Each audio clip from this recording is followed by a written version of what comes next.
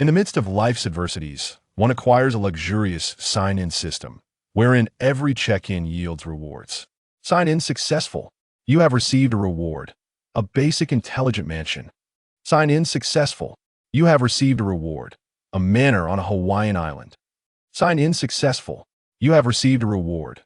A castle in the Alpine mountains. From the moment he began to sign in, Zhao Feng discovered that his life was becoming increasingly vibrant and colorful. Henceforth, his existence would encompass not only luxurious cars and opulent residences, but also the vastness of stars and oceans. Chapter 1.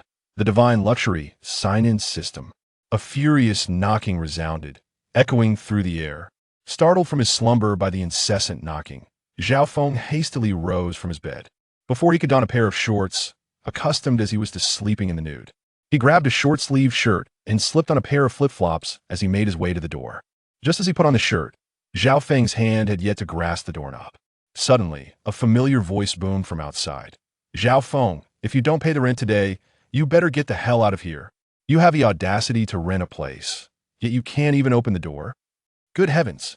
That voice, reminiscent of a fierce tigress, was unmistakably that of the stout landlady. The image of the landlady flashed through his mind, prompting Zhao Feng to vigorously shake his head. He dare not think further. A glance at the date revealed that it had only been a mere week since the rent was due. Within that week, the landlady had come to pester him every other day. It was utterly unbearable. Even more alarming was the possibility that Zhao Feng's modest good looks and commendable physique had piqued the landlady's interest. Consequently, during her second visit to collect rent, the scene was one Zhao Feng could vividly recall. The landlady, grinning widely to reveal a set of slightly yellowed and uneven teeth, cheerfully patted Zhao Feng on the shoulder. "Little Zhao, if you're struggling to gather the rent, Auntie can help you think of a solution." As she spoke, her hand began to wander from his shoulder towards the bicep beneath his arm. Zhao Feng was instantly filled with dread. It was simply too terrifying. At that moment, he forced a smile and replied, "Auntie, I assure you I'll have the money in 2 days." The landlady, perhaps wishing to leave a favorable impression, refrained from pressing him further. However, in the following days, her behavior became increasingly inappropriate. Zhao Feng felt as though the landlady was coveting his body. Good grief! To think how unfortunate he was. After graduating, his first job lasted over a year, with a meager monthly salary just exceeding 5,000 yuan, while the rent alone consumed 2,000, and his daily expenses, including food and clothing, summed to approximately 1,500. In the realm of social engagements, whether it be occasional dining with colleagues or gatherings with a few close university friends, even when expenses are shared, the monthly expenditure amounts to nearly 500 to 600 yuan, and on fortunate occasions, it can even reach close to 1,000. This results in a total of 4,000 yuan, leaving only about 1,000 yuan to be saved each month. After more than a year, this precarious accumulation yields approximately 10,000 yuan in savings. Consequently, in September, my mother called to inform me that the family was preparing to purchase an apartment for Zhao Feng in the city, with the family savings amounting to around 180,000 yuan, while the down payment required was a full 200,000, leaving a shortfall of over 10,000 after discounts. Well, after all, it is a home for myself, and my mother has directly stated that they will assist in repaying the mortgage for the new property over the next decade. Being the sole heir in the Zhao family, Zhao Feng realizes that even if he contributes financially now, the house will ultimately belong to him in the future. Thus, Zhao Feng promptly transferred over 10,000 yuan from his savings. This act marked a pivotal turning point in Zhao Feng's fortunes. After sending the funds home, he returned to a week of work without incident, only for the company to suddenly declare bankruptcy and enter liquidation. Including Zhao Feng, nearly all the lower-tier employees were left in a state of utter bewilderment. Yet, what could be done? Consequently, Zhao Feng continued his job search, which this time proved to be somewhat fortuitous. As a programmer, finding employment was not particularly challenging. However, just as he secured a position in system maintenance, the company was abruptly sealed by the police. It turned out that the company was engaged in online fraud. Aside from a system development and maintenance department and the product manufacturing division, nearly all other employees were taken away by the police. Naturally, the wages for over a month's work were nowhere to be found. Therefore, once again unemployed, Zhao Feng found himself struggling to locate a suitable job. In the past half a month, he applied to numerous companies, yet none were appropriate. Reflecting on this, Zhao Feng could not help but feel a surge of despair. He instinctively looked up at the ceiling, raising a finger and silently cursing, "Oh heavens, could you possibly be any more relentless?" Perhaps due to the potency of his exclamation, or maybe the landlord outside had simply grown weary of her own tirade. Listening to the heavy footsteps that seemed to ascend the stairs, he sighed. Although Zhao Feng was reluctant to entertain any thoughts of the landlord's infatuation with him, he couldn't help but feel a tinge of envy towards her. After all, the landlord had managed to sell 8 apartments in this very building. Among them, 3 were modest units of 40 to 50 square meters, while the remaining 5 were spacious 2-bedroom apartments of 70 to 80 square meters. His own small unit rented for 2,000 yuan, while the other 2-bedroom apartments, when shared, cost 1,500 each. Collectively, this amounted to a staggering 21,000 yuan in rent. This was 4 times his salary. Nevertheless, although this area is considered the outskirts of the bustling metropolis, the rent here is merely moderate in comparison. In a fleeting moment, so many thoughts surged through Zhao Feng's mind, and he was grateful that his brain didn't crash from the rapid processing. Confirming that the landlord had indeed left, Zhao Feng exhaled in relief and turned to walk back into his room. Just then, a sudden ding resonated in his mind. As Zhao Feng pondered whether he was hallucinating, a clear, melodic voice of a young girl echoed in his consciousness. "Congratulations, you have activated the Godly Wealth Sign-In system. By signing in daily, you can receive various rewards. May I inquire if the host wishes to proceed with today's sign-in?" Upon hearing this, Zhao Feng was momentarily taken aback. It seemed he was not imagining things. While he was still dazed, the system's youthful voice chimed in again. "May I inquire if the host wishes to proceed with today's sign-in?" Having been bombarded with online literature, Zhao Feng quickly deduced that he was indeed not hallucinating. Moreover, even if it were an illusion, what harm would there be in responding? With that thought, Zhao Feng declared towards the vacant space before him, "Sign in." The system responded, "Sign in successful. Congratulations, host, on receiving a novice gift package." Upon hearing this, Zhao Feng wondered if it truly was not just a figment of his imagination. "What is this novice gift package?" he inquired into the void. The system's voice replied, "The host need not vocalize. Simply think it in your mind to receive the same outcome."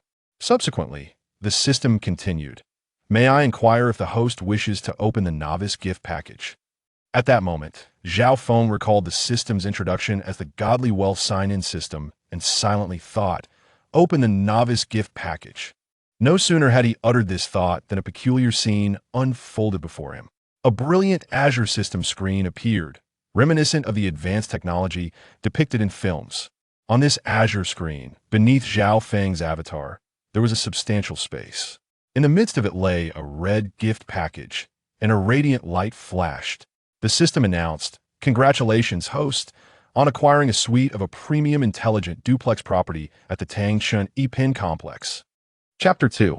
A beginner's smart luxury apartment in the Thompson Riviera. For those who navigate the bustling metropolis of Shanghai, the Thompson Riviera, nestled alongside the financial hub on Binjiang Avenue, is a name that resonates with familiarity.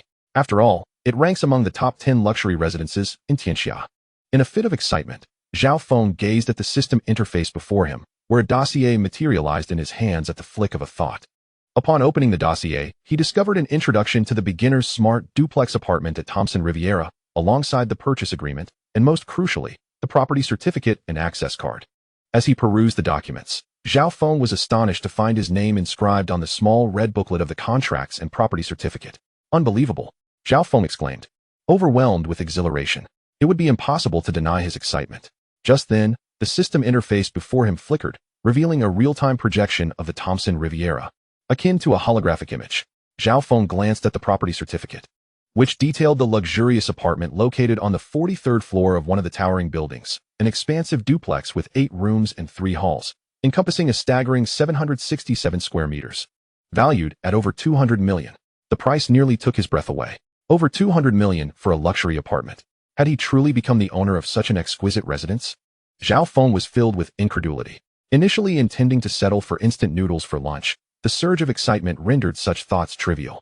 Now, his mind was solely focused on the urgent desire to behold his new abode. Without hesitation, Zhao Feng donned his finest and most formal suit. However, he couldn't shake the feeling that the disheveled state of his hair clashed with the elegance of his attire.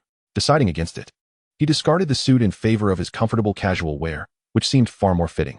Not wanting to linger, he noted that the landlady was indeed absent and promptly tucked the dossier into his backpack before stepping out. At the entrance of the community, he hailed a taxi and instructed the driver, "To Thompson Riviera, please." The taxi driver, momentarily taken aback, glanced at Zhao Feng to confirm his destination. Seeing no indication of a mistake, he started the engine and headed towards the Thompson Riviera. To the driver, this casually dressed young man likely wished to catch a glimpse of the opulent residence. The journey was silent, with the midday traffic being quite substantial. Upon arriving at Thompson Riviera an hour later, Zhao Feng checked the time. It was precisely 2:12 p.m. He exited the taxi, backpack in hand, while the driver, curious yet unable to park, watched from the vehicle. Unaware of the driver's thoughts, Zhao Feng admired the Thompson Riviera before summoning the system interface to confirm its presence, then strode confidently toward the grand entrance. Security personnel and property staff were always stationed at the entrance. As Zhao Feng approached, a staff member promptly stepped forward, exclaiming, "Good day, sir. Please." Initially intending to ask him to halt, the staff member was taken aback when Zhao Feng presented the access card, placing it against the reader. With a chime, the green light illuminated, and the previously locked door swung open. The staff member, astonished, quickly adapted. "Please, follow me." Zhao Feng nodded with a smile. Observing Zhao Feng's attire, the staff member marveled at the unexpected modesty of such wealth, remarking, "Sir, you are heading to Building A, correct?" Zhao Feng nodded again, prompting the staff member to feel a sense of warmth. Such affluence combined with humility was a rare find. Had Zhao Feng known the staff member's thoughts, he would have realized they were unfounded. His demeanor was purely a reflection of his joy. Upon reaching the entrance of Building A, the staff member paused. "Sir, our butler is inside. Should you require anything, please do not hesitate to ask." Zhao Feng nodded in appreciation. The staff member, taken aback, gestured, "After you." As Zhao Feng entered, the staff member exhaled in relief. Once they had parted, two security guards to the left exchanged glances. Are the wealthy now so understated? One questioned. Indeed, they hide their wealth too well. Thank goodness Shaoli didn't say anything foolish. Otherwise, we would have been in quite the predicament today. As Zhao Feng stepped inside, a neatly attired middle-aged man approached, slightly bowing. "Sir, welcome home." Zhao Feng nodded in acknowledgement, then followed him up the stairs, informing the butler of his floor.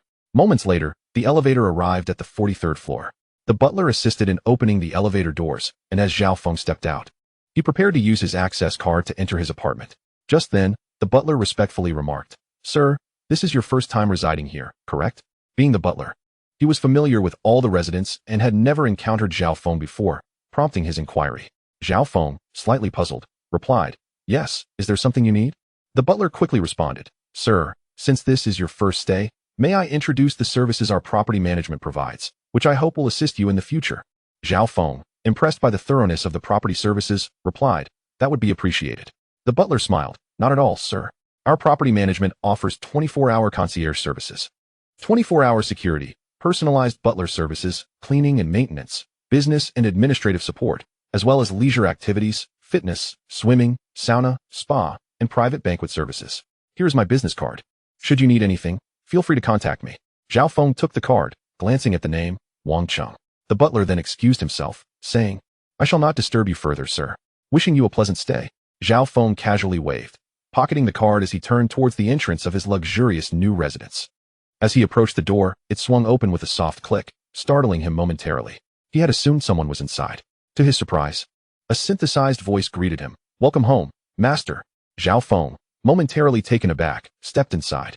Upon entering the room, Zhao Feng was captivated by the decor, minimalistic yet exuding a luxurious sense of sci-fi allure. As he approached the sofa, a multitude of questions flooded his mind. It seemed the system in his mind had sensed his curiosity and promptly provided an answer. The explanation centered around the term basic intelligence within the name of his newly acquired mansion. These four characters symbolized a smart home system that surpassed the pinnacle of contemporary artificial intelligence by a decade. And the system was poised to take control of the home's intelligent devices at any moment. After digesting the system's elucidation, Zhao Feng began to explore this residence, which he could rightfully refer to as a marvel of high technology. Chapter 3. The Spring Nightmare? Seated on the grand opulently decorated sofa in the center of the expansive living room. Zhao Feng surveyed his surroundings and noticed that nearly all the appliances were luxurious, branded smart devices. Rising from the sofa, he made his way to the southern balcony of the hall, gazing at the spacious terrace and the distant river. A wave of satisfaction washed over him. Next, Zhao Feng wandered through the house, marveling at every turn, his exclamations of awe spilling forth continuously. Many items within the home were entirely unfamiliar to him. After meandering through the residence twice, Zhao Feng could hardly contain his joy. Feeling parched, he approached the water dispenser in the living room. Just as he reached for a cup, the dispenser's basin flipped, revealing a cup that settled gracefully atop it. Soon, water flowed steadily, filling the cup with remarkable efficiency. Zhao Feng was taken aback by this spectacle. Taking a sip, he found the temperature was perfectly attuned to his preference. Around 40 degrees. His eyes widened in astonishment as he recalled the system's earlier mention of basic intelligence.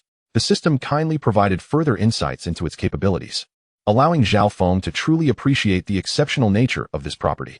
Returning to the sofa, he gazed at the gray wall before him and commanded, "Play a movie." Red Sea. No sooner had he spoken than the wall gleamed to life, the movie screen unfurling before him. It turned out that this was not merely a wall designed with an industrial aesthetic. It was a screen capable of transforming its style. When inactive, the distinction between the screen and the wall was indistinguishable. Zhao Feng, a film enthusiast, could not suppress his delight. After losing himself in the film for a while, he completely forgot that he hadn't eaten lunch. With a thought, he grabbed his phone and ordered takeout. Before long, the delivery person arrived. However, they were subjected to 2 rounds of package checks at the door and downstairs. Following a brief midday repast, Zhao Feng tidied up, tossing the meal container into the trash. Concerned about the potential mess from the contents spilling, not out of fastidiousness but rather from his ingrained habits of the past. He opened the trash can lid only to discover that the meal container had transformed into a box wrapped in craft paper, securely sealed to prevent any spillage. Beyond these surprises, the house indeed provided a tangible sense of intelligence. For instance, when Zhao Feng stood to eat, the movie paused automatically. Moreover, the lights in the room illuminated wherever he walked. The intelligent butler interface displayed information such as temperature, weather, and indoor PM2. 5 levels, truly impressive. Reflecting on his earlier journey, having arrived with beads of sweat from the heat, Zhao Feng snapped his fingers, intending to prepare the bathwater. In under 10 seconds, the intelligent butler's voice chimed in, "Certainly. Sir, your bathwater is ready." Entering the bathroom, he was greeted by a spacious bathtub. Testing the water temperature, he found it to be just right. After disrobing and settling into the tub, he unwittingly drifted off into a reverie. Before long, 30 minutes had elapsed, and the intelligent butler's voice resounded, "Sir, prolonged bathing may lead to heart ischemia, hypoxia, and even cardiovascular issues, which could be detrimental to your health." Startled, Zhao Feng promptly rose from the tub. He had casually tossed his clothes into the washing machine, and as he dried himself off and reached for his garments, he discovered that both the hoodie and trousers had already been dried. His satisfaction was beyond words. Indeed, technology had rendered life considerably more splendid. Clad in his attire, Zhao Feng felt invigorated. Glancing at the clock, he realized it was already past 6 in the evening. Since he had eaten lunch rather late, he wasn't hungry yet. So he began contemplating his next steps. Although the system indicated daily check-ins with random rewards, Zhao Feng remained, at his core, the same gaming and drama-loving recluse. Particularly, his phone balance was insufficient even for the property fees. The annual maintenance fee for the luxurious Thompson Riviera amounted to over 160,000 yuan, nearly 170,000. Not only was Zhao Feng's current balance inadequate, but even his previous annual salary would fall short. This realization cast a shadow over his spirits. Nevertheless, the prospect of tomorrow's check-in eased his mind somewhat. After all, living in such a lavish mansion rendered other desires superfluous. Having finished the movie, Zhao Feng felt a twinge of hunger around 8 o'clock. After a brief outing, accompanied by Wang Qinggong, he stepped out of Thompson Riviera and casually found a nearby restaurant for a bite before returning home. In the gaming room, he powered on the computer for a session of gaming. Zhao Feng discovered that the computers boasted immense storage, seemingly equipped with 12 terabytes hard drives. Their configurations appeared top-notch. Indeed, he attempted to download Total War, 3 Kingdoms, and the internet speed was remarkably swift. Though the download required some time, it seemed the household internet was exceptionally fast, and it was completed in no time.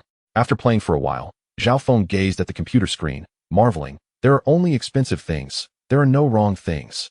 By 10:30, he slipped into bed and succumbed to slumber. In his dreams, he envisioned himself reclining on his grand bed, surrounded by several beautiful women. Though their features remained obscured, However, their figures were undeniably alluring, each possessing a captivating silhouette. When did his thoughts become so audacious? It was utterly absurd. Zhao Feng, reclining in comfort, could not help but voice his grievances. Just then, the woman in his arms turned her head. Upon seeing her face, Zhao Feng sprang up in shock. Good heavens! How could it possibly be the landlady? He was almost tempted to call the police. This woman is lecherously after me. After scanning the surroundings and confirming there were no landladies in sight, Zhao Feng finally breathed a sigh of relief. This was not merely a spring dream. It was, in fact, a nightmare. He wiped away the cold sweat that had suddenly appeared on his forehead and hurriedly got up to wash his face. He dared not linger any longer. Outside, dawn was breaking, around 6 o'clock, with the sun rising and casting its golden rays upon the shimmering river, a truly breathtaking sight. Chapter 4. The second check-in earns a reward of 1 million. He pinched his own arm. Ouch! It seemed this was no dream. Attempting to summon the system, he gazed at the Azure interface and silently invoked the check-in command. Check-in successful. Congratulations, host. You have received a cash reward of 1 million. Hearing the system's announcement, Zhao Feng was instantly overwhelmed with joy. It was indeed true that thoughts manifest into reality. With this 1 million, he could promptly terminate his lease, sparing himself from the landlady's unseemly intentions. Just then, Zhao Feng's phone vibrated suddenly. Picking it up, he discovered a notification from his bank. Your bank account ending in 6427 has received a deposit of 100,000,000 yuan on November 3rd at 7:32 a.m., with a current balance of 100,028. 646 yuan, Industrial and Commercial Bank of China. Reading the message in its entirety, Zhao Feng's heart brimmed with elation. However, a flicker of doubt soon clouded his mind. If this money were to be discovered, wouldn't it lead to an investigation into its unclear origins? Just as this thought crossed his mind, the system promptly reassured him. The host need not worry. All funds have a detailed source, and this system can provide accounts for U.S. stocks, Hong Kong stocks, and Shanghai stocks. Upon hearing this, Zhao Feng felt even more satisfied. It seemed this system was quite considerate of him. With these accounts, any future financial rewards from check-ins would likely be withdrawn from them. The thought of these accounts piqued Zhao Feng's curiosity. Sensing his intrigue, the system directly prompted, in the future, these stock accounts can serve as rewards for check-ins. Please look forward to it, host. How splendid. Zhao Feng could no longer contain his excitement and let out a joyful shout. Unfortunately, the system responded rather bluntly. Host, according to the gender classification on Tianlon Star, this system is female. Zhao Feng felt a rush of embarrassment and quickly amended. Then, splendid it is, miss.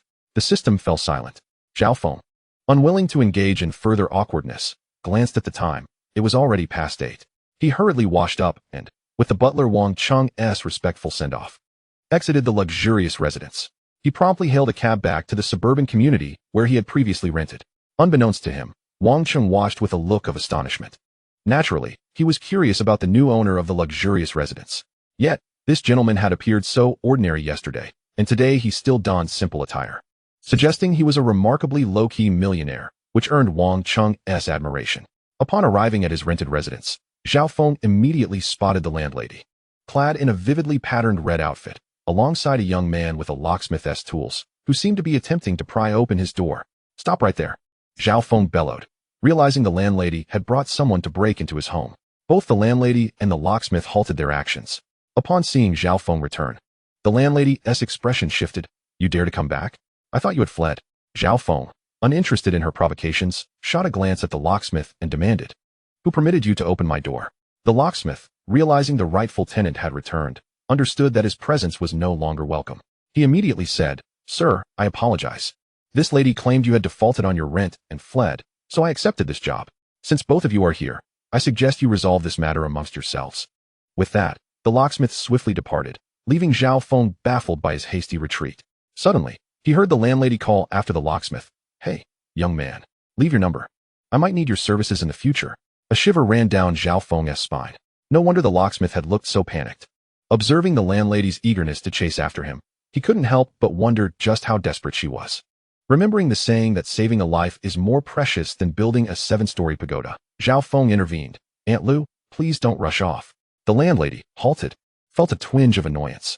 Although she was indeed in the wrong today, her intentions to break into Zhao Feng's apartment were inappropriate, bordering on an invasion of privacy. She felt a pang of guilt. Thus she had hoped to escape while getting the locksmith's contact. Now that Zhao Feng had stopped her, a smile crept onto Aunt Lu's face. Little Zhao, I have other matters to attend to. How about we discuss this another day? Zhao Feng, amused by her sudden change in demeanor, decided not to dwell on it. All right, Aunt Lu, how much is the rent? I'll pay you right now. Upon hearing this, the landlady's smile grew more genuine. Little Zhao, the rent for last month was 2,000, and this month is also 2,000, so that totals 4,000. Zhao Feng pulled out his phone and opened WeChat, while Aunt Lu did the same to access her payment interface. He promptly transferred the 4,000 yuan. Seeing the money arrive, Aunt Lu beamed like a blooming chrysanthemum. However, she was also quite calculating. Pondering Zhao Feng's sudden payment after his absence the previous night, she thought. Earning such a sum in one night was improbable through normal channels. Could it be he had been entertaining a wealthy woman? With that thought, Aunt Lu felt a surge of indignation. What made those rich women superior to her? Thus, she feigned flirtation, casting a coy glance at Zhao Feng. Little Zhao? You shouldn't be going to those seedy places. I can take good care of you. Zhao Feng nearly choked on his disgust, realizing the implication behind Aunt Lu's words. He understood she was mistaking him for an easy target. Not wishing to engage further, he decisively stated, Aunt Lu, I plan to move out this month. I won't be needing my deposit back. Farewell. With that, he opened the door, swiftly stepping inside. Behind him, the landlady's expression changed dramatically. She realized that the duck she had almost caught had truly flown away. Once back inside, Zhao Feng felt a sense of relief. Zhao Feng surveyed the room, realizing that there was little in need of tidying up. The most significant item was his aging yet invaluable notebook, which housed a plethora of essential study materials. Within its pages lay countless high-definition resources, undoubtedly worthy of being cherished. He needed to take the notebook with him and selected a few articles of clothing, managing to fill nearly an entire suitcase. There were also some miscellaneous small appliances, but those could remain behind at the luxurious Thompson Riviera. There was no need to transport them. After ensuring that he had nothing else to carry, Zhao Feng locked the door and exited the compound, hailing a Didi to take him directly to Thompson Riviera. Chapter 5. The 210,000 yuan property fee and mom's call. 2 days later. After diligently signing in for 2 consecutive days, Zhao Feng had accumulated a daily reward of 1 million cash. Consequently, his savings had successfully ballooned to 299,528,600 yuan. A truly comfortable sum. Initially, Zhao Feng believed that the daily sign-in rewards were random. However, the system clarified that while there might be an element of chance, the basic sign-in reward was consistently 1 million cash, with unexpected super rewards appearing during monthly sign-ins. With this understanding, Zhao Feng felt a sense of ease. He was not one to suffer from paranoia. Without the system, he would still be trapped in a cramped rental, hardly envisioning living in such a magnificent and even fantastical mansion, nor would his bank balance have swelled to such an extent. Thus, he felt immense gratitude towards the system that had brought him all of this. During these 2 days, Zhao Feng had not idled away his time at home. He had taken the opportunity to explore some of the hidden functionalities within the mansion. Living in such a luxurious abode, he mused that he could easily remain indoors for an entire year without a hint of boredom. On this particular day, at 9 in the morning, Zhao Feng awoke and rose from his plush bed. After freshening up, he picked up his phone to head downstairs for breakfast, only to discover a message on WeChat. Upon inspection, it was from an unfamiliar contact, who turned out to be Wang Cheng, the butler. Mr. Zhao, I am Wang Cheng, the butler of the estate. This is my WeChat ID. I hope this is not too presumptuous. After accepting Wang Cheng's friend request, several messages followed in quick succession. Hello, Mr. Zhao? I apologize for the intrusion. He then sent an image. Curious, Zhao Feng opened the picture and saw the bold word notice emblazoned at the top. Reading further, he discovered it was a notification regarding the property fee, which was notably marked as exceeding 210,000 yuan due to the larger size of his residence compared to others. Upon seeing this notification, Zhao Feng thought of his bank balance and exhaled in relief. He quickly typed, May I transfer the property fee directly to you? Wang Cheng. Upon reading Zhao Feng's message, felt a jolt of surprise. What an impressive individual. Not even bothering to go downstairs to swipe a card? He promptly replied, Of course. That is entirely acceptable. Smiley face. Zhao Feng, finding the process tedious, decided to transfer the amount via WeChat, only to realize that his transfer limit was insufficient for such a large sum. Faced with the hassle of increasing his limit through various verifications, he abandoned the idea. Glancing at his chat with Wang Cheng, he simply stated, I happen to have something to attend to downstairs. I'll settle it with a card then. Wang Cheng, without a hint of complaint, swiftly responded, No problem, I will await you downstairs. Grabbing his wallet, Zhao Feng made his way downstairs, intending to restock on his beloved sugary beverages and assorted snacks, as his fridge was running low. Upon reaching the first floor, he spotted Wang Cheng along with a woman dressed in a property company uniform standing at the corner of the staircase, the latter holding a POS machine. Approaching them, Zhao Feng greeted them with a nod, swiped his card, and then departed. Behind him, Wang Cheng and the female property manager exchanged relieved glances after the brief interlude. Afterward, Zhao Feng returned home, his shopping spree extending into the late evening, around 8 o'clock. He had not anticipated spending the entire day out. In fact, he had been contemplating whether to purchase a vehicle. Given his steadily increasing bank balance, buying a car for convenience seemed reasonable, as he could easily replenish any expenditure in a few days. Thus, he had made a point to visit the nearby Audi dealership, where he found himself captivated by the Audi RS7 and the Audi R8, the former dubbed the suit-clad thug for its striking silver-gray aesthetic, and the latter, a sports car par excellence, required no further introduction. Ultimately, after much deliberation, Zhao Feng decided to wait a little longer, unsure of what he was waiting for, but feeling that it was prudent to hold off. As night fell, the clock struck 9, and Zhao Feng suddenly remembered his parents. His life had transformed dramatically with the system's assistance. As the saying goes, when one person ascends, their entire household thrives. Naturally, Zhao Feng wished to provide his parents with a better life. After much contemplation, he resolved that using the excuse of earnings from stock trading would be the most fitting rationale. He could always request screenshots of his stock trading accounts from the system. Even if his parents couldn't comprehend them fully, it would suffice to convince them. With this thought in mind, Zhao Feng promptly picked up his phone and called his mother. After a brief moment of ringing, the call connected, and a cheerful voice emanated from the other end. "Son, I was just about to call you when you rang me back. Isn't it remarkable how we seem to be in sync?" Zhao Feng chuckled and replied, "Mom, of course, I am but a piece of flesh that fell from you." His mother laughed heartily, her voice drifting slightly away from the microphone as she called out, "Hey, old man, did you hear that? This is why our son calls me and not you." At that moment, Zhao Feng was left both amused and exasperated. He quickly interjected, "Mom, I'll send some money back for you and Dad to enjoy yourselves. Don't be so frugal." Hearing his voice, Zhao's mother ceased her laughter and stated, "Oh, you needn't worry about us. Just take care of yourself. Make sure to eat well while you're out there. Your father and I are doing just fine. Keep the money for yourself, all right?" Listening to his mother's words, Zhao Feng felt a twinge of emotion. Nevertheless, he reassured her, "Mom, rest assured. I won't neglect myself. I've made quite a bit of money lately, and I'll send you some as soon as I can." His mother, upon hearing this, relented, all right. I know my son is filial. Well then, I'll keep it for now and save it up for your wedding." Upon hearing this, Zhao Feng refrained from elaborating further and simply responded, "All right, Mom, let's leave it at that for now." Sigh. "Very well. You can hang up now." Zhao Feng smiled at her words and ended the call. He then opened the WeChat transfer interface and entered his mother's bank account number, inputting a sum of 200,000 yuan. Just as he completed the transaction, his mother's call came through again. "Zhao Feng, why such a large sum of money? Are you up to something foolish?" Zhao Feng anticipated this call. He explained with the prepared words, "Mom, rest assured, this money is absolutely legitimate.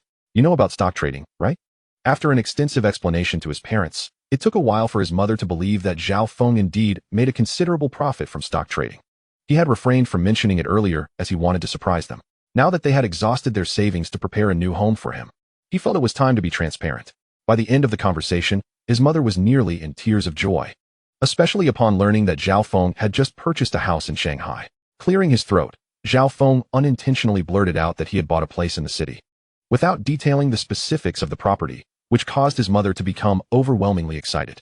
His father, on the other hand, although equally pleased, remained considerably more composed than his wife. After finally calming his parents down, they hung up the phone, which had lasted for nearly an hour. However, Zhao Feng felt quite elated. The next morning, after awakening, Zhao Feng's first task was to mentally check in with the system. Check-in successful. Congratulations on acquiring the skill, one-handed Ferrari driving. Skill, one-handed Ferrari driving attribute 1. When driving a Ferrari, your driving skills automatically elevate to a master level, subtly enhancing your proficiency with other vehicle models. Attribute 2. Charisma increases by 50, with a 20-point boost to the favorability of the opposite sex, and a 10 chance of triggering instant attraction. P.S. You may not be the most handsome man in the world, but the sight of you in a Ferrari compels me to call you handsome. After carefully reading the skill description, Zhao Feng couldn't help but chuckle. Although the first attribute seemed unremarkable, the name combined with the second attribute gave the skill a rather flamboyant flair. Regardless, this was a skill he had drawn, and despite its ostentatious nature, he had no choice but to embrace it. Moreover, it was evident that the primary focus of this skill wasn't merely the one-handed driving, but rather the allure of the Ferrari itself. With a Ferrari in his possession, even without this skill, one's charisma would surely soar. Now, with such a skill suddenly bestowed upon him, Zhao Feng realized it was indeed time to purchase a car. However, the thought of one-handed driving a Ferrari seemed undeniably stylish. He pondered whether his bank balance would suffice for such an extravagant purchase. Considering that Ferraris typically retailed for no less than 3 million yuan, he picked up his phone and searched online. Indeed, those listed under 3 million were primarily pre-owned models. And Zhao Feng preferred new cars over second-hand ones, so he temporarily shelved his thoughts. He then looked up the nearest Ferrari dealership and marked it before calling Wang Cheng to request a food delivery. Wang Cheng received the call and promptly ordered a Chinese meal from the restaurant within the club, which amounted to 888 renminbi for 4 dishes and a soup. Quite reasonable. This was not the most expensive package available, but Zhao Feng deemed it sufficient for his needs without being ostentatious. After the delivery arrived, he enjoyed his lunch and intended to wash his hands for a brief nap. However, while standing before the bright mirror in the bathroom, he suddenly noticed a slight potbelly forming. Though not overly pronounced, it was evident that his body had begun to show signs of weight gain. Stripping off his short-sleeved shirt, he examined himself in the mirror, realizing that the emergence of this small belly was unrelated to his recent indulgent lifestyle. It seemed to have gradually appeared over the year. This simply would not do. While he didn't necessarily aspire to six-pack abs or a chiseled physique, he could not allow himself to become excessively plump. With this thought, Zhao Feng headed straight to the adjacent room, which had been designed as a gym. He hopped on the treadmill for a light jog, but within half an hour, he found himself unable to continue. During his rest, he reflected on the past few years. Throughout college, he had maintained decent physical fitness, but since graduation, his daily office work left little time for exercise, leading to a noticeable decline in his physical condition. He now recognized that he had become rather weak, which was far from ideal. After a refreshing shower, Zhao Feng returned to the living room couch, resolutely deciding to focus on his fitness. Although improving one's physical condition is not an overnight endeavor, he recognized that this was a necessary starting point. He returned to his study, simultaneously researching fitness information and drafting an exercise outline. After a lengthy session, he had only managed a few lines. With a firm smack, he slammed the pen onto the desk, glancing at his meager exercise plan before crumpling it into a ball. I'm not the same broke person I used to be. Why should I draft my own outline? He took out his phone and inquired with Wang Cheng, who confirmed that there was indeed a gym at the Alpine club adjacent to Taobao Mansion, which offered professional fitness services for residents. After clarifying the details, Zhao Feng asked Wang Cheng to schedule a session for him the following day. After Wang Cheng communicated with the club, he sent Zhao Feng the appointment details via WeChat. Zhao Feng noted that it was scheduled for 9 o'clock the next morning with Coach Liu at the gym. He put away his phone, closed the web browser, and gazed at the array of game icons on the screen. He decisively clicked on a game titled Ghost Recon Wildlands, an open-world experience. In the past, during his time in that modest rental, he had barely saved any money, and his laptop specifications were insufficient for many games he loved, which he had neither the time nor the means to play. Now, he finally had the chance to indulge himself. He couldn't help but acknowledge that modern games were indeed captivating.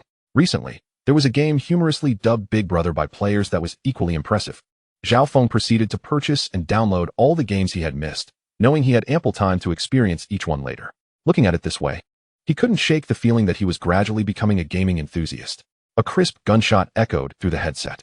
Zhao Feng, adeptly maneuvering his character within the game, decisively eliminated the mission target within the sniper's scope. As he beheld the sniper rifle wielded by his in-game avatar, Zhao Feng felt a rush of exhilaration. Let there be no misunderstanding. Zhao Feng harbored no intentions of engaging in any unsavory activities. Every boy has once nurtured a dream of wielding a firearm, save for those who might be deemed effeminate. Yet, aside from a select few who can enlist and fulfill their dreams, the rest can only gaze at images online. However, Zhao Feng was different. He envisioned a prosperous future for himself. In an instant, his mind devised a remarkably plausible and legal pathway to indulge in his fascination with firearms. For instance, he could invest in a quaint little farm or estate overseas in the future. It need not be grand, merely sufficient to obtain a gun ownership permit. At that time, he would be free to indulge to his heart's content. Chuckling softly, Zhao Feng stroked his chin while seated in his computer chair, gazing at the game interface. A lewd chuckle escaped his lips. Chapter 7, BMW HP4 Race. The following day, at 7 in the morning, after awakening and freshening up, Zhao Feng rummaged through his previous wardrobe and found a set of Nike sportswear. If authentic, the ensemble would cost at least 1,000. Yet he had merely purchased it for 200 from an online shop. After slipping into a pair of genuine sneakers that cost over 400, he descended the stairs and encountered a woman, seemingly in her 30s or 40s, entering the elevator. Presumably another resident. Zhao Feng exchanged a brief glance with her before they passed each other. Outside the elevator, Wang Chung had just assisted the resident in calling it. Upon seeing Zhao Feng emerge, he promptly greeted him with a smile. "Mr. Zhao, are you off to the gym?" Zhao Feng nodded, smiling in return. Accompanied by Wang Chung, Zhao Feng made his way to the nearby Alpine club. Upon entering the club, he spotted a young woman in sportswear standing beside the front desk, seemingly awaiting someone. Approaching the front desk, two charming receptionists smiled and bowed slightly, greeting him. "Welcome." Subsequently, the receptionist on the left inquired first, "Sir, how may we assist you?" Zhao Feng surveyed the two attractive receptionists and nodded. "I am Zhao, scheduled an appointment with Coach Liu." Upon hearing this, the receptionist's eyes brightened. It seemed this was the young resident that Butler Wang had mentioned. Without needing to notify her, the beautiful girl beside her, who appeared to be waiting for someone, promptly stepped forward. "Hello, Mr. Zhao. I am Liu Ruoxin. I apologize for not recognizing you earlier." Liu Ruoxin was aware that her client today was a resident of the community, and having momentarily lost focus, she hurriedly offered her apologies. Zhao Feng was taken aback to discover that the coach recommended by Wang Chung was, in fact, a female instructor. He paused for a moment, then smiled and nodded. "No problem." As they conversed, Zhao Feng's gaze appraised Liu Ruoxin. She possessed a beautifully contoured oval face, her chin not overly sharp like some internet celebrities. Her large, natural eyes could easily command a score of 8 or 9 out of 10 in terms of attractiveness. As a fitness instructor, her physique was commendable. Clad in form-fitting sports attire, her figure was alluringly curvaceous, particularly her bosom, which could be estimated at a D cup. Definitely not smaller than AC. Furthermore, her long, slender legs were a sight to behold. In summary, she was indeed a beauty. Liu Ruoxin naturally sensed Zhao Feng's scrutiny. She had always felt confident about her physique. Thus, in response to his gaze, she displayed a bold demeanor, as if showcasing herself to him. "Mr. Zhao, please follow me." Liu Ruoxin smiled and gestured for Zhao Feng to accompany her. Zhao Feng followed her into the gym. Upon entering the expansive fitness center, he noticed that there were not many people exercising, perhaps only 20 or 30 individuals in total, both male and female.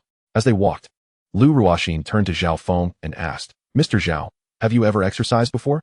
Zhao Feng shook his head no. Liu Ruoxin was taken aback but maintained her composure. If Mr. Zhao has never exercised, then establishing a solid foundation in the upcoming workouts is crucial. Zhao Feng nodded, curiosity piquing as he inquired, "Coach Liu, do I need to sign up for a membership?" Liu Ruoxin paused slightly, puzzled by Zhao Feng's apparent unfamiliarity with the comprehensive services offered to residents at the club. However, she swiftly clarified, "You needn't worry, Mr. Zhao. The gym at Alpine Club is specifically designed for residents like you, so there is no need for a membership. All service fees can simply be settled during the next year's property fee payment." Upon hearing this, Zhao Feng understood. Nevertheless, Liu Ruoxin added, "However, the gym does offer membership services, but they are intended for friends and guests of residents." Zhao Feng nodded in acknowledgement. In essence, the membership served as a temporary identification for the relatives and friends of the residents. Under Liu Ruoxin's guidance, Zhao Feng selected a machine that piqued his interest. It was the seated chest press, specifically designed to work the chest muscles. Once seated, he adjusted the pressure to a suitable level under Liu Ruoxin's direction. He then began to gradually complete a set of exercises. While Zhao Feng trained, Liu Ruoxin observed him. First and foremost, she found Mr. Zhao to be quite approachable. In this context, the term did not refer to his wealth, but rather to the impression he conveyed as an ordinary person. Had she not known that Zhao Feng owned a luxurious top-floor apartment in Tongchen Alpine, she would have treated him as an average individual. Additionally, unlike other male clients who often fixated on her physique, Zhao Feng's gaze returned to normal after a brief moment of admiration, appearing rather indifferent. This pleased Liu Ruoxin, yet she felt a slight pang of disappointment. After completing a set of 15 repetitions, Zhao Feng suddenly recalled that he had forgotten to check in today. Just as he finished his set, he silently reminded himself to check in. Check-in successful. Congratulations, the host has received a reward, a BMW HP4 race. Initially, upon hearing BMW, Zhao Feng assumed he had won a car. However, as the image of the BMW HP4 race gradually enlarged in his mind, he realized with dismay that this was no automobile. Although a motorcycle is still a vehicle, Zhao Feng was entirely unfamiliar with riding one. Despite possessing a driver's license and knowing how to ride a bicycle and an electric scooter. After all, the prevalence of motorcycles on the streets had significantly diminished with the advent of electric bikes. Yet now, he found himself bestowed with such a contraption without a license or the ability to ride it. Recalling yesterday's check-in reward of one-handed driving of a Ferrari, Zhao Feng's expression contorted. MMP. Sensing Liu Ruoxin's presence nearby, He composed himself and attempted to regain his composure. Subsequently, I took out my phone to check on the BMW HP4. However, upon reviewing the car's specifications, I was immediately struck by its exorbitant price, an astonishing one. 6 million yuan domestically, a figure that is double its overseas valuation. This model boasts BMW's lightest four-cylinder engine, delivering formidable power with a peak output of 142 kilowatts, or 193 brake horsepower, and a maximum torque of 112 Newton meters. The newly designed exhaust system provides enhanced torque at mid-range RPMs, ensuring that it performs with remarkable vigor when required, thereby satisfying the rider's demand for power during competitions. Maximum power stands at 142 kilowatts at 13,000 RPM, with a peak horsepower of 190 PS at the same RPM, and a maximum torque of 112 Newton meters at 9,750 revolutions per minute. In terms of technological advancements, the HP4 is at the forefront, being the first to feature the globally acclaimed dynamic damping control (DDC) system, which allows the suspension to automatically adapt to changing environmental conditions. It offers various modes to choose from: rain and sport modes for everyday roads, and racing and slick tire modes for the track. The HP4 further refines the dynamic traction control (DDC) system, achieving an impeccable balance between system support and rider control, providing maximum traction and optimal acceleration with fine adjustments across 7 levels in slick tire mode. The DTC, dynamic traction control, monitors rear wheel slip by comparing the rotational speeds of the front and rear wheels using ABS system sensors and analyzing data from the sensor distribution box, tilt sensor.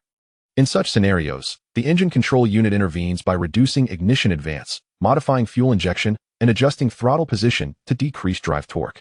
The DDC, dynamic damping control, adjusts damping in mere milliseconds based on parameters determined by sensors, responding automatically to riding inputs such as braking, acceleration, or cornering, thereby ensuring perfect road contact.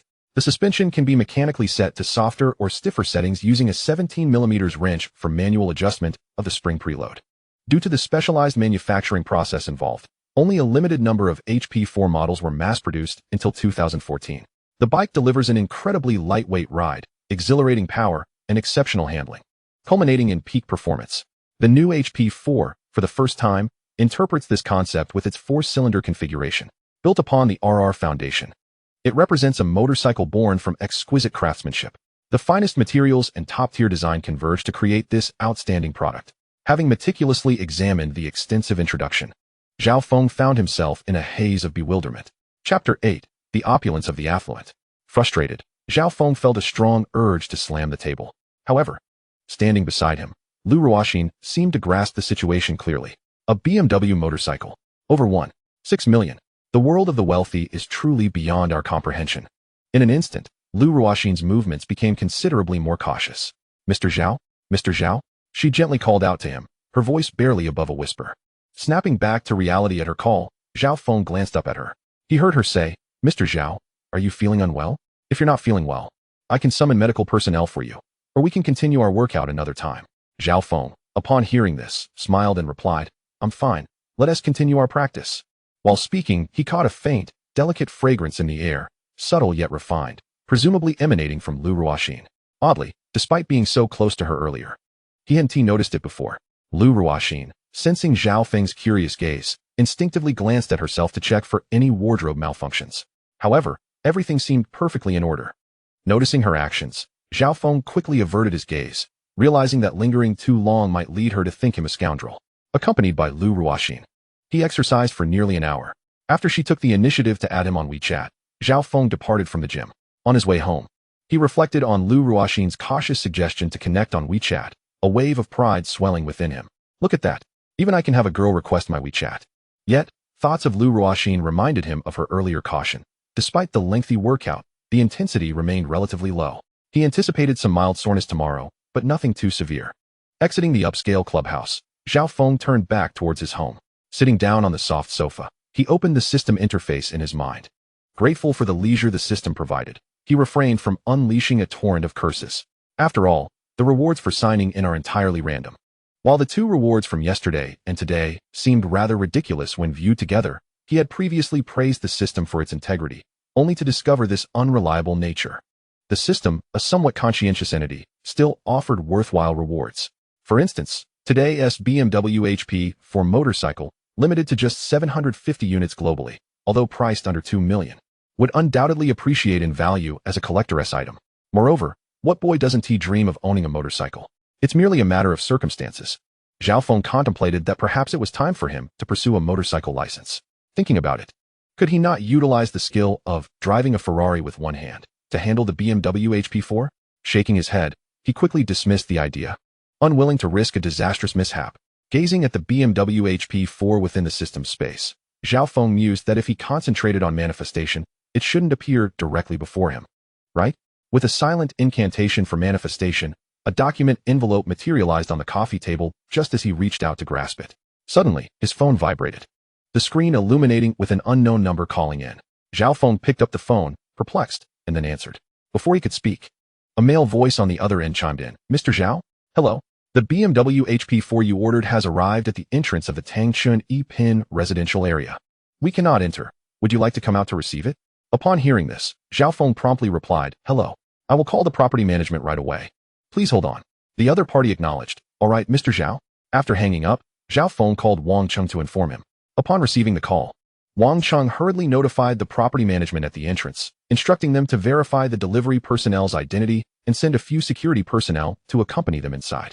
In less than 2 minutes, 3 security personnel followed a truck delivering a BMW HP4 race into the community, arriving at the entrance to the underground garage of Building 1. The space was quite spacious. Even with a delivery truck parked, it did not obstruct the entry and exit of vehicles and personnel. Zhao Feng had also changed his shoes and ascended from downstairs. Upon stepping outside, he was greeted by a parked delivery truck and 4 staff members standing before it, accompanied by the 3 security guards. As soon as the guards spotted Zhao Feng, they hurriedly approached him, greeting him with, Good day, Mr. Zhao? Zhao Feng nodded. And behind them, several staff members also slightly bowed in acknowledgement, saying, Good day, Mr. Zhao? Zhao Feng could only nod again. After 2 nods, he couldn't help but mentally scoff. Though the wealthy enjoy comfort, my neck is feeling the strain. Zhao Feng glanced at the foremost man in his 30s and noticed a nameplate pinned to the left side of his suit. Hello, Manager Zhou? Zhou Qin, the manager, promptly smiled and said, Mr. Zhao, shall we begin unloading? Please take a look at the vehicle and see if it meets your satisfaction. Zhao Feng nodded in agreement. Upon hearing this, Zhou Qin turned and gestured to the staff, who sprang into action. They opened the rear door of the truck and removed several metal ramps hanging inside, assembling them between the truck bed and the ground. Once assembled, Zhao Feng noticed the grooves on the metal ramps. Previously, he had assumed that the staff would ride the motorcycle down directly, but it seemed that was not the case. Observing Zhao Feng's change in expression, Zhou Qin respectfully added, Mr. Zhao, our company places immense emphasis on customer experience, believing that every vehicle should be unboxed by its owner. Thus, we specifically customize the container and these metal ramps, hoping you will be awed when you unveil it. Truly, this was a prestigious company. Upon hearing these words, Zhao Feng felt a surge of sophistication wash over him. He smiled and nodded in satisfaction. 2 staff members entered the truck, gently pushing the crate containing the BMW HP4 race to the truck's door. They secured it with a strap to prevent any damage upon descent. Subsequently, the crate, which stood taller than a person, was carefully lowered to the ground. At that moment, Zhou Qin handed Zhao Feng a small hammer. As Zhao Feng grasped the hammer, he inexplicably felt that the motorcycle had suddenly gained an aura of grandeur. He stepped forward and knocked down all the nails on the left side of the crate. The 2 staff members then lifted away the wooden panels, revealing the motorcycle in all its glory.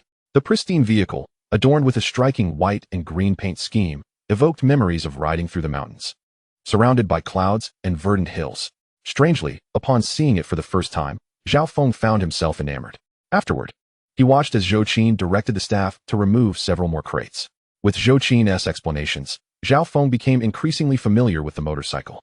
He also learned how to use the maintenance tools provided.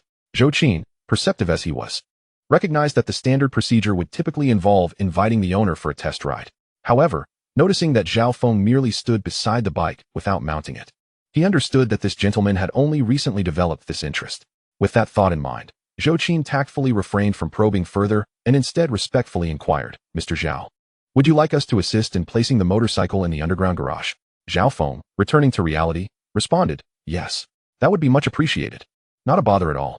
Zhou Qin directed the staff to close the motorcycle's crate, which was already equipped with several wheels for ease of movement.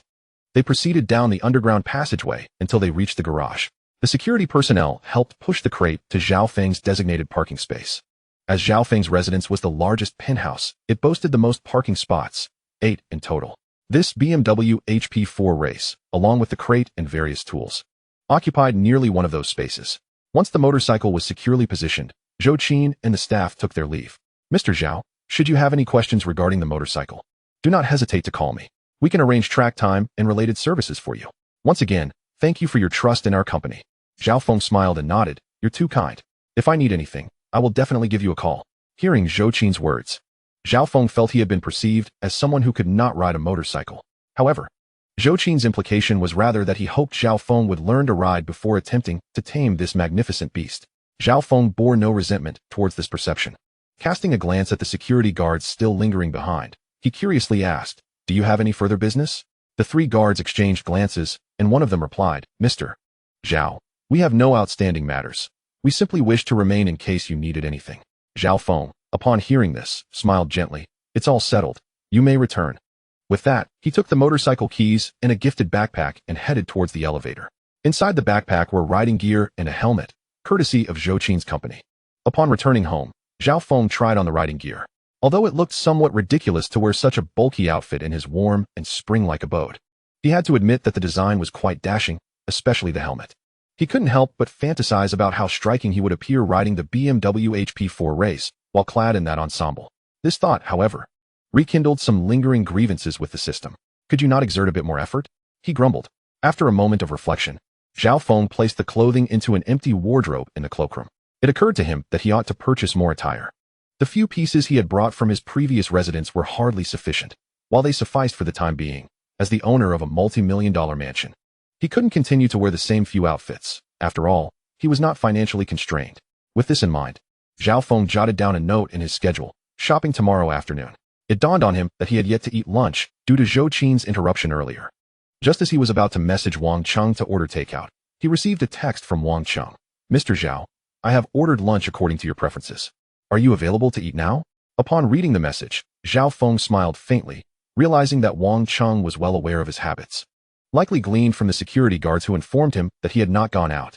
He quickly replied, "Okay." In less than 5 minutes, lunch arrived. Checking the time, he was surprised to find it was already 2 in the afternoon. Having worked out earlier that morning, Zhao Feng was particularly famished and devoured the 4 dishes and a soup with 2 additional bowls of rice in a whirlwind. He then tossed the dishes into the kitchen's automatic dishwasher. Zhao Feng reclined on the sofa like a languid fish, gazing at his protruding belly, a consequence of overindulgence. He was momentarily disheartened, contemplating the arduous journey ahead in his quest for sculpted abs. However, his spirits soon lifted. After all, what challenge could not be vanquished by a game of PUBG? If 1 game was insufficient, then 2 would surely suffice. After a stint of gaming, the hours slipped away, and evening approached. Perhaps due to a late and hearty lunch, he felt little hunger as night fell. He hastily prepared a fruit salad, nibbling on it as a snack while continuing his gaming session, which sufficed as his dinner for the day. At 11 o'clock, after a yawn, Zhao Feng retired to bed and swiftly fell into slumber. In the realm of dreams, he found himself clad in a sleek black trench coat, astride a gleaming black motorcycle. Upon closer inspection, it was none other than his BMW HP4 race. For reasons unknown, a faint sense of urgency loomed behind him, compelling Zhao Feng to accelerate. Intently focused on riding, he was perhaps bewitched by the dream, as he gazed upon the breathtaking sunrise, and absent-mindedly murmured, "Sign in." Boom. A torrent of information surged into Zhao Feng's mind, revealing an array of knowledge about motorcycle riding techniques. In that instant, it seemed he truly mastered the art of commanding this beast beneath him. With a swift twist of the throttle and synchronizing his feet with the motions, his speed dramatically surged. In his bedroom, lying supine, Zhao Feng's hands and feet mirrored the nuanced actions of riding. While the small alarm clock on his bedside table stood frozen at 1 o'clock, the minute hand creeping towards 0. Suddenly, Zhao Feng jolted awake from his dream. He had just experienced a fantastical adventure, riding his BMW HP4 race for what felt like an eternity, only to crest a mountain where the path vanished. And he was on the verge of crashing into the rocks below, prompting an exclamation of alarm. Rubbing his face, he initially expected to find it slick with cold sweat, but discovered instead that it was completely dry. A glance at the clock revealed it was just past 6:35. With a sigh of relief, Zhao Feng relaxed against the headboard, and upon regaining his composure, he whispered, "Sign in." Yet, he was met with silence from the system, startling him momentarily. He quickly delved into his mind. Reassured to find the system still intact, his anxiety abating slightly. Upon inspecting his system space, he noticed a new addition, a small blue booklet. Upon closer examination, he discovered it bore the gilded inscription, motorcycle license. Holding it in his hands, the memories of his dream flooded back. Goodness, I can't believe signing in while dreaming actually worked. This is outrageous. The system has no boundaries. Nevertheless, clutching the blue booklet, the knowledge and skills of motorcycle riding that filled his mind confirmed to Zhao Feng that he was now capable of riding. Overcome with excitement, he hurriedly rose, freshened up, donned his riding gear, and grabbed his helmet before heading out to the elevator. Adorned in his stylish riding attire, he felt it complemented the BMW HP4 race splendidly. Chapter 10, A Spending Spree. After personally installing the license plate, he swung his leg over the seat, effortlessly stabilizing the sleek body of the BMW HP4. He zipped up his jacket, secured his helmet, and slipped on a pair of thin leather gloves. Although the gloves were not overly thick, they provided warmth and breathability, allowing for dexterous movement. With both hands firmly on the handlebars, he ignited the engine. Vroom! As Zhao Feng twisted the throttle, the motorcycle erupted with a powerful roar. With a gentle shift of gears, the bike began to accelerate gradually. Zhao Feng was pleasantly surprised by how easy it was to ride.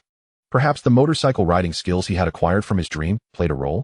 Without further contemplation, he focused intently as he navigated the garage's passageway to the ground level, pausing briefly to note his license plate information as he passed the community entrance. Soon, Zhao Feng merged into the flow of traffic. A rider on a sports bike was not an uncommon sight on the bustling streets of the metropolis. Thus, neither the drivers on the road nor the pedestrians on the sidewalks paid him much mind, aside from acknowledging his coolness.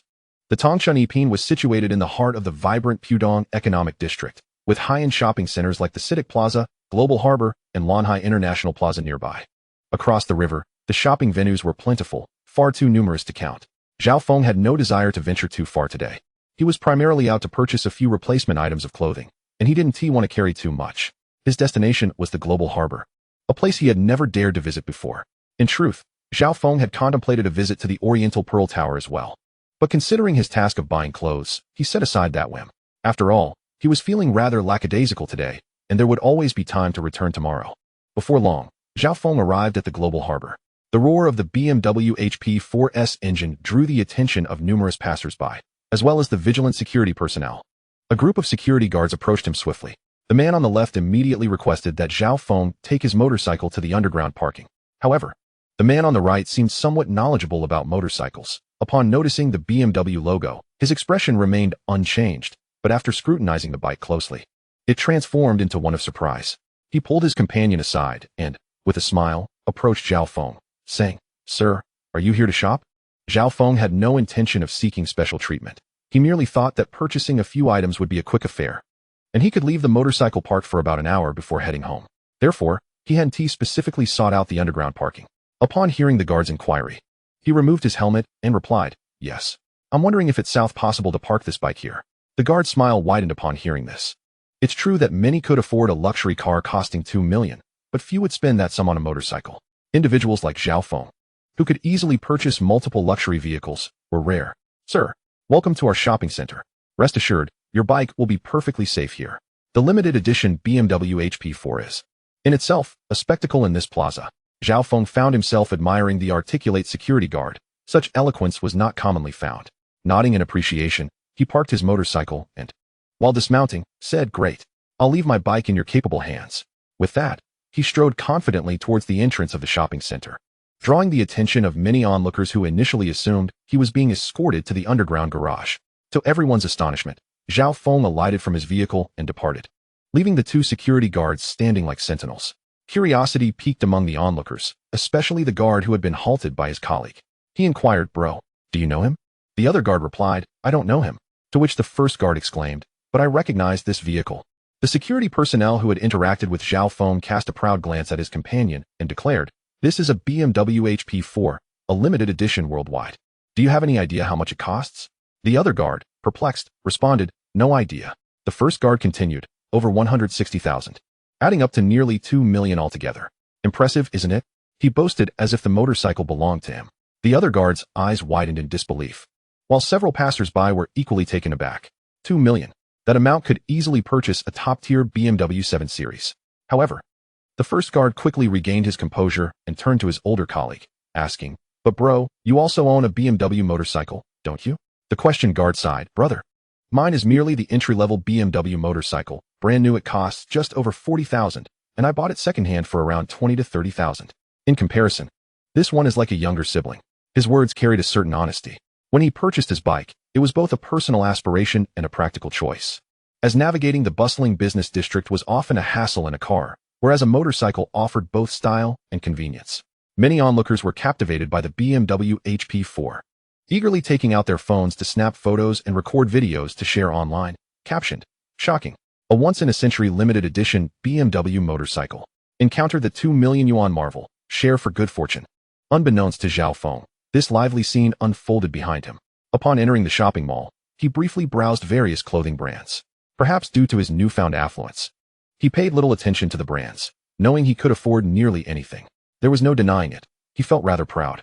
As he glanced past a boutique filled with suits, he suddenly remembered the one he had worn for over a year, its sleeves nearly worn through, abandoned in his rental apartment. With that thought, he decided to step inside. Two saleswomen approached with light steps, their smiles warm and welcoming. "Hello, sir. Welcome." Zhao Feng nodded casually. "I'm looking for a suit. Please make some recommendations." The saleswomen's eyes sparkled at his words, as customers who spoke with such confidence typically showed clear intent to purchase. "Of course, sir," they chimed in unison. As they flitted around the store like butterflies, Zhao Feng quickly selected garments that appealed to him. One saleswoman suggested a blue-patterned Trofeo suit by Zegna, priced at 25,200 renminbi, while another recommended a pure black casual blazer for 11,300 renminbi. After requesting to have the items wrapped up, Zhao Feng paid with his card. Subsequently, he visited a Jack Jones store and purchased a yellow crewneck sweatshirt for 2,160 renminbi, followed by a Burberry double-faced London check belt for 3,300 renminbi, a navy classic check cashmere scarf for 4,200 renminbi, and a pair of straight-cut distressed jeans for 4,200 renminbi. On his way back, he stopped at Zegna and bought 2 pairs of shoes, a pair of hiking leather boots for 9,900 renminbi, and a pair of XXX series leather lace-ups for 8,600 renminbi. His total expenditure amounted to 68,860 renminbi, just shy of 100,000. Chapter 11. Soul-stirring street interviews. Zhao Feng was astonished by his own nonchalant demeanor regarding such a substantial sum. Indeed, wealth can inflate one's sense of self. Previously, all his possessions combined barely reached 100,000 RMB. Yet now he had spent nearly 70,000 on a few articles of clothing and felt it was merely a trifling expense. He was taken aback by how swiftly his mindset had transformed. At that moment, the saleswomen from Zegna had already packaged his shoes. Observing Zhao Feng lost in thought, they gazed at him with admiration. In their eyes, he had truly become the epitome of a wealthy and handsome gentleman. They contemplated leaving him a note, but hesitated, fearing it might intrude upon his reverie. Returning to the present, Zhao Feng noticed the 2 saleswomen waiting with bags in hand. He smiled and expressed his gratitude. "Thank you for your assistance."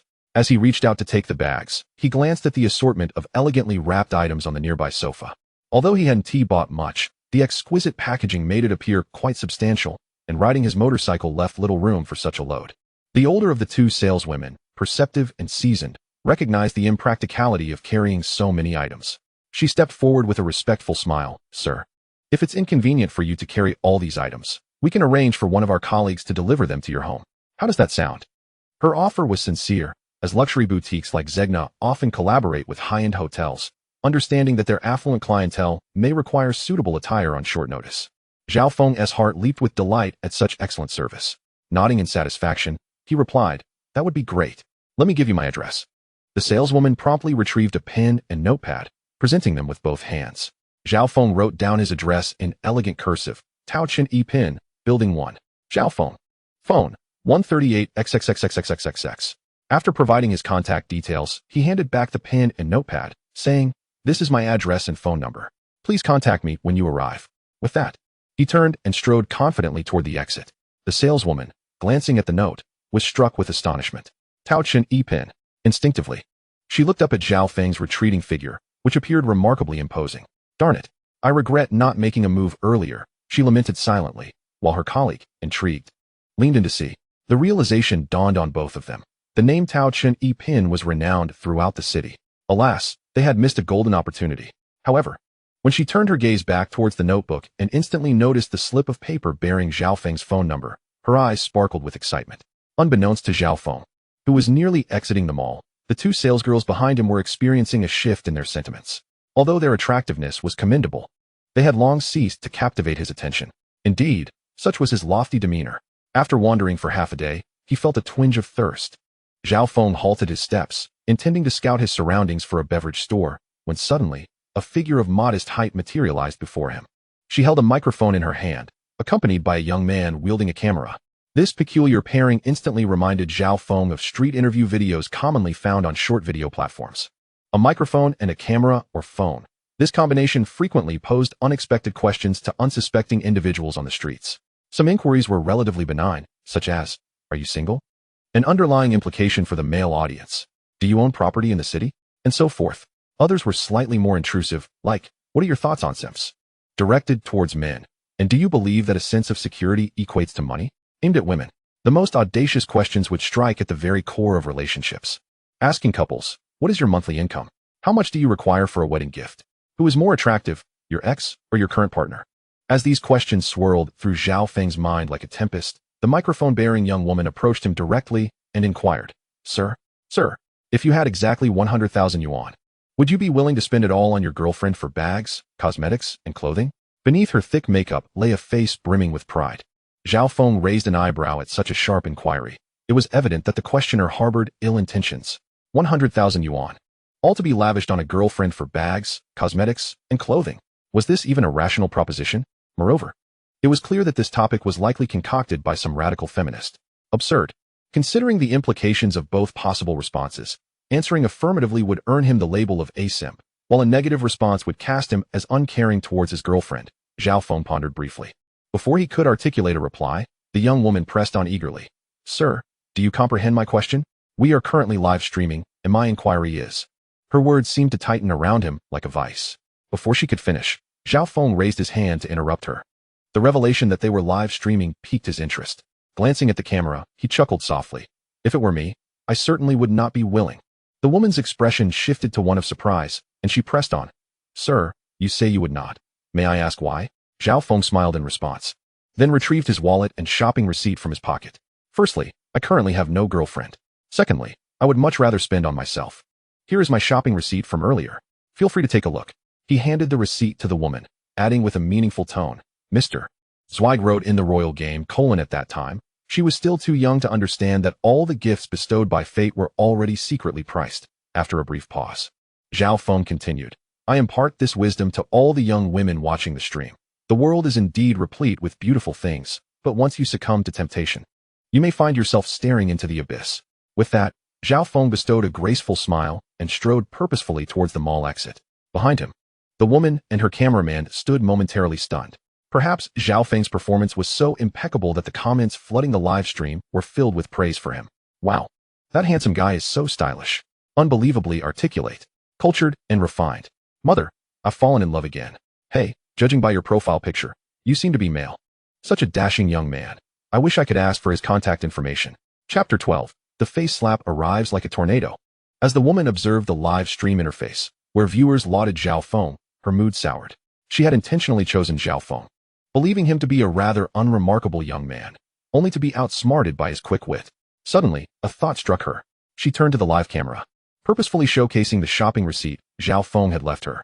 With a smug expression, she declared, "Dear viewers, I specifically observed this man earlier. Although he produced a shopping receipt, he carried not a single item. If he had driven here, his vehicle would surely be parked in the underground garage. Yet he did not go there, but instead exited directly from the mall. This clearly indicates that the shopping receipt is not his. Perhaps he merely found it along the way." Upon hearing her analysis, many of her loyal viewers were persuaded. In an instant, the comments section divided into two factions, one supporting Zhao Feng and the other rallying behind the woman. Upon witnessing this development, she smiled in satisfaction and glanced in the direction Zhao Feng had departed. Hastily, she set off in pursuit, exclaiming, "Let us follow him and see if that man truly is as the host described." She and her cameraman dashed out of the mall just in time to spot Zhao Feng ambling towards the parking area. Zhao Feng approached his BMW HP4, taking note of the vigilant security guards nearby. Fortunately, with the advent of mobile payments, he had grown accustomed to carrying his wallet. Inside, he found a modest sum of cash, 1,000 yuan, set aside for any unexpected emergencies. Observing the diligent security guards, Zhao Feng casually withdrew the cash and approached the head guard, extending the money to him. "Thank you for your hard work, gentlemen." His mild smile radiated warmth, akin to a gentle spring breeze, leaving the guards feeling appreciated. As Zhao Feng mounted his bike, preparing to depart, the female host and her cameraman arrived on the scene. The guards, having just accepted the money from Zhao Feng, immediately sprang into action. Two of them raised their hands to block the woman and her cameraman, with their leader sternly admonishing, "What are you doing, acting recklessly?" Hearing the commotion, Zhao Feng turned to glance back and, upon recognizing the female host, decisively revved up his BMW HP4 and sped away.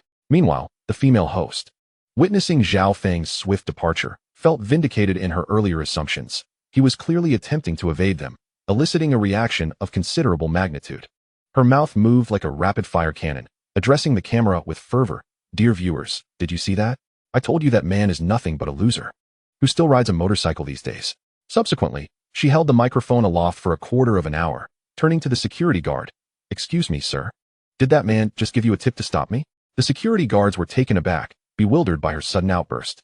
The two guards who had attempted to block her glanced at their senior. The older guard, with a dismissive smile, retorted, "You, with your long hair and short-sightedness, should refrain from making baseless claims. The gentleman tipped us because we were watching over his vehicle. And as for your comment about motorcycles, do you have any idea how much that bike costs? It's a BMW HP4, limited to just 750 units worldwide, worth over $2 million. And you think that's just a motorcycle? Can you even afford it?" With that, the older guard waved his hand at the younger ones. "Let's go." The three guards departed, leaving the female broadcaster and her cameraman in stunned silence.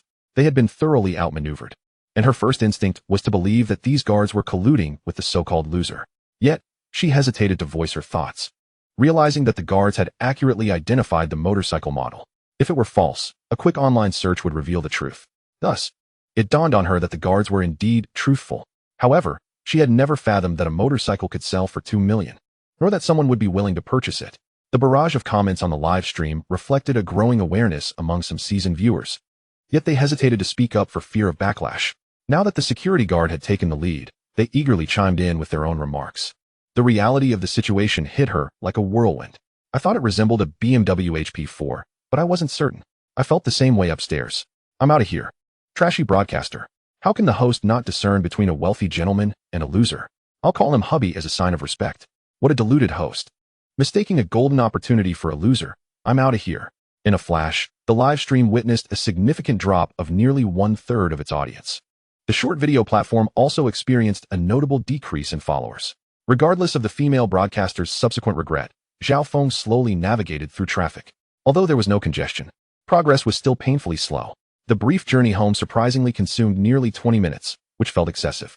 Upon returning home, he parked in the underground garage, took the elevator to the first floor, and found Wang Cheng. He instructed him to expect someone delivering clothes shortly and requested that they be brought upstairs. After Wang Cheng's courteous farewell, Zhao Feng returned to his apartment. In the elevator, he reflected on how he had handled the street interview.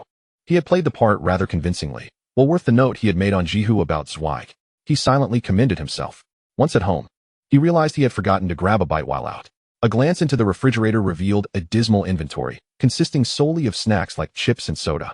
Along with a few pieces of fruit, there were hardly any instant noodles left. Returning to the sofa, he turned on the television and was greeted by an advertisement for a certain chicken brand. The golden-hued drumsticks on screen compelled him to select the top option, a family bucket. It looked like plenty, more than he could consume alone. But he figured he could save some for dinner. After all, he had earned the right to indulge a little today. With his lunch plans settled, the afternoon stretched ahead with no particular agenda. Should he hit the gym or indulge in video games at home? After a moment's hesitation, Zhao Feng decisively chose the gym. After all, there were attractive women to be seen there. Just as Zhao Feng had picked up the delivery from the chicken place, still untouched, Wang Cheng arrived with the clothing from the Zegna store. Upon seeing the two female sales representatives from earlier, he allowed them to enter one by one. As they stepped inside, a platform emerged from the walls, revealing 2 pairs of shoe covers. The unexpected movement startled the two ladies, drawing Zhao Feng's attention as well. Clearing his throat, he noted that their cleavage seemed to have become a tad more pronounced since the morning. Chapter 13. The Fatigue and Loneliness of One. He led the ladies into the room, and they willingly offered to organize the clothes in the wardrobe for him. With his hands greasy from opening the family bucket, he was grateful for their help. He observed as they arranged suits and shoes, especially when they bent down to place the shoes. Their alluring curves, accentuated by their black stockings and professional attire, were quite enticing. Fortunately, Zhao Feng remained resolute, successfully resisting the charms of these two temptresses. Before they departed, He overheard them discussing the need for him to provide their contact numbers. One claimed it was for after-sales support regarding the clothing and shoes, while the other offered to recommend some outfit combinations. Zhao Feng shook his head inwardly, thinking, you can keep dreaming. After bidding farewell to the two young women, he wiped the sweat from his forehead. Could it be that they were also interested in him? Alas, being too handsome presents its own challenges.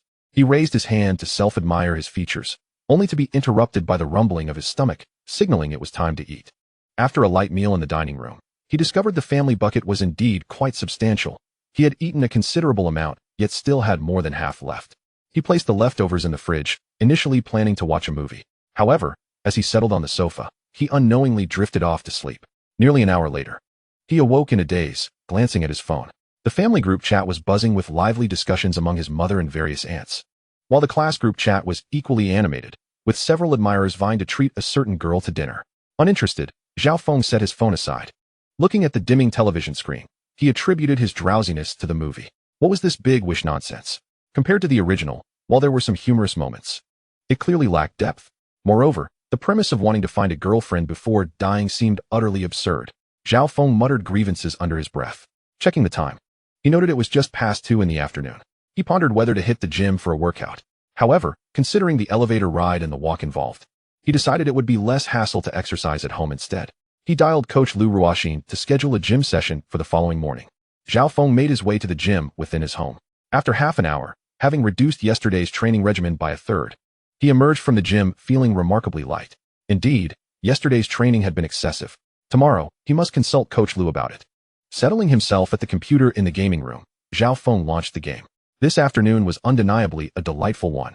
Seated in his gaming chair for a solid 3 to 4 hours, the home temperature was just right, yet Zhao Feng still found himself sweating profusely. Although it was already November, the climate in the metropolis remained quite pleasant. Feeling somewhat greasy, Zhao Feng decisively took a shower. Later, he indulged in the leftover family bucket from lunchtime. The term family bucket struck a chord with him, evoking an unexpected pang of sentiment. After satiating his hunger, Zhao Feng was inadvertently captivated by the view outside his window. The night was clear, with a resplendent moon hanging in the sky. The distant skyscrapers twinkled with a kaleidoscope of neon lights, reflecting the vibrant nightlife beyond. The various lights shimmered upon the rippling river's surface. Yet he noticed that their brilliance concealed another moon reflected in the water. Observing this scene, Zhao Feng was suddenly overwhelmed by a sense of fatigue and solitude. This feeling had little to do with wealth. Even when he had faced life's adversities, he experienced similar sentiments, albeit less frequently than now. He shifted his gaze. A bittersweet smile crossed his lips. When did he become so melancholic? Grasping his phone, he opened WeChat. Noticing the notifications had accumulated beyond 99 in the family group chat, humorously named Loving Family, he clicked on the conversation. The first thing that caught his eye was a photo of a renovation sent by his parents. Renovation photos? Wait. As he opened the image, he saw his father, clad in a dirty work outfit, smiling joyfully. Zhao Feng quickly deduced that his parents had taken the money he sent them and commenced renovations on their new home. Initially, when they had discussed the 10,000 yuan down payment, they had mentioned that only a little over 5,000 remained for renovations, which would be postponed for the time being. However, since Zhao Feng wouldn't be returning for a year or two, his parents could feasibly prepare the renovations over that span. Zhao Feng entered the group chat with his parents, contemplating for a moment before messaging, "Dad, Mom, I see you're renovating the house. The money I sent was for you to use. And there's no rush on the renovations." Moments later, his father responded with a voice message, "Your mom and I are aware. But since you purchased a house in the metropolis, we thought it shouldn't remain vacant, so we decided to do some simple renovations and rent it out later." His mother added, "We bought the house, and renting it out can help save on the mortgage, plus the renovations won't cost much." Listening to their banter, Zhao Feng finally felt reassured. However, considering that the new house was nearly 20 square meters larger than their previous one, he suggested, "Dad, Mom, why not properly renovate the new house? Once you move in, you can rent out the old one. It would be a shame not to make the most of the new place." This time, his father remained silent, while his mother replied, "Oh, it doesn't matter where the two of us live. The new house will fetch a higher rent." His father chimed in, "Exactly. Besides, we've grown accustomed to the neighbors here. A new location would take some getting used to for your mom and me." Zhao Feng wanted to persuade them further. After all, with modern connectivity, it was easy to stay in touch. Moreover, the new place was an elevator building, unlike their current walk-up. Yet, despite his efforts, his parents remained resolute. Ultimately, realizing he could not sway them, Zhao Feng decided to wait until he could return home to discuss it further. In truth, He had contemplated visiting home in the coming days. However, he feared that his parents would broadcast his financial situation, leading them to arrange blind dates for him, which he could hardly bear to imagine. The thought of that scenario was overwhelming. Concluding the chat with his parents, he opened the group for his high school classmates and glanced at the ongoing discussions. As expected, some were showing off, others were acting as sycophants, and there were also a few affected young ladies. He intended to engage with them, but upon seeing the content, he found it utterly uninteresting. Raising his head to take a sip of water, he inadvertently noticed the BMW HP4 key that he had carelessly left on the coffee table. An idea suddenly sparked in Zhao Feng's mind. He casually placed the key on the table, snapped a photo, and posted it to his social media, captioning it, "Does anyone recognize what kind of key this is?" Chapter 14. A Guide to Showing Off in Dominant CEO Dramas. After posting, Zhao Feng retrieved a bottle of Hennessy XO from the temperature-controlled wine cabinet. Although he could not decipher the lengthy French inscription, he noted it was 700 milliliters. Having seen certain dominant CEO dramas, he recognized it as brandy. He uncorked the bottle and inhaled the aroma wafting from the opening. The scent of the brandy was complex to Zhao Feng, who had never encountered it before. Floral notes, fruity fragrances, creamy undertones, and even a hint of oak. Perhaps there were even subtler notes, but as a novice, he was unable to discern them. Rising, he fetched some ice cubes from the refrigerator, poured a measure of the liquor into a glass, and added a single ice cube. A quick online search confirmed that this method was generally acceptable. Lifting the glass, he let the warmth of his palm gradually melt the ice. Moments later, Zhao Feng took a gentle sip. As the chilled liquid flowed into his mouth, the initial sensation was one of refreshing coolness. Soon, the warmth of the liquor mingled with the ice, releasing its aromatic essence. Initially, the burst of flavor was intense, but it gradually mellowed into a rich, full-bodied experience that lingered delightfully on the palate. Zhao Feng made a point to check Bihu, where an expert suggested that after sipping brandy, one could drink a bit of ice water to cleanse the palate, enhancing the flavor of the next sip. Bravo! He promptly gave a thumbs up to the Bihu expert. Zhao Feng felt he had learned something valuable. The wine cabinet was far from empty, filled to the brim with various spirits, as if waiting for Zhao Feng to personally complete it. Alongside the Hennessy, there were also Remy Martin, Napoleon, Camus, and 7 other brands, each with 7 or 8 bottles, and a few were even marked as collectibles. The bottle in his hand was relatively ordinary, while the lower cabinet housed 5 or 6 additional bottles. Aside from brandy, there are other exquisite red wines, such as Lafite, Latour, Romanée-Conti, Margaux, and Mouton, all produced by world-renowned wineries. Zhao Feng, intrigued, took a moment to search whether the fabled 1982 Lafite could be found in the region. Regrettably, the 1982 vintage was indeed unavailable, though a few bottles from the year 2000, as well as from 1996 and 1986, were on offer. With the absence of the coveted 1982 vintage, Zhao Feng lost interest and opted to return to sipping Hennessy. As he drank, he occasionally cast glances out the window at the scenery, feeling quite distinguished himself. It is no wonder that such scenes often appear in those domineering CEO dramas. As night falls, the impeccably dressed CEO, holding a glass of brandy in his right hand and with his left hand tucked into his trouser pocket, gazes pensively out the window. Quite the guide to sophistication. With this thought, a smile crept across Zhao Feng's lips, and before he knew it, he realized he had consumed nearly a third of the bottle. This particular bottle was 700 milliliters, meaning he had indulged in approximately half a pound of liquor, just about his limit. He capped the bottle, rose, casually grabbed his phone, and strolled back to the bedroom. He collapsed onto the soft bed, his body sinking heavily into the plush mattress. Before long, the room was filled with the faint sound of snoring. As the snores echoed, the curtains, under the control of the home's intelligent assistant, slowly descended and closed. Meanwhile, Zhao Feng's phone, silenced and set to vibrate off, began to light up incessantly with WeChat notifications. His circle of friends was not particularly complex, comprising classmates, former colleagues, and relatives. Of course, he had blacklisted all his colleagues from his last job, a decision fueled by a complex mix of emotions. Thus, these individuals painted the portrait of Zhao Feng's social network. Following the influx of messages on WeChat, his moments of silence were disrupted by the lively chatter of his friends. Perhaps due to his inebriation, Zhao Feng did not respond, and as the night deepened, his phone grew quiet. The following morning, Zhao Feng awakened from his slumber. Habitually, he reached for his phone to check the time. November 17th, 2019, 6:12 a.m. Goodness, he had risen quite early again. Suddenly, he noticed the WeChat icon at the top of his screen. Unlocking his phone and opening WeChat, he was greeted with messages from over 10 contacts. He casually clicked on a message from a college friend. "Bro, impressive. You've already bought a car." This friend, an Tycoon, shared a good rapport with Zhao Feng. and his subsequent words were filled with genuine praise. Zhao Feng chuckled and replied, I inadvertently drank too much yesterday, ended up on the bed without noticing the messages. After sending his response, he realized it was only 6 o'clock, which felt like an unwelcome disturbance to his peaceful slumber. He promptly exited the chat interface to peruse other messages.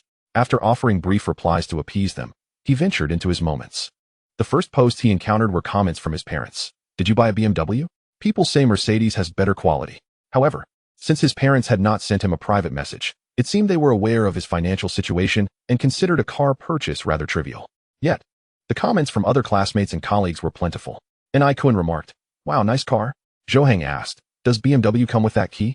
Zhu Xiaohu exclaimed, My BMW key doesn't he look like that? Li Yiming chimed in, Not bad, bro. There were many more comments, but Zhao Feng merely glanced over them. Too disinterested to reply, knowing they were just compliments from friends and some snide remarks from others. The flatterers were undoubtedly those with whom he had a good relationship, while those with sour comments likely included envious classmates, colleagues, or individuals from affluent families who felt their status threatened by Zhao Feng's success.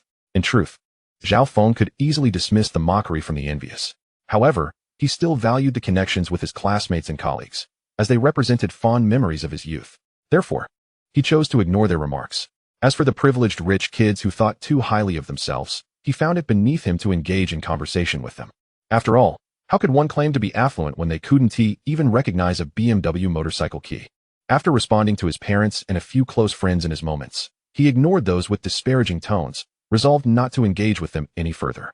Rising from bed, he went through his morning routine. Even though he hadn't done much the previous day, a faint scent of alcohol lingered on him. After a thorough wash, he felt significantly refreshed. Glancing into the kitchen, he noted the simple ingredients he had purchased for convenience: some eggs and bread. He had intended to make scrambled eggs for breakfast.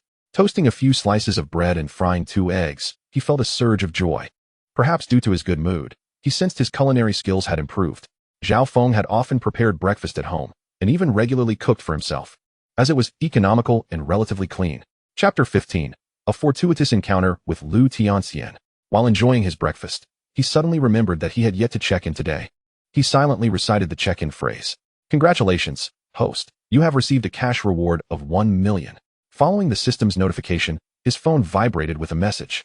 Your bank account ending in 6427 received a deposit of 100,000 yuan on November 3rd at 7:32 a.m., with a current balance of 349,314. 588 yuan, industrial and commercial bank. During this period, Zhao Feng had not spent excessively. His personal expenditures, along with the 200,000 yuan sent to his family, totaled nearly 300,000 yuan. Adding in property fees, he had roughly 500,000 yuan. The amount spent on clothes yesterday was significant for him. Zhao Feng suddenly recalled that the day he received the system coincided with the Double 11 shopping festival on a certain e-commerce platform. Could it be that heaven felt pity for his single status, and thus bestowed upon him such a reward? He glanced at the 7-digit balance in his bank account, and the corners of his mouth lifted slightly. Without further ado, Zhao Feng quickly devoured the fried eggs and the remaining slice of bread. Now, his funds were more than sufficient to acquire both an Audi A7 and an Audi R8. Perhaps if he continued checking in for a while longer, he could amass millions, even tens of millions, to buy those Ferraris, Lamborghinis, McLarens, and other supercars. However, for now, Zhao Feng needed a car, instead of a BMW HP4 sports bike. Although Zhao Feng certainly has an affinity for the BMW HP4, this does not justify braving the winter winds on a motorcycle. Indeed, while riding, he can push himself to go a tad faster. But why must he subject himself to such trials? Wouldn't it be more prudent to invest in a car? Isn't that far more enticing? Moreover, back when he watched the film Iron Man, Zhao Feng was utterly captivated by Tony Stark's sleek silver R8. Later, he stumbled upon the Audi A7, and the striking visage of the dapper gentleman in a suit left him exclaiming, "How delightful." This is precisely why Zhao Feng remains determined to acquire these 2 vehicles. During his last visit to the dealership, he inquired about the prices of both cars. The Audi A7 ranges from 570,000 to 700,000, while the Audi R8 is priced between 1,950,000 and 2,350,000. In total, they exceed 3 million. And with just under 2.8 million in hand, Zhao Feng refrained from making an immediate purchase. However, circumstances have changed. He now feels invigorated and spirited. As he donned his helmet and stepped out of his home, he caught a glimpse of his reflection in the elevator's polished walls, noticing the broad smile upon his face. Perhaps he was a tad too exuberant? Clearing his throat gently, Zhao Feng tempered his smile to retain a subtle grin at the corners of his mouth. Perfect. He narcissistically stroked his chin, only to feel the elevator begin to decelerate. Had someone pressed the button for the 18th floor? As the elevator came to a halt and the door slid open, a dazzling figure appeared before him. Beneath cascading locks of hair, a fair visage, partially obscured by sunglasses, was revealed. The pink coat she wore accentuated her charming allure, perfectly showcasing her exquisite figure. Was that, by chance, the national goddess Lu Yifei from years past? She resided here. Zhao Feng stole a couple of glances but quickly averted his gaze, realizing it would be rather impolite to stare. Instead, he couldn't help but sneak a peek at the designer bag Lu was carrying. Had she left early for a film shoot, or perhaps to visit a studio? His thoughts drifted back to the time he had felt a surge of jealousy upon hearing rumors of Lu Yifei with a certain South Korean star. Reflecting on his youthful vow to one day date a Korean girl to reclaim his pride, Zhao Feng couldn't help but chuckle at his own naivety. His laughter echoed clearly in the elevator, prompting Lu Yifei, standing by the door, to turn her head. Initially inclined to reprimand him, she reconsidered. Acknowledging her own status and the potential repercussions of causing a scene with a fellow resident of the building. Thus, she restrained herself, gazing at the descending elevator. After Zhao Feng's laughter subsided, he became acutely aware of his indiscretion, restoring his serious demeanor. Throughout their descent to the underground parking garage, he refrained from engaging Lu in conversation. He noted that Lu had visibly reacted to his earlier outburst, realizing that attempting to strike up a conversation now would likely end in embarrassment. After all, they would inevitably cross paths again living in the same building. Once the elevator came to a stop, Lu Yifei stepped out first. The sound of her high heels echoing against the floor gradually faded as she walked away. Watching her depart, Zhao Feng proceeded to his parking space. Just as he reached it, a striking red Ferrari emerged from a nearby spot. Glancing at the driver's seat, he confirmed it was indeed Lu Yifei's vehicle, a Ferrari 458, valued at approximately 4 to 5 million, a classic supercar. He watched as the vibrant red taillights of the Ferrari disappeared from view. Mounting his BMW HP4, he donned his helmet and gloves, taking hold of the handlebars and gently twisting the throttle. With a roar, the BMW HP4 sped out of the parking space, leaving the underground garage and making its way towards the Audi dealership. The city boasted numerous Audi dealerships, but the one closest to his residence in Alpine was located on Zhanyang Road. The journey of 75 kilometers was fortunate enough to avoid many red lights, allowing him to arrive in just 29 minutes, parking and shutting off the engine precisely half an hour later. This Audi dealership, like many others, spanned 2 stories. To the right of the showroom was a spacious parking lot, surrounded by buildings belonging to a company named Yongtai, and adorned with the Audi logo and that of its parent company, Volkswagen. Zhao Feng glanced around before placing his helmet on the handlebars and striding confidently into the showroom. It was just past 9 in the morning, and the sales staff were just beginning their day. At the reception desk, 2 ladies clad in sleek black suits smiled and slightly bowed, welcoming him with the words, "Welcome to our store." Zhao Feng nodded back with a smile. For courtesy is a reciprocal gesture, even towards the sales personnel. 2 other sales representatives were stationed on either side of the showroom, while several others were still changing after clocking in, indicating that Zhao Feng had timed his arrival perfectly. Noticing that his colleagues were scattered, one saleswoman approached him with a professional smile, inquiring, "Sir, what brings you here so early? Are you looking to view a specific vehicle?" To this, Zhao Feng replied with a smile, "I previously inquired about the A7 and R8. So today, those are my targets." The saleswoman's eyes brightened at his response. Although she was unsure why someone would come in so early, her professional experience told her that those who did were often serious buyers. With Zhao Feng clearly stating his interest, it was evident that if the price was right, a sale could be imminent. Although he mentioned both vehicles, she estimated that even if he couldn't afford the R8, he likely had the means for the A7. Thus, her smile became even more genuine. She scrutinized Zhao Feng's features, recalling that she had seen him before, and remarked, "No wonder you seem a bit familiar. It appears you have a long-standing affection for our A7 and R8. Zhao Feng initially assumed that the saleswoman's comment was merely a polite gesture. Responding casually, he remarked, "Oh, I didn't expect you to remember me." Observing Zhao Feng's nonchalant demeanor, the saleswoman speculated that he might think she was only making small talk. In an effort to leave a favorable impression on this gentleman, she recalled his appearance. "Of course, sir. On that day, you wore black trousers paired with a sky blue distressed denim jacket. And if I recall correctly, you didn't arrive on a bicycle." Taken aback by her recollection, Zhao Feng glanced at the saleswoman and realized that she was indeed correct. It seemed that this young lady had a remarkable memory. Intrigued, he surveyed her appearance and noted that she looked quite presentable, especially after applying makeup, appearing to be an 8 out of 10. Miss Li, your memory is quite impressive. He nodded appreciatively.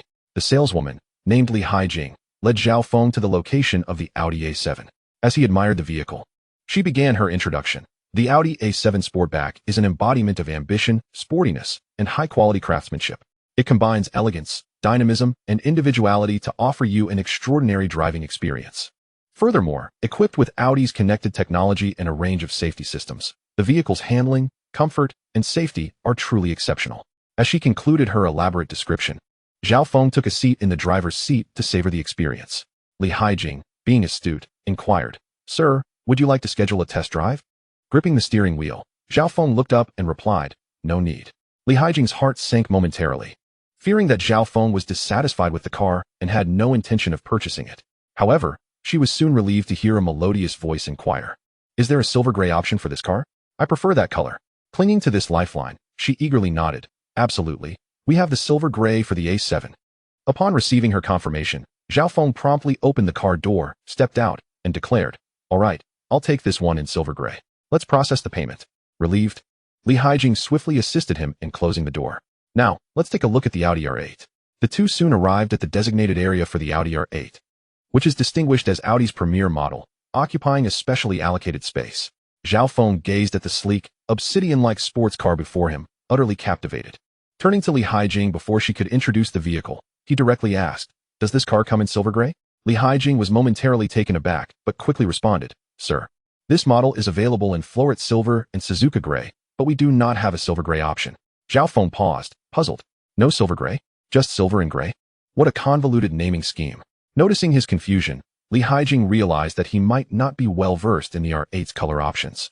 She promptly retrieved a color booklet and opened it to display both exterior and interior options, suggesting, "Sir, please take a look. This shows all the available colors and their effects." After perusing the options, Zhao Feng decisively chose silver. For the interior, he preferred a pure black, but regrettably, it was out of stock. Thus, he settled for the black and red interior combination. Once finalized, he gestured grandly, "I'll take these two cars. Let's process the payment together." Li Haijing was taken aback, having initially thought he would only purchase one vehicle. Now, he was buying an R8 as well. Quite extravagant. With that thought, she promptly led him to a sofa in the lounge and hurried off to inform the manager about preparing the contract.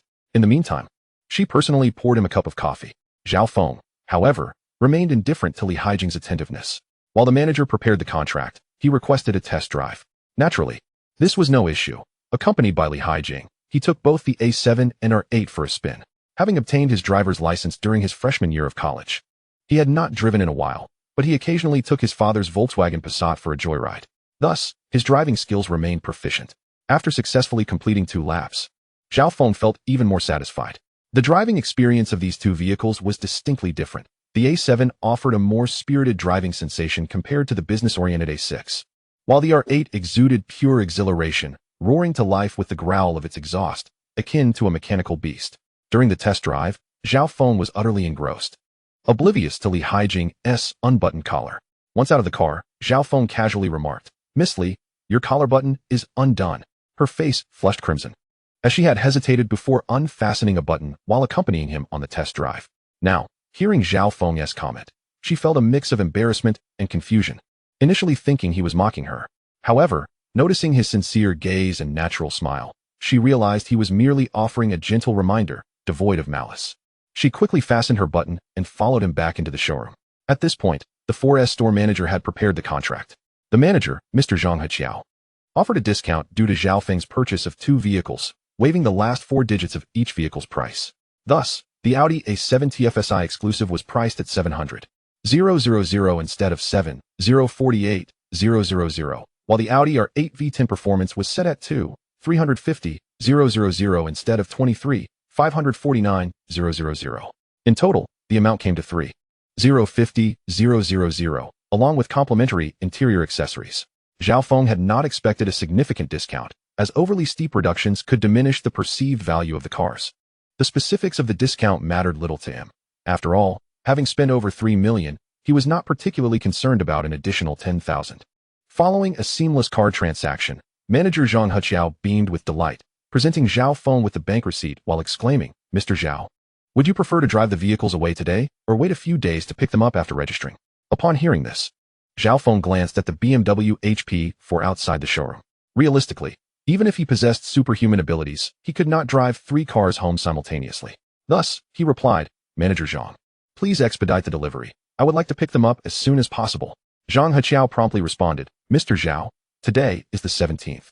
If you wish to collect the vehicles, you can certainly do so on the morning of the 20th. On the 20th, Zhao Feng nodded slightly. The time was still quite manageable. Thus, he readily agreed, "All right, I will come by on the morning of the 20th. Having said that, Zhao Feng began to gather the contract to leave. Li Haijing, perceptive as ever, assisted in collecting the documents and placing them into an envelope. Once everything was neatly packed, Zhao Feng, amidst the warm farewells from the staff at the 4S shop, departed on his BMW HP4. As he rode home, he entered the underground garage, dismounted, and checked the time. He had spent nearly 2 hours at the 4S shop. He promptly sent a message to Wang Cheng, requesting him to order takeout, and took the elevator upstairs. After returning home, Zhao Feng placed both car purchase contracts in his study. In the living room, he started a movie but had barely watched for 20 minutes when Wang Cheng arrived with the takeout. After enjoying his lunch, the clock struck noon. With some leisure time on his hands, Zhao Feng found himself at a loss for what to do. He considered hitting the gym for a workout.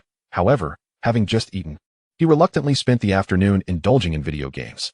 During that time, Zhao Feng did manage to exercise for over half an hour, but the efficiency paled in comparison to his workouts with Coach Liu at the gym. A mundane day passed. Upon awakening from his slumber, Zhao Feng suddenly felt a dryness and itchiness in his throat. He hastily grabbed the water cup from the bedside cabinet and took a sip, which alleviated his discomfort somewhat. Checking the time, he realized that he had overslept a bit the previous night, and it was already 7:30. After breakfast, Zhao Feng arranged a workout session with Lu Ruoxin via WeChat, setting the time for 9 o'clock. As for today's attendance, Zhao Feng approached it with utmost seriousness, hoping for something extraordinary to transpire. Unfortunately, it was yet another routine cash influx of 1 million. He glanced at the notification on his phone indicating the arrival of funds. After having spent 3.05 million yesterday, another million had just been credited today, leaving him with a balance of just over 1.44 million. Zhao Feng felt no dissatisfaction. After all, a million is still a considerable sum, and with wealth in hand, one can remain untroubled. Noticing the time, Zhao Feng changed into his sports attire, casually grabbed a gym bag, and stepped out. Upon arriving at the gym in the clubhouse, it was precisely 9 o'clock. The moment he spotted Lu Ruoxin, it was clear she had been waiting for him. After exchanging greetings, the two commenced their workout for the day. After 2 hours, despite taking breaks here and there, Zhao Feng was left breathless and exhausted. Lying on the bench press, he took nearly a minute to catch his breath before slowly sitting up. Noticing Lu Ruoxin's expression, which held a hint of amusement, Zhao Feng sheepishly remarked, "Does my physical condition suggest that I have a rather poor foundation?" Lu Ruoxin, upon hearing this, adopted a serious demeanor reminiscent of a true coach, and said, "Mr. Zhao, it's evident you've been slacking off at home. If you continue this way, only working out sporadically, don't blame me when you see no results." Zhao Feng could only smile sheepishly in response. "All right, from today onwards, I will come to train every day." A smile graced Lu Ruoxin's face at his words, causing Zhao Feng to momentarily lose his train of thought. Sensing his gaze, Lu Ruoxin quickly averted her eyes but soon resumed her composure, shooting him a playful glare. "I hope Mr. Zhao keeps his word." Having grown more familiar during the workout, Zhao Feng felt comfortable exchanging light-hearted banter. After resting, Zhao Feng bid farewell to Lu Ruoxin, who watched him leave with a smile. Her heart stirred by a flicker of emotion. Girls like Lu Ruoxin, working at a prestigious establishment like the Tongshan Alpine clubhouse, typically encountered affluent clients, which inevitably raised their standards.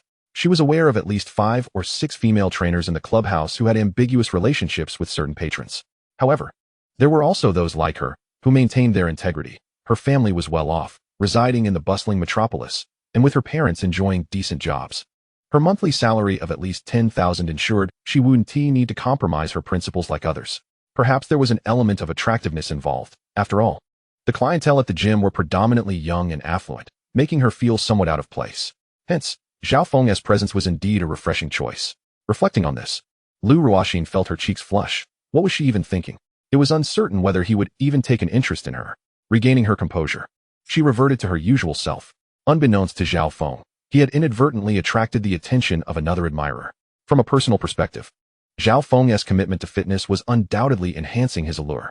Even though he had acquired wealth, it was likely that many women showed interest in him solely due to his financial status. whether their intentions were purely materialistic or if his newfound wealth magnified his charm. The distinction was subtle. It was not merely a matter of being gold diggers. If he were not the one with money, they would likely extend their affections to other wealthy individuals. However, if his wealth enhanced his inherent appeal, it indicated that he possessed some intrinsic charm. Even if that charm seemed negligible compared to the allure of riches, Zhao Feng believed it essential to cultivate his foundational attractiveness, allowing wealth to serve merely as a delightful embellishment. Strolling back to Alpine, he greeted Wang Cheng, who assisted him in pressing the elevator button. After expressing his gratitude with a slight nod, Zhao Feng ascended to his residence. Soon, the elevator reached the 43rd floor. Just as he raised his arm to press the button to open the door, a twinge of soreness shot through him. Oh dear. After just one workout, he was already feeling the aftermath. What would tomorrow bring after a good night's rest? Chapter 18. The after effects of exercising and picking up the car. The following day, Zhao Feng glanced at the calendar. It was already the 19th. As he lay in bed, he attempted to rise, but the slightest movement of his arms sent waves of soreness coursing through his body, making the back of his head tremble. After a while, he acclimated to this intense discomfort. Since even minor movements were accompanied by significant pain, especially in his upper arms and thighs, getting out of bed was a slow, cautious affair. It was excruciatingly stimulating. Clearly, he had overexerted himself yesterday. Gritting his teeth, Zhao Feng retrieved a few slices of bread and a carton of milk from the refrigerator, settling for a makeshift breakfast. By 9 o'clock, he made his way to the gym at an even slower pace than the previous day. Zhao Feng inwardly questioned himself, pondering the reason for enduring such hardship. Yet, deep down, he understood that those destined for suffering must bear it. There exists a saying that captures this sentiment perfectly. The greatest sorrow for a person lies in the fact that when they die, their wealth remains unspent. Upon arriving at the gym, Lu Ruoxin couldn't help but chuckle at Zhao Feng's gait, her delicate laughter prompting him to glance at her twice. What is she laughing about? Zhao Feng thought to himself, casting a bemused look towards Lu Ruoxin. Realizing her laughter might have been inappropriate, she worried that if Zhao Feng were to complain, it could cost her a deduction in wages. Clearing her throat lightly, Lu Ruoxin adopted a serious demeanor and said, "It seems yesterday's training was just right. Mr. Zhao, let us proceed with the same regimen as yesterday." At her words, Zhao Feng's expression shifted dramatically. Goodness, if I were to endure another day of training like yesterday, I might not be able to rise tomorrow. With a bitter smile, he directly addressed Lu Ruoxin. "Coach Lu, I have matters to attend to tomorrow.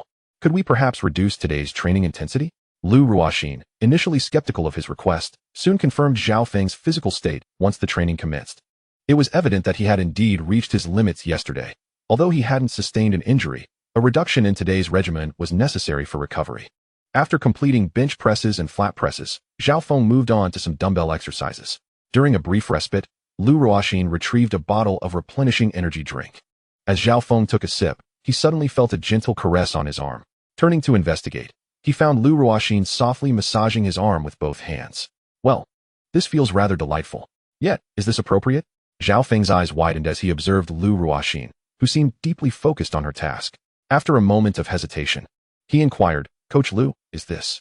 Upon hearing his question, Lu Ruoxin glanced up at him before quickly responding. "Massaging after exercise can alleviate fatigue and soreness." Immediately, her cheeks flushed crimson as she lowered her gaze, adding, "Don't think too much of it." Zhao Feng was momentarily at a loss for words, opting instead to withdraw his gaze and patiently await the conclusion of Lu Ruoxin's massage. At 10:10, after the workout, and enjoying a soothing massage from Lu Ruoxin, Zhao Feng felt considerably relaxed as he made his way home. On the journey, he suddenly realized that in his state of soreness, he had forgotten to check in. Mentally reminding himself to check in, he successfully did so, receiving a notification, "Congratulations, host. You have obtained 1 million. As expected, another million. Nevertheless, witnessing the daily increase in his bank balance brought him a sense of satisfaction. Upon returning home, Zhao Feng found himself with some leisure time in the afternoon. He indulged in a few rounds of gaming, yet felt an inexplicable sense of boredom, despite previously enjoying the experience. Games like PUBG and League of Legends boasted numerous players, yet the former was rife with skilled competitors, and Zhao Feng was not particularly adept at the latter. Furthermore, he lacked companions for console gaming, which was quite vexing. He even recalled the moment Lu Ruoxin had massaged his arm that morning, wondering if he had felt a flicker of attraction. Later that evening, while browsing his social media, Zhao Feng noticed a new comment on a post he had made a few nights prior. "Is this the key to a BMW motorcycle? Ah, this person has quite the discerning eye." Zhao Feng glanced at the commenter, Qin Banruo. Searching his memories, He recalled that name belonged to a high school girl, not the belle of the class, but a girl who sat in front of him.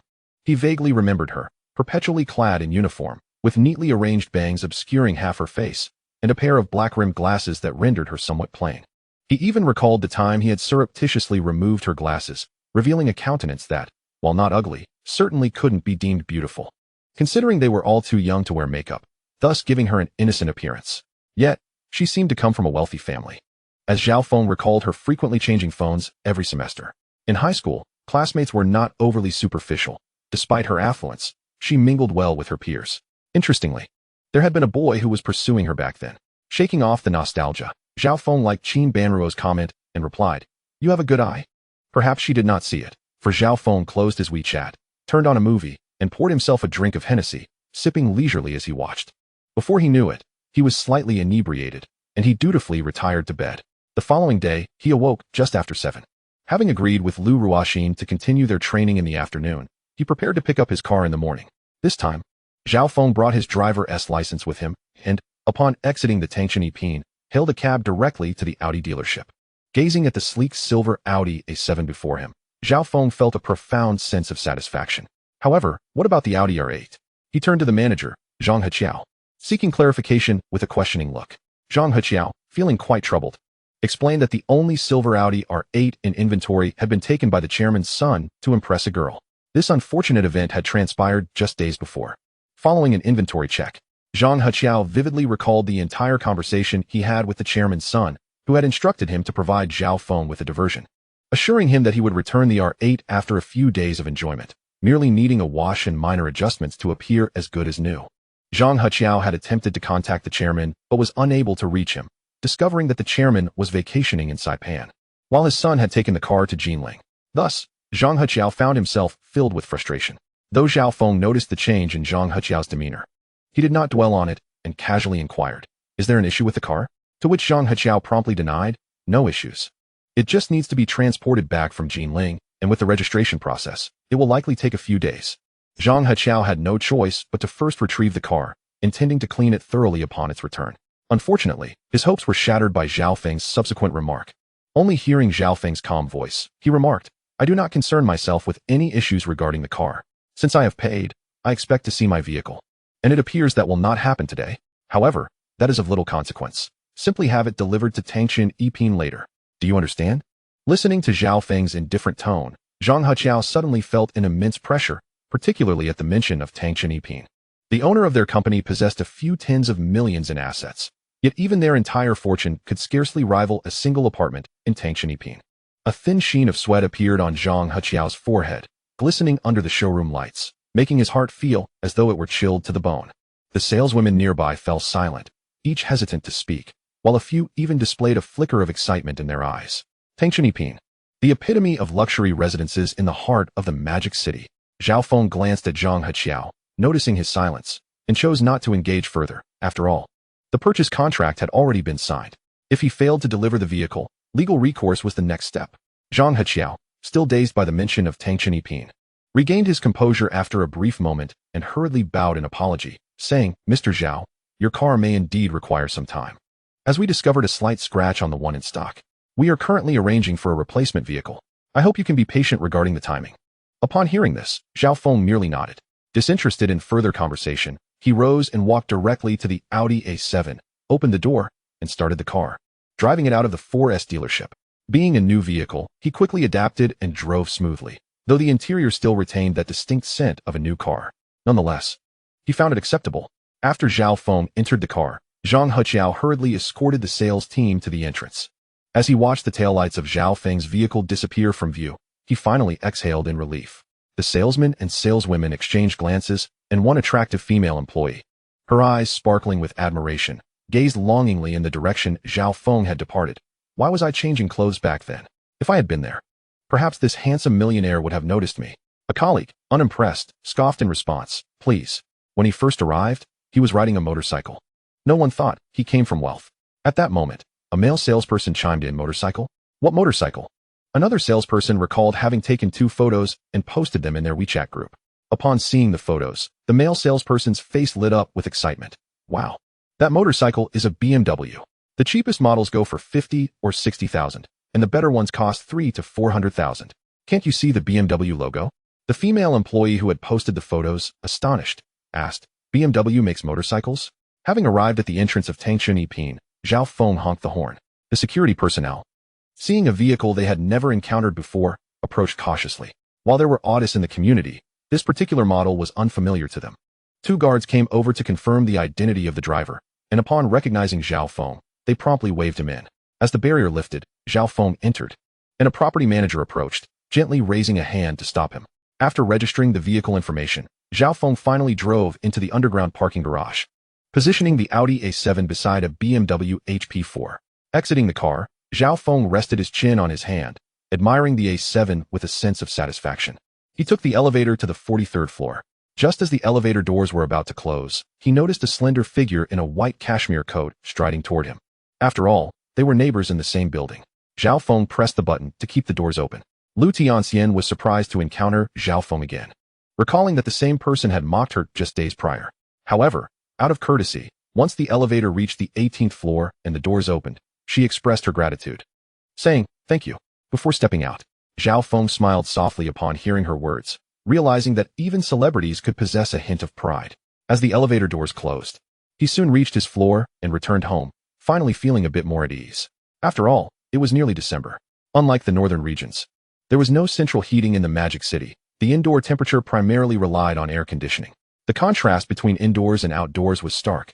The chill outside was damp and penetrating, while indoors, a functioning air conditioner made things more tolerable. In his residence, beyond the central air conditioning, each room was equipped with its own unit, all controlled by the home's smart system, ensuring that it was always warm upon his return.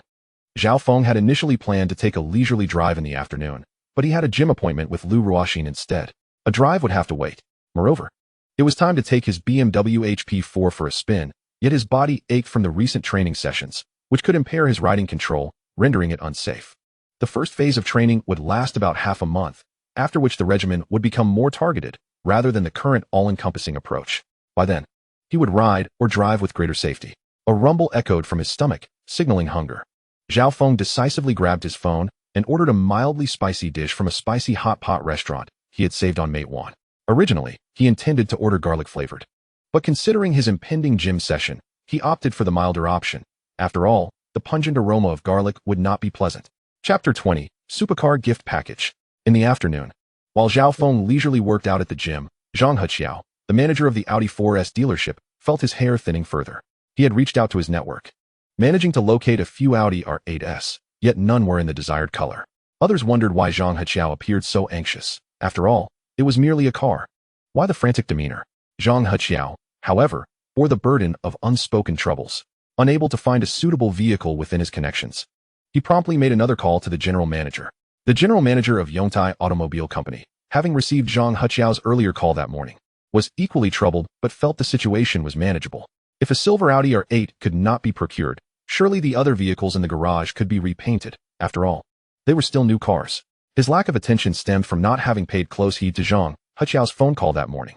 However, when Zhang Heqiao reached out again, Sun Yeyu, the general manager of Yongtai Automobile Company, was taken aback upon hearing that Zhao Feng required them to deliver a car to Tycoon. Why didn't you mention this during the call? Sun Yayu exclaimed in a fit of anger, regaining his composure. I did mention it, Zhang Heqiao retorted, his expression darkening. This is not how one shifts blame. Sun Yayu reflected and realized he had indeed heard it, though he had been too distracted by the allure of his secretary's alluring black stockings at the time. Catching his breath, Sun Yayu hastily replied, all right. Mobilize your connections quickly. I will also delve into our company's network. First, I need to call the chairman to report this, and I will expedite the return of the chairman's son's vehicle. Upon hearing this, Zhang Heqiao interjected before Sun Yayu could hang up. That's not feasible. Mr. Sun. From the gentleman's tone, it is imperative that we provide a new car. The chairman's son's vehicle won't suffice. Sun Yayu felt a surge of frustration and contemplated smashing his phone. Internally, he couldn't help but blame the chairman's son for being a nuisance. Not only does he shirk his duties, but he also drags the company into trouble. The individuals at Tycoon are not to be trifled with. Taking a deep breath, Sun Yayu forced himself to say, understood. For now, let us proceed as such. We'll hold a meeting tomorrow to consolidate our findings. Understood, Mr. Sun, Zhang Heqiao replied. Subsequently, Sun Yayu dialed the chairman of Yongtai, Zhang Guangtai, only to be disconnected by a young woman on the first attempt. The second time, the chairman finally answered the call. Their direct communication spoke volumes, as evidenced by Zhang Guangtai's subsequent berating of his son, Zhang Yuanbin. After reporting to Zhang Guangtai, Sun Yayu activated his contacts, hoping to swiftly locate a silver Audi R8. Unbeknownst to Zhao Feng, he returned home around 5 o'clock, utterly exhausted, feeling more fatigued than after a workday. Yet, if given the choice between work and fitness, Zhao Feng would endure the latter without hesitation.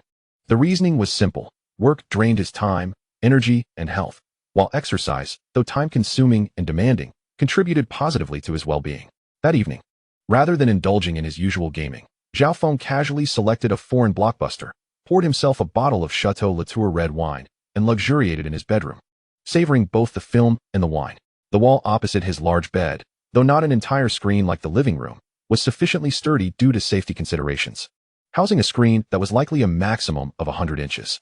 After finishing the movie and having consumed 3 or 4 glasses of wine, it was time for bed. Upon waking the next morning, Zhao Feng lay on the soft bed and silently muttered, "Check-in. Check-in successful. Congratulations, host. You have received a Ferrari 458. Zhao Feng had anticipated a reward of 1 million cash, but was taken aback by the sudden appearance of a Ferrari 458. The realization struck him like lightning. He leapt out of bed, exclaiming, "What the hell? Where's my knife?" Zhao Feng entertained thoughts of slaying the system in that moment. Just yesterday, he had acquired a car, and now he had received another Ferrari 458 through a mere check-in. Was this some kind of mockery? Despite Zhao Feng acknowledging that the system had its moments of fairness, he could not help but exclaim, "You're not human, you're truly a dog." Once his emotions settled, Zhao Feng glanced at the Ferrari 458 in the system space, its details materializing before him. Ferrari 458 Italia, limited edition for China, mid-engine, 8-cylinder. Two-door sports car, unveiled at the 2009 Frankfurt Motor Show. The birth of the Italia symbolizes not only Ferrari's pride, but also the glory of all Italians. Its design completely subverts the preconceived notions of Ferrari sports cars, radiating an unprecedented futuristic allure. Specifications: dimensions 4,527 by 1,973 by 1,213 millimeters. Top speed of 360 km/h. Acceleration from 0 to 100 km/h in 3.4 seconds. The official price of this vehicle, 55.88 million renminbi. The car seemed quite impressive. However, it appeared to be a decade-old model.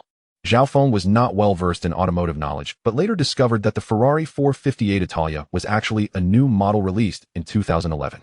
He initially considered retrieving the car for his garage, but realized that surveillance cameras might complicate matters, making it difficult to explain later. Thus, he decided to temporarily store the vehicle in the system space, intending to retrieve it on a more opportune day. In the following days, Zhao Feng devoted his time to working out or staying at home, as his muscles ached from exertion. Although he felt somewhat better, he lacked the energy to venture out. Of course, Zhao Feng would never admit to being a contented homebody. Nevertheless, the rewards he received from his daily check-ins left him feeling quite helpless. The rewards were as follows. On the 22nd, a Ferrari 488 Pista Spider, priced at 44.99 million. On the 23rd, a Ferrari 812 GTS, priced at 53 million. On the 24th, a Ferrari F12 Berlinetta, priced at 53.08 million. On the 25th, a Ferrari LaFerrari, priced at 22.5 million. And on the 26th, a Ferrari FXX Gay, priced at 40 million. This consecutive acquisition of 5 vehicles left Zhao Feng utterly astonished. Together with the Ferrari 458, he now possessed 6 red Ferraris in the system space, nearly blinding him with their brilliance. Among these 6 cars, Zhao Feng was only familiar with the Ferrari 458 and the LaFerrari, the former due to a former colleague's explanation, and the latter purely because it was one of the 3 legendary hypercars featured on Bihou. Chapter 21, Victory Auto Trading Company. The 3 legendary hypercars are not merely a topic on Bihou, but are globally recognized as the 3 supercars with comparable technological prowess: the legendary Ferrari LaFerrari, McLaren P1, and Porsche 918. The reason they are deemed the 3 legendary hypercars is straightforward. All 3 are priced above 10 million. The second aspect to consider is their powertrains. The McLaren P1, Porsche 918, and LaFerrari all employ hybrid systems that ingeniously marry internal combustion engines with electric motors, bestowing these vehicles with exceptional handling and speed. This marks a groundbreaking endeavor within the realm of supercars, and it has met with resounding success. Furthermore, the psychological phenomenon of rarity plays a significant role.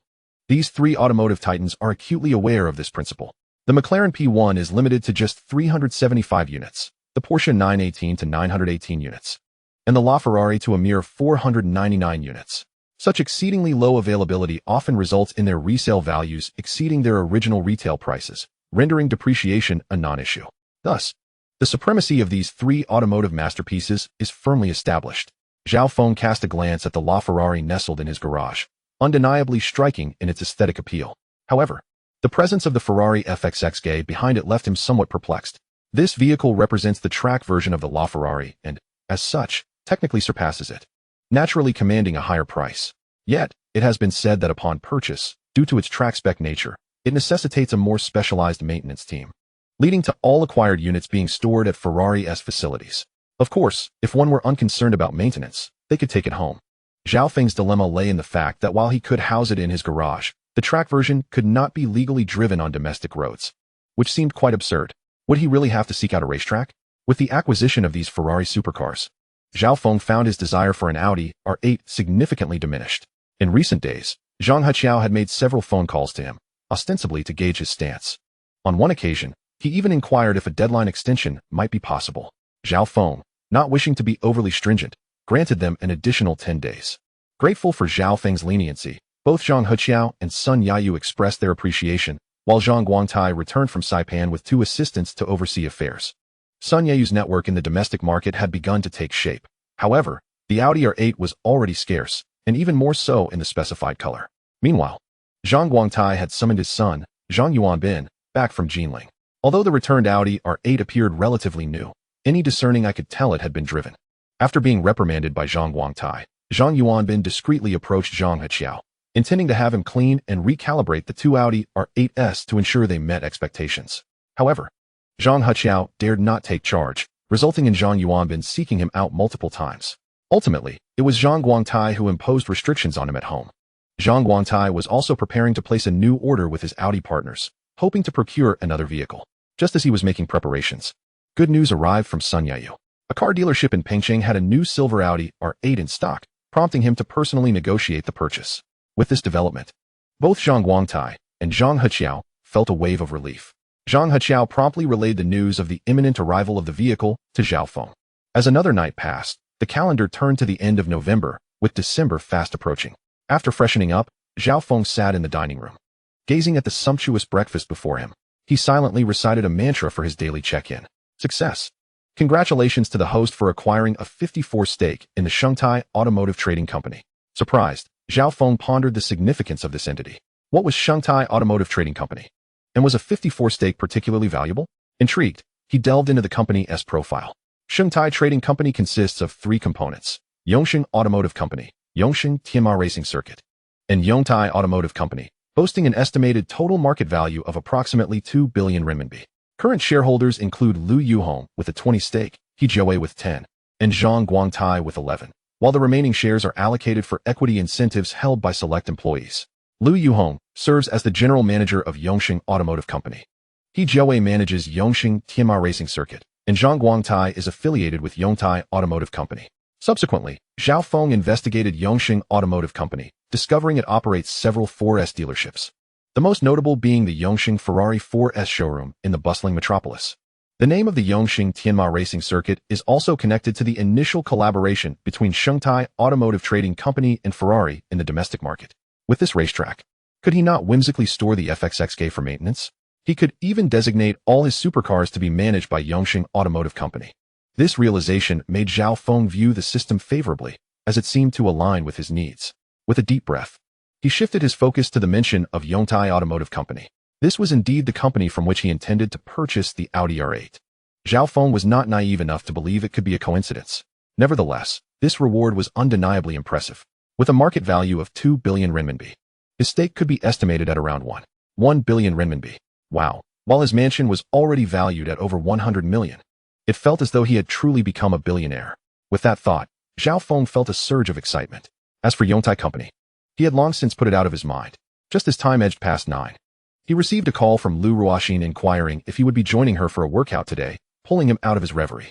Recalling his earlier embarrassing moment, he felt somewhat akin to Fan Jin winning the imperial examination. Fortunately, no one had witnessed his awkwardness. After answering the call, Zhao Feng changed his attire and descended to the gym. However, Barely half an hour into his workout, his phone rang. Taking out his somewhat worn Huawei, he noticed an unfamiliar number and answered casually, "Hello." On the other end, Lu Yuhong, the manager of Shanghai Automotive Company, felt a jolt upon hearing the youthful voice. Years prior, a mysterious figure had acquired the majority of the company's shares, but since then, that individual had appointed her to manage the company without interference. However, just yesterday, she had received an email from this enigmatic shareholder, which included their contact information. Today, she decided to give them a call. As her thoughts whirled, she maintained a composed demeanor, gently asking, "Hello, may I speak with Mr. Zhao Feng?" Upon hearing this, Zhao Feng's mind was filled with questions. "Mr. Zhao? Could it be regarding Shanghai Automotive Company?" He cautiously replied, "Hello, this is Zhao Feng." Chapter 22, Lu Yuhong. On the line, Lu Yuhong responded with a smile, "Mr. Zhao? I am Lu Yuhong, the current general manager of Shanghai Company." Upon hearing Zhao Feng's words, a wave of astonishment washed over him as he exclaimed, "You are Lu Yuhong?" Lu Yuhong, taken aback by his inquiry, realized that he was indeed aware of her identity. After all, he was a major shareholder, and as the general manager, she hardly expected him to be oblivious to her presence. Comprehending this, she readily affirmed, "Yes, that is I." Zhao Feng found himself profoundly impacted by the formidable power of the system. It was utterly bewildering to have a significant shareholder assigned to him, and considering her respectful demeanor, he was left speechless with astonishment. Noticing Zhao Feng's silence, Lu Yuhong couldn't help but call out, "Director Zhao, are you still there?" Regaining his composure at the sound of her voice, Zhao Feng responded directly, "I am. Is there something you wish to discuss, General Manager Lu?" Without further ado, Lu Yuhong inquired, "Director Zhao, the several Ferrari supercars you ordered have arrived at the entrance of Tangcheng Pin. Could you please come out to receive them?" As Zhao Feng heard her mention the supercars, he suddenly recalled that he had indeed finalized the procurement arrangement with Yongxing Automobile Company that morning. With this realization, he reacted with a smile. "So they have already been delivered?" "Indeed," Lu Yuhong affirmed. Zhao Feng then glanced at Lu Ruoxin, only to find her in a state of daze. Lu Ruoxin was equally taken aback. Zhao Feng's phone conversation was not particularly quiet, and she had caught quite a bit of the exchange. The fact that a woman on the line addressed Zhao Feng as Director Zhao and mentioned the delivery of several supercars left her utterly astonished. Particularly, it seemed these Ferraris were part of a single order. Consequently, Lu Ruoxin found herself in a daze, her mind wandering to an imagined scenario of romance between herself and Zhao Feng. Had he called her a bit later, she might have even envisioned names for their future children. Coach Lu, Coach Lu." Zhao Feng waved his hand in front of Lu Ruoxin. "Oh," she snapped back to reality, instinctively replying, "Director Zhao, what did you say?" Observing her rosy lips forming a delightful curve, Zhao Feng chuckled, "You needn't address me so formally, Coach Lu." After a brief pause, he continued, "Coach Lu, as you can see, I have matters to attend to. May I take a leave of absence?" Lu Ruoxin promptly responded, "Of course. You're just going to receive the supercars, right?" Zhao Feng shot her a glance. "Yes, exactly." Although Lu Ruoxin, as a female, did not harbor a great interest in supercars, her curiosity was piqued nonetheless. Zhao Feng noted the glimmer of intrigue and excitement in her eyes. Feeling a surge of spontaneity, he casually invited, "If you are interested in supercars, why not join me to take a look?" Upon hearing this, Lu Ruoxin was tempted to accept, yet as the coach, she could not abandon her duties. Thus, she shook her head in refusal. "That, Mr. Zhao, I must attend to my work." Zhao Feng acknowledged her decision with a nod. "Very well, I shall take my leave then." With that, he strode towards the door. On his way, Zhao Feng made a phone call to Wang Cheng, instructing him to notify the property management to allow the transport vehicles carrying the supercars to enter gradually. The transport trucks were primarily large vehicles, and to prevent any collisions, each truck carried only one car. Following the convoy of trucks was Lu Yuhong's Audi A8. Despite the ample space at Tangcheng Pin, the sudden influx of trucks created a somewhat congested scene. However, there was still sufficient room to unload the vehicles. Upon his arrival, Zhao Feng noticed a gathering of residents, mostly elderly, with a few grandmothers accompanied by their grandchildren. They were naturally drawn to the spectacle, even if they or their children were affluent. They found delight in witnessing the commotion. Observing the scene, Zhao Feng felt a pang of guilt for potentially disturbing the peace. Had he known, he would have opted for a more orderly unloading process, allowing one vehicle at a time. Amidst the uniformly clad staff in black work uniforms, two figures stood out distinctly. One was a young woman dressed in a black professional outfit, clutching documents, appearing very much like a secretary. The person standing before her was adorned in an elegant ensemble of browns, complete with brown leather shoes, white fitted trousers, and a long brown woolen coat. Upon catching sight of Lu Yuhong's visage, Zhao Feng was momentarily taken aback. Lu Yuhong possessed a slender figure, and her face bore no visible signs of aging. Zhao Feng estimated her to be around 30 years old. As Zhao Feng navigated through the crowd, Lu Yuhong approached him alongside her secretary. She was the first to speak. "You must be Director Zhao." Taken by surprise, Zhao Feng halted his steps and curiously asked, "Oh, how did you recognize me, General Manager Lu?" Lu Yuhong smiled gently. "It's quite simple. In this place, you are the only one approaching me directly, which makes it rather obvious." Zhao Feng did not dwell on the matter. Nodding in acknowledgement before extending his hand with a smile, "General Manager Lu, it is a pleasure to meet you." Lu Yuhong reciprocated with a smile and a handshake. "The pleasure is mine, Director Zhao. It is truly impressive to meet someone so accomplished at such a young age." After they released their hands, Zhao Feng remarked, "You flatter me. By the way, are all these trucks here to deliver my supercars?" Lu Yuhong confirmed, "Of course. There are a total of 6 vehicles, all present." The secretary, displaying keen awareness, gestured to the staff behind her to open the cargo of one of the trucks. As the truck's compartment opened, the supercars were revealed, showcasing their splendor before Zhao Feng. At this moment, several young onlookers, both entering and exiting, paused to take in the sight. Suddenly, the crowd of spectators surged. As news spread through the community's WeChat group, the entire Tangchun Epin was abuzz with excitement. And even some residents at the Epin club who were working out wanted to join in the revelry. Lu Yuhong glanced at Zhao Feng and casually asked, "Director Zhao, shall we unload the cars?" Zhao Feng nodded affirmatively. "Let's unload them." The secretary then led the staff to commence the unloading process. The first vehicle to be unloaded was a Ferrari 458. The workers handled the unloading with expertise, taking utmost care, for the value of these cars was exorbitant. Even a minor scratch could incur a hefty cost. 10 minutes later, the inaugural Ferrari 458 was successfully positioned on the ground in front of the underground garage. Zhao Feng took the keys from Lu Yuhong and drove it into the garage, parking it at the opposite end of 10 adjacent parking spaces. After exiting the vehicle and securing the keys, he rode the elevator back to the first floor, taking a roundabout route to return to Lu Yuhong. Chapter 23. The SHSCC Club in Modu. Under the diligent efforts of the staff, all 6 Ferrari supercars were swiftly unloaded from the trucks.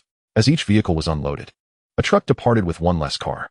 Ultimately, a vacant space emerged, allowing for both the Ferrari LaFerrari and the FXXG to be brought down simultaneously. These 2 vehicles were undeniably eye-catching. Among the onlookers were numerous affluent young enthusiasts of supercars, all of whom were instantly captivated by the sight of these magnificent machines, promptly whipping out their smartphones to capture the moment.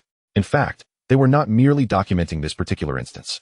Several fervent supercar aficionados had meticulously recorded the entire unloading process of the previous supercars without missing a single detail.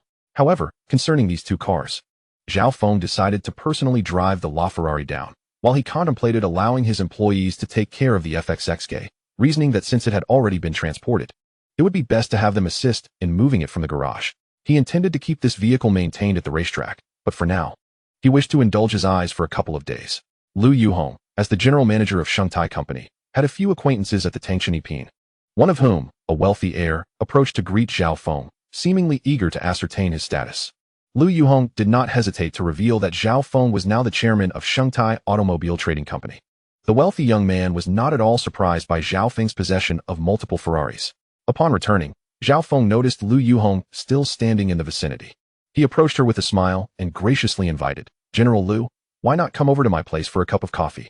I got so caught up in the excitement earlier." At this, Lu Yuhong chuckled warmly. "Oh, it's no trouble at all, Chairman Zhao?" In her 30s, Lu Yuhong's laughter exuded a mature charm, her voice soft and melodious, reminiscent of the gentle dialects of the Jiangnan region.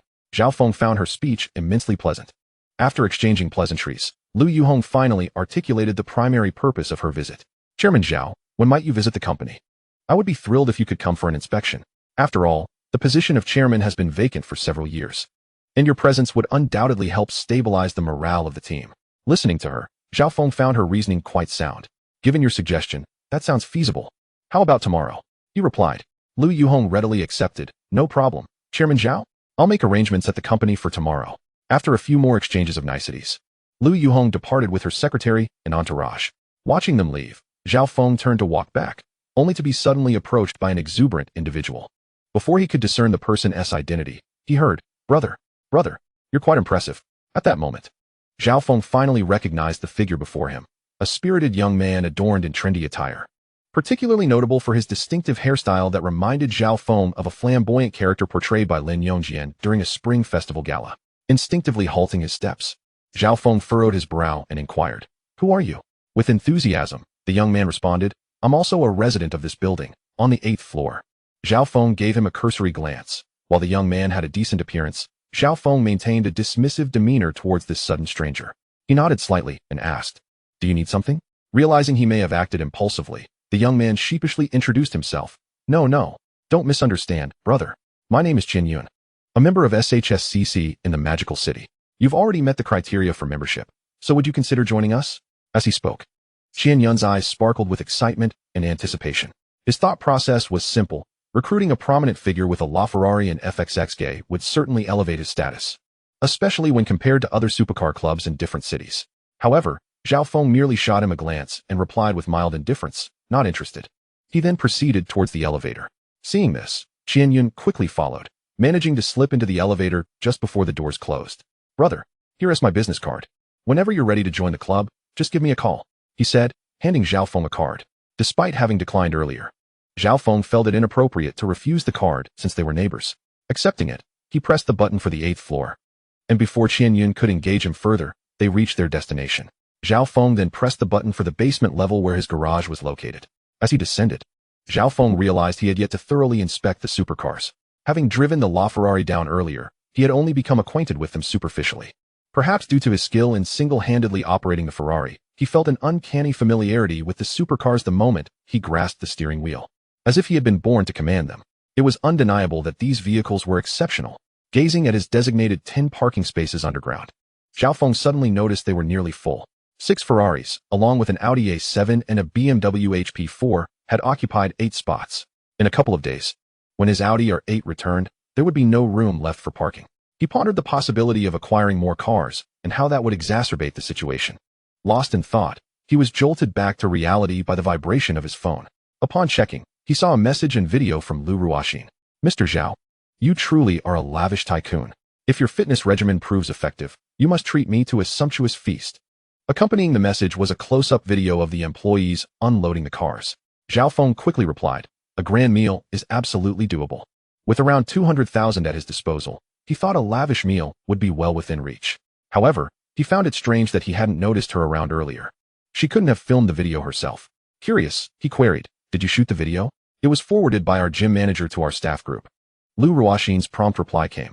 Glancing at her message, Zhao Feng chose not to dwell further on the matter. As for Lu Ruoxin, upon viewing the video, she felt a pang of regret for not having acted sooner, despite the absence of any romantic connection between them. Observing the excitement in the eyes of her fellow female trainers, she couldn't help but feel a twinge of longing. Yet, certain decisions can be perplexing. It is often difficult to discern whether one has made the right choice or otherwise. Chapter 24, Test Drive. Indeed, the fantasies of those female trainers paralleled their previous overtures towards Zhao Feng. He was adept at discerning their materialistic inclinations lurking beneath the surface of their flirtations. However, Lu Ruoxin did not reveal her thoughts. Instead, she treated Zhao Feng with the same casual demeanor as usual. In Zhao Feng's eyes, this attitude was more comfortable. Therefore, sometimes, it is wise to first become friends. During the time Zhao Feng spent at home, the internet was abuzz with astonishment. A certain wealthy individual from Alpine had spent over 100 million to purchase 6 Ferraris, creating a small sensation. The internet is now tremendously advanced, with the advent of 5G networks soon to be commercially launched. Consequently, there were quite a few onlookers eager to gossip. Videos of Zhao Feng's 6 Ferraris being unloaded were shared on social media platforms such as Weibo and Douyin, rapidly accumulating likes, especially when the phrases over 100 million. 6 Ferraris and Alpine were combined. The reaction was explosive. Zhao Feng and Lu Yuhong were also captured on camera. However, Zhao Feng had never exposed anything on the internet, and previously, he had never had the opportunity to do so.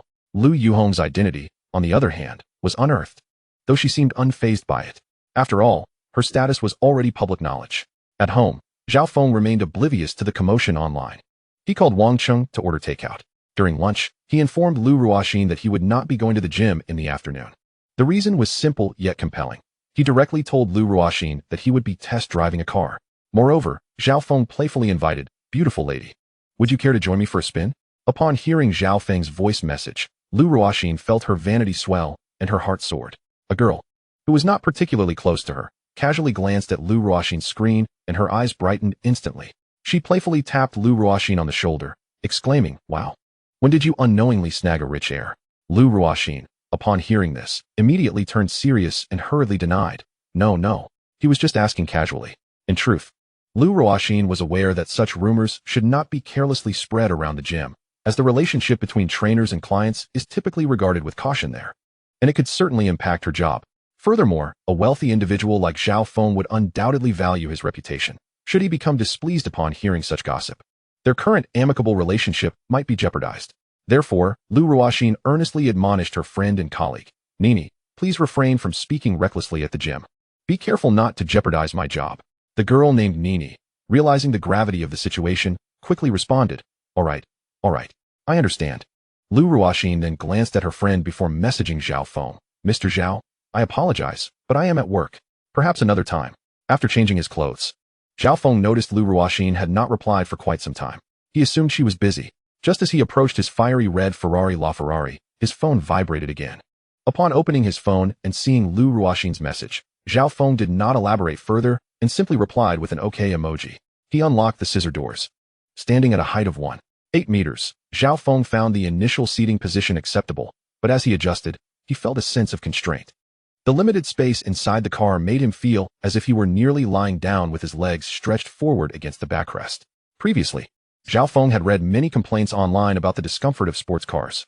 Now, he too could join the ranks of those lamenting the cramped confines of a supercar. Gripping the steering wheel, the LaFerrari's engine began to roar softly after Zhao Feng ignited it. He smoothly navigated out of the underground parking lot and registered the vehicle at the community entrance. Once he drove out, he merged into the traffic flow. As soon as Zhao Feng's supercar entered the stream of vehicles, cars on either side instinctively created distance. In reality, most drivers likely had no idea that this supercar was the LaFerrari valued at over 20 million. Unless they had specifically followed it online, only then would they recognize it. However, even the most ordinary supercars worth 2 to 3 million would be beyond the means of many. Although there were plenty of low-profile tycoons in the bustling metropolis, Zhao Feng had not anticipated that driving a sports car would yield such an advantage, much like an emperor parading through the streets. With a smile playing on his lips, Zhao Feng turned on the sound system, enjoying the lively music as he drove the LaFerrari onto the highway leading out of the city. Despite speed limits on the highway, he could still experience the thrill of velocity. As he entered the urban ring road, Zhao Feng gently pressed the accelerator. Vroom. The exhaust roared as powerful air surged through, creating a thunderous sound. The LaFerrari shot forward like a finely tuned arrow. Inside the cabin, Zhao Feng felt himself pushed back firmly against the seat. The open road ahead was perfect for acceleration. In no time, the car's speed skyrocketed to 120 kilometers per hour. At this speed, the trees along the roadside rapidly blurred. It felt as though the surge of speed had released a flood of emotion, invigorating him. Maintaining the speed of 120 kilometers per hour, Zhao Feng refrained from pressing the accelerator further. Accelerating more would risk being caught by one of the many speed cameras on this stretch, which would not be worthwhile. Additionally, although this highway was currently not congested, it usually saw heavy traffic. Despite Zhao Feng's improved driving skills due to the one-handed driving proficiency, encountering a slow-reacting driver or one who panicked could easily lead to trouble. Considering the safety of himself and others, Zhao Feng chose to drive responsibly within the speed limit. After a thrilling ride to vent his feelings, Zhao Feng decisively turned around at a nearby town or service area and headed back toward the city. For reasons unknown, the return trip was even more congested than the outward journey. After nearly an hour and a half of driving, Zhao Feng finally returned to Alpine. He parked the car in the underground garage and took a moment to check the 2 security cameras monitoring the garage, ensuring they were functioning and had no blind spots before heading home. Chapter 25. Cousin is coming. Zhao Feng thought it would be worthwhile to drive the car again, as leaving a sports car parked and collecting dust was hardly sensible. That evening, just as Zhao Feng finished a light meal and had yet to clear the dishes, he suddenly received a call from his mother. On the other end of the line, my mother's voice rang out, "Son, have you been busy these past few days?" Hearing this, Zhao Feng chuckled lightly, replying, "Not at all. Not busy in the slightest." This was indeed the unembellished truth. Upon hearing Zhao Feng's assurance of his unbusy schedule, it was not his mother who responded, but his father chimed in. "That's good. While work is important, nothing is more vital than health, you understand?" "Of course I do, Dad." Zhao Feng nodded with a smile. After a brief chat with his parents, they inquired about the style of furniture Zhao Feng was considering for his house. Listening to their question, Zhao Feng found himself at a loss for a decision. After all, he had never undertaken a renovation before. He did have a penchant for the modern and futuristic style of his current apartment. However, it wouldn't be appropriate to furnish a home in such a manner. Ultimately, Zhao Feng suggested, Mom, you and Dad can choose whatever you like. I truly don't mind. Besides, as long as one invests a little more money, the quality of the appliances will be assured. His parents seemed quite pleased with his response. Zhao Feng then exited the call interface and promptly transferred 200,000 to his mother's bank account. Gazing at the remaining balance of 230,000 in his own account, Zhao Feng couldn't help but exclaim, the more money one has, the more it seems to slip through one's fingers. His parents, clearly taken aback by his sudden generosity, reacted with astonishment. His mother exclaimed, Son, why have you sent me money again? Another 200,000. Your father and I haven't even spent the last amount you sent. His father added, Indeed. You call us, and just like that, you send us 20,000. If this continues, your mother and I might hesitate to call you. Zhao Feng was left both amused and exasperated.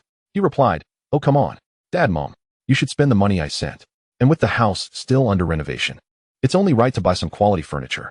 I believe 20,000 will suffice. Well, once you have money, you tend to be extravagant. His mother chastised lightly. After chatting a bit more with his parents, his mother's tone suddenly softened. Son, there is something I need to ask you. Intrigued, Zhao Feng inquired, What is it? Mom. His mother hesitated slightly. Come on, dear. If you don't say it, I will. His father, known for his straightforward demeanor, interjected upon noticing his wife's reluctance. Hearing this, his mother quickly spoke up. I was just about to say, a few days ago, I mentioned in our family group chat that you bought a house in the Magic City. Zhao Feng listened patiently, curious about what his mother had shared. Your auntie and your second aunt, and even your uncle, though skeptical, are nonetheless pleased with your progress. I might have said a bit too much. Your second aunt's cousin, Yi Xin, has recently concluded her internship and resigned from her job. She is looking to unwind, and naturally, she thought of you.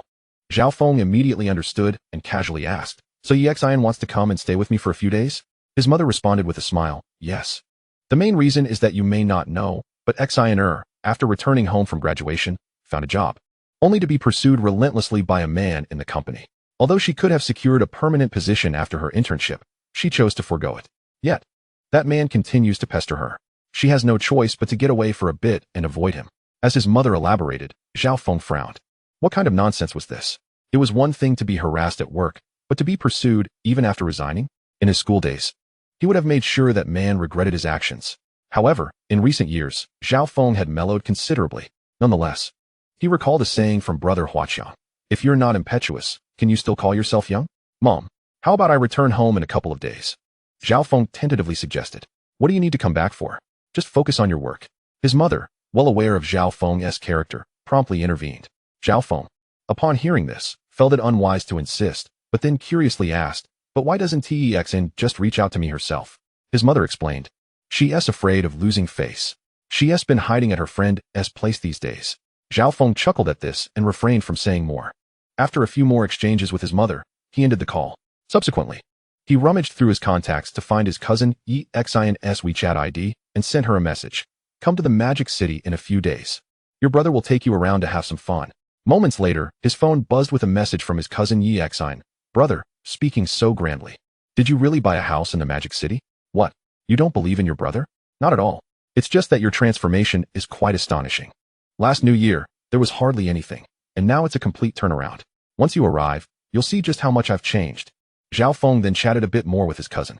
Finally, Xin suddenly asked, Brother, you haven't gotten involved in a pyramid scheme, have you? Zhao Feng looked at his phone, almost laughing. This girl certainly had a vivid imagination. After explaining the situation, he wrapped up the conversation with her, agreeing on her visit in a few days. However, they had yet to finalize the exact timing, as it depended on the availability of train tickets.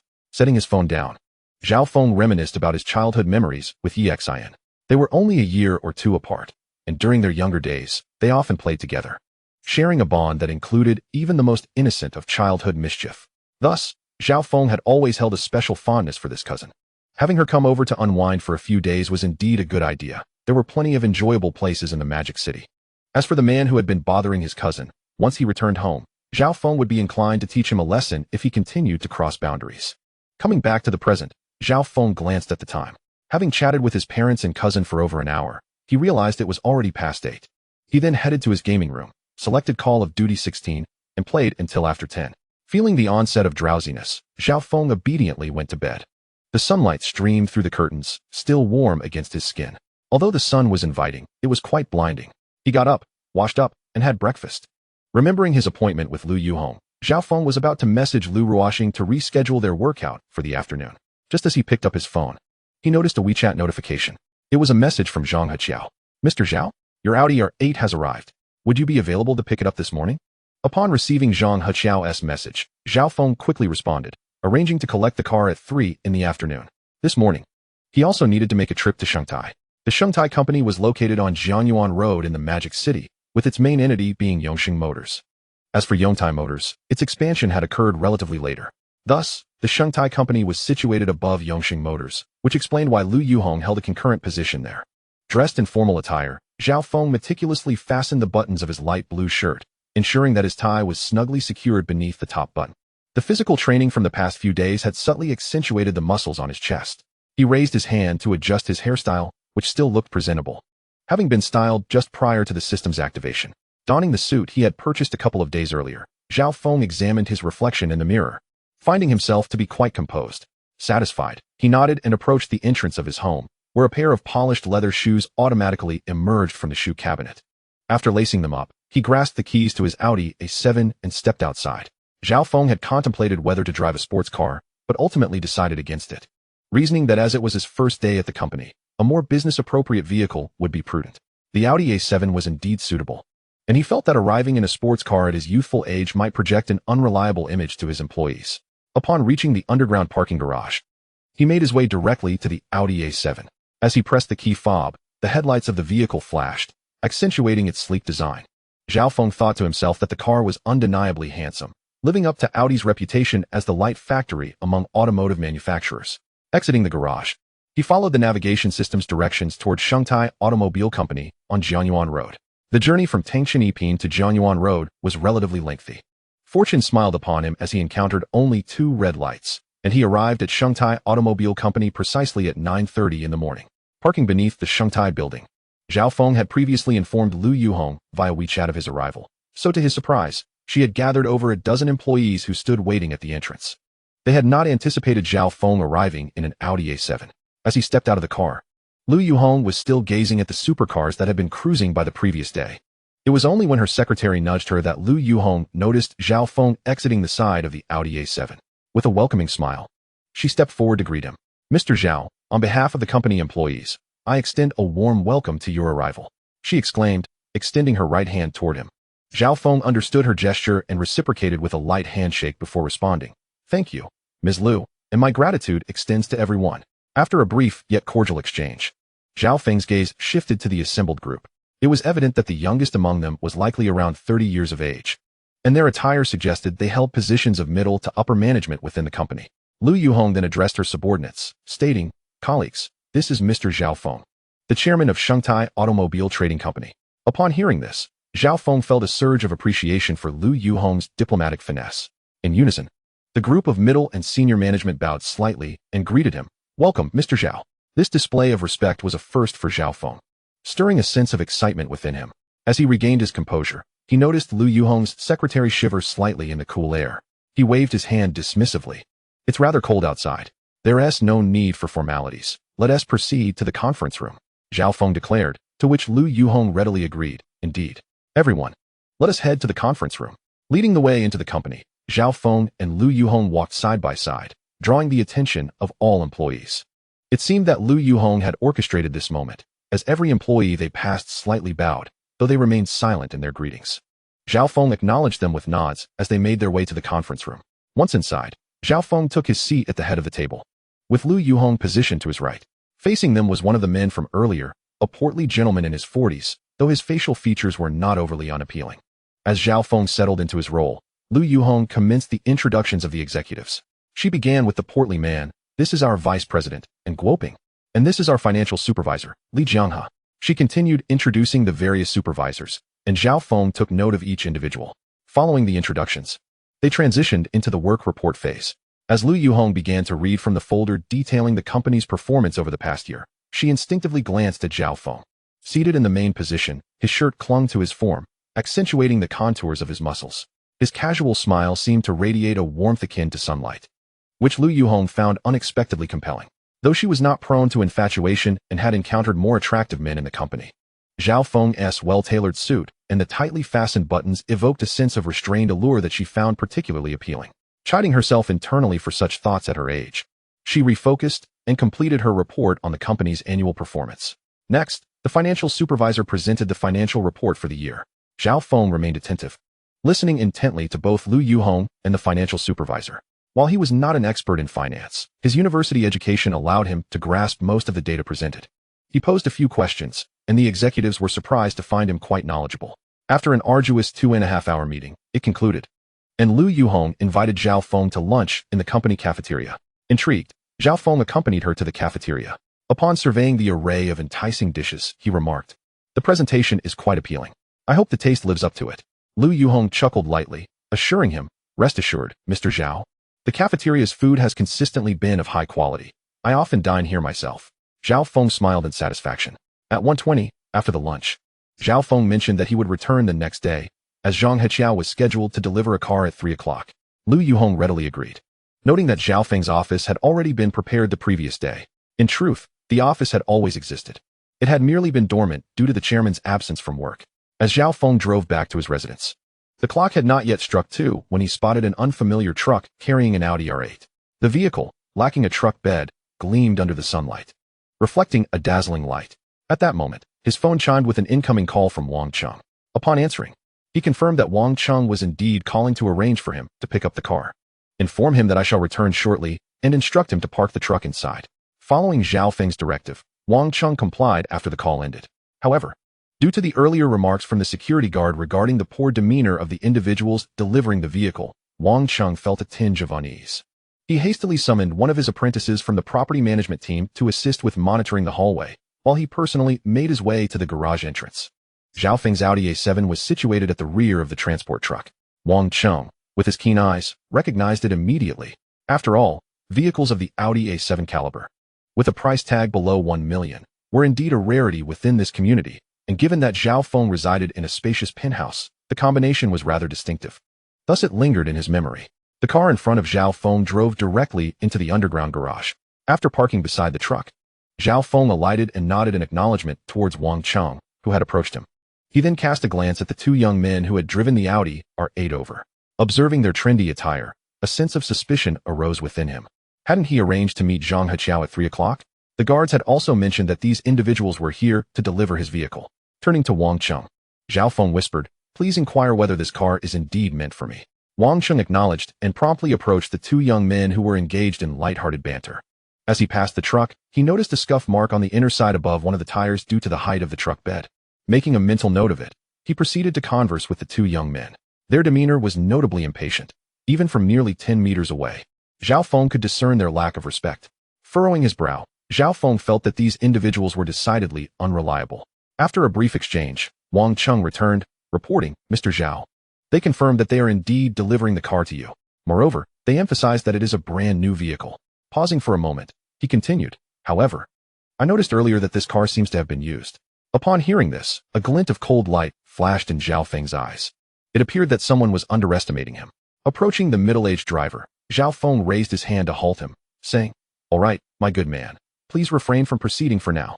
Otherwise, you may end up having to transport it again." The driver, taken aback, ceased his actions and turned to look at the 2 young men. They had arrived in a BMW, merely disembarking at the community entrance. Now witnessing the middle-aged driver being stopped, one of them approached with displeasure, demanding, "Why are you stopping? And you, don't you see we're busy here? Step aside, or you might get hurt." The latter part was clearly directed at Zhao Feng. Zhao Feng, maintaining a serious expression, replied, "Apologies, but I am Zhao Feng. This vehicle is meant for me." The young man's expression shifted instantly, morphing into a forced smile. "Oh, you are Mr. Zhao. Please, sign this receipt. Rest assured, there is absolutely no issue with the vehicle." Looking at the document and pen he was offered, Zhao Feng scoffed. "Ah, young man, I am willing to accept the delivery, but I must first verify whether this car is genuinely new, wouldn't you agree?" The young man's smile vanished. Feigning indifference as he retorted, "You may inspect as you wish. It is undoubtedly a new vehicle." The other young man stepped forward, casting a reassuring glance at him. Unfazed by their silent exchange, Zhao Feng climbed onto the truck to examine the tire treads. It is said that newly manufactured vehicles come with fine tire hairs, which would wear off after approximately 100 kilometers. The tires appeared satisfactory, But Zhao Feng also noted the area Wang Chung had mentioned earlier. He took a photograph with his phone. Next, he scrutinized the interior of the truck. The scent was reminiscent of a new car, albeit mingled with a hint of air freshener, creating an overwhelming aroma. Zhao Feng also inspected the dashboard, noting that the figures were somewhat indicative of a new vehicle. Finally, he checked the exhaust, running his finger along it, and indeed, he found black soot within. The two young men, having noticed Zhao Feng's actions, turned pale, particularly the one who had initially conversed with him, whose face now bore an anxious expression. Wang Chung, perceptive as ever, recognized Zhao Feng's intent to inspect the vehicle and promptly notified the security team via radio. Within 2 minutes, security personnel had arrived on the scene. Zhao Feng, examining the black soot on his fingers, had no doubt that this vehicle had been previously used. Perhaps they had been careless, neglecting to clean the exhaust pipe. He sent the photo and soot evidence to Zhang Heqiao with a note. Manager Zhang, will there be no explanation? Zhang Heqiao, preoccupied with receiving the Audi R8 personally delivered by his superior, Sun Yayu, was taken aback when Zhao Feng's message and image arrived. Without needing to contemplate, the thought that sprang to mind was that his foolish colleague, Zhang Yuanbin, had sent the car. Sun Yayu, noticing the sudden change in Zhang Heqiao's expression, was intrigued. As his subordinate was typically composed, when he glimpsed Zhang Heqiao's phone screen, he could no longer contain himself and exclaimed, "Damn it, that idiot." To clarify, he was referring to Zhang Yuanbin, the young man who had briefly interacted with Zhao Feng. Many might think that their company had no need to exert such effort in delivering an Audi R8, yet this client resided in the prestigious Thompson Riviera, a designation that signified far more than mere accommodation, not to mention the wealth this client might possess. Should they have acquaintances in the vicinity, the company could potentially gain additional clients. Furthermore, exemplary service could enhance their reputation within Thompson Riviera. However, failing to meet the client's expectations would undoubtedly tarnish Zhao Feng's standing, resulting in skepticism from the entire community towards their Audi 4S dealership. While Zhang Heqiao was occupied with Sun Yayu's outburst, he hastily typed a message to Zhao Feng. Mr. Zhao, please do not accept that vehicle. Your new car will arrive shortly. Kindly hold on. A few lines of text later, Zhang Heqiao finished typing, beads of sweat forming on his forehead. Sun Yayu observed Zhang Heqiao's work and picked up his coat, exclaiming, "I'm coming with you." The two swiftly donned their outerwear and rushed outside, just as an Audi A6 and a transport truck were departing from the Yongtai Automobile Company. Zhang Yuanbin was oblivious to the communication between Zhang Heqiao and Zhao Feng. His upbringing had rendered him somewhat arrogant, having been spoiled by his family since childhood. Fortunately, he was somewhat acquainted with legal regulations and had not caused any significant trouble thus far. Initially, Zhang Yuanbin was unaware that the car he had driven away had been reserved by someone else. However, his thoughts soon began to stray. He did not perceive driving the car away as a significant issue, considering his own vehicle was a Porsche 911, which was worth considerably more. He had a passion for cars and enjoyed modifying them with friends, knowing there were channels to alter vehicle data. Consequently, he contemplated refurbishing the car for this particular client. Yet, he failed to consider that what he could conceive, his father Zhang Guanghai could also fathom. To put it bluntly, the games he played were merely remnants of his father's exploits. Thus, he found himself in a predicament. On the road, Sun Yayu placed a call to Chairman Zhang Guanghai, informing him of Zhang Yuanbin's reckless behavior. Zhang Guanghai was instantly enraged and ordered Sun Yayu to bring Zhang Yuanbin back. After hanging up, the anger on Zhang Guanghai's face had not dissipated, but he faintly recalled having heard the name Zhao Feng before. Zhang Yuanbin scrutinized the man before him, furrowing his brow. "Brother, are you truly not going to sign for this car?" The young man behind him wore an amused expression. They perceived Zhao Feng, who appeared so youthful, to be another second-generation heir. As fellow heirs, why complicate matters for one another? Zhao Feng offered a calm smile and waved his hand. Wang Chung stepped forward, and Zhao Feng instructed him, "Keep an eye on them. Do not let them unload the vehicle." Afterward, Zhao Feng turned to Zhang Yuanbin, saying, "Zhang Heqiao will be here shortly. Please wait here." With that, Zhao Feng returned to his Audi A7. He opened his phone and sent a message to Lu Yuhong, requesting the information of shareholders Zhang Guanghai and his son Zhang Yuanbin. Upon receiving Zhao Feng's message, Lu Yuhong was taken aback. However, she did not inquire further and simply replied, "Please hold on, Director Zhao," before summoning her secretary to conduct a search. Within 10 minutes, the secretary presented the information to Lu Yuhong. Just as she prepared to send the files to Zhao Feng, her actions suddenly halted. She stood up, grabbed her coat, and headed outside. In response to the puzzled gaze of Secretary Bai Qian, Lu Yuhong commanded, "Come with me." Zhang Yuanbin did not anticipate Zhao Feng to be so difficult to deceive. Upon hearing that Zhang Heqiao was on his way, he felt a surge of panic. Moreover, This incident stemmed from his own idea after learning that Zhang Heqiao was coming to deliver the car. He was not afraid to face Zhang Heqiao. But if Zhang Heqiao reported him to Sun Yayu and his father, he would be in serious trouble. Unfortunately, even if he wanted to leave now, it was likely impossible. Wang Cheng had long since positioned several security guards to block their path. Soon, Zhang Heqiao and Sun Yayu arrived, as Wang Cheng brought them before Zhao Feng. Before either could explain, Zhao Feng coldly scoffed. What is the meaning of this? Are you trying to pull a fast one today? Zhang Heqiao and Sun Yayu's expressions changed at his words. Sun Yayu stepped forward first, saying, Mr. Zhao, I sincerely apologize for this matter. We have brought your brand new vehicle. You may inspect it.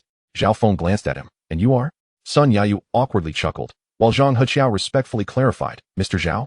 This is General Manager Sun Yayu from Yongtai Automobile Company. Our General Manager has been diligently working to procure this vehicle for you, and upon receiving your call, he insisted on accompanying me to apologize. Their demeanor was acceptable to Zhao Feng. However, leaning against his Audi A7, he pointed at Zhang Yuanbin, who stood with his back to them, and asked, What is that?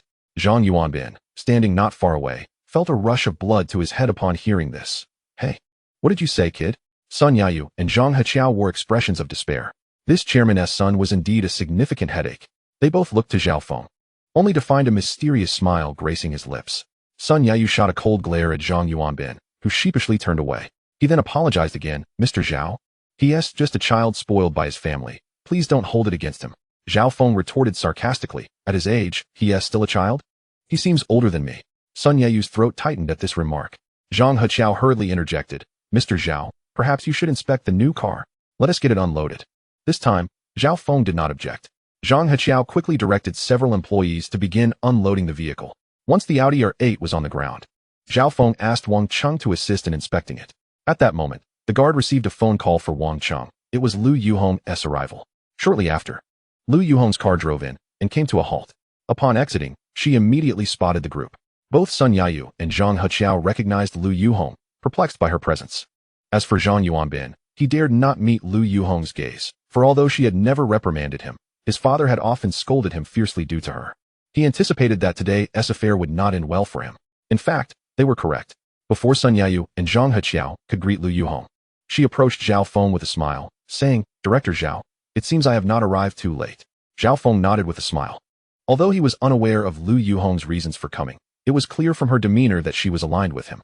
Lu Yuhong's subsequent words chilled the hearts of Sun Yayu, Zhang Heqiao, and Zhang Yuanbin. Mr. Sun, Manager Zhang, allow me to introduce you. This is Mr. Zhao Feng, the chairman of Shengtai. Chapter 29, The Old Fox, Zhang Guanghai. My goodness, someone is pretending to be me. What should I do? Waiting for a response. Sun Yayu and Zhang Heqiao were the most directly affected. Zhang Heqiao's eyes sparkled as he glanced at Zhao Feng, astonished to discover that the long-absent major shareholder was actually him. However, Sun Yayu remained pessimistic. If Lu Yuhong, the general manager of Shengtai, and Zhao Feng, the chairman, were to go easy on this matter, Lu Yuhong might not have even needed to come personally. Yet, Lu Yuhong's current stance was decidedly ambiguous.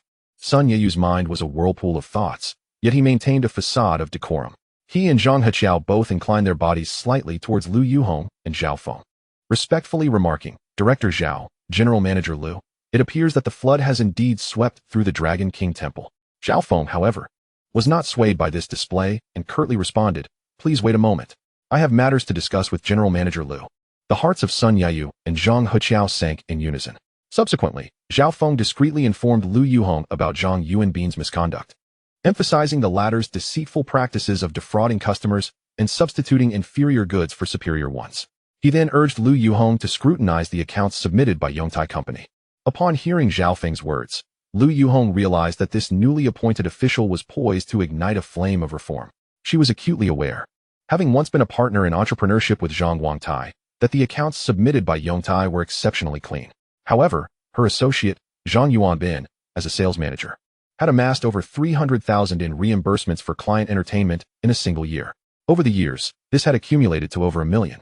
Nonetheless, Lu Yuhong deemed it unnecessary to sever ties with Zhang Guangtai over this trifling matter, merely keeping a record of it. Now, it seemed, that record would prove useful. Faced with the formidable presence of the chairman and Zhang Guangtai, Lu Yuhong decisively chose to align herself with the chairman, who held the majority of shares. Her secretary, Bai Qian, promptly forwarded the pertinent documents to Lu Yuhong. Zhao Feng cast a glance at these files, which detailed expenses incurred during lavish indulgences, and he comprehended their implications. Thus, he handed the tablet to Sun Yeyu and Zhang Heqiao, stating, "As mid-level executives, you ought to examine this." Afterward, Zhao Feng invited Lu Yuhong to ascend to his residence for a cup of coffee, accompanied by her secretary Bai Qian. Meanwhile, Sun Yeyu and Zhang Heqiao perused the tablet, fully aware of the contents, yet feeling constrained by Zhang Guangtai's indulgence. Under the watchful eyes of security, they escorted Zhang Yuanbin and another young man away. As they departed, their minds were filled with tumultuous emotions. The following day, in the conference room of Shengtai Company, Lu Yuhong, Zhang Guangtai, and He Jiawei, 3 minority shareholders, were all present. Aside from some management personnel from Yongsheng and Yongtai companies, He Jiawei was the sole representative from Yongsheng Tianma Racing. The meeting progressed swiftly, with Lu Yuhong wholeheartedly supporting Chairman Zhao Feng's handling of Zhang Yuanbin's situation. Both Zhang Guangtai and He Jiawei raised no objections. He Jiawei's silence was to be expected. Yet Zhang Guangtai's taciturnity surprised Zhao Feng. Unexpectedly, during the meeting, Zhang Guangtai's demeanor was rather peculiar. He openly acknowledged his negligence in supervising his son, proactively reported that he would compensate for the losses incurred by Zhang Yuanbin's actions, and even contemplated resigning in shame. Zhao Feng could not help but admire the old man's astuteness. His retreat was a strategic maneuver that ensnared everyone present, for had he not conceded, Zhang Yuanbin's embezzlement of over $1 million in company funds would have warranted a lengthy prison sentence, an outcome Zhang Guangtai could hardly accept. Observing numerous employees beseeching Zhang Guangtai to stay, Zhao Feng joined in their entreaties. The rationale was simple. Yongtai Company was part of Shengtai, and this subsidiary was a venture that Zhang Guangtai had built with the support of Shengtai. Therefore, despite Zhang Yuanbin's misstep, the overall contributions of Zhang Guangtai to the company's development remained significant. However, it is such adversaries that make the game intriguing, is it not? Upon the conclusion of the meeting, Zhao Feng and Lu Yuhong strolled out, engaged in light-hearted banter. Suddenly, a voice called out from behind, "Director Zhao, General Manager Lu. Please hold on." It was Zhang Guangtai, who waddled up to them. "I wonder if either of you is free this evening? I've reserved a few tables at Tianmen, and I would like to treat you both to dinner." Zhao Feng, smiling, politely declined. "I apologize, Director Zhang, but I have important arrangements this evening." Zhang Guangtai chuckled heartily. "No worries. We can discuss it another time when you're available." As he spoke, his gaze shifted to Lu Yuhong. With a slight smile, Lu Yuhong suddenly turned to Zhao Feng, her eyes sparkling. "Director Zhao mentioned earlier that we have important plans tonight. So you understand, Director Zhang?" Zhang Guangtai glanced between Lu Yuhong and Zhao Feng, offering Zhao Feng a knowing look before responding. "Then I shall not intrude further. I hope you both enjoy a pleasant evening." With that, he turned to leave, internally grumbling, "This sly fox, how can an old bull partake in tender grass?" Zhao Feng's expression darkened, his gaze still averted from Lu Yuhong. He Jiawei, waiting nearby, approached with a fervent smile. "Greeting, Director Zhao. You must come to our racetrack sometime. I have long admired your FXXK." Zhao Feng nodded with a smile. "Indeed. I'll make time for it." Initially, he had suspected that He Jiawei's interests were questionable, but upon noticing the gleam in He Jiawei's eyes when he mentioned the FXXK, he realized that the fellow was simply passionate about cars. Lu Yuhong watched as He Jiawei waved goodbye, and casually remarked, "Jiawei is not much younger than you. He's just a car enthusiast, so I hope you don't mind." Hearing Lu Yuhong's words, Zhao Feng finally turned to her. He suddenly recalled her earlier conversation with Zhang Guangtai, realizing that he had no way to explain himself. If this were to circulate within the company, he would find himself in quite a predicament. Lu Yuhong felt somewhat uncomfortable under Zhao Feng's intense gaze, her attention inexplicably drawn to the tightly knotted bow tie at his neck, as if it were the key to her inner Pandora's box. Sensing Lu Yuhong's scrutiny, Zhao Feng, being a naive and inexperienced man, felt an overwhelming surge of unease. He hastily took a step back. "General Manager Lu, if there is nothing else, I shall take my leave." Lu Yuhong did not stop him. She too felt the need to gather her thoughts. Why did Zhao Feng evoke such feelings within her? Chapter 30. Perhaps it is time to be low-key. Today a sign-in reward was still 1 million in cash. Thus, Zhao Feng's bank account was far from empty, boasting around 3 to 5 million. He drove home in his Ferrari LaFerrari. Checking the date, he noted that it was already the end of November. With tomorrow being the 30th, Zhao Feng had arranged for his cousin, Yi Xin, to fly over the next day. Zhao Feng hailed from Haiqing City, the capital of Dongshan Province, also known as the Qingdao. It was easily accessible by plane, cruise, or high-speed rail to the bustling metropolis. A flight would take less than 2 hours, making it quite convenient. Seated upon the couch, Zhao Feng perused the details of his cousin Yi Xin's flight. It appeared she had mentioned some rather chaotic matters, so her ticket was booked for the afternoon, with an expected arrival around 4:30. Zhao Feng had already devised a plan. After picking her up, he would treat her to dinner at a restaurant, thereby sparing himself the effort of cooking. Considering that he wouldn't be able to attend work during his cousin's stay, he had preemptively informed Lu Yuhong before leaving. In truth, this gesture served as an assurance to Lu Yuhong that, as long as she refrained from encroaching upon the company's interests and remained aligned with his stance, he would not mind assuming a more hands-off approach. Lu Yuhong had readily grasped this implication. In the afternoon, Zhao Feng visited the gym. Having abstained from exercising for a day or two, he felt somewhat out of sorts. Accustomed to his fitness regimen, he suddenly recognized that the process of working out was indeed a blend of pain and pleasure. After completing his bench press, Lu Ruoxin handed him a bottle of water and a towel. "You performed admirably today. Keep it up, and I am certain you will soon achieve a fit physique." Zhao Feng smiled at her words, recalling that tomorrow, the 30th, was a Saturday. He casually inquired, "Coach Lu, do you work on weekends?" Upon hearing this, Lu Ruoxin's heart leapt. Could it be that he wished to invite her out? Thus, she playfully responded, "Indeed. If we don't rest on Saturday, we typically take Sunday off. Moreover, we can arrange for compensatory leave." She sighed, adding, "Alas, if you affluent ones come by on weekends, we naturally must work then." Zhao Feng realized that there were other reasons behind this, and he could only manage an awkward smile. "Oh, I see. Then I shall refrain from coming this Sunday, allowing you a delightful weekend." Lu Ruoxin hadn't anticipated his response and instinctively interjected, "Not at all. There are others who come as well. It's all the same." As soon as the words left her lips, she regretted them. What if he chose not to invite her out? Yet, just as she wallowed in self-reproach, Zhao Feng suddenly asked, "So, do you have time on Sunday?" Lu Ruoxin's heart brimmed with joy. "What's this?" She feigned indifference, responding casually.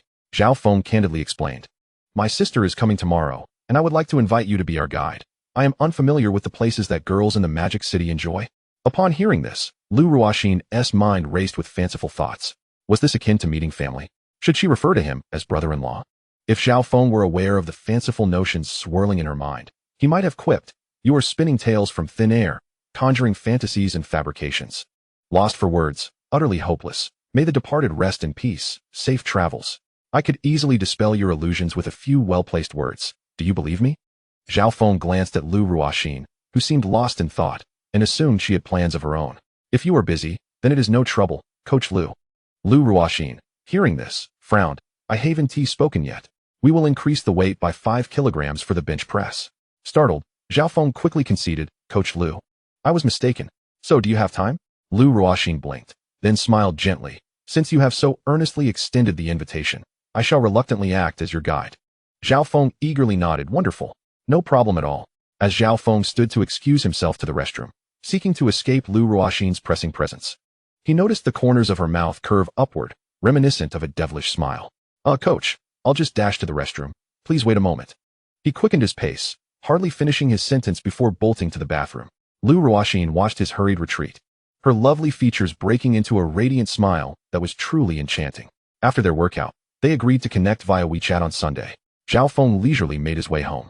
Upon arriving, he sank into the couch, feeling utterly drained. He initially intended to take a shower, but found himself lacking the energy to do so.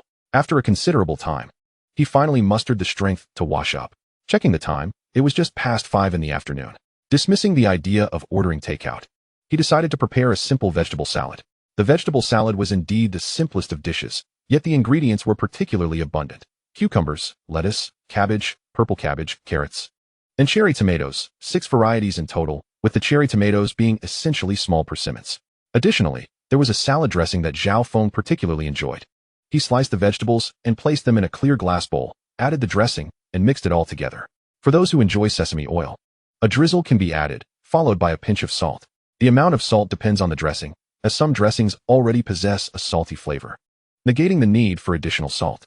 Zhao Feng's dressing was on the lighter side, so he added a tad more salt. Once thoroughly mixed, the salad was ready to be enjoyed. Due to his afternoon workout, Zhao Feng devoured the entire salad he had prepared, which, it seemed, was not an excessive amount. After finishing, he felt only moderately full. He placed the dishes in the automatic dishwasher and returned to the living room, softly stating to the air, "Let us watch the movie Transformers." The screen before him flickered to life. Meanwhile, Zhao Feng opened the Douyin app on his phone. He had been scrolling through Douyin recently. Otherwise, he wouldn't have come across those quirky quotes.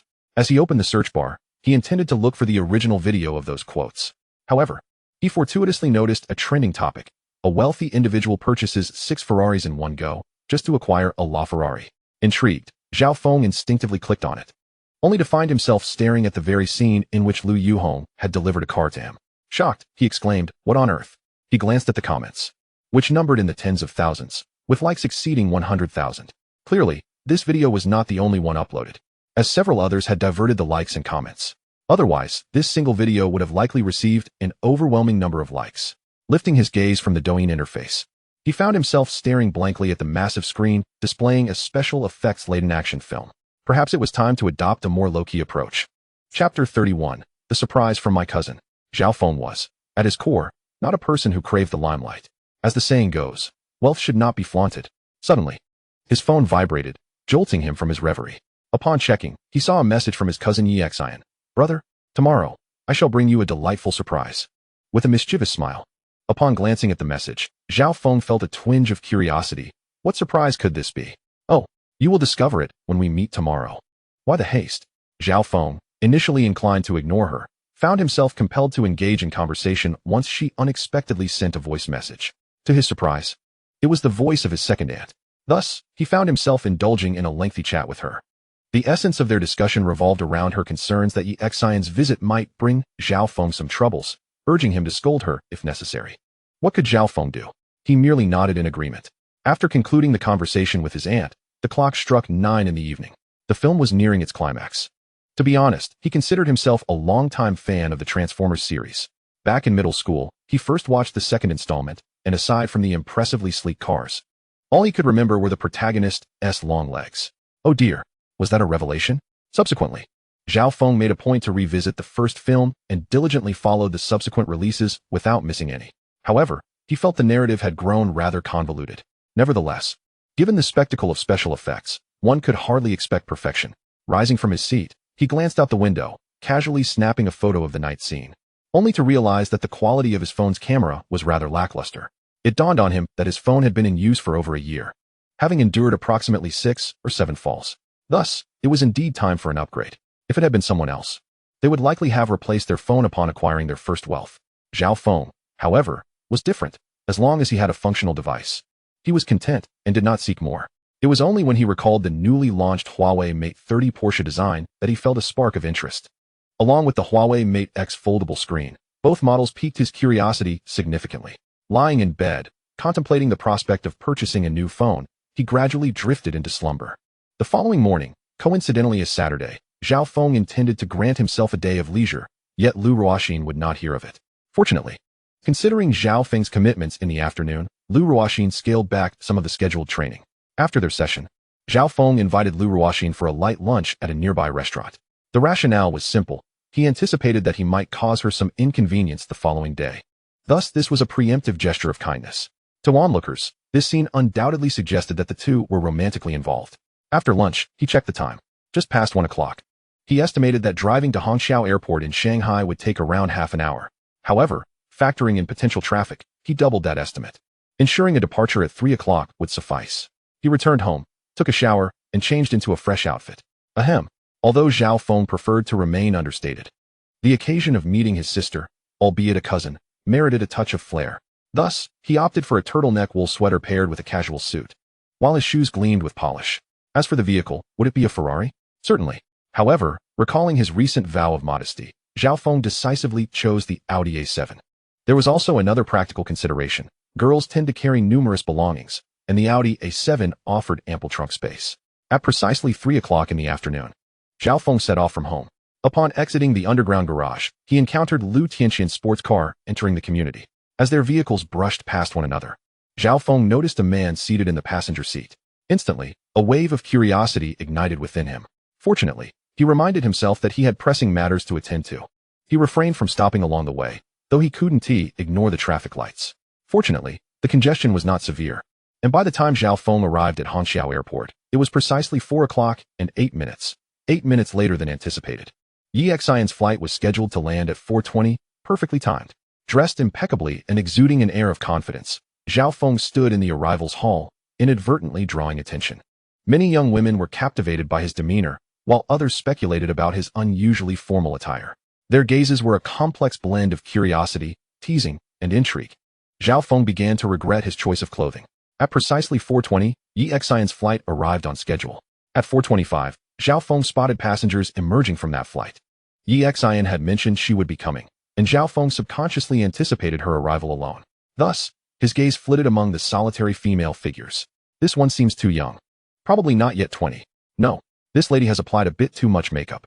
Not her either. This young woman is quite beautiful, with perfectly straight legs. Still not her. After searching, Zhao Feng found himself unable to locate Yi Xian, just as he was about to reach for his phone to call her.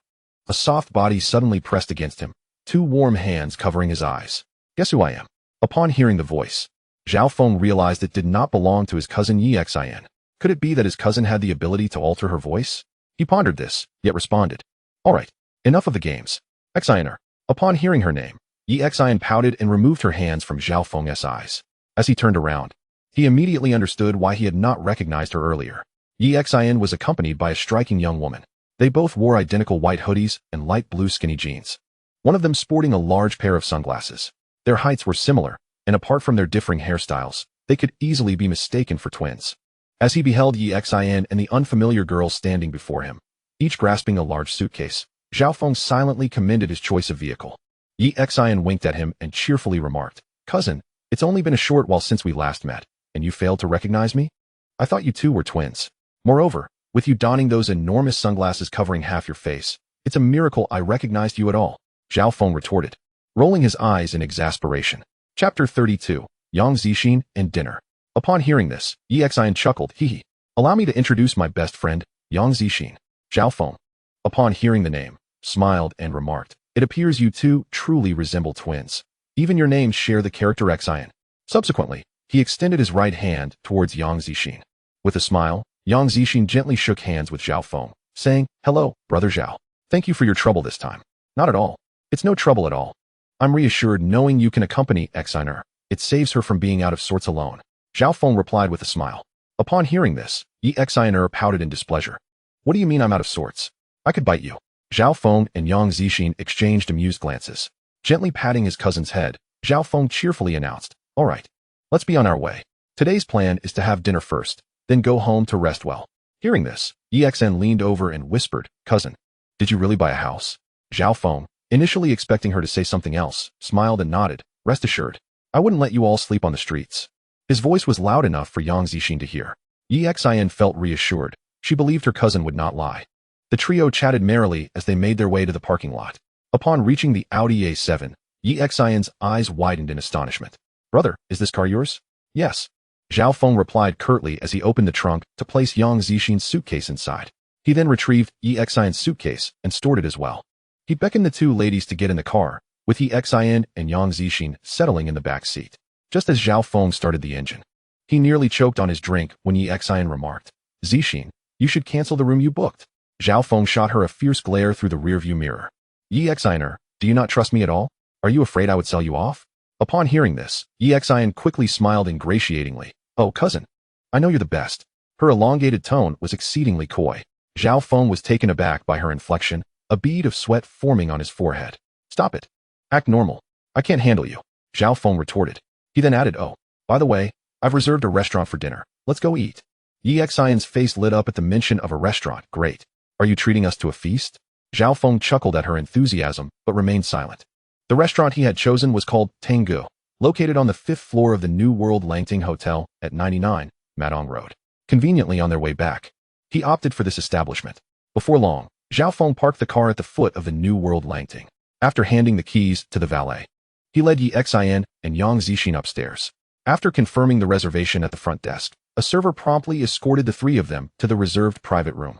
Zhao Feng handed the menu to Yi Xian and Yang Zixin, saying, "Take a look and see if there's anything you fancy."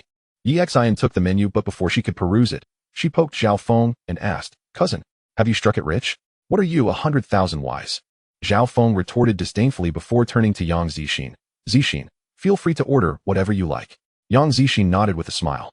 In truth, she was also perplexed because after their stay at Yi Xian's home, Yi Xian had mentioned that this trip to Shanghai was both to avoid certain people and to see what was happening with her cousin.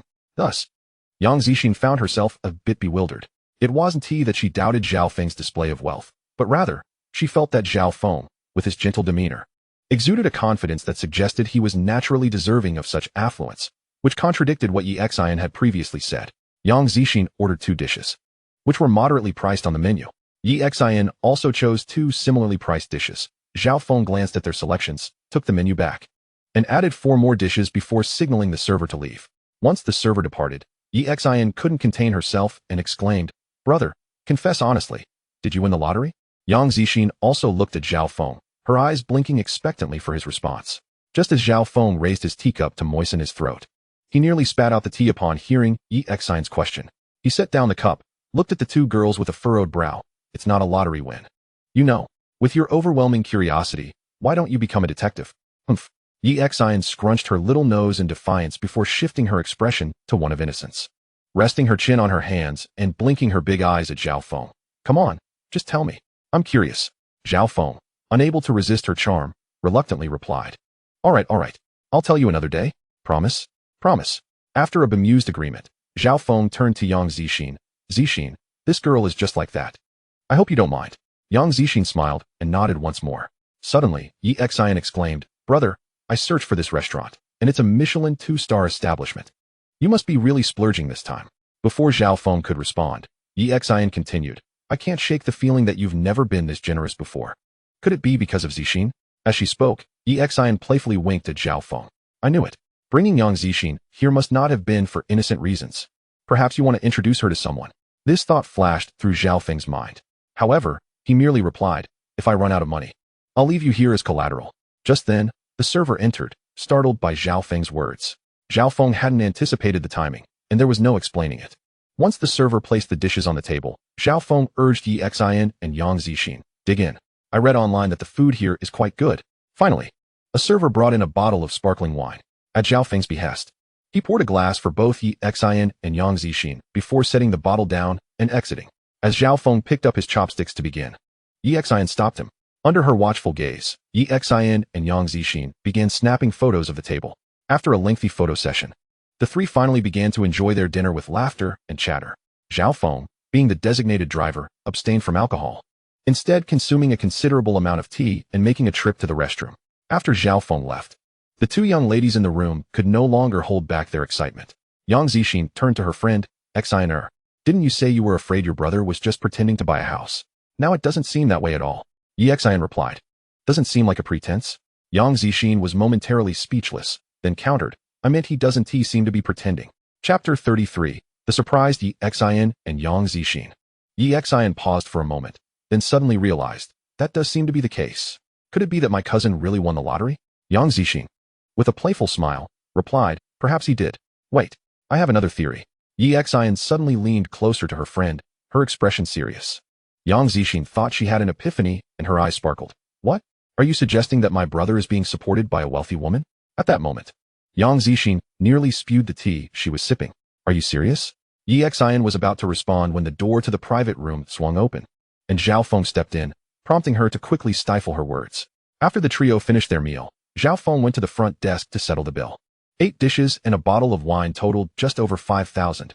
In reality, the 8 dishes only cost around 4,000, while the wine, a brand called Paris Blossom, was unfamiliar to Zhao Feng. However, both Yi Xian and Yang Zixin claimed it was quite delightful. As they exited the restaurant, it was already 8:30 in the evening. The night air was rather chilly, although the skyline of the Magic City was undeniably stunning. Zhao Feng drove straight towards the luxurious compound of Tang Chini Pin. Yi Xian and Yang Zixin were aware that Zhao Feng was heading home, yet out of courtesy, Yang Zixin spoke up, "Brother Zhao, I've already imposed on you quite a bit during my stay in the Magic City, so I won't trouble you tonight." Hearing this, Zhao Feng chuckled heartily. "Not at all. Don't worry. My home has plenty of room for you." Yi Xian's eyes lit up at this. "Wow, cousin, are you really this wealthy now? Did you buy a 2-bedroom apartment?" Zhao Feng casually replied, "All right, stop speculating. You'll find out when we arrive." He refrained from revealing that his residence was in Tang Chini Pin, as it would come off as boastful, contrary to his desire for humility. Nonetheless, even without his disclosure, they would inevitably discover the truth.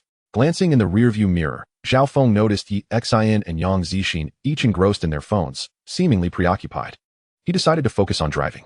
Although traffic was a tad congested, their jovial conversation made the journey feel swift, and they soon arrived at Tang Chini Pin. Outside the compound, there were no overt signs indicating its exclusivity. Even so, Yi Xian and Yang Zixin were taken aback by the opulence of the upscale neighborhood. Yi Xian, particularly, exclaimed in delight, Wow, cousin, this place must have cost a fortune. And look, we can see the river from here. That's the Pearl Tower of the Magic City. It seems so close. As for Yang Zixin, perhaps it was the first time meeting Zhao Feng, so she maintained a more reserved demeanor. Yet, her eyes betrayed her astonishment. Upon reaching the underground parking lot, Zhao Feng stepped out to assist the two young ladies with their belongings. Suddenly, Yi Xian gasped in awe. Wow, brother, are all these sports cars? Zhao Feng looked up to see her standing in front of his collection of Ferraris, snapping photos. Yang Zixin, unable to resist, took a couple of pictures before walking over to lend a hand. Responding to his cousin's enthusiasm, Zhao Feng affirmed, yes, they are all Ferraris. Upon hearing him, Yi Xian exclaimed again, if only all these cars belonged to you, brother. I could take one out for a spin. Zhao Feng chuckled. What if I told you these cars actually belong to me? As Yi Xian finished taking her photos and began to return to Zhao Feng, she wore a disbelieving expression. I don't believe you, brother. I'm not the same person I used to be. She then playfully tilted her head in a teasing manner. Zhao Feng shook his head with a smile. All right, come help me out. The trio then took the elevator upstairs. Upon reaching the door to his home, Zhao Feng opened it and pulled in the two suitcases. Once Yi Xian and Yang Zixin stepped inside, they were instantly taken aback by the sight before them. The lights in the room illuminated gradually, revealing the lavish decor of the expansive living room. Yi Xian couldn't help but exclaim, wow, it's so beautiful. Yang Zixin blinked in surprise, clearly impressed. Not bad, right? Come in and have a seat. Zhao Feng thought to himself. Feeling a swell of pride, as if he were showcasing his collection to guests, he invited Yi Xian and Yang Zixin into the living room and retrieved 2 drinks, offering them, have some water. By the way, take a moment to pick your rooms. I'll help you with your suitcases. As Zhao Feng settled next to Yi Xian, she raised an eyebrow and playfully slapped his shoulder, saying, wow, brother, we get to choose our rooms. Let me see how many there are. In an instant, she sprang from the sofa, grabbing Yang Zixin's hand and racing toward the back. Zhao Feng, hearing their lively voices, called out lightly, be careful, there are rooms upstairs. The house boasted no fewer than 8 rooms, each adorned in a different style. Zhao Feng's room was in soft blue hues, while others featured bright yellow, pink, and more, all maintaining an elegant aesthetic. Upon seeing the pink room upstairs, both girls immediately fell in love with it. They hurried down the stairs, and Yi Xian called out excitedly to Zhao Feng, brother, Zixin and I adore that pink room upstairs. We can even see the river view at night. Zhao Feng stood up. All right, I'll carry your suitcases upstairs. By the way, are you two sharing a room? Yi Xian clasped her hands in front of her chest, her face beaming with joy as she nodded. Yang Zixin smiled and added, sorry for the trouble, brother Zhao. Zhao Feng waved his hand dismissively, lifting Yi Xian's suitcase as he ascended the stairs. Behind him, Yang Zixin climbed slowly up the staircase with her luggage. After placing Yi Xian's suitcase in the designated room, Zhao Feng encountered Yang Zixin halfway up the stairs, both of them colliding gently. Here, let me take that. You can go chat with Xian, he said, reaching for the handle of her suitcase. Yang Zixin's hand released the suitcase only after Zhao Feng grasped it, and in that fleeting moment, their hands brushed against one another. Unexplainably, Yang Zixin felt her heart race. Her cheeks flushed as she averted her gaze from Zhao Feng and scampered down the stairs like a timid rabbit. Zhao Feng cast a puzzled glance at Yang Zixin's retreating figure, wondering why she seemed shy. He hadn't done anything out of the ordinary. Chapter 34, Ghost. Could you please turn off the light? After placing their luggage in the rooms, Zhao Feng returned downstairs. At Yi Xian's enthusiastic request, he took both girls on a tour of the magnificent mansion. The dreamlike, expansive luxury home was sure to captivate anyone. Yi Xian, being a lively girl, felt at ease with her cousin and close friend by her side, so she expressed her excitement openly. Zhao Feng and Yang Zixin couldn't help but share in the amusement. The two of them felt as if they were the concerned parents watching over their foolish daughter. Although Yi Xian and Yang Zixin had arrived by plane, they were still just young girls. While chatting in the living room, Yi Xian let out a big yawn. Zhao Feng noticed their fatigue and promptly remarked, it's 10 o'clock. Since you both just arrived today, it's best to rest early. Upon hearing this, Yi Xian nodded in agreement, saying, all right, brother. I'm quite sleepy. She then headed off to bed. Zhao Feng smiled and nodded. Yang Zixin, feeling a bit shy, managed to smile at Zhao Feng and said, big brother Zhao, I'll go to sleep as well. Zhao Feng nodded softly in response. By the way, the bathroom next to your room upstairs has all new amenities, so you can use that one for your grooming. Yang Zixin nodded bashfully before following Yi Xian upstairs. Once upstairs, Yi Xian changed into her pink bunny pajamas and lay on the bed, ready to sleep. Yang Zixin, clad in matching white pajamas, shook her head and helplessly pulled her up, urging, hurry and take a shower. Slowly, Yi Xian rose, looking at her dear friend with a mischievous grin. Hey, little heart, You're already bossing me around even before becoming my sister-in-law. Yang Zixin's face flushed at her words, and she quickly pushed Yi Xian, saying, "Stop joking. Go on." Yi Xian playfully took her toiletries and went to the bathroom. Girls are generally clean, especially since she had bathed just yesterday at home. Thus, about 10 minutes later, Yi Xian emerged from the bathroom after a quick rinse and a wash of her hair, with no makeup on her face. It was evident that Yi Xian's beauty was quite commendable. While not breathtaking, her round, cherubic face grew increasingly charming, and Zhao Feng would likely rate her an 85. In contrast, Yang Zixin embodied the adage that birds of a feather flock together. With a perfectly oval face and exquisitely defined features, she left a more striking impression than Yi Xian at first glance. Adding in her remarkable figure, Zhao Feng mentally awarded her a score of 88. While Yang Zixin was in the shower, Yi Xian took out her phone and browsed Douyin for a while. Glancing around the spacious bedroom, adorned in her favorite decor style, she suddenly recalled a video she had seen earlier. With newfound enthusiasm, she opened the camera, directing it towards the soft glow of the chandelier on the ceiling and the switch by the door. "Hello, ghost. Could you turn off the light for me? Thank you." No sooner had she spoken than the lights in the room abruptly extinguished with a click. "Oh my gosh," she exclaimed, startled, knowing she was alone in the room. She quickly jumped out of bed, barefoot, and dashed toward the door, completely disregarding the lights that flickered on as she left the bed. As she reached the staircase, it suddenly dawned on her that Yang Zixin was still in the shower. Rushing to the bathroom door, she knocked frantically, shouting, "Zixin! Zixin! Hurry out!" Just finished with her shower and draped in a towel, Yang Zixin heard Yi Xian's urgent voice and quickly opened the bathroom door. However, as soon as she did, Yi Xian grabbed her and bolted downstairs. Yang Zixin was momentarily dumbfounded, wearing only a bathrobe, while it concealed her modesty. It still felt inappropriate to appear before a boy she had just met. Before she could voice her concerns, Yi Xian exclaimed, "Let us go. There's a ghost in this house." As they rushed down the staircase, Zhao Feng, seated in the living room, heard their hurried footsteps. Standing up, he saw Yi Xian pulling the towel-clad Yang Zixin down the stairs. Upon catching sight of Yang Zixin in her robe, his eyes lit up, and he silently commended his cousin Yi Xian for providing such an unexpected benefit to her brother. Before Zhao Feng could speak, Yi Xian called out urgently, "Brother, there's a ghost upstairs." The excuse was rather flimsy yet remarkably effective. Zhao Feng, returning his gaze from Yang Zixin to his cousin, replied with a puzzled look, "That's impossible, Xian. I've been living here for quite a while." Meanwhile, Yang Zixin felt a mix of embarrassment and annoyance, inwardly berating her friend for causing such a scene. She had come to accompany Yi Xian for some relaxation, and while meeting her cousin was fine, this was unnecessary. However, having known Yi Xian since middle school, she recognized that her friend was not pretending. The situation was indeed perplexing. Could it be that the house was genuinely haunted? Yi Xian, in her urgency, looked at Zhao Feng and Yang Zixin, raising her hand in a solemn vow. "I swear it's true. I was upstairs asking for the light to be turned off, and then all the lights went out."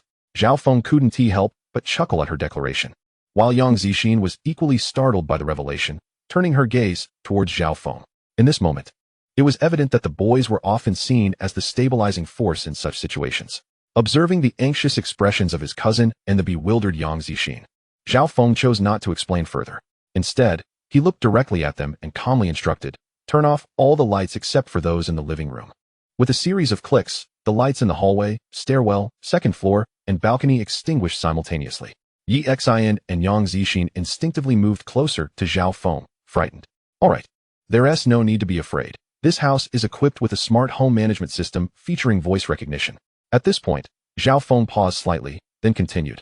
"For instance, turn on all the lights that were just turned off." As his voice echoed once more, the previously extinguished lights flickered back on. The interplay of light illuminated the astonished faces of Yi Xian and Yang Zixin. Zhao Feng added, "Didn't you notice? Since we returned home, I haven't touched a single switch, nor have you." Yi Xian and Yang Zixin paused, then slowly nodded in realization. Watching Zhao Feng issue commands to the lighting system, they began to believe him.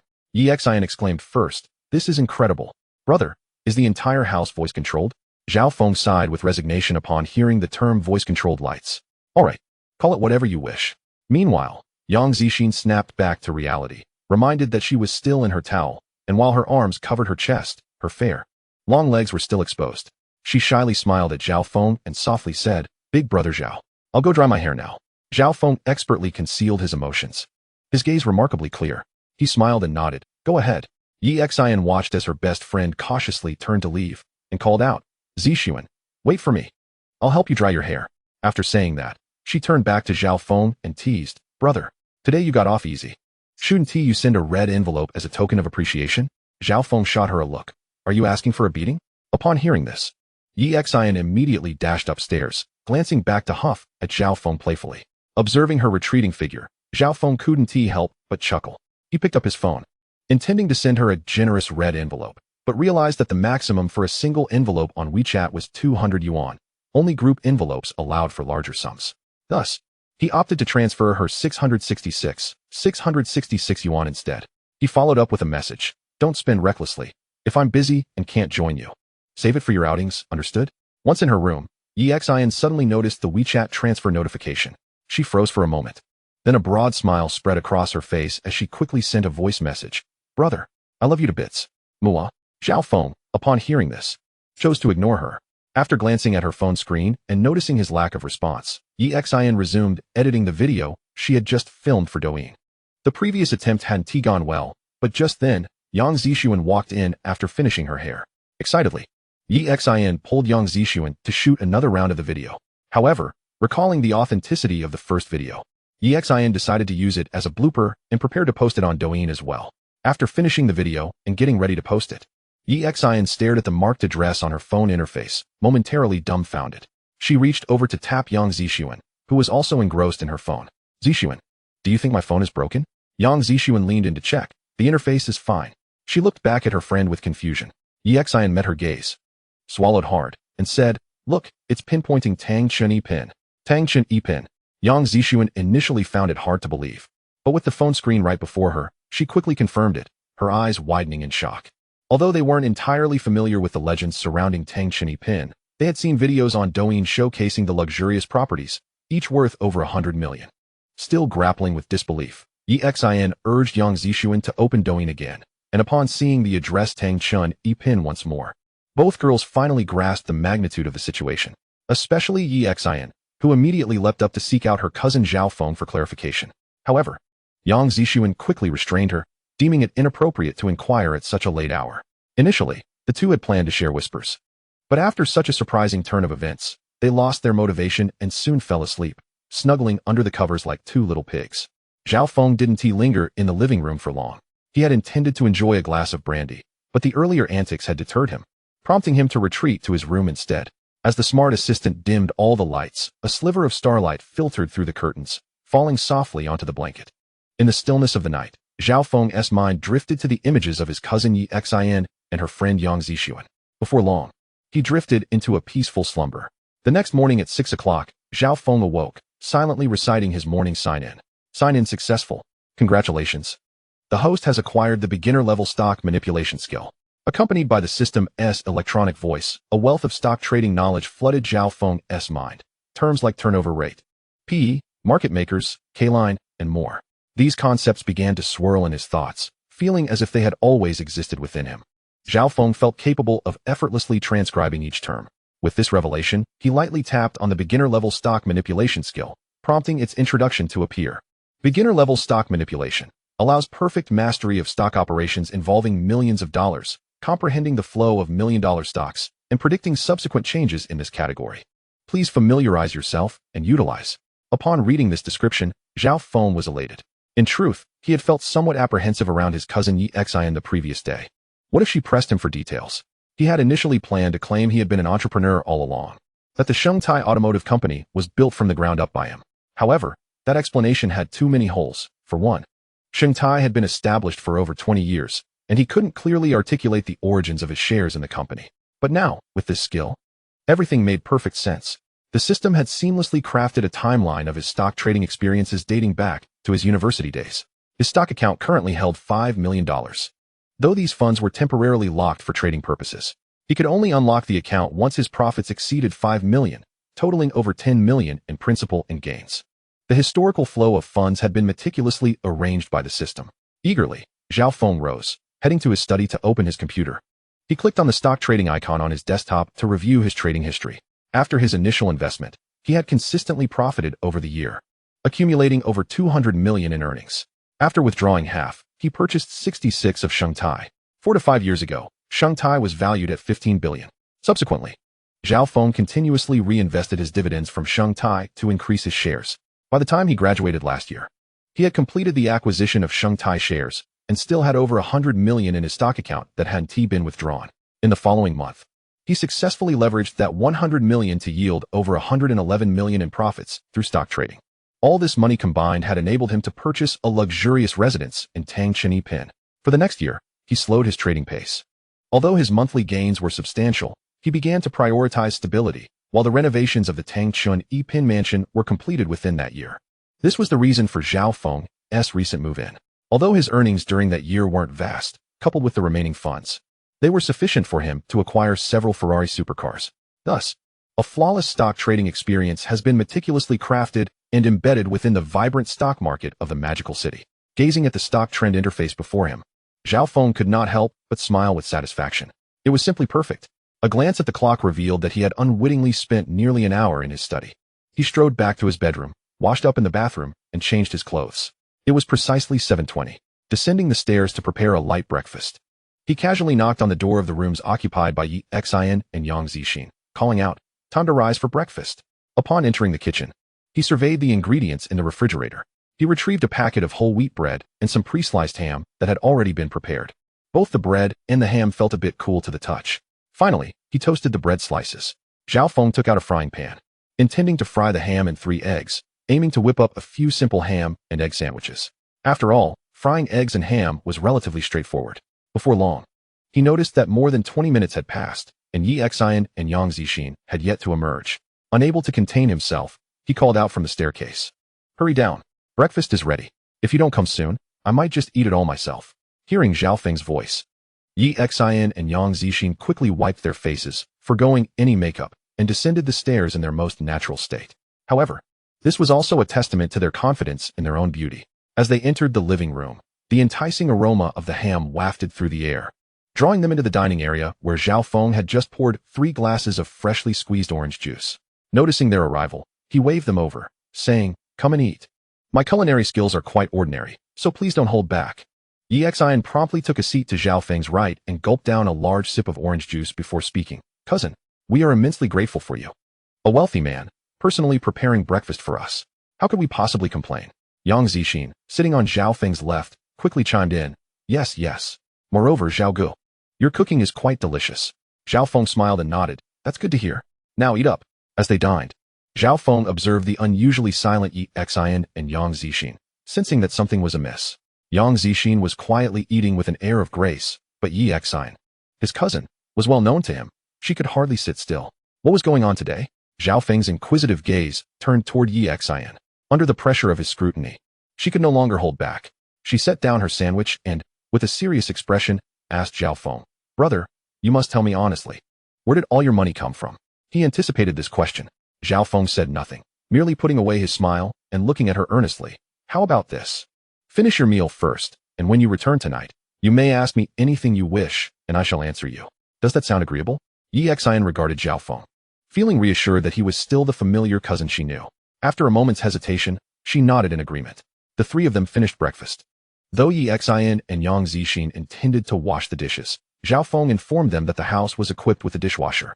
After demonstrating how to place the dishes into the machine, they headed back upstairs to apply their makeup. After all, they were about to go out, and they wanted to look their best. Meanwhile, Zhao Feng sent a WeChat message to Lu Ruoxin, inquiring whether she had eaten breakfast.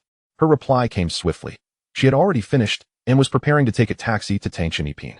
Zhao Feng had initially planned to pick her up, but Lu Ruoxin preferred to come on her own, so he reluctantly acquiesced. However, he felt a twinge of guilt for the time and money she would expend. Perhaps he should buy her a gift while shopping to express his gratitude. With this thought, Zhao Feng made up his mind. Yi Xian and Yang Zixin soon descended the stairs, having completed their makeup and changed outfits. Yi Xian sported a high-neck wool sweater beneath a light yellow short down jacket, paired with black pencil trousers and ankle boots, accentuating her long, slender legs. Yang Zixin, with her flowing hair and clad in a black overcoat and knee-high boots, emanated an air of elegance. Both were undeniably beautiful. Zhao Feng, on the other hand, opted for simplicity, foregoing makeup and merely tidying his hair before throwing on a down jacket in preparation for their outing. However, he was met with his cousin Yi Xian's playful criticism as he descended the stairs. This girl was quick to shift her mood. No wonder they say girls are theatrical. Meanwhile, Yang Zixin remained composed and did not express any opinions. Arriving at the underground parking garage, Zhao Feng unlocked his Audi A7 with the car key. Yi Xian and Yang Zixin took their seats in the back. Yi Xian chose not to sit in the front to avoid sidelining Yang Zixin, making this arrangement more suitable. As he drove out of the garage, Zhao Feng navigated to the entrance of the Alpine club. Just as he arrived, Lu Ruoxin emerged upon seeing him exit the car. Zhao Feng gallantly opened the passenger door for her. In the back seat, Yi Xian and Yang Zixin felt a surge of nervousness as they watched Lu Ruoxin enter the vehicle. Yi Xian had intended to introduce Yang Zixin to Zhao Feng, but the sudden appearance of someone even more beautiful than themselves left them feeling anxious. Consequently, as Zhao Feng settled into the passenger seat, Yi Xian suddenly exclaimed, "Brother, aren't you going to introduce us to this stunning beauty?" As he started the car, Zhao Feng chuckled, "This stunning beauty is Lu Ruoxin, a friend of mine." Lu Ruoxin smiled warmly and greeted the two girls. "Hello, I am Lu Ruoxin, Zhao's fitness coach." Upon hearing this, Yi Xian and Yang Zixin felt a slight sense of relief. It seemed there was nothing romantic between Lu Ruoxin and Zhao Feng. However, the fact that she was a fitness coach still warranted caution. Although they thought this, Yi Xian and Yang Zixin quickly warmed up to Lu Ruoxin. Yi Xian began, "Sister Ruoxin, your name also contains the character Xian. Is it the Xian that means fragrant?" Lu Ruoxin nodded with a smile. "Indeed." Yi Xian continued, "I am Yi Xian, also the Xian that means fragrant." "What a coincidence." Yang Zixin chimed in, "I am Yang Zixin, which sounds like Qin and Xian. It seems we are quite fated." Lu Ruoxin laughed. "It appears we have a delightful connection." Chapter 37. Endure a moment of hunger and cold, retreat a step, and feel even hungrier. Zhao Feng glanced at the rearview mirror and asked the three women, "Are there any places you'd like to visit next?" Yi Xian, filled with excitement, eagerly suggested, "Brother, let us go to the Oriental Pearl Tower. I've been looking forward to it for ages." Yang Zixin chimed in, "Yes. It feels like something is missing if we don't see the Oriental Pearl Tower while in the magical city." Upon hearing their words, Zhao Feng recalled that just a few days prior, he had contemplated visiting the Oriental Pearl Tower to admire the night view. Although it was daytime now, given that Yi Xian and Yang Zixin had expressed their desires, he nodded in agreement and declared, "Very well. Our destination today is the Oriental Pearl Television Tower. Yay! Let us go." Yi Xian exclaimed exuberantly. The Oriental Pearl Tower was not far at all. Exiting through the west gate, one of Tangchini Pin, one turned left and drove for a short distance before making a right onto Fucheng Road. Just ahead lay Binjiang Park, and after crossing Lujiazui West Road, one would arrive directly at the foot of the Pearl Tower. Although it was daytime, the parking lot surrounding the tower was rather sparse in available spaces. After a considerable effort, they finally found a spot to park, marking the beginning of their exploration of the tower. The Pearl Tower is among the first batch of Quad A-rated tourist attractions in Tianxia. Inside the tower, one can find a space capsule, a revolving restaurant, and the Shanghai Urban Historical Development Exhibition Hall, among other sites and facilities. It was listed as one of the top 10 new attractions in Shanghai in 1995. Since they were there, they decided to experience everything it had to offer. Yi Xian, in particular, could hardly contain her excitement upon seeing the revolving restaurant featured in the tower's introduction. "Brother, how about we have lunch at that restaurant?" she urged. Zhao Feng, caught in the spell of her eager, glistening eyes, reluctantly nodded in agreement. Lu Ruoxin had not anticipated this charming side of Yi Xian, and a smile crept onto her face. The Shanghai Urban Historical Development Exhibition Hall is located at the base of the Oriental Pearl Tower. Inside, it showcased many unique artifacts from Shanghai's history, such as vintage cars, horse-drawn carriages, traditional Chinese medicine shops, and even a model of a thatched cottage. Among the four, only Zhao Feng occasionally took the time to read the descriptions of these exhibits, while the three young women merely glanced at the items before moving on. Even so, their visit to the exhibition hall consumed nearly 2 hours. Fortunately, the girls were not overly enamored with these old relics. Otherwise, coupled with the time spent on photographs, their visit would have lasted even longer. Subsequently, the group took an elevator up to the tower. Their first stop was the outdoor observation corridor of the lower sphere, situated 90 meters above the ground. This area, while pleasant, lacked any extraordinary features and did not offer particularly high vantage points. Nevertheless, the girls had finally found a place to indulge in their penchant for selfies. Thus, the trio began a spontaneous photo session, snapping pictures individually, as a group, and even dragging Zhao Feng into some sibling shots. While the three girls were busy capturing memories, Zhao Feng glanced at his phone and noted that it was nearing 11 o'clock. "Let us head straight to lunch," he suggested. However, the revolving restaurant was situated above the observation corridor of the upper sphere. Thus, they ascended once more to the upper observation corridor. where they spent over an hour taking various photographs. At this height, the view expanded significantly, and gazing across the river offered a sense of liberation that filled one's heart. Zhao Feng, unable to resist, took a couple of selfies himself. However, upon being spotted by Yi Xian, he was met with her playful criticism. Brother, your selfies are truly unflattering. If you keep this up, how will you ever find a sister-in-law? Hey, is it you who has become too full of yourself, or is it that I can no longer wield the knife? Zhao Feng retorted with a chuckle. Yi Xian was well aware that he would never hit her. Nonetheless, she feigned innocence, asking, Brother, how could you ever hit me? Then, with a charming smile, she added, Oh dear, I'm only concerned for you. How about this? Since your selfies are quite terrible, let me take a few for you. Yi Xian took her phone, positioning Zhao Feng against the railing of the corridor. After fiddling with the screen for a moment, she managed to capture some rather impressive shots. Comparing them to his own, Zhao Feng felt as if her photographs belonged in an idle drama, while his resembled a rural play. With a hint of pride in her eyes, Yi Xian basked in his casual compliment. You did quite well. Looking at the time, Zhao Feng realized it was nearly 1 p.m. Everyone must be hungry by now. Conveniently, the revolving restaurant was just above them. The four of them entered the restaurant, ordered a selection of dishes, and began to enjoy their lunch. However, after tasting 2 dishes, Yi Xian's first remark nearly prompted Zhao Feng to cover her mouth. Brother, the food here isn't as delicious as the tango from yesterday. Zhao Feng shot her a glare, and Yi Xian immediately sensed the impending danger. She quickly scooted closer to Lu Ruoxin and Yang Zixin, feigning a casual conversation. Lu Ruoxin, smiling, explained Xianer. The Tango restaurant is a typical Cantonese establishment and is actually the only Michelin 3-star restaurant in Shanghai. Of course, it's different. Hearing this, Yi Xian's eyes lit up. Michelin 3-star?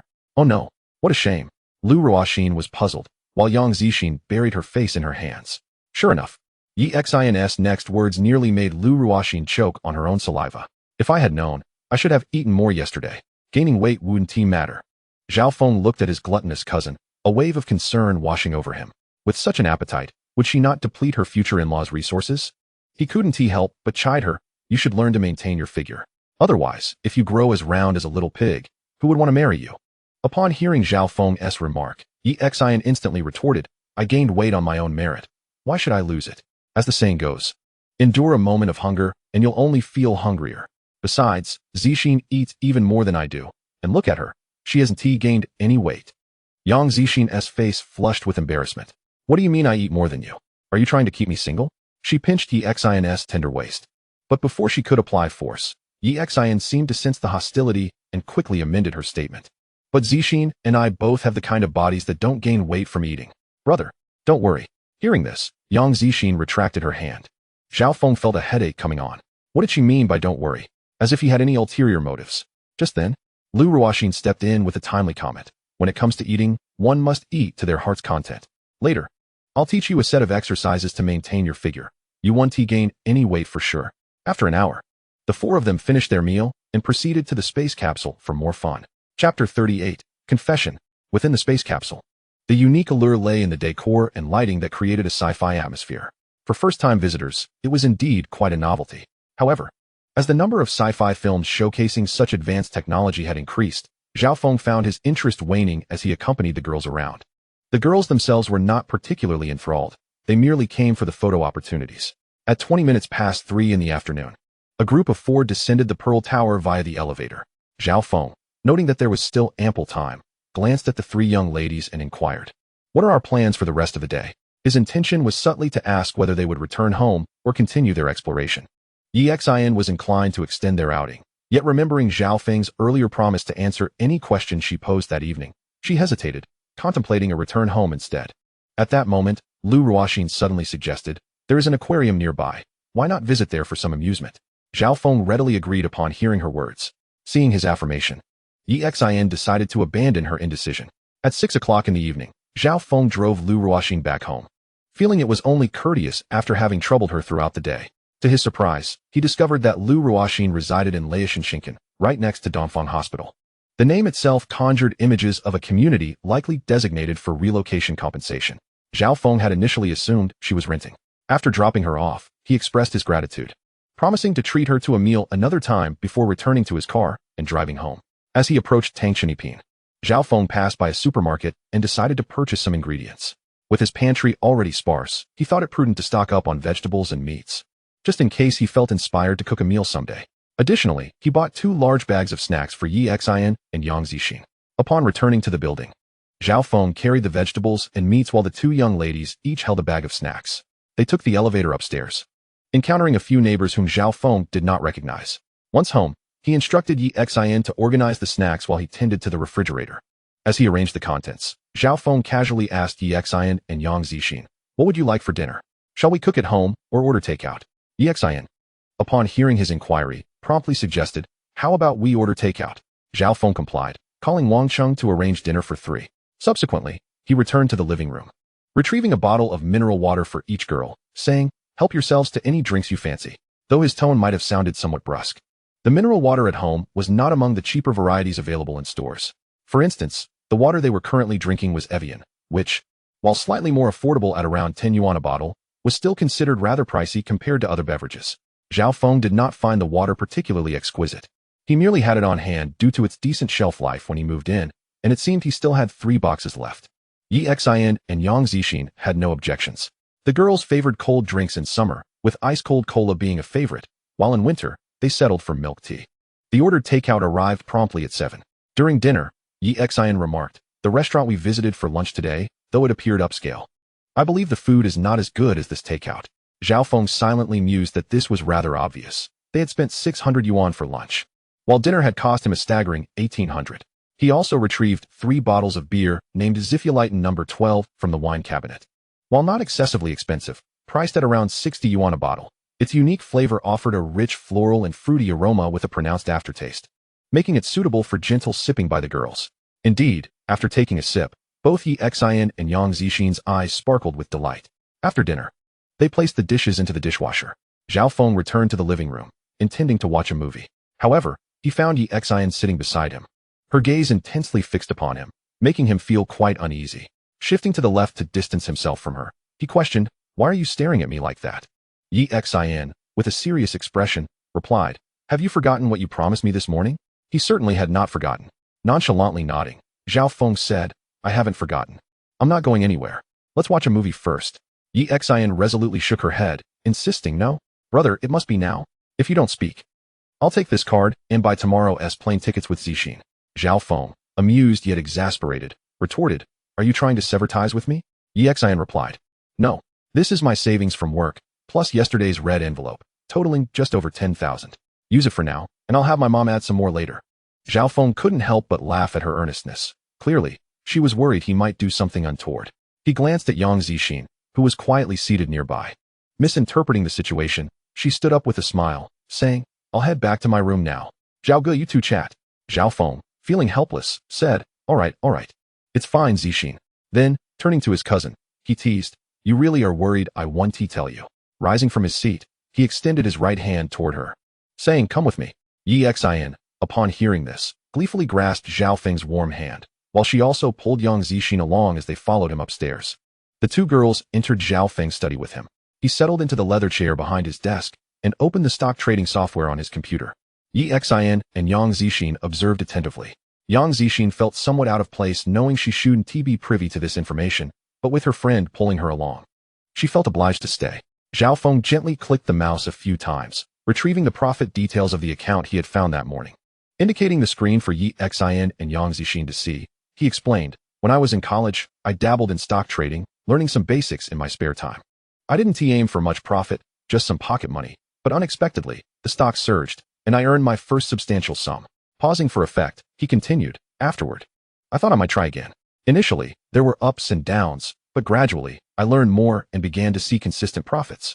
Over the years, I've built a solid foundation, leading to my current assets." Yi Xian and Yang Zixin stared in astonishment at the final profit figure from Zhao Feng's first year, an astonishing 100 million yuan, the legendary goal of a certain billionaire. In the midst of their astonished expressions, he explained the crucial financial turning points that followed. Both girls, having studied financial management in university, while not experts in stock trading, could grasp the concepts as Zhao Feng elaborated. By the time he mentioned his increased shares in Shengtai Company and the purchase of this luxurious residence, their expressions had transformed from surprise to profound admiration. Gazing at Zhao Feng was akin to beholding one's idol. Their admiration stemmed from an overwhelming sense of awe. Had it not been for Zhao Feng's candid recounting of her rise to wealth, they would have scarcely believed that someone so close to them had emerged as a self-made millionaire. With a smile, Zhao Feng addressed them, saying, in recent days, I've been engrossed in fitness, neglecting the stock market. My account merely holds $5 million. Yi Xian inhaled sharply, her breath quickening as she inquired. What about the other funds? Zhao Feng proudly replied. Oh, I've spent them on sports cars. The Ferraris parked downstairs are all mine. With a hint of pride, Zhao Feng elaborated on her acquisitions, prompting Yi Xian to ask, how much did you spend on those cars? Zhao Feng readily agreed. It truly wasn't a hefty sum. Probably less than 100 million. Upon hearing this, Yi Xian staggered slightly, her body swaying. Thankfully, Yang Zixin was there to steady her, otherwise, she feared she might have collapsed. Yang Zixin also found it somewhat extravagant to spend such a fortune on sports cars. Yet she recognized that Zhao Feng had earned every penny herself, showcasing her undeniable prowess. Zhao Feng, however, regarded the matter with a casual demeanor, as if it were of no consequence. As Yi Xian was helped back to her feet, she couldn't resist leaning closer to the computer screen, fixating on the displayed withdrawal amounts, her heart aching to the point of breathlessness. She turned to glare at her cousin, who was smirking at her. Humph. Just imagine if I were to tell my aunt about you spending 100 million on cars. Zhao Feng chuckled lightly. Go ahead. I believe my mom would think you're out of your mind. It was evident that Zhao Feng had never disclosed her wealth accumulation to her family, and her mother would surely be incredulous. Yi Xian pondered this, realizing the truth in Zhao Feng's words, and sighed despondently. However, her gaze suddenly fixed on the last line of Zhao Feng's stock account. Balance, 5,000,000. Instantly, her throat tightened. Slowly turning to her cousin, she exclaimed, Brother, you have 5 million in your account. Zhao Feng replied nonchalantly, That's $5 million. $5 million. Yi Xian counted on her fingers, taking a moment to realize that it amounted to approximately 35 million RMB. Her perception of her cousin transformed dramatically. They had all agreed to study hard and work diligently together. When had he become so prosperous? In a fit of inexplicable frustration, Yi Xian seized Zhao Feng's hand and bit down. Zhao Feng was taken aback, both surprised and angry, and shouted, You little rascal, cease this at once. Yi Xian hadn't bitten down hard enough to break the skin, leaving merely a saliva-marked imprint. Undeterred by Zhao Feng's fierce glare, Yi Xian mischievously approached, saying, Brother, I was just testing to see if I was dreaming. Zhao Feng retorted, Why don't you slap yourself then? Yi Xian laughed, and in a flash, attempted to dart away. With a swift motion, Zhao Feng playfully swatted her behind, declaring, Face the storm. He hadn't exerted much force. Yet the memory of past fears from Zhao Feng's playful swats rushed back to Yi Xian, prompting her to flee. Zhao Feng pursued her. While Yang Zixin watched the sudden transformation of the study into a chaotic scene, her expression a mixture of confusion and disbelief. Who am I? Where am I? What am I doing? After a while, Yi Xian, rubbing her behind, hid behind Yang Zixin, appearing both sneaky and amused by Zhao Feng's antics. Not wishing to interfere, she smiled apologetically at Yang Zixin, saying, Sorry for the commotion. Yang Zixin shook her head and replied, No worries, Zhao Go. Witnessing your sibling rivalry is rather entertaining. Zhao Feng did not probe further, and, glancing at Yi Xian, casually suggested, Let us head downstairs for some tea. Yang Zixin nodded with a smile. This time, Yi Xian was considerably more subdued, yet she resolved to report her brother's antics to their family later. How dare he strike her? Upon returning to the living room, the trio engaged in light conversation. During this time, Yi Xian hesitantly posed a question. Brother, why do you always take the high-speed train home instead of buying a car? And why do you keep replacing your phone with ones that only cost 2,000 to 3,000? Zhao Feng chuckled and explained, Well, at first, I didn't think I had earned much, and I preferred to maintain a low profile as a student. Most of the year I spend at school, so buying a car would seem a bit ostentatious. Listening to Zhao Feng's words, Yang Zixin felt as though she was discovering a new side of him.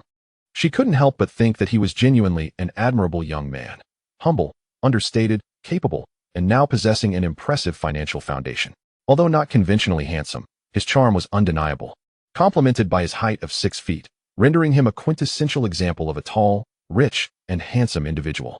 Thus, it was impossible for Yang Zixin not to feel a flutter in her heart. However, despite her self-assurance, she felt a lack of confidence around Zhao Feng. The arrival of Lu Ruoxin heightened her vigilance. While she believed her looks were comparable, the fitness instructor's perfect physique was intimidating, especially her long, athletic legs, which made Yang Zixin feel slightly inferior. Unbeknownst to Zhao Feng, who was oblivious to Yang Zixin's complex emotions, he noticed the time. It was nearly 10 o'clock. Realizing that watching a movie would stretch until midnight and they had plans for tomorrow, he decisively rose from the sofa, glancing at Yi Xian and Yang Zixin. It's getting late. We should turn in early. With that, he ascended the stairs to his room. Earlier that day, Yi Xian had criticized his phone's camera, so he resolved to purchase a new one if time permitted. After Zhao Feng departed, Yi Xian and Yang Zixin returned to their rooms. After freshening up, the two girls settled on the large bed in their room. Yi Xian looked at her friend with a sense of pride. So what do you think? I told you my brother is a catch. Yang Zixin nodded in agreement. Your cousin is indeed impressive. Yi Xian beamed with satisfaction. So how about it? Would you like to become my sister-in-law?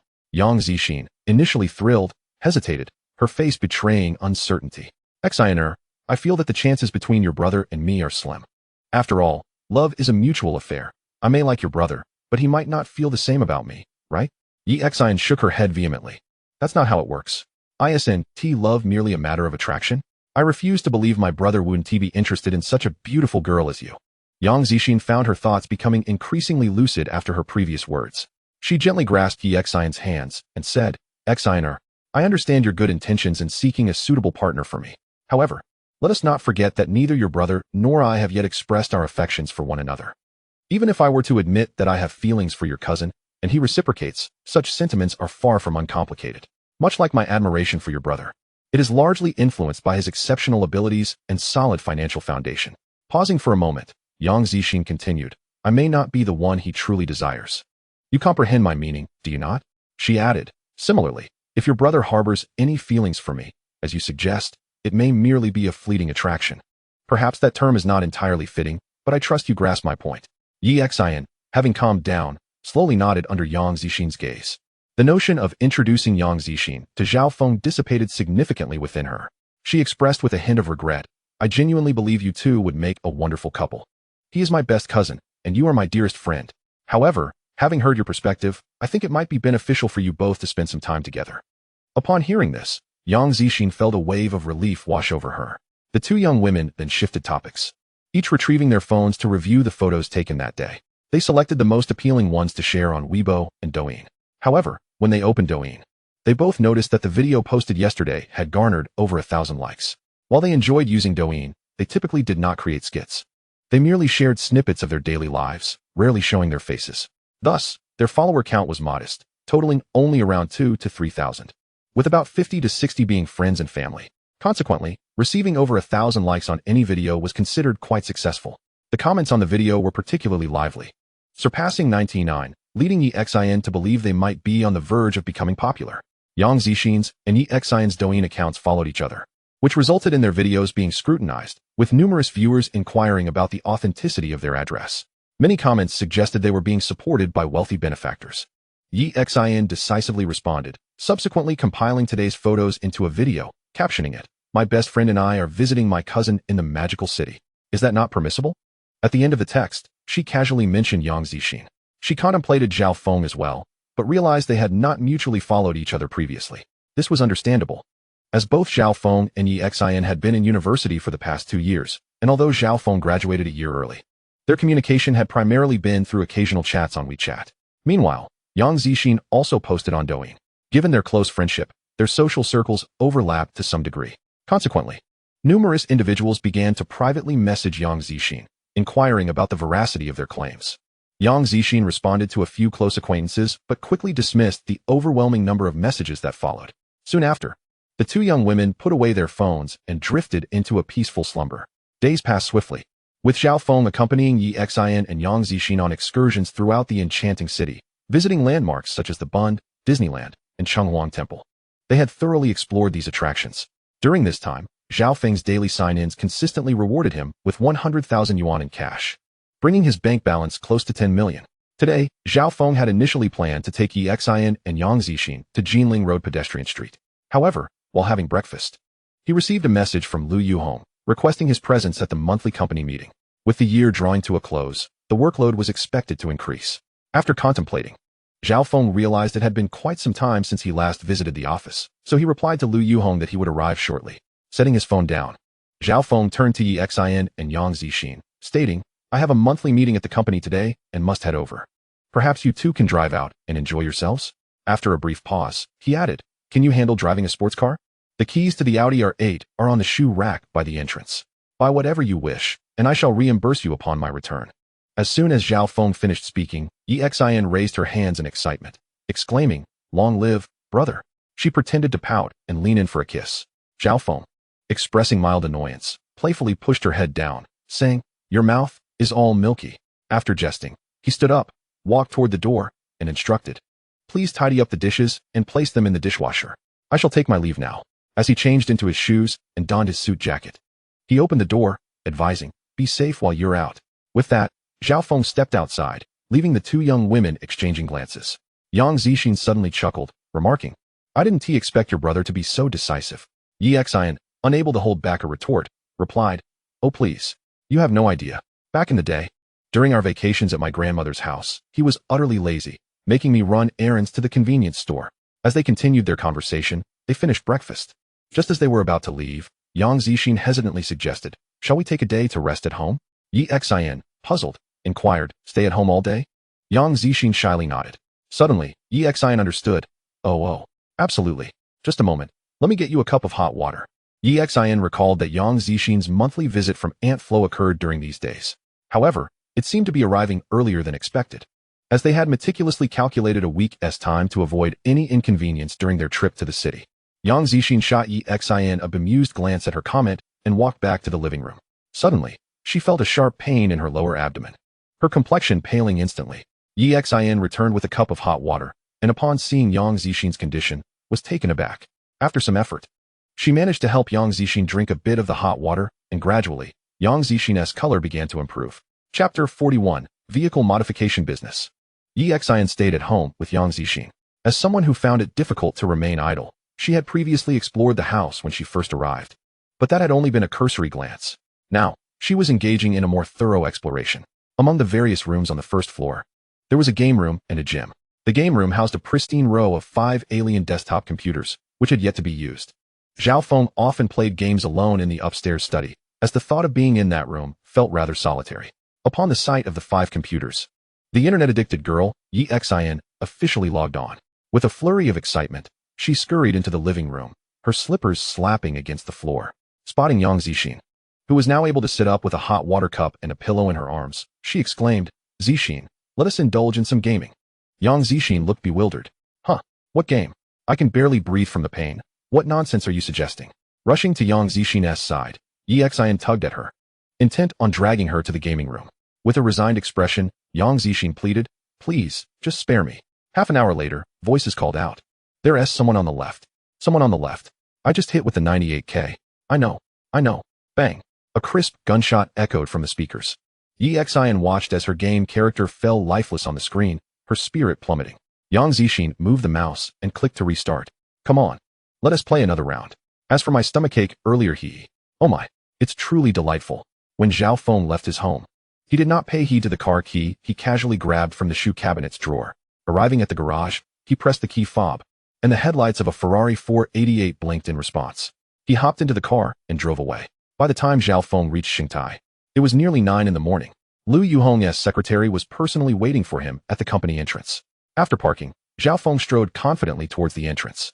Bai Qian rushed forward to greet him. "Good morning, Director Zhao." Zhao Feng nodded slightly. Accompanied by Bai Qian, he entered the company. Along the way, many employees lowered their heads in acknowledgement, to which Zhao Feng responded with a smiling nod. Upon arriving at Shengtai's grand conference room, Zhao Feng noted that it was nearly full. It was the same lineup as before, but he wondered what the purpose of this gathering was. Could it be that Zhang Guangtai was up to something? However, when Lu Yuhong had informed him earlier, her tone had been remarkably calm. Without hesitation, Zhao Feng took the central seat, and at Lu Yuhong's nod, Bai Qian handed him a newly acquired document. The moment Zhao Feng sat down, all present except for Lu Yuhong and the 3 shareholders, He Jiawei and Zhang Guangtai, stood up to greet him. "Good morning, Director Zhao." Zhao Feng was somewhat taken aback by their actions, but quickly gestured for them to be seated. Casting a glance towards Lu Yuhong, He Jiawei, and Zhang Guangtai, Zhao Feng found it curious that the 3 of them appeared so united today. As he opened the document, the title immediately captured his attention: Feasibility of Expanding the Company's New Business into Vehicle Modifications. Vehicle modifications. The term was not entirely unfamiliar to Zhao Feng. He had followed several domestic and international automotive enthusiasts on Weibo, viewing their videos and content, thus acquiring some knowledge. Yet, The intricacies of the specialized field eluded him. Observing the room, Zhao Feng noted that everyone's gaze was fixed upon him, as if awaiting his input. Just as he was about to speak, Lu Yuhong cleared her throat. Ahem. Then she began. The focus of today's meeting is the direction of our company's new business. I believe it is imperative to pursue this new venture, as our current operations are reaching saturation, unless we explore external markets, which would require substantial investment in manpower and capital. I hope we can reach a consensus today. Though Lu Yuhong spoke with authority, it was evident that Zhao Feng, holding over 54 of the shares, had the ultimate say in the meeting's outcome. Zhang Guangtai chimed in. I concur with what Lu said. For instance, Yongtai is preparing to engage with some foreign automotive brands that have yet to enter the domestic market. If successful, our brand diversity will increase, enhancing our competitiveness.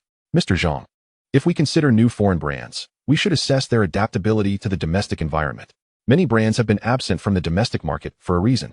He Jiawei interjected, interrupting Zhang Guangtai. Continuing, he stated, in fact, compared to introducing new car brands, I believe automotive modifications present a more promising avenue. Zhang Guangtai shot a furious glare at He Jiawei for interrupting him. He Jiawei, undeterred, continued, Director Zhao, please review the documents. Currently, there are a few automotive modification companies in our country, but large-scale operations are scarce. Most are simply small workshops. Thus, entering the automotive modification market now would be perfectly timed. After He Jiawei finished speaking, Zhao Feng scanned the faces of Lu Yuhong, He Jiawei, and Zhang Guangtai. Suddenly, he broke into a smile. In that case, since Directors Zhang and he have proposed different proposals, let us deliberate the pros and cons together. As soon as Zhao Feng finished speaking, the middle and upper management began to discuss fervently.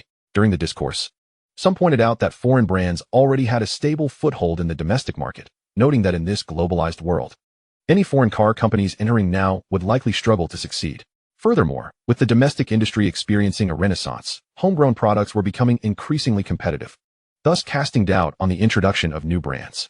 Additionally, a vice president brought by He Jiawei spoke up. Automotive modifications may not be widely understood. However, the documents in front of you provide ample information. Allow me to explain.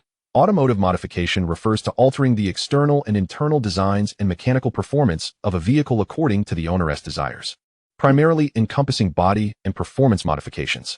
Given the current economic landscape in our country, I believe this business expansion is likely to yield fruitful results. Chapter 42. Conclusion.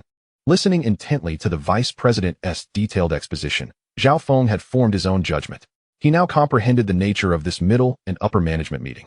It was merely a reflection of the differing opinions between Zhang Guangtai and Lu Yuhong, He Jiawei. Setting aside personal emotions, Zhao Feng found himself more inclined towards Lu Yuhong and He Jiawei's automotive modification venture. He continued to attentively absorb the ongoing discussions, and it was clear to him that Zhang Guangtai's perspective was more conservative. Even when introducing foreign brands, it is improbable to achieve extraordinary success. The domestic low-end market is firmly held by various local automotive enterprises, while the mid to high-end segments are predominantly occupied by foreign manufacturers or joint ventures. Unless one possesses the exceptional prowess of Tesla, it is challenging to seize market share from these established players. After nearly an hour of deliberation, Lu Yuhong unequivocally expressed her support for He Jiawei's modification business. In a decisive manner, Zhao Feng ultimately resolved to pioneer the vehicle modification venture proposed by He Jiawei. Meeting the gaze of everyone present, Zhao Feng maintained a composed demeanor and declared, I believe that for our company to flourish, we must align with current trends. The culture of vehicle modification is just beginning to flourish in our country, presenting a significant opportunity. Moreover, if we expand our thinking, we need not confine ourselves to sedans, SUVs, or MPVs. Should our technical capabilities meet the standard, we could venture into the realms of sports car modifications, off-road vehicle modifications, and camper van modifications, among others. There is immense potential in these fields. In fact, our modified vehicles could even evolve into a distinct brand, a brand belonging to our company. As our modification techniques are patentable, a fact that Minister Li from the legal department should also be aware of. Zhao Feng's remarks caused a stir among the employees, particularly Minister Li Ruojuan from the legal department, whose astonishment towards the young chairman was palpable. The most fervent gaze belonged to He Jiawei, who felt a kinship with Zhao Feng. Zhao Feng surveyed the room. Aside from feeling slightly uncomfortable under He Jiawei's gaze, he was quite pleased with the reactions of the others. Without hesitation, he turned to Lu Yuhong and Zhang Guangtai. Do you, General Manager Lu and Director Zhang, have any objections? Lu Yuhong smiled gently and replied, Of course not. I support the chairman's decision. Zhang Guangtai, with a nonchalant expression, seemed unaffected. I too support the chairman's decision. Upon hearing this, Zhao Feng nodded affirmatively. Then I shall make the announcement. He gestured to open the document before him, flipping to the final page, which was blank, and proclaimed, I hereby announce that the company's new venture into vehicle modification will be entrusted to General Manager He at the Yongqing Tianma Racing Circuit, with the allocation of relevant personnel to be jointly determined by General Manager He and General Manager Liu. Following the announcement, He Jiawei stood up, brimming with excitement. Thank you, Chairman Zhao and General Manager Liu, for your trust. I will certainly develop the company's new business well to repay the company's investment. Zhao Feng nodded slightly. Lu Yuhong, recovering from her surprise at Zhao Feng's authoritative reading of the document, glanced instinctively at Bai Qian, her mind swirling with questions. Could there be informants within the company? After Zhao Feng had read the decision and the meeting concluded with discussions on various details, it was nearly noon. Zhao Feng, holding the document, stood and turned to his left towards He Jiawei and Zhang Guangtai, smiling as he addressed the elderly Zhang Guangtai. Director Zhang, I hope you don't take offense. My intentions are rooted in the company's interests. If conditions allow in the future, we will certainly consider your suggestions. Zhang Guangtai beamed. No worries, Chairman Zhao. I completely understand. After a brief exchange of pleasantries, Zhang Guangtai discerned that Zhao Feng seemed to have something to discuss with He Jiawei, so he took his leave. Zhao Feng watched his retreating figure, gradually withdrawing the smile from his face. Some individuals, even if they do not hold fondness for each other due to differing stances, must still observe the necessary courtesies, even if it is clear that both are aware of the underlying tensions. Beside him, He Jiawei followed Zhao Feng's gaze and remarked meaningfully, Zhang Guangtai is aging. Chairman Zhao. Zhao Feng turned back to He Jiawei, a smile once again gracing his face. General He, are you perhaps interested in Director Zhang's affairs? Not at all. Chairman Zhao, please do not misunderstand. I am sufficiently content with my current business. I have a passion for racing and vehicle modifications.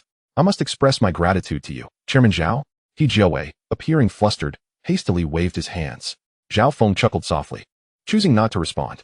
However, He Jiawei subsequently exhibited the demeanor of a genuine car enthusiast, engaging Zhao Feng in extensive discussions about vehicle modifications. Zhao Feng, nodding approvingly with a smile, resembled a venerable elder encouraging his younger counterpart. He Jiawei, displaying remarkable patience, continued to share his insights for quite some time. Meanwhile, Lu Yuhong called her secretary Bai Qian outside the conference room. Once the area was clear, Lu Yuhong gazed out the window and inquired, was that document you personally organized? Are there any other files included? Bai Qian, her expression solemn, initially intended to respond in the negative. However, recalling that she had placed the files in the conference room without further oversight, she hesitated and ultimately replied, General Manager Liu, I cannot be certain. Upon hearing this, Lu Yuhong's breath quickened and her chest rose and fell, a sight that would undoubtedly captivate Zhao Feng.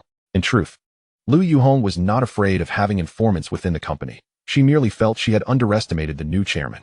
Observing Zhao Feng and He Jiawei engrossed in conversation, Lu Yuhong smiled broadly and approached them. You two seem to be having quite the enjoyable discussion. It's almost noon.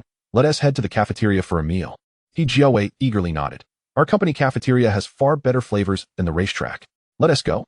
I can hardly wait. Zhao Feng also praised Lu Yuhong. If our general manager Lu were at home, she would undoubtedly be the epitome of a virtuous wife. Since my arrival at the company, she has always invited me to dine in the cafeteria, never taking me out. Lu Yuhong's face flushed at his words. Chairman Zhao, are you implying that I have not been a gracious host? Zhao Feng waved his hand dismissively. That is not what I meant. Lu Yuhong, in response, playfully rolled her eyes, her graceful demeanor resembling a blooming peony. The trio made their way to the cafeteria. Along the way, Lu Yuhong attempted to gauge Zhao Feng's thoughts but was taken aback when he casually opened the document he had not set aside, candidly stating, I'm merely putting on a show. Otherwise, the ministers and managers might think I'm too casual. Upon hearing this, Lu Yuhong felt a surge of frustration. How foolish of her to have been anxious for so long. Wait a minute. What if he was merely trying to downplay the significance of this matter? In that moment, Lu Yuhong was struck by the realization that Zhao Feng, this unassuming young man, possessed considerable acumen. Beside her, Zhao Feng's gaze flicked past Lu Yuhong. He felt a sense of satisfaction regarding his subtle maneuver. Though it may not have been grandiose, it achieved the desired effect. While Lu Yuhong always treated him with utmost respect, the fact that she had directly handed him the vehicle modification document indicated that she had long made her decision and was eager for him to arrive at a similar conclusion. Although the ultimate outcome allowed her to achieve her goal, Zhao Feng still felt compelled to admonish her, ensuring she understood that she was not so easily deceived. While the Shengtai company offered systematic attendance rewards, it had now become part of his assets, and Zhao Feng certainly had no intention of neglecting it.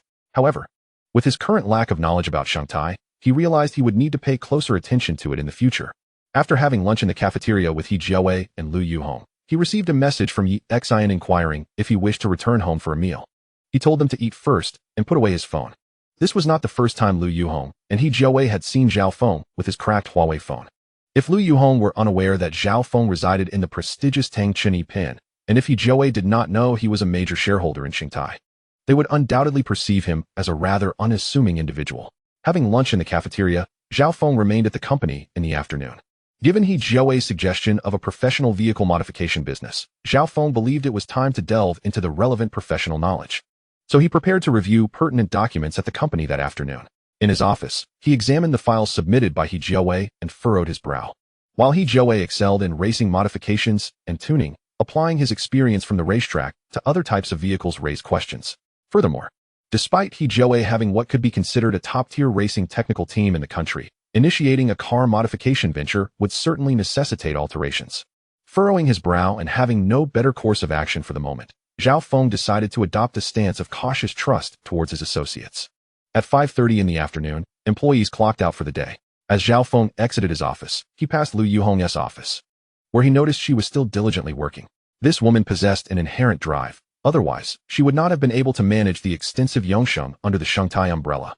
In truth, had she not revealed her underlying intentions today, Zhao Feng believed she could serve as an excellent helmswoman for Shengtai. Time would tell. Upon returning home to Tangchini Pin, Zhao Feng arrived just around 6 o'clock. As he stepped through the door, he noticed the shoes neatly arranged at the entrance, just as they had been in the morning, and he curiously glanced towards the living room. No one. Had the two girls gone out? Taking out his phone, Zhao Feng casually called Yi Xian. Before long, the call was answered, and he heard her groggy voice. Hello. Who is it? Realizing she sounded as if she had just awakened, Zhao Feng replied somewhat irritably. Who else could it be but your brother? Upon recognizing his voice, Yi Xian seemed to awaken considerably. With sounds of her getting up, she exclaimed, I'll be right down. Bye. Zhao Feng glanced towards the staircase and hung up the phone. When Yi Xian came down, she playfully leaped into Zhao Feng's embrace. Observing her in pajamas with tousled hair, looking disheveled, he instinctively pushed her away with his palm against her little head, saying, Do you not realize how your admirer might perceive you looking like this? Yi Xian disdainfully pouted. Brother, why bring up that guy? A loser like him would think my fart smells good. Ugh. Zhao Feng quickly shook his head, stepping back 2 paces. How can you be so disgusting? Yi Xian sat on the sofa, unable to hold back. Brother, I didn't say he was a loser for no reason. He is only 170 tall, weighs 170, and is nearly bald. Even at under 30. He looks over 40, and he carries an inexplicable odor.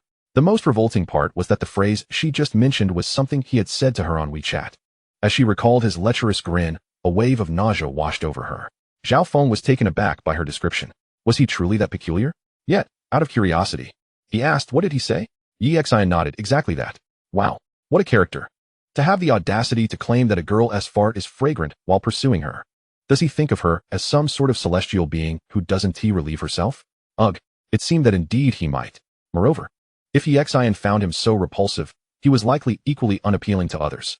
Before Zhao Feng could respond, Yi Xian continued, Brother, I have never agreed to any date with him, nor have I accepted any gifts from him. I'm single and simply dislike him. And there is nothing wrong with that, right? Zhao Feng nodded in agreement. Absolutely. Such a person is unworthy of my adorable cousin.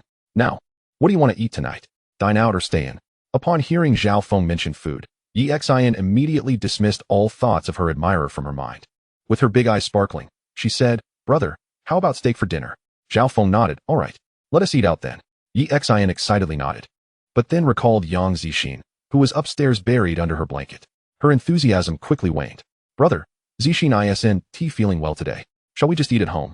Not feeling well. Zhao Feng looked at Yi Xian with curiosity. Seeing her make a series of expressions, he suddenly realized. A relative is visiting? Yi Xian nodded. Fine. Then we'll eat at home. During a girl's monthly visitor, it was best to consume fruits and vegetables, and for meat, lamb could be chosen. Zhao Feng had already stocked up on these items during his previous shopping trip. He instructed Yi Xian to wash some fruits to prepare a fruit salad, while he personally took out the lamb and stewed some hand-pulled lamb. As for the authenticity of the preparation, he didn't care much. As long as it tasted decent, that was sufficient.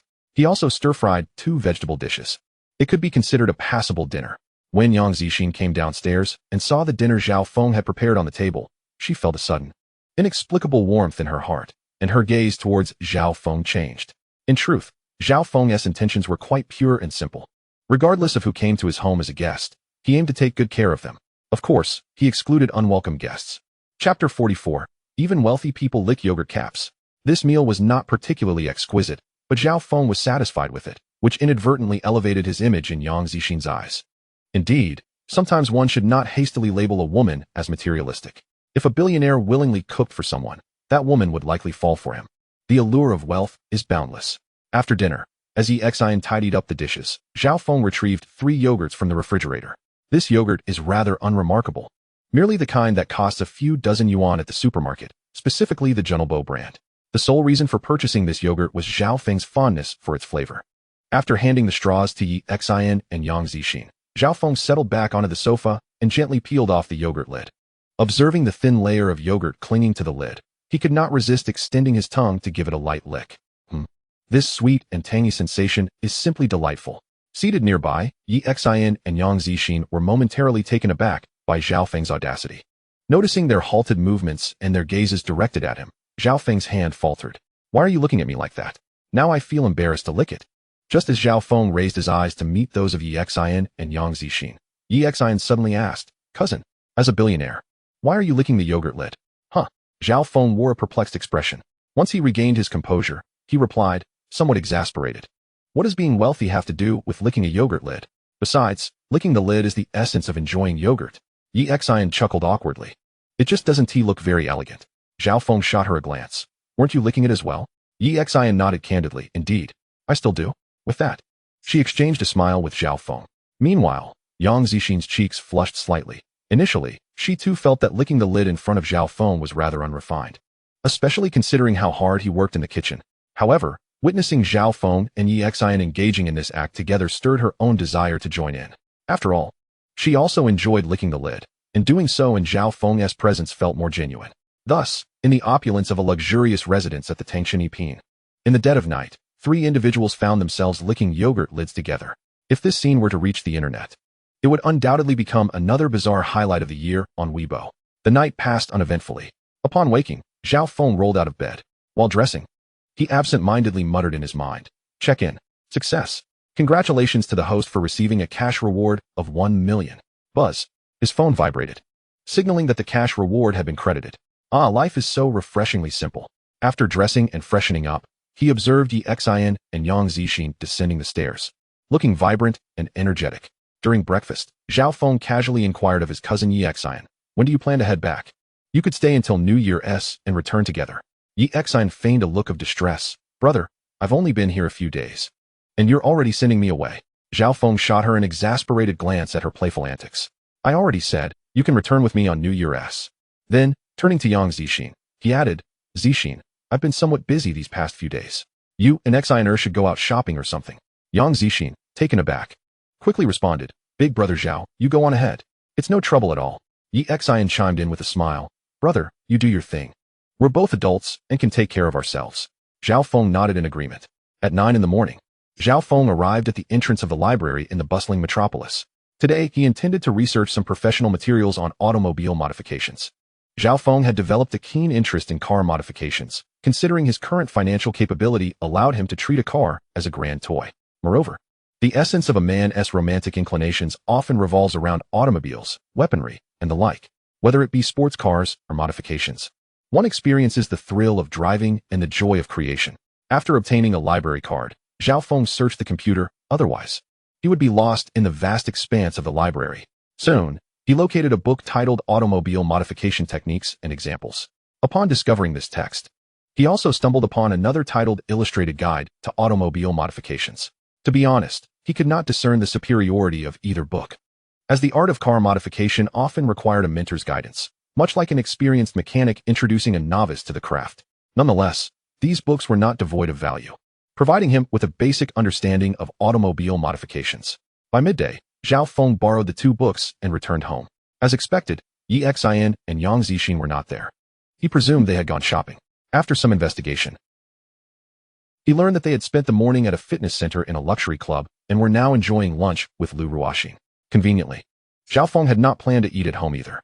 He grabbed a briefcase, placed automobile modification techniques and examples inside, and headed out, driving his Audi R8 to the office. After a light lunch in the cafeteria, Zhao Feng returned to his office as chairman. He dealt with Lu Yuhong and felt a sense of tranquility envelop him as the noise subsided. Taking out the book, Zhao Feng leaned over his desk and began to study diligently. Truth be told, he had not focused like this in quite some time. He even pulled out a notebook to jot down notes. By 5:30 in the afternoon, Zhao Feng placed the book and his notes in the drawer beneath his desk and locked it with a key.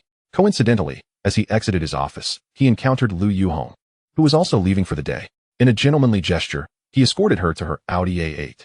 She drove away, leaving behind the illuminated license plate number 623. In the winter of the metropolis, at 6 o'clock, the sky was only slightly dim.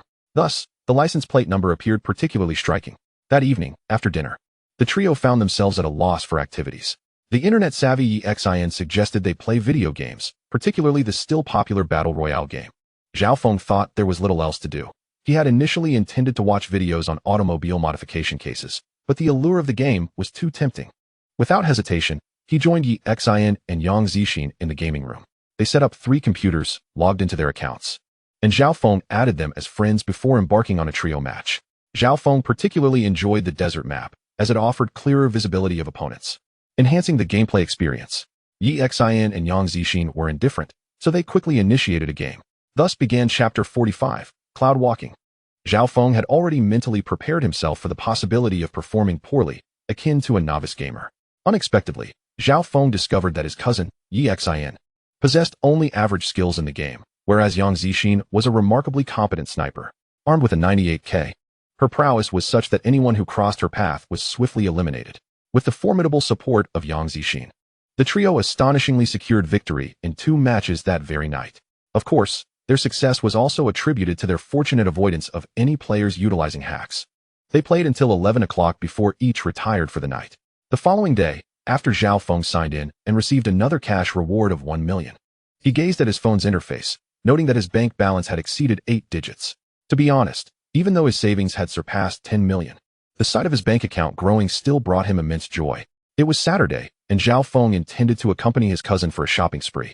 As it was a rare occasion for them to be together, and indulging in some retail therapy seemed only fitting. Upon hearing this, Xin was naturally delighted. After swiftly changing clothes and applying makeup with Yang Zixin, they prepared to set off. Zhao Feng planned to take the 2 girls to the International Finance Center in Shanghai, a place he was somewhat familiar with after a previous visit. Nearby stood the Jinmao Tower, which also appeared to be quite entertaining.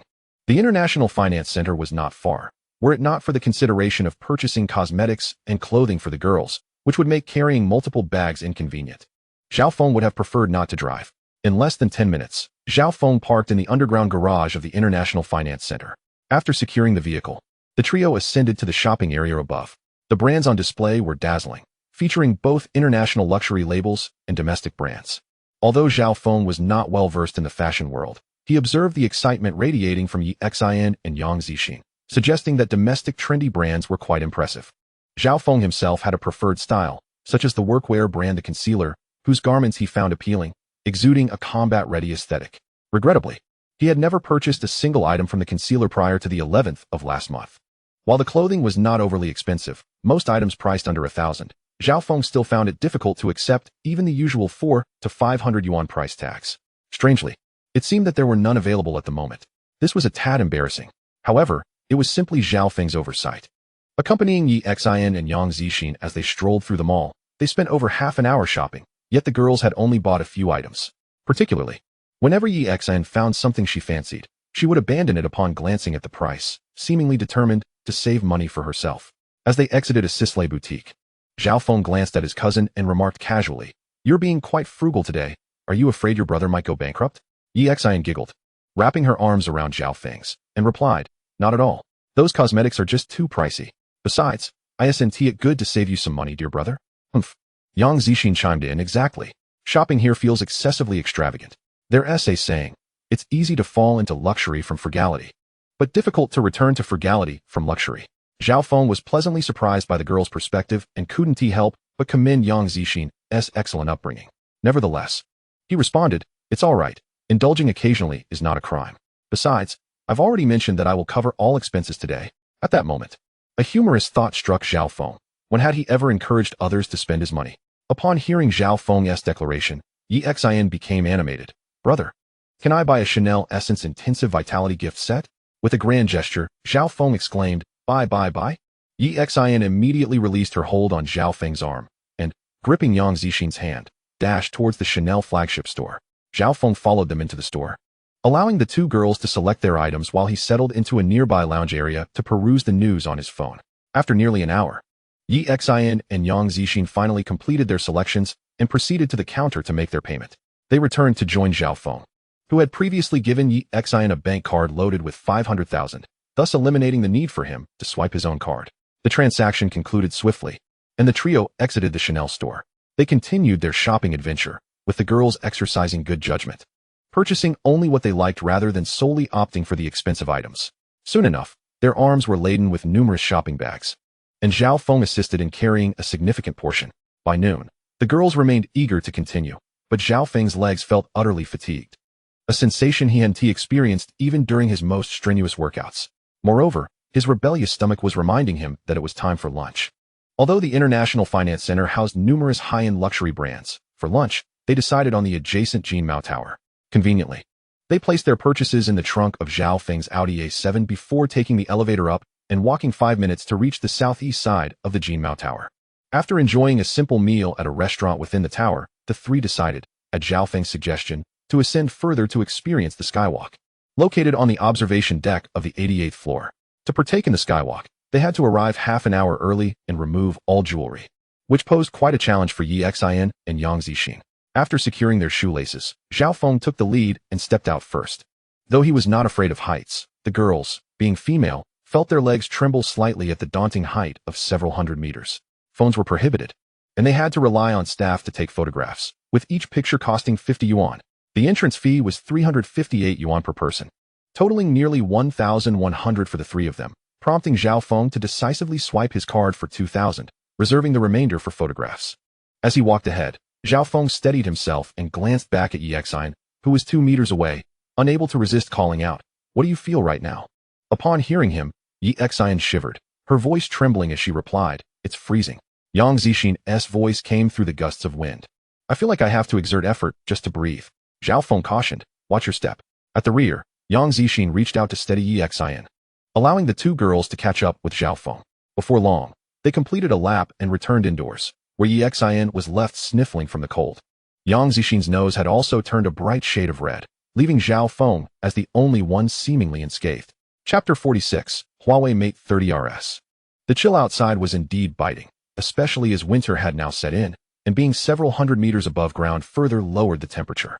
After Yi Xian and Yang Zixin regained their composure, the three prepared to take the elevator back upstairs. Yang Zixin seemed a tad slow on the uptake. Perhaps her reflexes were somewhat delayed. Just moments ago, while she strolled through the clouds, each step she took was measured and steady. Yet, within the confines of the elevator, her legs turned to jelly, and she leaned heavily against Yi Xian for support. Suddenly, Zhao Feng's phone vibrated. Upon checking, he discovered a WeChat message from his university classmate. Su Lingfeng, a native of Northeast China, had shared a dormitory with Zhao Feng during their university days. The pair, one from Shandong and the other from Northeast China, were the last to remain sober after many dormitory gatherings. Consequently, their bond grew stronger. Su Lingfeng messaged, "In a few days, I'll be on business in the Magic City. Shall we meet up?" After graduating, Su Lingfeng returned to Northeast China due to his girlfriend. Recently, after a month of turmoil in their relationship, they broke up. Zhao Feng had contemplated offering solace, while also planning to escape to Northeast China to unwind from his own company troubles. However, within a week, the couple reconciled. Zhao Feng couldn't help but mutter an expletive under his breath, feeling as if he were witnessing a theatrical performance. He merely congratulated them and resigned himself to staying home. Su Lingfeng, perhaps feeling sheepish, mentioned that he would treat Zhao Feng to drinks when he visited the Magic City. Zhao Feng replied, "Sure. Just let me know when you arrive, and I'll pick you up." After sending the message, Su Lingfeng did not respond immediately, prompting Zhao Feng to put away his phone. Yi Xian then interjected, "Oh, brother. Last time I mentioned that your phone's camera seemed to be malfunctioning and the screen is damaged. We should buy a new phone later." Zhao Feng, somewhat bemused, replied, "But this one works just fine." Yi Xian insisted, "Oh come on, you're such a wealthy man. Using such an outdated phone is rather undignified. Zhao Feng chuckled at her antics. I don't feel it's embarrassing at all. Yi Xian grasped Zhao Feng's large hand, her rosy lips almost brushing against his cheek as she playfully shook his hand and pleaded. Oh, just get a new phone. With no way to counter her persistence, Zhao Feng finally relented. All right, I'll change it. As he spoke, he looked at the beaming Yi Xian and affectionately ruffled her hair. Zixin is right here. Aren't you afraid she'll tease you? Yi Xian giggled as she nestled closer to Yang Zixin. Zixin, wouldn't he do that, right? Yang Zixin nodded with a smile, her emotions swirling within her. For reasons she could not comprehend, she felt an urge to say something to Zhao Feng, yet found herself at a loss for words. Watching her cheerful friend, an inexplicable pang of envy struck her heart. She remarked, I truly envy the sibling-like bond between Xian and brother Zhao. Unfortunately, we don't even have any cousins in our family. Zhao Feng, upon hearing this, chuckled. Well, then, you can't call me brother for nothing. Consider me your brother from now on. Yi Xian's expression shifted instantly. Her older brother was such a dense blockhead. She had presented a charming girl to him. And instead of embracing the opportunity, he wanted to take on the role of a brother. How utterly foolish. Just as she was about to pinch her brother, Yang Zixin unexpectedly wrapped her arms around her and cheerfully exclaimed, Great. Thank you, brother Zhao. Zhao Feng smiled and nodded. In an inexplicable twist of fate, he reached out and gently tousled Yang Zixin's hair. Her delicate face flushed, her gaze shimmering like water, clear and captivating. As they exited the elevator, Zhao Feng allowed the two girls to walk ahead while he followed. Upon returning to the Guojin Center, they retrieved the car and proceeded to the Huawei flagship store on Bin Road, which was not far away. By the time they arrived at the store, it was just past 3:20 in the afternoon. The store was neither crowded nor empty. And Yi Xian and Yang Zixin accompanied Zhao Feng as he entered the flagship store, allowing the two girls to select their phones.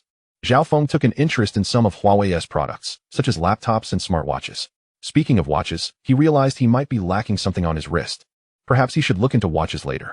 Zhao Feng, who often browsed Douyin, was aware of several watch brands, including Vacheron Constantin, Patek Philippe, and Rolex.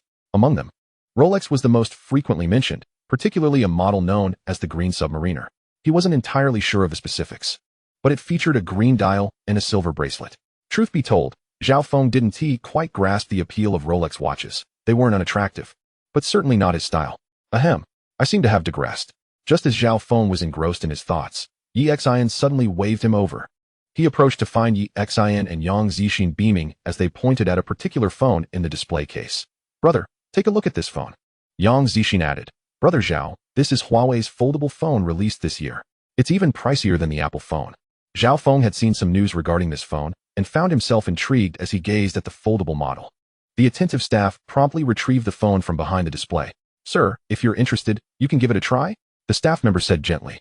Zhao Feng glanced at the staff member in uniform and graciously replied, Thank you. He accepted the phone and handed it to Yi Xian and Yang Zixin. The phone's appearance struck him as peculiar. When unfolded, it resembled a tablet. Zhao Feng remarked nonchalantly. Yet, upon hearing this, the staff member's expression darkened. Maintaining her polite smile, she explained, Sir, this phone is decidedly different from a tablet. We have incorporated numerous cutting-edge technologies. For instance, it features a foldable screen and a side fingerprint sensor with integrated front and back cameras. Zhao Feng did not dismiss the staff member's explanation, but listened attentively. To be honest, his earlier comment was merely a jest aimed at Yi Xian and Yang Zixin. However, the staff member's earnest and detailed introduction piqued his interest further. He decisively declared, All right, I'll take 3. The staff member was momentarily taken aback, her eyes widening in disbelief. Sir, did you just say? Zhao Feng nodded affirmatively and reiterated, Yes, 3, please. He then turned to Yi Xian and Yang Zixin, saying, Let us each have 1. It's time for you both to upgrade your phones. Yang Zixin could hardly believe Zhao Feng's willingness to make such a purchase. However, with the phone priced at 16,666 yuan, it was undeniably steep. She quickly shook her head. Brother Zhao, that is not appropriate. Zhao Feng countered, What is inappropriate about it? Yang Zixin smiled. Brother Zhao, this phone isn't suitable for us. As girls, we naturally prefer phones that excel in photography. This one leans more towards a business aesthetic, making it more fitting for you. Upon hearing this, Zhao Feng glanced at Yi Xian, who, meeting his gaze, nodded emphatically. Brother, I just swapped my phone 2 months ago, and Zixin has only had hers for a month. The novelty hasn't even worn off yet. Upon hearing Zhao Feng's words, he ceased to insist any further. Very well. Please procure one for me. By the way, do you happen to have the Mate 30 RS Porsche? The customer service representative did not exhibit any disdain due to Zhao Feng's change of heart. However, upon hearing his inquiry about the Mate 30 RS, she could not help but widen her eyes in surprise at him. Soon recovering, she swiftly turned and retrieved a Mate 30 RS. The color was black, and Zhao Feng was instantly enamored with it. Both of these mobile devices were 5G enabled, while Zhao Feng was still using a 4G phone, as the commercial rollout of 5G required a period of development. With a casual gesture, he pointed towards the counter, declaring, "I'll take that Mate 30 Pro as well. Let us settle the payment together." As he spoke, Zhao Feng produced his bank card and handed it to the customer service representative. Upon hearing this, the representative's face brightened with a smile, as such straightforward customers were a rarity. She hurriedly processed the order, handing the receipt and bank card to a colleague to proceed to the cash register. Personally assisting him, she placed Zhao Feng's SIM card into the Mate 30 Pro, noting that his SIM card was not 5G compatible, thus it could not be inserted into the Mate X or Mate 30 RS. Observing Zhao Feng's frown, she quickly smiled and said, "Sir, we can purchase a SIM card next door. Would you like me to assist you in acquiring two?" Zhao Feng raised his hand, signaling that it was unnecessary. "I'll go buy them myself." Afterward, Zhao Feng went next door to procure two 5G SIM cards, installing them in both phones. Once he confirmed that the phones were functioning properly, he retrieved his bank card and, with the customer service representative bidding him farewell, he exited with his cousin and Yang Zixin. The hour was still early. The trio returned to the Guojin Center. Suddenly, Zhao Feng recalled that he had mentioned wanting to gift Lu Ruoxin a present. Thus, the three returned to the upper levels of the Guojin Center. Zhao Feng turned to Yi Xin and inquired, "How much was that Chanel gift box we saw earlier?" "Over 6,000. Yi Xin candidly replied, "That's not too expensive. I just saw Chanel items priced at 300 or 400. How is this one so affordable?" Zhao Feng exclaimed in astonishment. Yi Xin looked at her brother, speechless, as his reaction revealed a certain naivete. Unaware, Zhao Feng nonchalantly gestured with his chin towards Yi Xin, saying, "Go buy another set." Upon hearing this, Yi Xin glanced at Yang Zixin and silently praised her brother's cleverness. Yang Zixin felt a delightful warmth in her heart. However, she was soon taken aback when Zhao Feng continued, "I'll give it to Coach Lu another day as a token of gratitude." Yi Xin was left dumbfounded, and Yang Zixin's eyes flickered with a shadow of disappointment. Zhao Feng, oblivious, said, "Did you both buy that gift box? Let us see if there's anything else we need to add. Zixin should come along too. One for each of you. No one is to miss out. Hurry." Realizing that Zhao Feng assumed they had both purchased the gift, the two girls finally caught on. In truth, Yang Zixin had refrained from buying anything earlier, feeling it inappropriate to let Zhao Feng foot the bill for such expensive items. Zhao Feng's reasoning was also rooted in his desire to treat both girls equally, especially since Yang Zixin had come along to accompany Yi Xin for some leisure time. By the time the two girls exited the Chanel boutique, it was not too late, and none of them felt hungry. Yi Xin suggested they help Zhao Feng select a few outfits. Both Yang Zixin and Zhao Feng readily agreed. Aware of his limited fashion sense, Zhao Feng was glad to have Yi Xin's assistance. After all, a girl's perspective would likely lead to a more stylish selection. The trio continued shopping until 8 in the evening. Zhao Feng felt as though his entire body had stiffened into a puppet from the extensive trials of various clothing styles. Regretting the lengthy endeavor, had he been on his own, he would have completed everything in an hour. Yet, with Yi Xin and Yang Zixin's meticulous choices, the process became considerably more tedious. They insisted on having him try on every outfit they deemed suitable. Eventually, they managed to select 2 Versace shirts, a Burberry belt, 2 Armani suits, and a pair of shoes, totaling nearly 100,000 yuan. The combined financial resources of Yi Xin and Yang Zixin did not even amount to that figure. Thus, 2 days passed. During dinner one evening, Yang Zixin suddenly spoke up. "Zhao Ge, I want to thank you for all your help during this time. I'll be returning home tomorrow."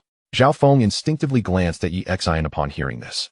Yi Xin chimed in, "I plan to return with Zixin as well. So, you'll be left all alone at home." Zhao Feng found it odd how sudden this was. Wondering if they were dissatisfied with his care, he jokingly remarked, "Is it that you find my hospitality lacking?"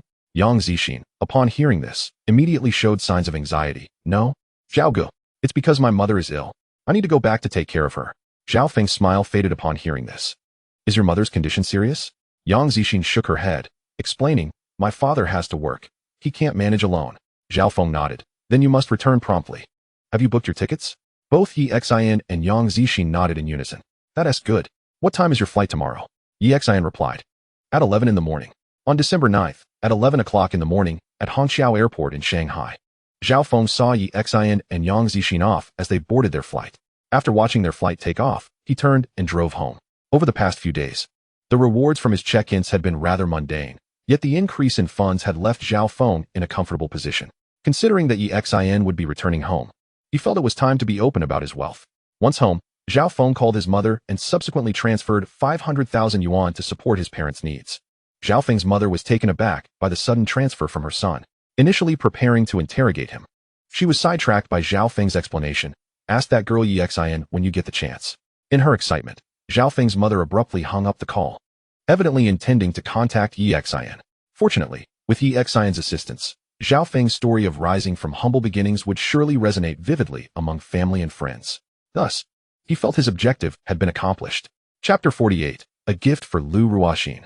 Reclining comfortably on the sofa, Zhao Feng perused the book Car Modifications and Technical Examples, unknowingly dozing off until 3 in the afternoon. He picked up his newly acquired Mate 30 Pro and checked WeChat, where both EXIN and Yang Zixin had sent messages upon reaching home. Zhao Feng replied to each of them succinctly, rising to stretch languidly. An unexpected pang of hunger struck. Reluctant to prepare a meal myself, I happened to notice a Chanel gift box perched atop the coffee table. Without hesitation, Zhao Feng seized it and made his way downstairs. Traversing through the garden, he arrived at the Yapinui Club, where he sent a WeChat message to Lu Ruoxin inquiring about her activities.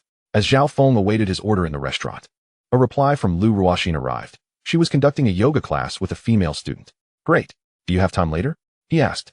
Lu Ruoxin responded with a question mark, followed by, what's up? Glancing at his phone screen, Zhao Feng replied, nothing much, just have something for you. Lu Ruoxin instinctively probed. What is it? After 2 minutes of silence, just as she prepared to inquire further, one of her students called out from a distance, Coach, I can't do this move. Lu Ruoxin reluctantly pocketed her phone to demonstrate for her student. Sitting cross-legged about a meter apart, she elegantly lifted her right leg straight back, revealing her flawless silhouette. It's quite simple. Give it another try? Having quickly satisfied his hunger, Zhao Feng settled the bill and ascended to the fitness floor with the Chanel gift box in hand. He exchanged smiles and greetings with the 2 ladies at the front desk before heading straight into the gym. Approaching the yoga studio, he peered through the glass to see Lu Ruoxin diligently instructing her class. The snug attire she wore for yoga accentuated her curves, leaving little to the imagination. Shaking his head, Zhao Feng realized that continuing to gaze might lead his thoughts astray. He rapped gently on the glass, prompting Lu Ruoxin and her student to look his way. Hey, Coach Lu, looks like your boyfriend is here. One student teased. Lu Ruoxin's cheeks flushed crimson. No, this is just one of my students. I'll be right there. Ms. Zhang chuckled in acknowledgement. Lu Ruoxin stepped out of the classroom to face Zhao Feng. Mr. Zhao? What brings you here? Feigning displeasure, Zhao Feng replied. Didn't I say I'd come by? Lu Ruoxin lowered her voice. I thought you were joking. Zhao Feng, of course, heard her and promptly handed her the bag containing the gift. This is a little something I picked for you. See if you like it. Lu Ruoxin quickly waved her hands. Mr. Zhao, we have rules against accepting gifts. I appreciate your kindness. Zhao Feng's expression turned serious. What else with the mister? It's just a gift among friends, a token of gratitude for the help you gave my cousin and her friends. I've been busy these past few days and finally found a moment to bring it. They just left this morning. Analyzing Zhao Feng's words, Lu Ruoxin realized that his cousin and Yang Zixin had returned home, indicating that Zhao Feng and Yang had not progressed to a romantic relationship, which was certainly favorable news for her. For the past few days, Lu Ruoxin had felt a twinge of resentment toward Zhao Feng for not reaching out. Yet the sight of the luxurious Chanel box stirred a sense of delight within her. Nevertheless, she still refrained from accepting it. Noticing her hesitation, Zhao Feng reached out and gently grasped Lu Ruoxin's delicate hand, placing the bag into her palm. Take it.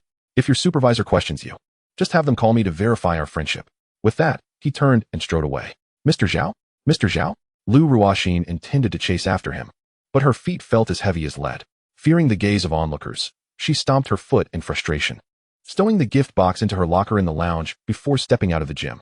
As Zhao Feng returned home, he regretted his attempts at gallantry. How could he resist such soft hands? Clearing his throat, he resolved to maintain his composure. Settling into his leather chair, he recalled his skill in basic stock manipulation and the $5 million in his trading account. With renewed determination, he opened the market interface, scrutinizing various stocks until his gaze settled on one named Shangyan Company, which had been on a downward trend for 5 consecutive days. However, applying his analytical skills, Zhao Feng concluded it was poised for a significant rebound. Hesitating momentarily, he decisively clicked to purchase shares at $9 each, investing $100,000. His cautious choice stemmed from uncertainty. He thought of it as a trial run, planning to reassess once profits materialized. Checking his phone, he noted it was nearly 5:30. Surprised at how much time had elapsed, he stepped out of the study. With both Yi Xin and Yang Zixin absent, the solitude of his home felt oddly stark. The expansive space seemed almost desolate. Indeed, a large house doesn't always equate to comfort. What am I even doing alone here? He mused. Having turned lunch into an afternoon snack, Zhao Feng wasn't particularly hungry. He contemplated watching a film, yet recent offerings seemed rather uninspired. He heard of a movie titled The Beneficiary, boasting a commendable performance by its lead actor. As he started watching, Zhao Feng found himself struggling to recognize his former idol, Lu Yan, due to her altered appearance. Nevertheless, the film proved to be a solid showcase of both Lu Yan and the male lead's acting prowess. Zhao Feng's recollection of the male lead lingered from the sewing machine band, where he had played the guitar with remarkable finesse. After the movie, Zhao Feng logged onto Weibo. He intended to post a casual update but noticed an influx of new followers on his account, which had previously languished with just 100 zombie fans. Curiously, he clicked on one profile and was taken aback. It was his high school political class representative, despite having lost touch after the Division of Arts and Sciences. It seemed many familiar faces from high school and middle school had resurfaced among his new followers. Perhaps it was the result of his WeChat moments? Dismissing further contemplation, he pocketed his phone, realizing it was getting late, and was suddenly captivated by a video of barbecuing on Douyin, igniting a fierce craving within him. At 8:30 in the evening, Zhao Feng placed a call to the Alpine Club's restaurant, ordering a grilled lobster, 2 chicken wings, a serving of oysters, 10 beef skewers, 10 lamb skewers, and 10 vegetable skewers, along with 2 charcoal grilled steaks. He opted against a staple, presuming that the array of dishes would suffice. At precisely 9, the delivery arrived. After bringing it in, Zhao Feng set the feast upon the tea table on the balcony. He retrieved 2 bottles of beer from the refrigerator, seated himself, filled his glass, and gazed out at the crescent moon. With his newly acquired smartphone, he aimed it at the nearly overflowing tea table, capturing a trio of snapshots of the barbecue, followed by a picture of the moon. He posted it to his social media with the caption, "The first day of melancholy after my cousin's departure. Cheers." After sending the post, he set his phone aside and, enticed by the aromas of the grilled meats, could no longer resist indulging in the feast before him. It must be said that the Alpine Club exhibits considerable thoughtfulness. In addition to the already grilled skewers, both the steak and lobster were accompanied by a unique sauce. The flavors of the steak and lobster had been subtly seasoned, allowing guests to adjust the sauces to their personal preferences. Today, Zhao Feng was suddenly struck by a mischievous impulse. While relishing the delectable dishes, he perused his social media. His cousin Yi Xin was the first to comment. "You sneakily indulge in delicious food right after I leave. Humph, I'll ignore you from now on." Following her, Yang Zixin chimed in with a like. "It looks incredibly appetizing." Lu Ruoxin added, "A friendly reminder, eating these grilled meats at night isn't good for your health. But I wouldn't mind having some too." Aside from them, various friends and classmates left likes and comments. "Late night food poisoning. And can't catch a break during the day. But here you are at night. And I want to know your exact address. I'll come for you." Zhao Feng chuckled to himself. His whimsical notion had been inspired by a content creator on Douyin, known as Scarecrow Anti-Poison, whose videos invariably ignited a fierce appetite within him. Even when he was already full, he refrained from replying to anyone, stowing his phone away. As the saying goes, raise a glass to invite the bright moon.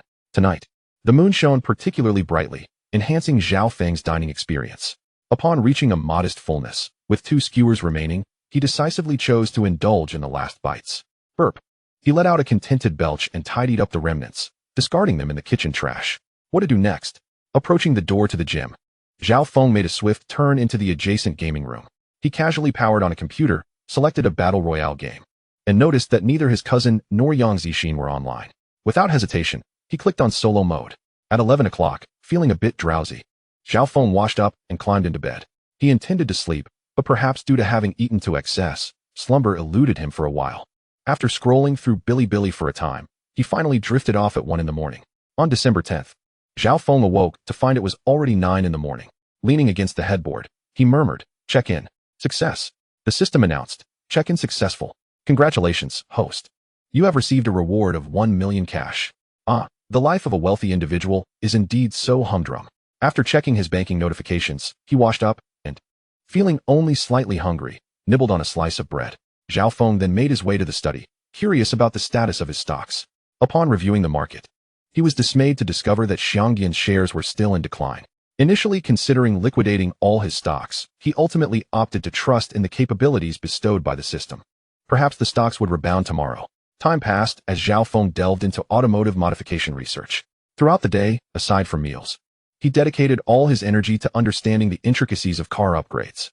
Soon, it was December 11th. Zhao Feng was somewhat oblivious to the day's significance until he murmured, "Check-in." The system's voice resonated. "Check-in successful. Congratulations, host. You have been rewarded with a villa in Jiujiantang, Building 36.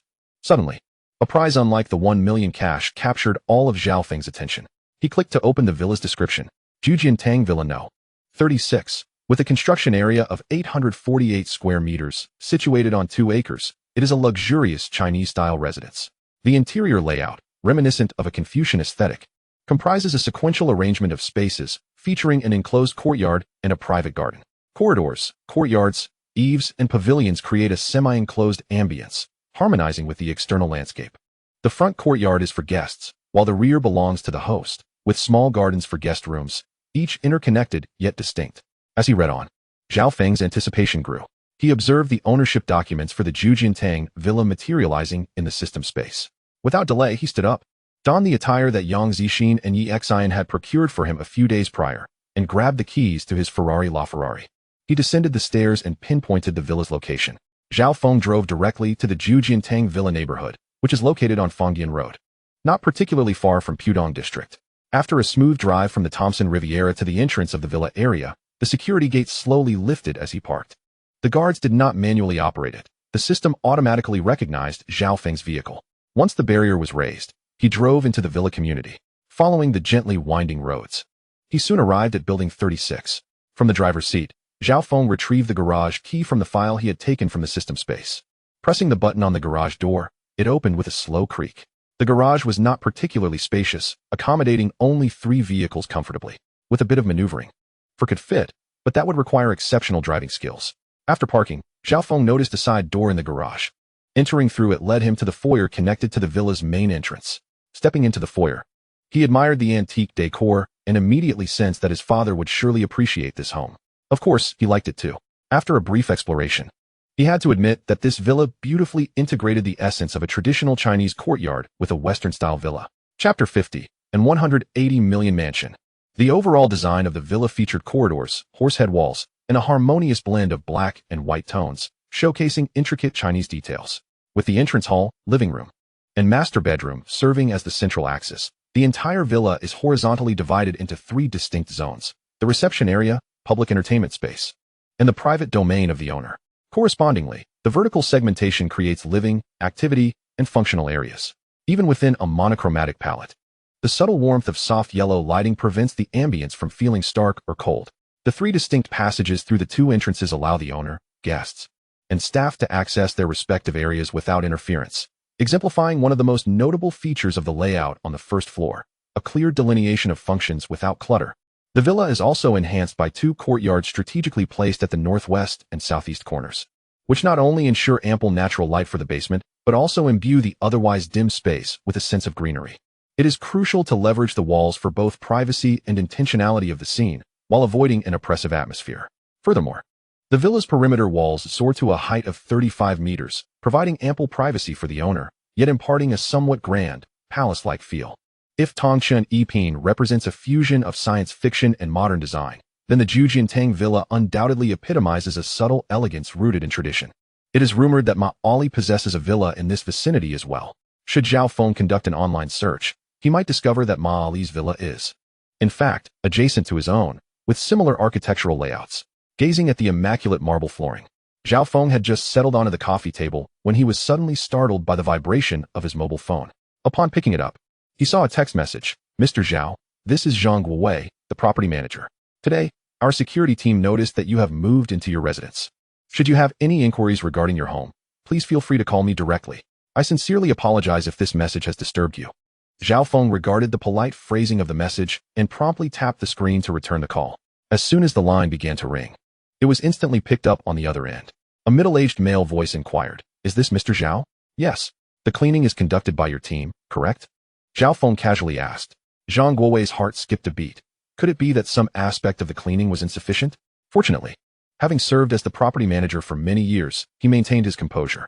He steadied himself and replied, "Mr. Zhao, has there been an oversight? We will certainly rectify any issues." Zhao Feng, hearing this, chuckled softly. "Oh no, not at all. I simply wanted to commend your cleaning staff for their excellent work. Additionally, I may occasionally stay here, so I hope you will continue to uphold that standard." Upon hearing the first part of Zhao Feng's statement, Zhang Guowei felt a wave of relief wash over him. By the time Zhao Feng finished speaking, his entire demeanor relaxed, and he respectfully assured, "Rest assured, we will maintain our consistent level of service." "Very well. If there are no further matters, I shall conclude our conversation here," Zhao Feng stated. Zhang Guowei quickly responded, "Of course. Thank you for your trust in our property management." Zhao Feng replied with a simple, "Good," before hanging up. In the property manager's office, Zhang Guowei loosened his collar, then stood and stepped outside. He glanced at a young man who served as his assistant and instructed, "Make a note to increase the cleaning staff's bonus for Building 36 by $1,000 this month." The young man was momentarily taken aback, but quickly nodded, "Understood." Manager Zhang. Seated on the sofa, Zhao Feng gazed at the 100-inch LCD television. He had intended to turn it on to watch a drama, and instinctively spoke aloud. "Turn on the television." However, the screen remained unresponsive. Realizing the oversight, Zhao Feng remembered that this was not Tycoon Alpine. Indeed, the modern decor and intelligent butler system of Tycoon Alpine were perfectly suited, while implementing such a system in this villa, with its antiquated charm, felt somewhat incongruous.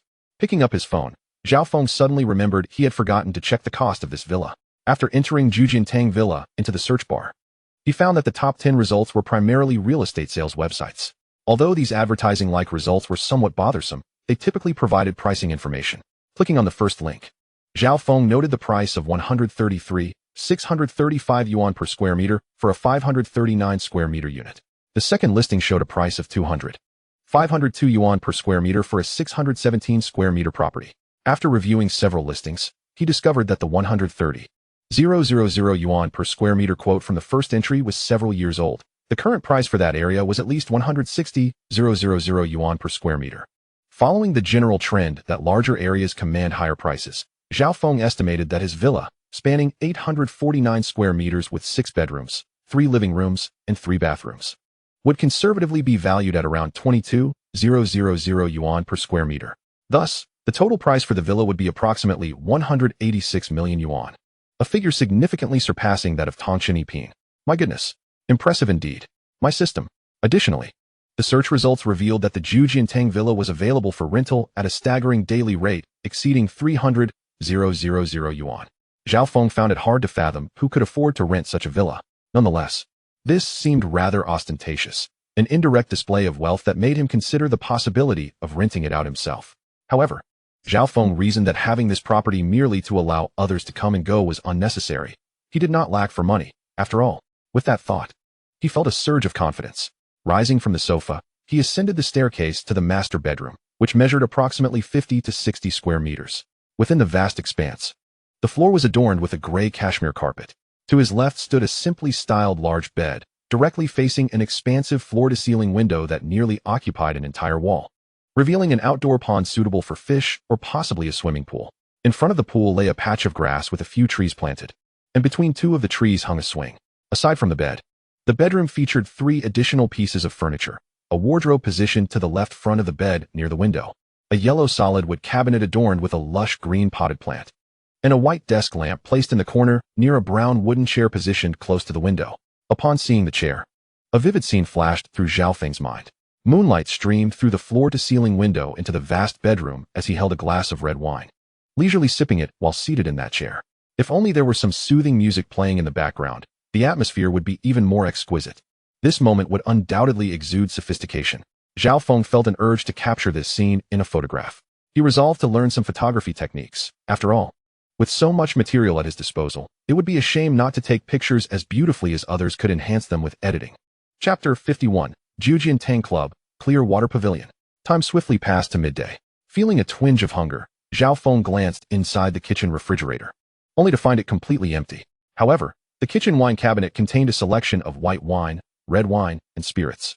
However, it was not in abundance, for within this villa lay a wine cellar where the majority of the fine red wines were stored. One certainly could not indulge excessively.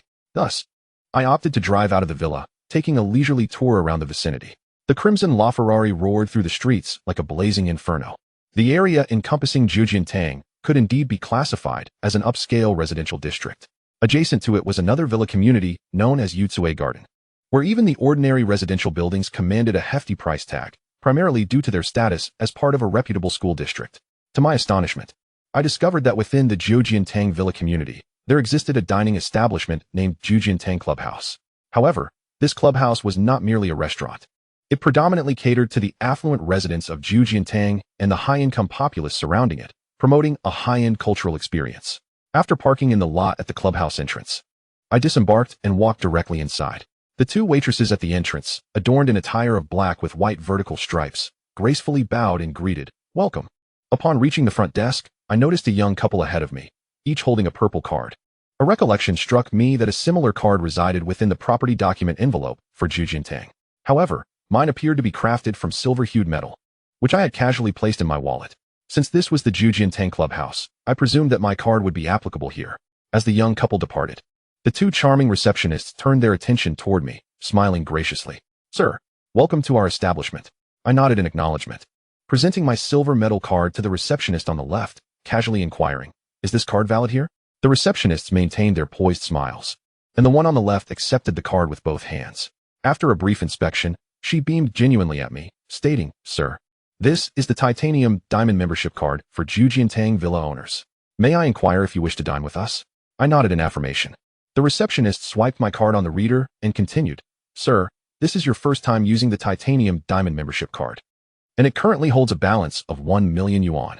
Shall I arrange a table at the Qingshui Pavilion for you?" "Certainly," I replied. "Excellent. Sir, we wish you a delightful dining experience in our clubhouse."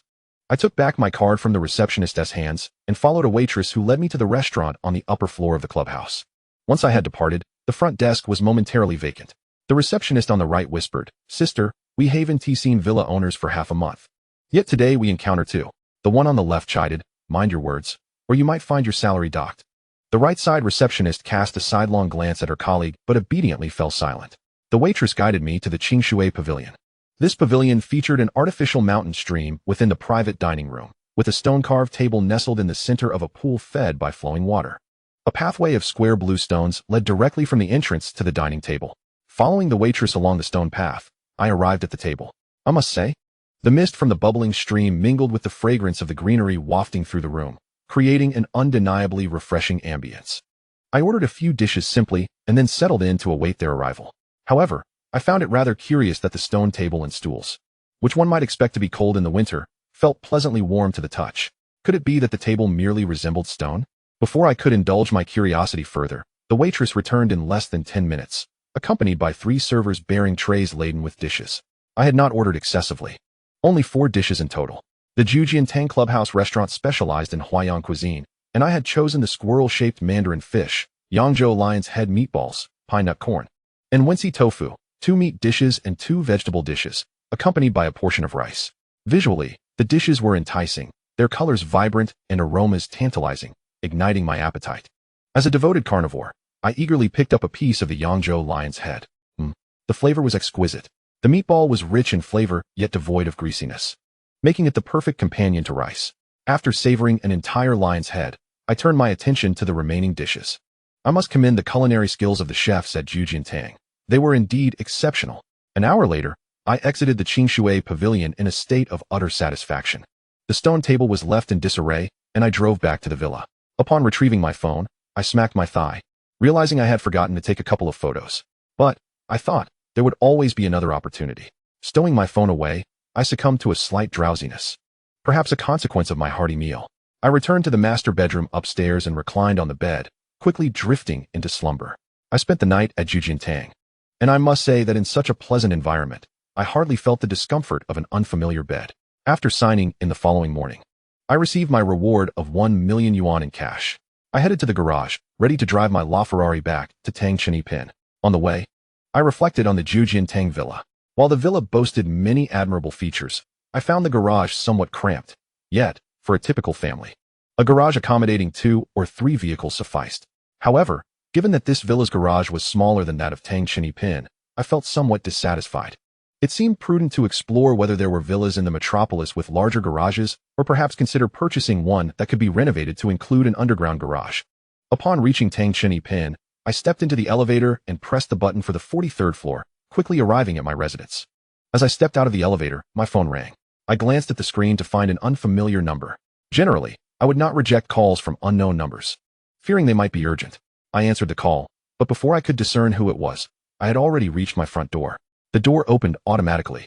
While changing my shoes, I finally heard a voice through the receiver. "Fenger, what are you up to?" Instantly recognizing the voice, I realized it was Su Lingfeng. "Just got home. When are you coming over?" I casually replied while heading to the refrigerator for a bottle of water. Su Lingfeng responded, "I have a flight booked for the day after tomorrow. I'll send you the details shortly." I smiled and replied, "Great. No problem. I'll pick you up from the airport." Chapter 52, Su Lingfeng, Gao Ruashi.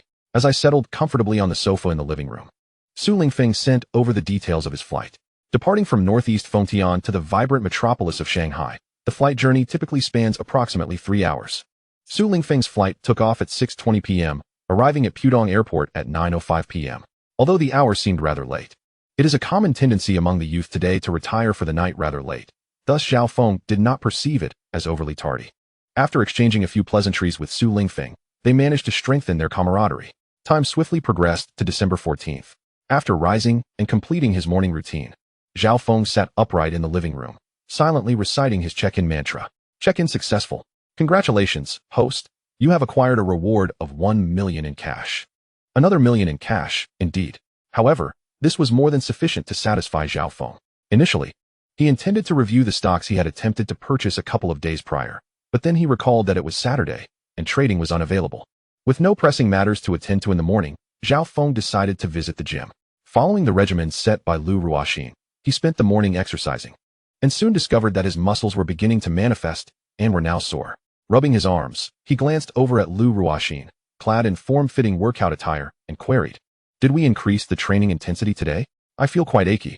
Lu Ruoxin shot him a look of exasperation, retorting, "If you keep resting for over 10 days, it would be as if all your previous efforts were in vain." As she spoke, Zhao Feng found himself greatly appreciating the charm in Lu Ruoxin's gaze. Offering a sheepish smile, he remained silent, but Lu Ruoxin continued. Today's workout was the same as before.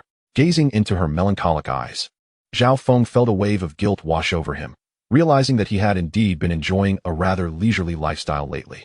It became evident that to achieve a healthy physique, consistent training was essential. After finishing the workout, Zhao Feng had intended to invite Lu Ruoxin out for a meal, but unexpectedly, she received a last-minute notification about a brief meeting to be held before lunch.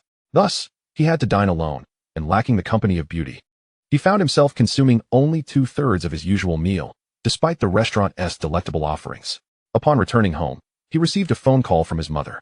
The conversation did not delve into anything significant.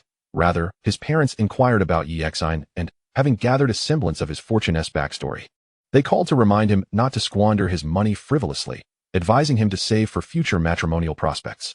Here lies the emphasis. Zhao Feng was once again urged to find a girlfriend. In his parents' view, due to previous financial constraints, they had refrained from pressuring him to seek a partner, as the stress would have been overwhelming. However, with his newfound financial stability, they felt it was time for him to pursue a romantic relationship. Zhao Feng responded, "But what if she is only interested in my wealth?"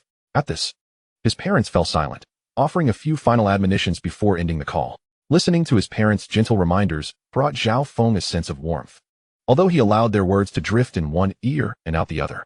At 7:30 p.m., Zhao Feng had a light meal to stave off hunger before driving his Audi A7 out of the luxurious Alpine. The reason for merely having a light bite was that he planned to treat Su Lingfeng to dinner and drinks upon their meeting. Consequently, upon arriving at Pudong Airport at precisely 8:40 p.m., he waited in the arrivals hall for 20 minutes, only to see Su Lingfeng emerge from the exit with a group of 6 or 7 people. It seemed they were on a business trip together. However, who was the young woman linked to his arm? A girlfriend? Bringing a partner on a business trip seemed rather inappropriate. As Zhao Feng pondered this, Su Lingfeng appeared to spot him amidst the crowd. With a burst of excitement, he raised his hand in greeting, prompting Zhao Feng to respond with a cheerful wave. Old Su. In Zhao Feng's line of sight, Su Lingfeng conversed briefly with a person who seemed to be leading the group, then detached himself from the entourage, striding over with the young woman at his side. After more than a year of separation, Su Lingfeng embraced Zhao Feng warmly. Once they parted, Zhao Feng smiled and inquired, "That was your colleague, wasn't he it? If convenient, let us grab a bite together." Su Lingfeng quickly replied, "Oh, I feel bad making you wait so late at the airport. It wouldn't be right to bring so many people along to trouble you. Don't worry. They all have hotel accommodations."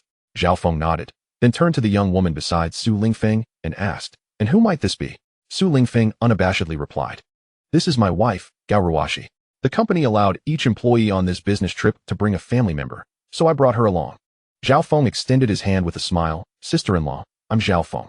Su Lingfeng must have mentioned me. It's a pleasure to meet you. Gaurawashi reciprocated with a gentle handshake. Brother Zhao, I'm very pleased to meet you as well. Su Lingfeng interjected with a hint of annoyance. What do you mean, sister-in-law? We're the same age, you know. Besides, my ID shows I'm older by a month. Zhao Feng couldn't help but smile broadly, recalling how they often bickered over such matters back in school. However, he retorted, that's because my mother registered me late. Moreover, it's clear you look younger. So calling me Brother Zhao is perfectly acceptable. Before Su Lingfeng could protest, Zhao Feng turned to the two of them and declared, let us go. I drove here. Let us have something to eat before heading home. As he spoke, Zhao Feng took hold of the suitcase Su Lingfeng was carrying and stepped toward the elevator. Behind him, Su Lingfeng grabbed Gaoruashi's suitcase, hearing her comment, your classmate seems quite affluent. Su Lingfeng looked at her with curiosity. I think our family backgrounds are quite similar. Don't you think? Let us not worry about that now. Let us just grab a bite first. Zhao Feng and the two hurriedly followed him. Before long, the trio descended the elevator to the airport's first floor and made their way to the parking lot. Su Lingfeng walked alongside Gaoruashi, glancing at Zhao Feng as he asked, nice car you've got. Zhao Feng chuckled, just a means of transportation. Otherwise, it's quite inconvenient. Su Lingfeng nodded in agreement. Indeed, the cost of living in Shanghai is high. Otherwise, I wouldn't have chosen to return home. Zhao Feng was instantly taken aback. I thought you said you were returning for your sister-in-law? Upon hearing this, Su Lingfeng quickly grasped the implication and shot Zhao Feng a thumbs up. Meanwhile, Gaoruashi, who had been silent, felt a blush creep onto her cheeks, her gaze towards Su Lingfeng growing even more tender. Yet, in her modesty, she squinted and smiled, Brother Zhao. Please don't flatter him. Chapter 53. I believe you a ghost. Su Lingfeng was not particularly tall, standing at about 1.72 meters, slightly shorter than Zhao Feng. Gaoruashi, a petite figure just over 1.60 meters, accentuated this contrast. Nevertheless, the couple possessed an appealing appearance. Su Lingfeng was neither overly handsome nor the typical fair-skinned young man, but he exuded a refreshing aura. On the other hand, Gaoruashi, as per Zhao Feng's assessment, would barely score a 7 out of 10 in her natural state, but with makeup, she was closer to an 8, making them a rather well-matched pair. Before long, the group arrived at the parking lot, coming to a halt in front of Zhao Feng's Audi A7. Zhao Feng produced the car key and pressed a button, causing the silver-gray Audi A7's lights to flicker. Su Lingfeng's eyes widened in astonishment as he turned to Zhao Feng, a look of incredulity on his face, and asked with a grin, is this the so-called vehicle you mentioned? He playfully tapped Zhao Feng on the shoulder and continued, goodness, you're flaunting it right in front of your brother. How utterly heartless. Zhao Feng accepted all his teasing with a laugh, responding, oh come on. It sounds as if I'm truly bragging. Su Lingfeng remained slightly miffed, placing his girlfriend's suitcase into the trunk while retorting, well, it is a good car, all right. Zhao Feng nodded, fine. I stand corrected. As he gestured for Su Lingfeng and Gaoruashi to get in the car, he inquired, so, where shall we dine? Or shall we eat downstairs at our place? Su Lingfeng, considering the late hour, felt it inappropriate to trouble Zhao Feng with finding a restaurant, promptly replied, let us just eat downstairs at your place. By the way, don't tell me you've actually bought a house. Sitting in the passenger seat. Su Lingfeng made this remark, which caught Gaoruashi's attention as she had just taken out her phone in the back seat. Zhao Feng, smiling, confirmed yes. With the collective effort of my family, we purchased a house to settle down in the bustling metropolis. Su Lingfeng scoffed, I can't believe you. You must be joking. Zhao Feng merely chuckled in response, starting the car and driving towards Tang Chenyi Pin. En route, he called Wang Cheng, requesting him to arrange a banquet table with ready meals at the E-Pin Club. Wang Cheng, who had already completed his shift, graciously accepted over the phone. And after Zhao Feng hung up, he immediately called the manager of the restaurant department at E-Pin Club to make arrangements. Meanwhile, in the Audi A7, Zhao Feng, Su Lingfeng, and Gaoruashi were reminiscing about events from their university days. One particularly significant incident involved Su Lingfeng nearly having an embarrassing encounter in the communal shower. Gaoruashi, being a girl, somewhat understood the implications of dropping the soap and burst into laughter, causing Su Lingfeng to cast a resentful glance at Zhao Feng throughout the journey. To be fair, it was rather inappropriate to bring up such an embarrassing moment in front of Gaoruashi, Su Lingfeng's girlfriend. However, in the heat of conversation, Su Lingfeng had mentioned the shower, intending to poke fun at Zhao Feng's misadventures, but Zhao Feng had preemptively seized the moment, letting slip the story. In such circumstances, ceasing the conversation abruptly would have rendered the confined space of the car even more awkward. Fortunately, The rapport cultivated between Zhao Feng and Su Lingfeng during their university years remained intact. They continued to exchange playful jabs, transforming the otherwise risque subject into something less provocative. Zhao Feng drove animatedly while engaging in lively banter with Su Lingfeng in the passenger seat, although Gao Ruoxi occasionally chimed in from the back. Her concern for Zhao Feng's driving route, being a girl accompanied by her boyfriend, caused her to frequently check her phone for the map and glance at nearby hotels. Her attention sharpened when she noticed Zhao Feng was steering towards the Oriental Pearl Tower. As Zhao Feng slowed down, preparing to turn into Tang Chenyi Pin, she felt a surge of trepidation overshadowing her excitement. Cautiously, she glanced at Zhao Feng and asked, "Brother Zhao, isn't that Tang Chenyi Pin ahead?" Zhao Feng smiled at her inquiry, replying, "Indeed. We'll first have dinner at the Pin Club." Su Lingfeng, who had been engrossed in conversation with Zhao Feng, only registered his girlfriend's question and Zhao Feng's answer at that moment, and he was immediately struck with disbelief, exclaiming, "Are you kidding me, bro? What is going on?" Zhao Feng had no intention of concealing his circumstances from them. With a grin, he maneuvered the car to a stop in front of the Pin Club and, turning to Su Lingfeng, declared, "I initially wished to interact with you as an ordinary person, yet this led to a sense of distance. No more pretense. I am a billionaire, and I'm laying it all out." This line was borrowed from a comedy film released this year, The Richest Man in Shihong City. However, for Su Lingfeng, the scene unfolding before him was far more dramatic than anything depicted in the film. He found Zhao Feng's Audi A7 less shocking, as he reasoned that with a year of commendable work, one could afford a down payment on a car.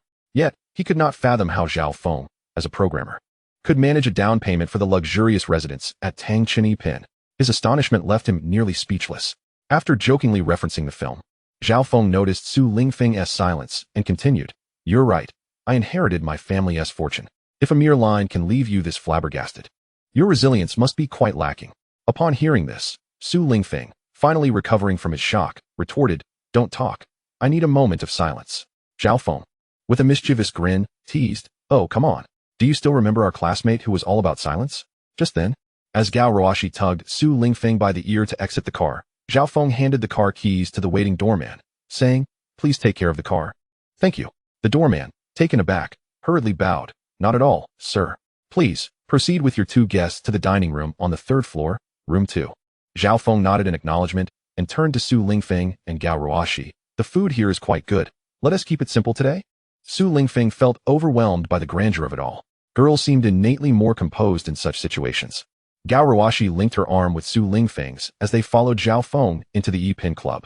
On the third floor of the restaurant, they entered room 2, where two waiters in smart suits promptly approached and removed the covers from the dishes on the table. A delightful array of aromas filled the room. Su Lingfeng and Gao Ruoxi, feeling a bit peckish after their meager airplane snacks, were eager to eat. Zhao Feng glanced at the two beside him, picked up his chopsticks, and encouraged, "Let us dig in. I've been waiting for you two and haven't had dinner yet. I'm famished." Su Lingfeng let out a wry smile. "Bro? Isn't this a bit too extravagant? I feel unworthy." Zhao Feng shrugged. "What is there to feel unworthy about? Besides, I often order takeout here, and it's pretty much like this every day. Not a big deal at all." Chapter 54, A Dramatic Romance. Zhao Feng then turned to Gao Ruoxi, "Sister-in-law, if you're hungry, please eat. Don't hold back." Gao Ruoxi nodded with a smile, while Su Lingfeng felt a pang of envy. With a sorrowful gaze directed at Zhao Feng, he lamented, "Dude, you've changed." Zhao Feng playfully ruffled Su Lingfeng's hair, saying, "Stop rambling. Are you going to eat or not?" Su Lingfeng reluctantly replied, "Fine, I'll eat." Then he turned to Zhao Feng and asked, "By the way, are you still single?" Just as Zhao Feng was about to take a bite of his food, he nearly choked upon hearing the question. However, he managed to respond, "Yes, I'm single." Su Lingfeng's eyes gleamed with excitement. "Brother, aren't you still a single dog?" Zhao Feng retorted, "You can't even keep your mouth shut while eating, can you?" After not seeing each other for a long time, the two of them were filled with a sense of nostalgia, reminiscent of their playful days in school. Beside them, Gao Ruoxi maintained a constant smile throughout the meal, even contemplating how wonderful it would be if male friendships were always this uncomplicated. After their meal, Zhao Feng retrieved his car and drove Su Lingfeng and Gao Ruoxi into the underground parking garage. Upon parking his vehicle, Su Lingfeng's eyes widened in astonishment as he caught sight of an Audi R8 parked nearby. Next to it, he vaguely discerned a shadow. Once he exited the car, he was completely mesmerized by an entire row of Ferraris. "Wow, incredible."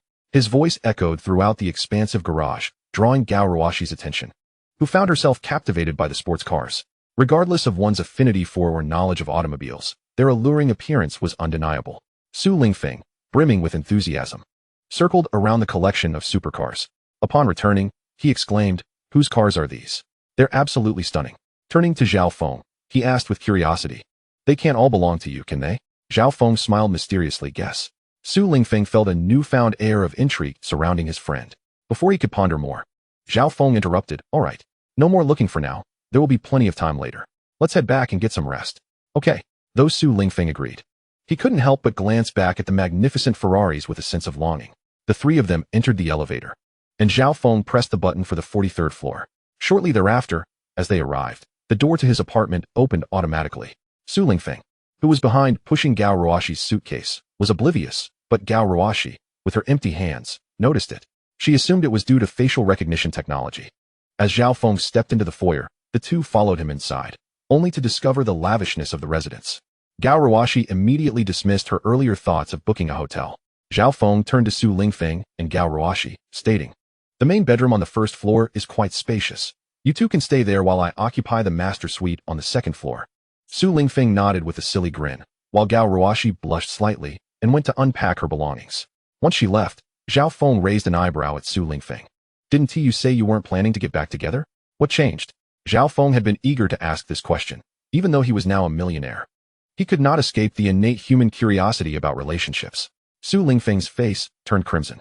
Lowering his voice, he recounted, "This girl went 2 days without eating at home. Her mother called me. I, being overly kind and considering she was my ex, thought I'd try to persuade her to eat. In the end, she wouldn't let me leave." "Wouldn't let you leave? Wow, that's quite the revelation." Zhao Feng's eyes widened in disbelief. Su Lingfeng continued, "Later, I ended up staying at her place for a night, and the next day, I took my household registration booklet, and we got our marriage certificate." "Wow." Zhao Feng was astonished, sharing the sentiment of disbelief with his friends. "You stayed a night?" Zhao Feng questioned, puzzled. Su Lingfeng's face flushed like a ripe peach as he nodded in confirmation. "Wow, you're bold. Living under the same roof with your future in-laws before marriage. And they didn't even hit you with a rolling pin? You must be quite lucky." Though he said this, Zhao Feng felt an inexplicable envy. "You're fortunate. Cherish that girl," Zhao Feng advised earnestly, like a caring father. Su Lingfeng nodded in agreement. "I will treat her well." The two men then cracked open some beer and tore open a bag of salted peanuts, resuming their lively conversation. Suddenly, Su Lingfeng asked, "Haven't you been in touch with Sun Yi lately?" The name was familiar to Zhao Feng. Sun Yi was one of his 4 roommates. After graduation, Sun Yi was retained at the school due to his involvement in the student council and impressive academic performance.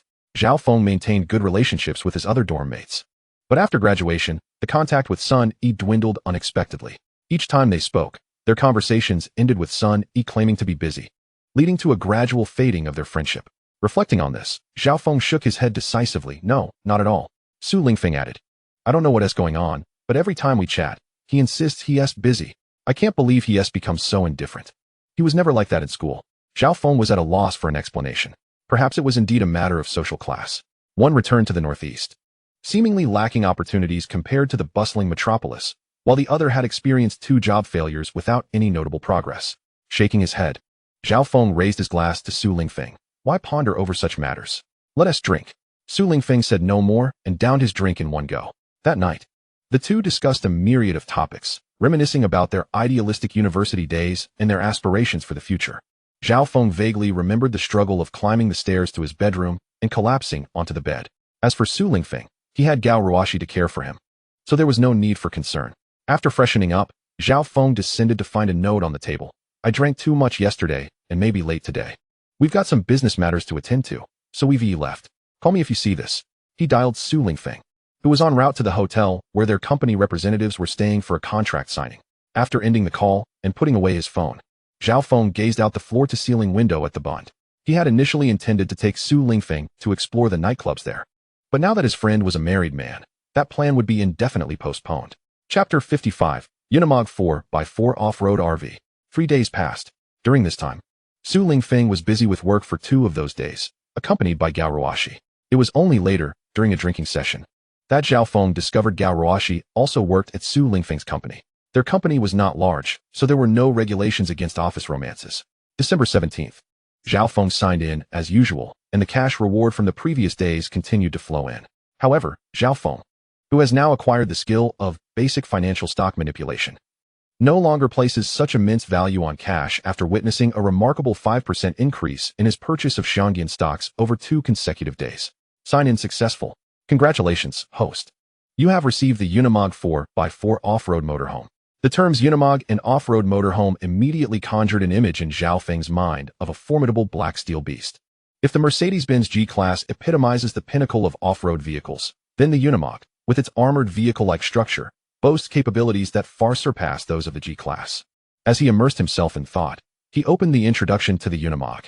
The Unimog 4x4 off-road motorhome boasts a weight of 9,500 kilograms, a payload capacity of 7,500 kilograms, and dimensions of 5,99 meters in length, 2,39 meters in width, and 3,45 meters in height. It is equipped with various features such as door codes, card entry, and electric running boards, alongside a maximum fording depth of 12 meters. Its fuel tank holds 300 liters and is outfitted with a 9-kilowatt fully automatic diesel hot water boiler, capable of withstanding temperatures as low as minus 45 degrees Celsius. It offers 8 forward gears and 6 reverse gears, with a seating capacity for 26 individuals, complemented by air suspension seats. While there were further details to peruse, Zhao Feng's interest had already waned. As a true man, such a wild and robust off-road vehicle was undoubtedly a necessity. His impression of the Unimog was initially formed when he first laid eyes upon the off-road vehicle, but he could not deny that this motorhome variant was even more awe-inspiring. Retrieving the file folder from the system space, he opened it to find the purchase documents. Shortly thereafter, his phone rang. It was a call from someone at the Mercedes-Benz dealership, inquiring when he would come to collect his vehicle. Despite recent controversies surrounding the quality of Mercedes models and criticisms of their after-sales service due to events at the Chang'an dealership, the Unimog, as an off-road motorhome, primarily emphasizes exceptional quality, alleviating any concerns. After scheduling the pickup for the afternoon over the phone, Zhao Feng sent a text to Su Lingfeng, asking when he would return. Originally, Zhao Feng had merely inquired casually, assuming Su Lingfeng and his companion would not return until evening. To his surprise, Su Lingfeng replied promptly, "The contract can be signed in the morning, and we should be back by noon." Upon reading Su Lingfeng's message, Zhao Feng felt he had underestimated the situation. Nevertheless, perhaps Su Lingfeng and Gao Ruoshi could still extend their stay for a few more days, allowing him to fulfill his role as a gracious host. By the time Su Lingfeng and Gao Ruoshi returned after noon, it was already past 12 o'clock. Zhao Feng inquired if they had any other plans. Naturally, they had none. Perfect. Zhao Feng clapped his hands together. Let's go out for lunch. I'll treat you to a lavish meal. I have some matters to attend to in the afternoon, but if you wish to explore, feel free to take my car, or accompany me to handle my affairs. Having been on a business trip for a week, Su Lingfeng was delighted to think he had 3 more days to accompany Gao Ruoshi in exploring the city. He smiled and replied, "Well, we have a few days left. If it's convenient in the afternoon, we'd love to join you for some sightseeing." Gao Ruoshi remained quietly nestled beside Su Lingfeng, not uttering a word. Noticing this, Zhao Feng nodded affirmatively. "Good. No problem. Let's head to lunch." Both Su Lingfeng and Gao Ruoshi nodded in agreement. The trio descended the stairs, and Zhao Feng drove towards Zhejiantang. Having previously enjoyed a delightful Hawaiian meal there, Zhao Feng decided to take them to this restaurant. Moreover, the imposing size of the Unimog off-road motorhome would make parking it in the underground garage of the Tongqing Alpine quite challenging. It would likely cause inconvenience if left outside, affecting the other residents. Thus, Zhao Feng planned to park the vehicle at the Zhejiantang villa. Although the villa's garage was also inadequate for the height of the Unimog, it would fit perfectly in the open courtyard. With this in mind, Zhao Feng felt he might be the sole individual capable of using a villa as a garage for an off-road vehicle. As they exited the Zhejiantang clubhouse, Zhao Feng jovially inquired, "How was the food just now?" Su Lingfeng nodded, "Quite splendid." Zhejiantang is indeed a powerful name. In the past, only places like the Hunan and Guangxi guild halls would have such titles. Suddenly, he turned to Zhao Feng and asked, "By the way, what exactly are we doing?" Zhao Feng, without hesitation, replied, "We're going to pick up a vehicle." Upon hearing this, both Su Lingfeng and Gao Ruoshi in the back seat widened their eyes in astonishment. Su Lingfeng exclaimed, "What is going on? You're getting another vehicle? You're not possessed by an alien, are you? How could this be? You must be joking." Zhao Feng was at a loss for words. Su Lingfeng remained incredulous, reaching out to touch Zhao Feng's cheek. "Are you a secret agent or something? You can't possibly have a system possessing you." Zhao Feng felt a jolt in his heart, his hands trembling slightly, causing the car to veer momentarily. Regaining his composure, he steadied the vehicle and said, "See? We nearly had an accident just now." Su Lingfeng was equally startled and ceased all movements. Zhao Feng glanced in the rearview mirror and addressed Gao Ruoshi, sister-in-law. "Keep an eye on this fellow. He is behaving like a husky. Gao Ruoshi smiled and nodded. Brother Zhao, I will. As she spoke, she playfully tugged at Su Lingfeng's collar, issuing a warning. Before long, Zhao Feng arrived at the Mercedes-Benz dealership. Upon seeing the enormous Mercedes-Benz logo, Su Lingfeng couldn't help but exclaim, "What car did you buy? The G-Class?" Zhao Feng simply smiled without replying. Upon entering the dealership, they were promptly greeted by a female sales representative. To be candid, even in a luxury car brand like Mercedes-Benz, the general attitude of the sales staff towards customers was commendably positive. The Chang'an incident seemed to be an isolated occurrence. Observing the smiling sales representative, Zhao Feng stated, "I'm here to collect the Unimog off-road motorhome." Upon hearing this, the sales representative's demeanor grew even more respectful. For her supervisor had specifically instructed her to treat any gentleman coming to collect a Unimog with utmost courtesy. She smiled and said, "Sir, please hold on a moment. I will fetch our supervisor to assist you with the vehicle pickup. Would you like some coffee or hot tea while you wait?" Zhao Feng casually replied, "Just 3 cups of green tea, please." The sales representative nodded with a smile, turning to summon another female sales representative to prepare the tea while she went to fetch the supervisor. Chapter 56, A Dream Trip for Men, Departing on a Whim. The supervisor of the Mercedes-Benz dealership, named Wang Haijia, promptly donned his suit jacket upon receiving the report from his subordinate. Looking sharp and presentable, he quickly exited his office alongside the sales representative. Upon seeing Zhao Feng, Su Lingfeng, and Gao Ruoshi in the lounge area, his eyes lit up as he approached with quick strides, bowing slightly to Zhao Feng and extending his hand.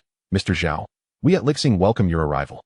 I am Wang Haijia, the supervisor of this 4S store." Zhao Feng shook his hand in greeting. With a smile, he said, "First, let me take a look at the car." Wang Haijia promptly responded, "Of course, Mr. Zhao, please follow me." Su Lingfeng and Gao Ruoshi also trailed behind. Exiting through the side door of the 4S dealership and rounding to the rear, a magnificent new vehicle instantly captivated everyone's gaze. In comparison to the images seen online, the physical presence of the car was undeniably more alluring. Although it wasn't his own, Su Lingfeng couldn't help but feel a surge of excitement. After all, how many men could resist the allure of such an automobile? Zhao Feng was no exception. He nodded in satisfaction as he beheld the vehicle before him. Wang Haijia handed the vehicle's access card and password to Zhao Feng, who could no longer restrain himself from opening the door, eager to experience the interior. Su Lingfeng exclaimed in admiration, "This car must be worth at least 3 to 4 million. The saleswoman nearby chimed in with a smile, "This vehicle is priced at 4.8 million. Considering the high-end features, it has been outfitted with luxurious custom furniture and appliances, bringing the total close to 5 million. As Zhao Feng stepped inside, he listened to Wang Haijia's introduction from behind. "Mr. Zhao, the driver's compartment is separated from the living area. Communication can be conducted via the intercom system on board. The living space is equipped with a double-facing booth sofa paired with a liftable dining table, which can be converted into a bed measuring 1.95 by 1.2 meters, accommodating 2 people, albeit somewhat snugly." Taking a few steps further inside, Wang Haijia continued, "Directly opposite the meeting area is a built-in LCD television. Alongside are storage cabinets for travel essentials, and beneath the cabinets lies an integrated refrigerator, specially customized for expanded capacity, with a volume of up to 120 liters. Zhao Feng observed that, indeed, due to its placement beneath the cabinet, the refrigerator was not particularly tall, but its capacity was still quite substantial. Wang Haijia elaborated on other areas. Above the meeting area, there is an electric bed measuring 1.9 by 1.0 meters, which could only accommodate 1 adult. 2 would be too cramped. Upon finishing the introduction of the meeting area, they moved to the kitchen across the way. This area required no introduction from Wang Haijia, as Zhao Feng scrutinized it in great detail. The kitchen countertop was relatively spacious, featuring a stainless steel sink with a cover and an induction cooktop. Below the countertop were drawers specifically for storing tableware, with an oven situated on one side. The amenities here were not far removed from those of a home. Finally, they arrived at the bathroom located at the rear of the vehicle. The bathroom, designed for dry and wet separation, was equipped with a sink, a fixed toilet, a shower, and a washing machine, and this motorhome also included a 240-liter stainless steel freshwater tank, making showering on board entirely feasible, with hot water being an absolute certainty.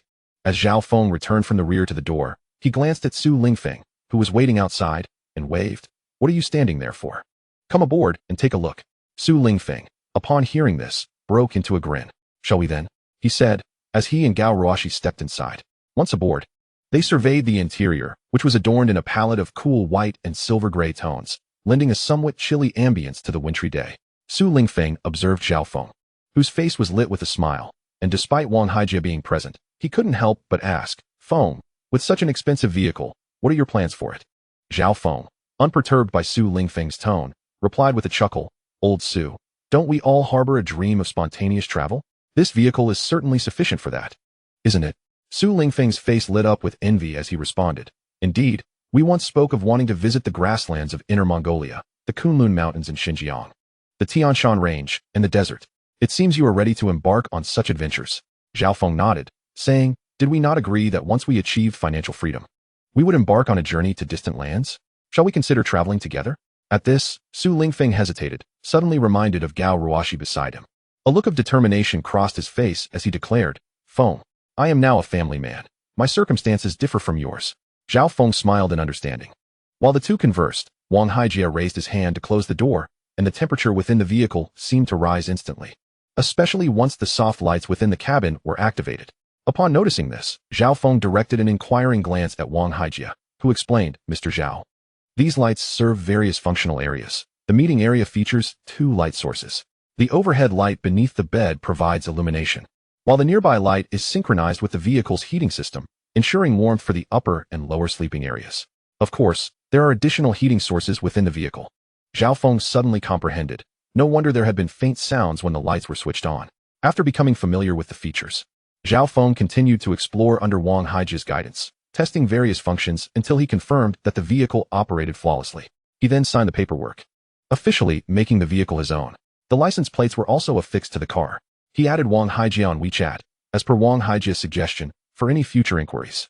Zhao Feng then gestured for Wang Haijia and the saleswomen at the entrance to return, before climbing into his formidable vehicle, leaving the Audi A7 to Su Lingfeng and Gao Ruashi. Grabbing his phone, Zhao Feng initiated a video call with Su Lingfeng. When Su Lingfeng answered, Zhao Feng instructed, follow me to that restaurant where we just had our meal.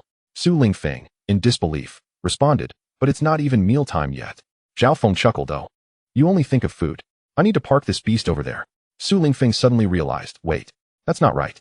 He abruptly turned to Gao Ruashi, and they exchanged knowing glances, understanding the implication in each other's eyes. Zhao Feng, in the vicinity of Jujian Hall, actually owned a property there. The thought of having a residence near Jujian Hall was beyond their wildest dreams. Chapter 57, A Night Out at the Bar. As Zhao Feng parked the Unimog in front of the Jujian Hall Villa District, a fleeting look of shock crossed Su Lingfeng's face before he regained his composure. After several days of astonishment, he seemed to have grown accustomed to it, his shock now bordering on numbness. Gao Ruashi, equally astonished, turned to Su Lingfeng and whispered, your classmate is unbelievably affluent. Su Lingfeng's mouth twitched slightly. I just found out myself. 2 minutes passed, and Zhao Feng exited, swiping his access card, and then registered his vehicle information with the security personnel before finally being allowed to drive into the community. As Zhao Feng's Audi A7 smoothly entered without hindrance, it was accompanied by another vehicle. Despite his proficient driving skills, Zhao Feng exercised caution navigating through the villa district in such a luxurious car. After much effort, he finally parked in front of his villa's gate, only to realize he still needed to exit the vehicle to swipe his access card. Gradually steering the car into the courtyard, it came to a halt perfectly on the path leading from the grass to the villa's entrance. Upon disembarking, Zhao Feng directed Su Lingfeng to maneuver the car to the garage door adjacent to the courtyard. Once the Audi A7 was safely parked in the garage, Zhao Feng led Su Lingfeng and Gao Ruashi into the splendid 9-room villa. Walking from the garage to the living room, Su Lingfeng and Gao Ruashi's expressions, though not as exaggerated as Lu Laolao entering the Grandview Garden, were not far from it either. Zhao Feng, however, maintained his usual composure, inviting the two to take a seat. After a brief respite, he suggested, since it's already past 4 and we haven't ventured out this afternoon, shall we plan an outing to the Bund? Su Lingfeng was inclined to agree, as the Bund was known for its abundance of charming women of high caliber. However, glancing at Gao Ruashi beside him, he immediately shook his head, seemingly attuned to her boyfriend's sentiments. Gao Ruashi cheerfully interjected, it's all right, darling. By the way, brother Zhao, may I join you? It's my first time in Shanghai, and I wish to experience the nightlife at the Bund. Zhao Feng responded with a smile, absolutely. Let us go together. We can enjoy some drinks and dance, and arrange for a designated driver. Gao Ruashi nodded in agreement, her gaze radiating warmth. With plans to visit the nightclub later that evening, they decided to have a light meal beforehand. Zhao Feng suggested that Su Lingfeng and Gao Ruashi rest in the master bedroom on the first floor while he ascended to the upper level for a brief nap. When he awoke around 7, he descended to find Su Lingfeng in the courtyard, examining his Unimog off-road RV with keen interest. Zhao Feng chuckled to himself. After all, what man doesn't harbor dreams of distant adventures? Yet, who could blame Su Lingfeng for being captivated by Gao Ruashi? Holding the car keys, Zhao Feng approached Su Lingfeng and handed them over. Su Lingfeng looked up in astonishment at Zhao Feng's arrival. What? Aren't you curious to take a look? Zhao Feng inquired with a grin. Su Lingfeng's face broke into a knowing smile. You know me well. Let us go. He climbed into the driver's seat, with Zhao Feng settling into the passenger side. Due to the vehicle's ample width, both seats offered generous space, although it appeared that some modifications had been made in the center console. As Zhao Feng lifted a cover near his side, he was taken aback to discover a 14-inch computer equipped with a network card. The vehicle's original onboard computer remained intact, and the newly installed computer's Bluetooth could connect to it, as well as to the LCD screen in the rear compartment. This meant that with this computer, they could access the internet. Furthermore, the mount beneath the computer appeared to have a rotating feature, allowing it to be positioned for either the driver or passenger's convenience. This revelation was a delightful surprise for Zhao Feng, as the computer resembled a robust military-grade device. In fact, he was not mistaken. It was indeed designed as a military computer, albeit with a Chinese operating system. After his initial excitement, Su Lingfeng noticed Zhao Feng's discovery and felt a surge of envy. Upon returning to the living room, they found Gao Ruashi applying makeup, her cosmetics bag in hand. Upon seeing Zhao Feng and Su Lingfeng enter, she promptly stood up, exclaiming, "Darling, brother Zhao, where have you two been?" Without needing to explain, Su Lingfeng chimed in, "I was just a bit curious about the Unimog's cockpit. So we took a look." Zhao Feng, fetching a few bottles of mineral water from the refrigerator, remarked, "Let us hydrate first. We'll grab a bite at noon before heading out. We should arrive at the Bund by 9. However, Zhao Feng underestimated the severity of the traffic that evening. By 9 o'clock, the trio found themselves ensnared in a traffic jam on the bridge leading to the Bund in their Audi A7. After a painstaking 20 minutes, they finally reached the Bund, only to discover that finding a parking space was no easy feat gazing at the vibrant neon signs of the bars, particularly Bar Rouge. The three of them entered together. Although it was only 9:30, the atmosphere within the bar was already electric. A male server approached them as they entered, inquiring whether they preferred a table downstairs or an upstairs private room. Zhao Feng promptly replied, "Let us find a booth downstairs." The server led them to a booth situated directly in front of the DJ. While not the most prestigious spot, it was still commendable, and Zhao Feng felt no need to be ostentatious. This location sufficed. As they settled in, Zhao Feng occupied the left side, while Su Lingfeng and Gao Ruashi took the right. Once they were seated, the server asked, "What drinks can I get for you?" Zhao Feng gestured to Su Lingfeng, saying, "Go ahead. Today's on me. Order whatever you like." Su Lingfeng, with a playful glint in his eye, suggested, "How about a divine dragon cocktail?" Zhao Feng chuckled, "Absolutely." In truth, Zhao Feng understood that Su Lingfeng was merely jesting, and he wasn't about to overindulge himself with alcohol. Su Lingfeng, feigning surprise, exclaimed, "Wait, are you serious?" Zhao Feng, with an air of nonchalance, replied, "What's the harm? After so many days of work, let us celebrate a little." Turning to the server, he instructed, "One divine dragon cocktail, and make sure to bring the finest fruit platter." The server, elated, had initially thought they were joking, but it was clear now that they were not. Chapter 58, The Ace of Spades, the Divine Dragon Cocktail. Before the server could leave, Zhao Feng called him back. "No need for the DJ to announce anything. Just bring the drinks." The server hesitated, surprised by Zhao Feng's uncharacteristically low-key demeanor in a nightlife setting. Nodding, he retreated. Once he was gone, Su Lingfeng turned to his old classmate with a grin. "Why not let the DJ announce it? Being so low-key, how will the ladies notice you?" "The wealthy one." Zhao Feng scoffed dismissively. "Bah? Why didn't you mention that young Master Zhao is footing the bill today?" Su Lingfeng's eyes suddenly brightened. "Come to think of it, in the movie, both you and he are young Master Zhao." Zhao Feng, unable to tolerate this fellow, turned to Gao Ruashi and remarked, "Sister-in-law, take a look at this guy. I suspect he's the type who gazes at the pot while eating from the bowl." Gao Ruashi's playful face momentarily froze, and her little eyes shot daggers at Su Lingfeng. Su Lingfeng promptly fell silent, helplessly saying, "I was just joking. It's a rare experience." Zhao Feng merely smiled without speaking. Although Zhao Feng did not announce it, the waitstaff and four alluringly dressed tall ladies behind him had already made the situation abundantly clear. This scene was familiar to those who often frequented bars. While some were puzzled as to why the DJ didn't announce it this time, it hardly deterred anyone from discerning which booth had opened. The four ladies placed their dragon-themed liquor boxes, fruit platters, and bouquets on the table. The server turned to Zhao Feng, respectfully inquiring, "Sir, which bottle would you like to open first?" Zhao Feng casually pointed, "The green one with pink." After the bottle was opened, Zhao Feng waved dismissively for the server to retreat. Before stepping back, the server quietly asked, "Sir, would you like me to help you find a lady?" Zhao Feng hesitated, then shook his head. "No, thank you." Only then did the server withdraw. Zhao Feng realized he had underestimated the fervor of the bar's patrons. In just 1 hour, he had fended off 6 waves of ladies approaching him, averaging one every 10 minutes. Although the bar's lighting obscured his view, he estimated that these ladies were quite alluring after their makeup. Perhaps around 7 or 8 points out of 10. Fortunately, perhaps due to the earlier ladies' unsuccessful attempts, the subsequent approaches dwindled considerably. The drinking and chatting continued until past 10 o'clock, when a new DJ took the stage. Familiar faces began to filter into the dance floor, and the atmosphere erupted with the music. Su Lingfeng and Gao Ruoshi both joined the throng on the dance floor, swaying to the rhythm. Observing them, Zhao Feng felt a surge of excitement from the music, yet the thought of stepping onto the dance floor himself felt overwhelming.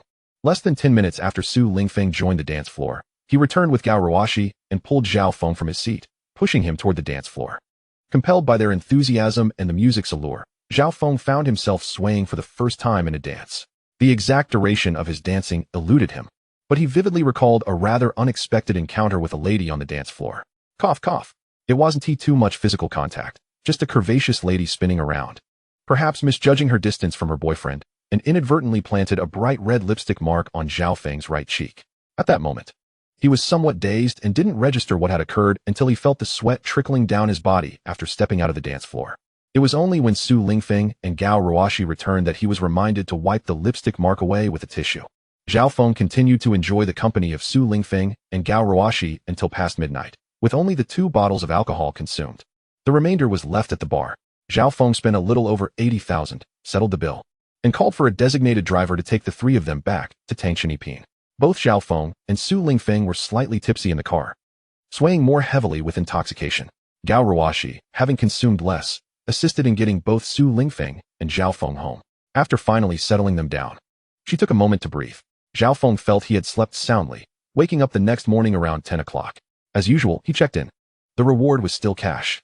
After a quick glance, he lost interest, and after washing up, Zhao Feng placed an order for takeout from the Alpine Clubhouse restaurant for himself, Su Lingfeng, and Gao Ruoshi. After a light meal, Zhao Feng turned to Su Lingfeng and Gao Ruoshi with a smile, asking, "What are your plans for today?" Before they could respond, Su Lingfeng's phone rang. After answering the call, the smile gradually faded from his face, eventually furrowing his brows. Once he hung up, the first thing he said to Zhao Feng was, "We can't go out. There's a problem with a project at the company that needs immediate attention before delivery to the client." Zhao Feng responded promptly, "Understood. Work matters are paramount. Shall we book tomorrow as tickets?" Su Lingfeng, with an apologetic tone, replied, "I have to leave tonight." "I'm sorry." Zhao Feng waved his hand dismissively. "It's fine. I'll help you book the tickets." After pulling out his phone and securing 2 business-class tickets, Zhao Feng reassured Su Lingfeng, "With today's convenient transportation, flights are frequent. There's no need to worry about not seeing each other." Su Lingfeng nodded in agreement. Gao Ruoshi then stood up. "Then, Brother Zhao, I'll go tidy up my clothes." Zhao Feng nodded in acknowledgement. At 9 o'clock that evening, Zhao Feng dropped Su Lingfeng and Gao Ruoshi off at the airport. By the time he returned home, it was already past 11. Perhaps due to the after-effects of the previous day, Zhao Feng felt a bit drowsy. He adhered to his regular schedule and went to bed. Time passed to December 19th. After waking and refreshing himself, Zhao Feng enjoyed breakfast at the Alpine Clubhouse restaurant before heading straight to the gym. He greeted the 2 receptionists with a nod as he entered. Upon stepping into the gym, Zhao Feng was taken aback by the sight before him. Lu Ruoxin was chatting and laughing with a not very tall, but impressively muscular figure. As Zhao Feng approached, he froze upon seeing the muscular silhouette. Previously, he thought that Barbie the bodybuilder was merely a bizarre foreign phenomenon.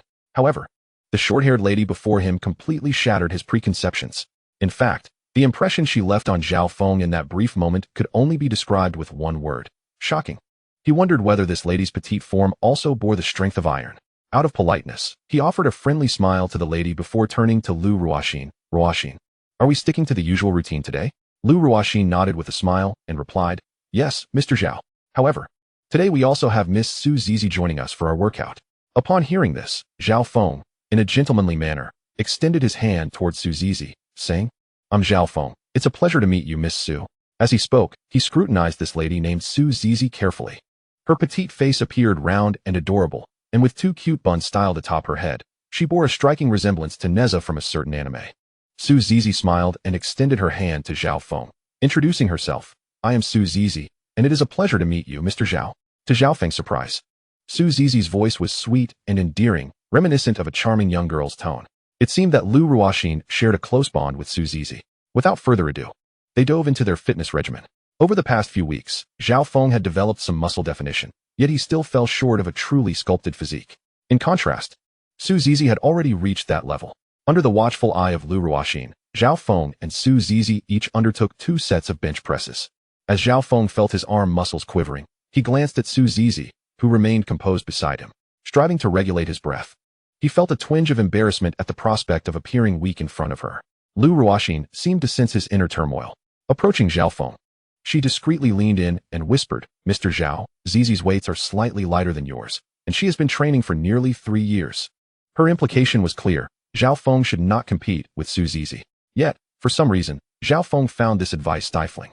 At that moment, a surge of inexplicable strength coursed through his arms, and he managed to complete an additional set of bench presses. Throughout the subsequent workout, Zhao Feng mirrored Su Zizi's progress, determined not to fall behind. By the end of the morning, he found himself utterly exhausted. Su Zizi, on the other hand, was infuriatingly cheerful whenever Zhao Feng slowed down. She would do the same, occasionally casting a playful glance his way. This prompted Zhao Feng to hastily accelerate his pace once more. It was evident that, initially, he had been competing against himself, but now Su Zizi seemed to be deliberately teasing him. After finally completing their morning workout, spurred on by Su Zizi's playful jabs, Zhao Feng ended up pushing himself to do an extra quarter of the routine. Lu Ruoxin clapped her hands and turned to Zhao Feng and Su Zizi, stating, "All right, our training concludes here for today. I hope everyone can return on time tomorrow." With that, Zhao Feng leaned back against the bench press, relieved. Meanwhile, Su Zizi breezed past him, cheerfully bidding farewell to Lu Ruoxin. As she walked by, she playfully patted Zhao Feng's shoulder, exclaiming, "Keep it up, buddy." Zhao Feng nearly choked on his breath. Su Zizi laughed lightly as she departed, leaving Zhao Feng glaring at her retreating figure.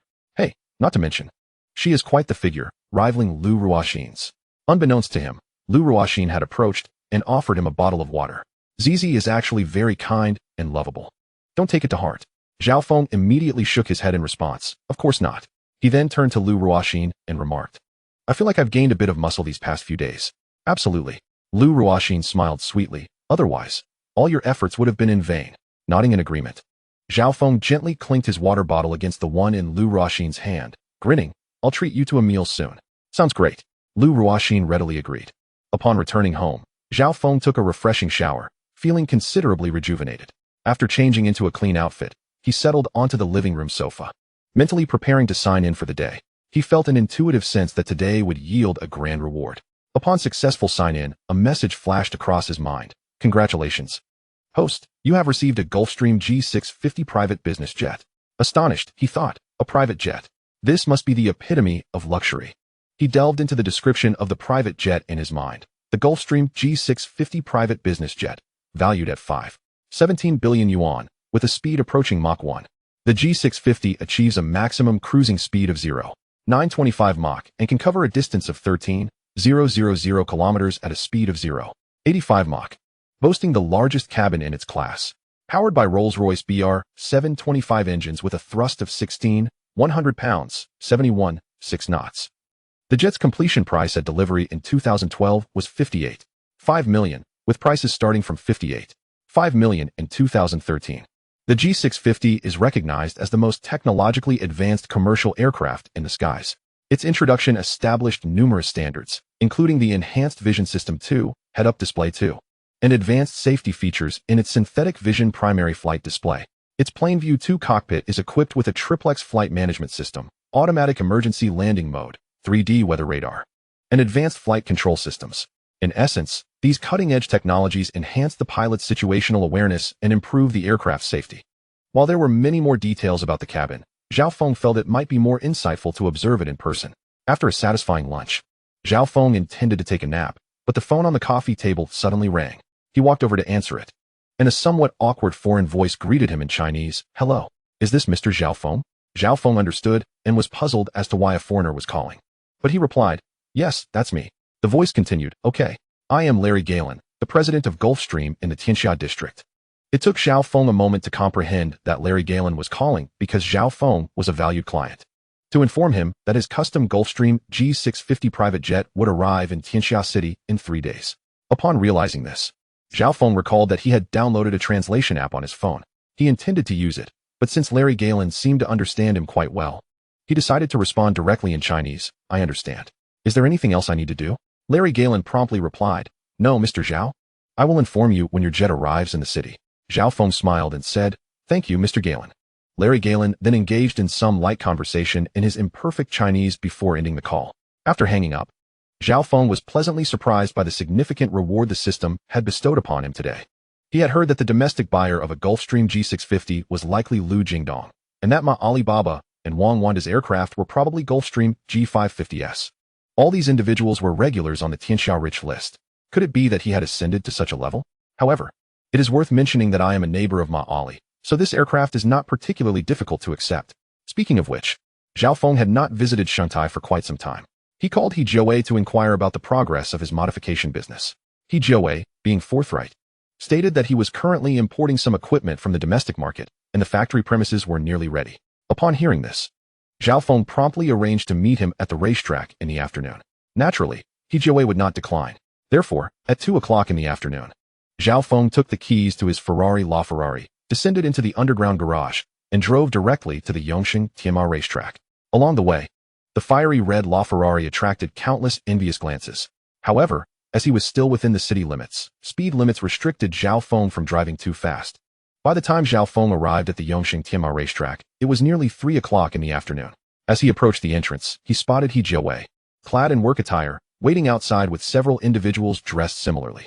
They, of course, noticed Zhao Feng's LaFerrari, and as he parked the car, He Jiawei led the others over to greet him. Upon stepping out of the car, Zhao Feng was taken aback as He Jiawei and the workers bowed deeply in unison, exclaiming, Greetings, Director Zhao. Zhao Feng was momentarily startled by such a grand display of respect. It seemed rather ostentatious. Yet, there was a certain thrill in it. Concealing his amusement, Zhao Feng maintained a serious facade, replying, Hello, everyone. I see that Mr. He is quite busy in this work attire. As the group stood upright, He Jiawei, brimming with enthusiasm, responded, Director Zhao, we are indeed a bit rushed at the moment. A vehicle at the racetrack encountered an issue, and we had to make some repairs. Zhao Feng nodded in acknowledgement. Seeing Mr. He so willing to collaborate with everyone fills me with great expectations for our racetrack. Although Zhao Feng sensed that He Jiawei's statement was somewhat embellished, given the effort he made to express it, it was only fitting to reciprocate with courteous remarks. Subsequently, Zhao Feng was escorted by the group into the racetrack. Initially, he had intended merely to tour the racetrack, as it was, after all, part of his own enterprise, and he did not wish to appear indifferent. However, it seemed that He Jiawei had given prior notice. Wherever he and He Jiawei went, the racetrack employees would bow slightly in greeting from a distance, creating an impression akin to that of an emperor on a royal procession. Zhao Feng felt that this was entirely unnecessary. After all, his company did not adhere to the rigid hierarchical structures typical of Japan or Korea. At 3:30 in the afternoon, Zhao Feng suggested that they visit the modification workshop. He Jiawei readily agreed, leading Zhao Feng through the northern gate of the racetrack and across the overpass to the Shi Mountain Urban Industrial Park on the opposite side. This park was modest in size, even smaller than the racetrack. Yet, it was well-equipped, housing several small to medium-sized enterprises.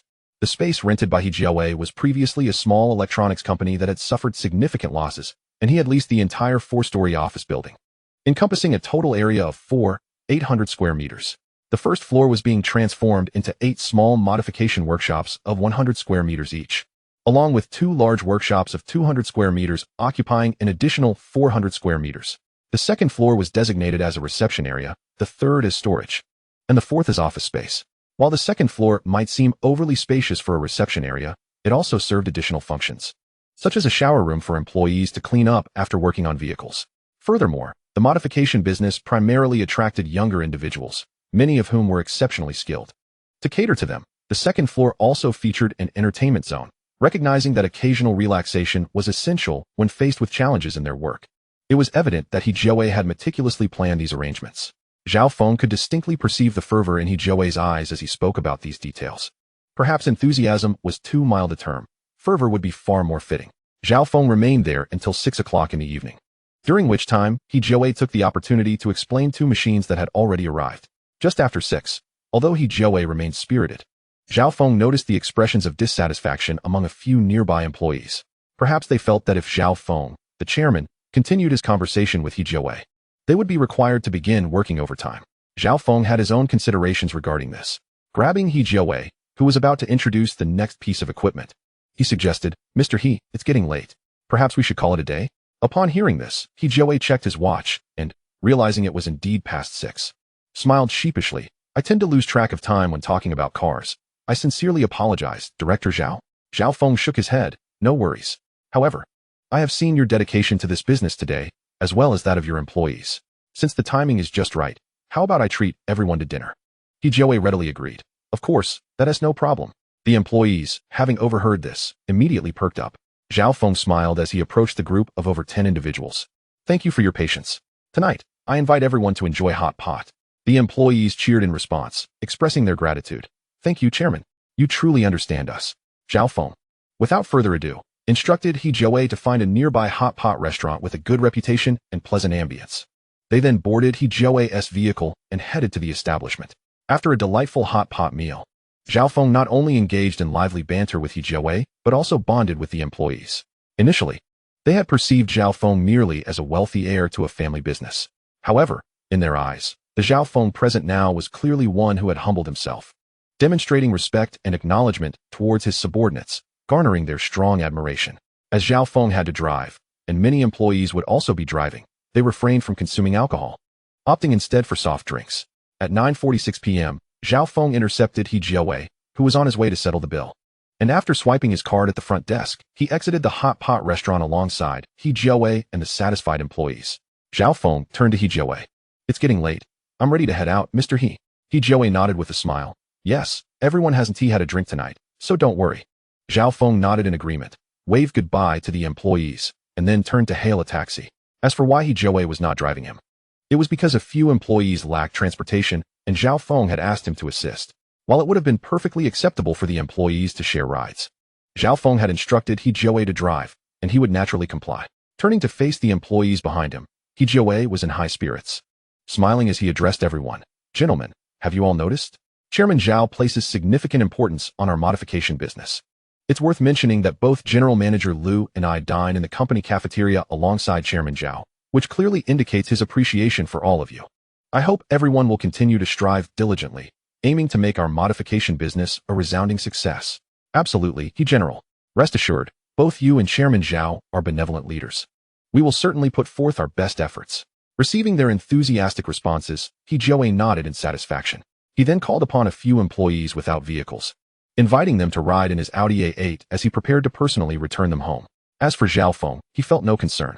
The racetrack had already been arranged, with several security personnel on the night shift diligently overseeing his vehicle. Once Zhao Feng arrived to drive it away, all would be well. Driving his Ferrari LaFerrari back to Tangshan Alpine, he arrived home precisely at 10:30. The journey had been relatively smooth, encountering little traffic, thus shortening the travel time. After freshening up, he dutifully climbed into bed.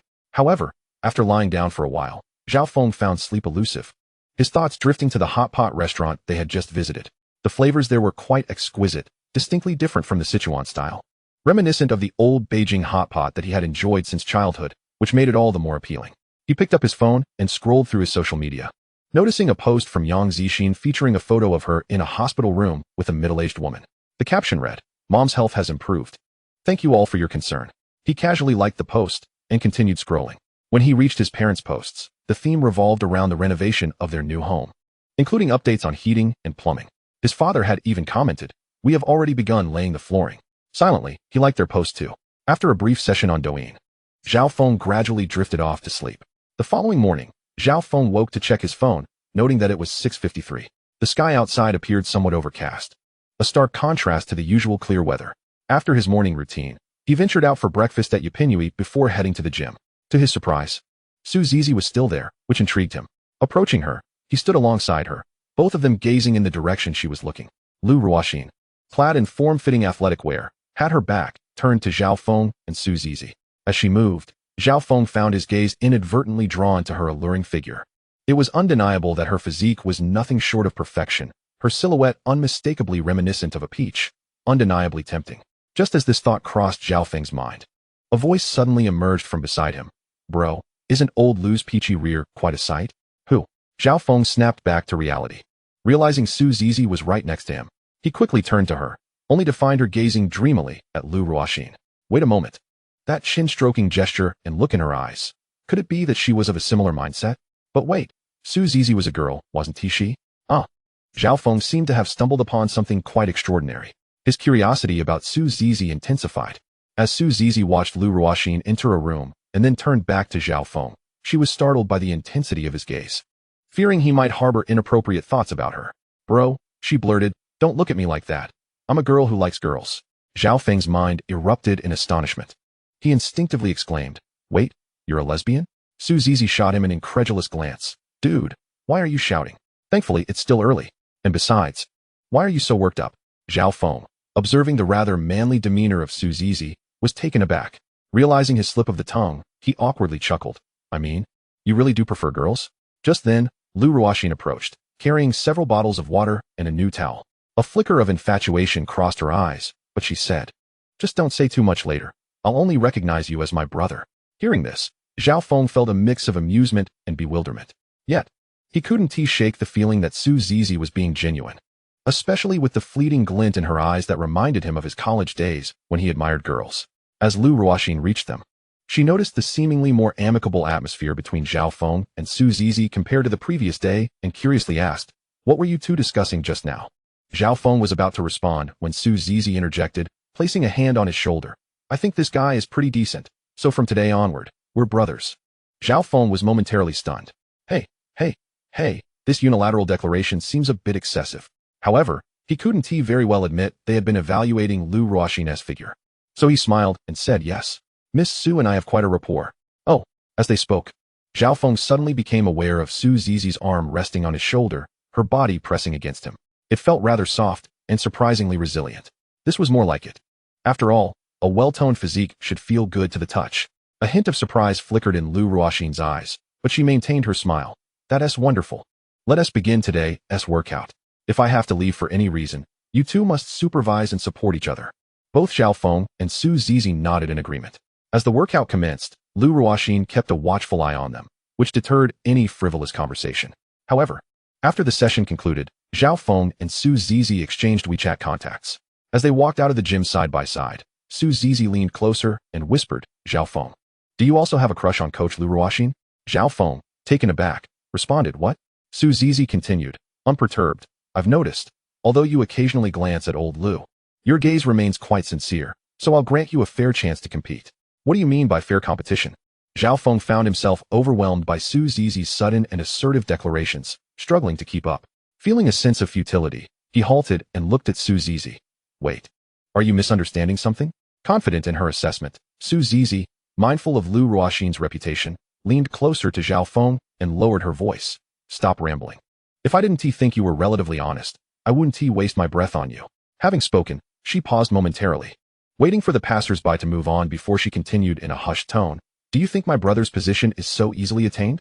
In any case, from now on, we remain brothers, but with Lao Lu, it must be a fair competition. After uttering this, she seemed to spot an acquaintance. And before she could distance herself from Zhao Feng, a portly middle-aged man, appearing to be in his 40s or 50s, approached with a smile. I didn't see anything. You two carry on, he remarked as he walked past them, proceeding directly into the gym. Upon hearing this, Su Zizi's demeanor shifted dramatically. She quickly turned and dashed after him, not forgetting to glance back at Zhao Feng and mouth the words, fair competition. Faced with the unexpected presence of Su Zizi, who seemed to favor women over men, Zhao Feng felt as though his mind was nearing a short circuit. After descending the stairs and having lunch, his phone buzzed. Upon checking, he discovered a familiar female profile picture had added him on WeChat. It was Su Zizi. After a moment's hesitation, considering they would be working out together in the future, he decided to accept her request. To his surprise, Su Zizi immediately sent a message. It's all your fault. Zhao Feng felt as though he had been caught in the crossfire. Before he could respond, Su Zizi sent another message. My uncle Lu saw me standing too close to you and misunderstood our relationship. Goodness. Zhao Feng nearly choked on his food. Hastily taking a sip of water to compose himself, he then typed back, you could just explain it. Su Zizi replied, how on earth would I know? After that, she fell silent. After contemplating, Zhao Feng decided to message Lu Ruoxin to inquire about Su Zizi. Lu Ruoxin's response seemed to have taken her quite some time to compose. A lengthy paragraph that summarized, this girl also lives with her parents in Tangshan Alpine, and had been training with Lu Ruoxin for about a year. The reason for her absence recently was that Su Zizi had gone skiing in Switzerland.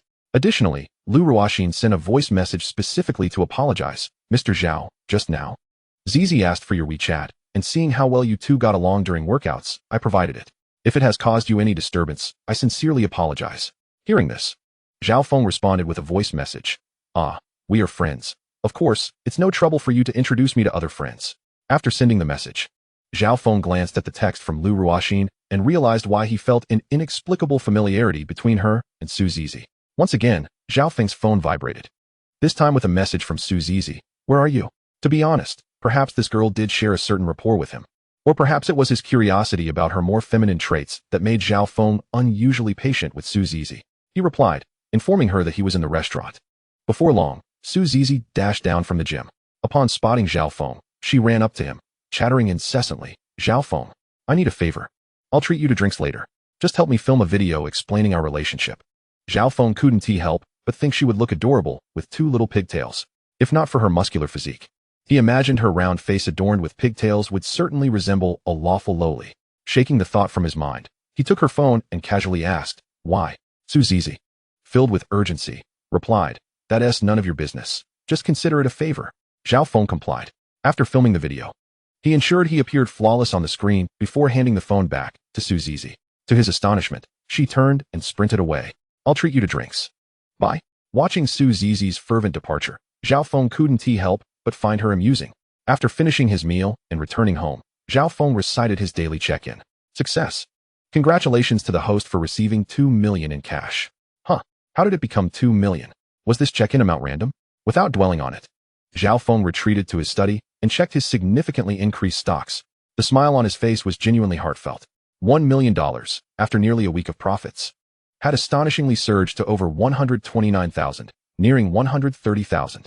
This increase was nothing short of terrifying, with profits nearing one-third. That $30,000 converted to RMB amounted to 210 million, a profit of 210 million in 5 days. If he focused on the stock market for an entire month, with a principal of 5 million, 210 could multiply 5 times and then 4 times. That would total an astonishing 41 million. Of course, this was the most rational scenario. After all, stock fluctuations were often unpredictable. The rise and fall lacked any discernible pattern. Zhao Feng estimated that next week, this stock's growth would not be significant. It might even begin to decline. Therefore, in the afternoon, he decided to sell all his shares in Shangdian. With the money safely tucked away, he felt reassured. Nevertheless, Zhao Feng believed he was not far from unlocking that $5 million stock account. At worst, it would take him 2 to 3 months. By then, he would have a substantial amount of capital at his disposal. Currently, his bank account was nearing 20 million in cash, so this was just a delightful bonus. 2 days passed, and it was now December 22nd. Today, Zhao Feng received a call from Larry Gallen, informing him that his Gulfstream G650 would be delayed by a day due to the heavy rain in Mary, Kentucky. All right, just a day's delay, Zhao Feng thought.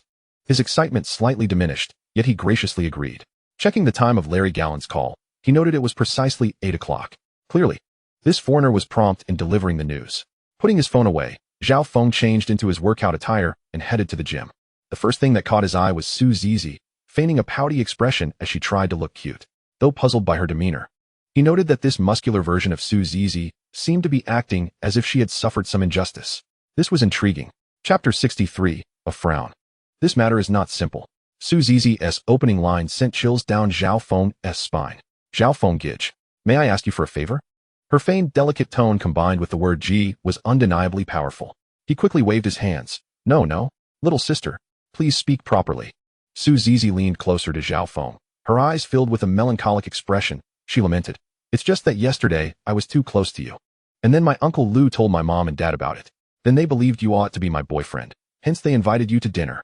Upon hearing the term boyfriend, Zhao Feng furrowed his brow, sensing that today's matter was anything but simple. The subsequent invitation was laden with an unmistakable air of trouble. Just as Zhao Feng was about to decline, Su Zizi pulled out her phone, opened WeChat, and presented her friend list to him, saying, "Come on, big brother. You said I'm your little brother. Helping each other out among brothers should be no issue, right? If you agree, I'll introduce you to all the lovely ladies in my fishing pond. What do you say?" Zhao Feng nodded decisively. Of course, brotherhood was important. It wasn't that he was craving any pretty girls. However, he needed to understand the situation fully. Thus, Zhao Feng turned to Su Zizi, curiosity evident in his eyes, and inquired, "What on earth is going on?" Upon hearing this, Su Zizi let out a melancholic sigh, sitting beside Zhao Feng as she began to recount the events. A couple of days ago, Su Zizi and Zhao Feng were seen whispering to each other at the gym by a certain Uncle Lu. Consequently, this Uncle Lu directly informed Su Zizi's parents about the situation. Su Zizi's parents had long wished for their daughter to find a boyfriend. Although Su Zizi was still young, her sexual orientation genuinely concerned them. In their eyes, despite Su Zizi not identifying as a lesbian, her social circle was overwhelmingly filled with girls, with only a handful of boys, all of whom were childhood friends known to Su Zizi's parents. The most alarming discovery occurred when Su Zizi's mother helped her tidy up her room and stumbled upon intimate photos of Su Zizi with another girl on her camera. The closeness depicted in those images was akin to skinship, coupled with Su Zizi's rigorous fitness regime, which had sculpted her physique to an impressively muscular form. While she may not have reached the epitome of a Barbie doll, she was certainly not far off. This triggered a wave of concern from Su Zizi's parents. Thus, yesterday at Su's residence, after receiving the news from an old friend, Su Zizi's parents felt an overwhelming urge to meet the young man by their daughter's side. Following Uncle Lu's video explanation of Zhao Feng's relationship with Su Zizi, the misunderstanding in her parents' minds deepened exponentially. Zhao Feng listened to Su Zizi's plight, finding it utterly comical. Lu Ruoxin, upon hearing this, couldn't help but smile broadly. Her beautiful eyes glanced at Zhao Feng and Su Zizi, inexplicably finding them quite well matched. As for why she wasn't envious, it was mainly due to Su Zizi's sexual orientation, which reassured Lu Ruoxin greatly. She chuckled, "Zizi, by the way, why haven't I seen your girlfriend lately?" Su Zizi pouted, "We broke up." Lu Ruoxin immediately became curious, asking, "Why?" Zhao Feng, unable to contain his curiosity, turned to Su Zizi. Her face flushed slightly, seemingly embarrassed, as her gaze wandered. "When I went to find her one time, I happened to catch her kissing a guy." Wow. Zhao Feng instantly became intrigued. He pondered whether it was appropriate to comment on the chaotic nature of their social circle. However, Su Zizi offered no further explanation. Nor did Lu Ruoxin press for more details, leaving Zhao Feng in a state of suspense. Eventually, he could no longer restrain himself from asking, "And then what?" Before Su Zizi could finish her sentence, Lu Ruoxin shot her a glance that interrupted her. With a mischievous smile directed at Zhao Feng, Lu Ruoxin said, "If you wish to know how this unfolds, Mr. Zhao must first agree to help Zizi." Realizing the implication, Su Zizi chimed in, "Yes, once you agree to assist me, I will enlighten you. After all, this is my personal matter." If curiosity could indeed kill the cat, Zhao Feng had previously harbored some doubts. But now, he felt his curiosity was on the verge of explosion. After all, the drama within the LGBTQ community was incredibly fascinating. He nodded firmly, "All right. I just agreed to help you."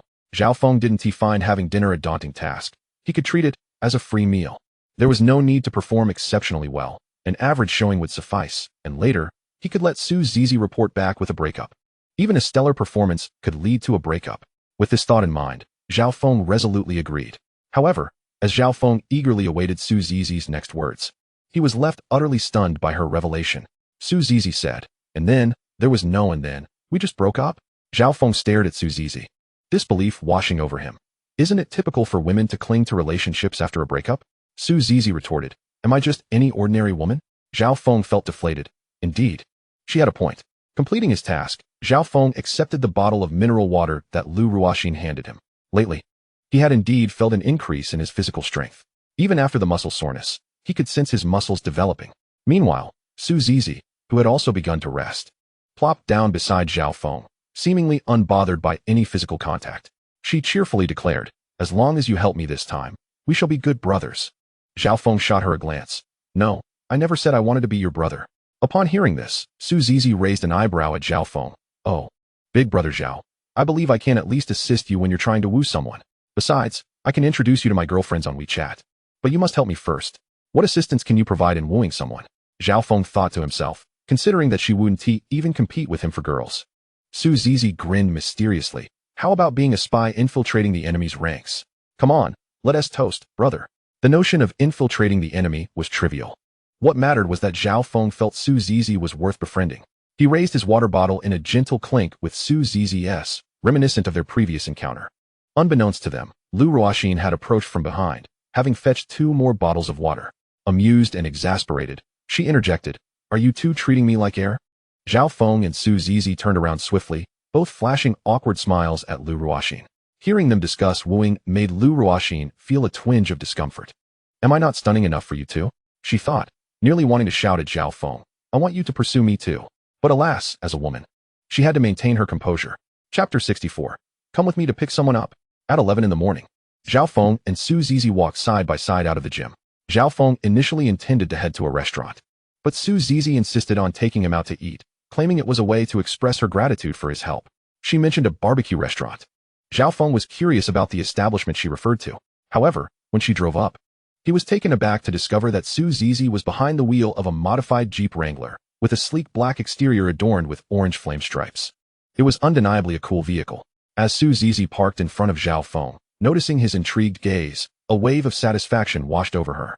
This car had indeed required her considerable effort, undergoing several modifications before she was finally satisfied. Get in.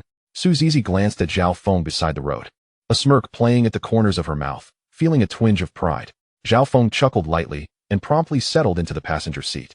Neither of them noticed that Su Zizi's Uncle Lu happened to spot Zhao Feng entering her car once again, and he enthusiastically snapped a photo to send to Su's parents.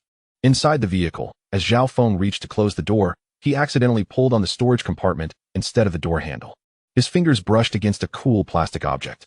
Glancing over, Zhao Feng was surprised to discover a condom. With a smirk, he cast a sidelong glance at Su Zizi, thinking to himself, looks like you're quite adventurous, my friend. Unperturbed, Su Zizi focused intently on driving towards their destination.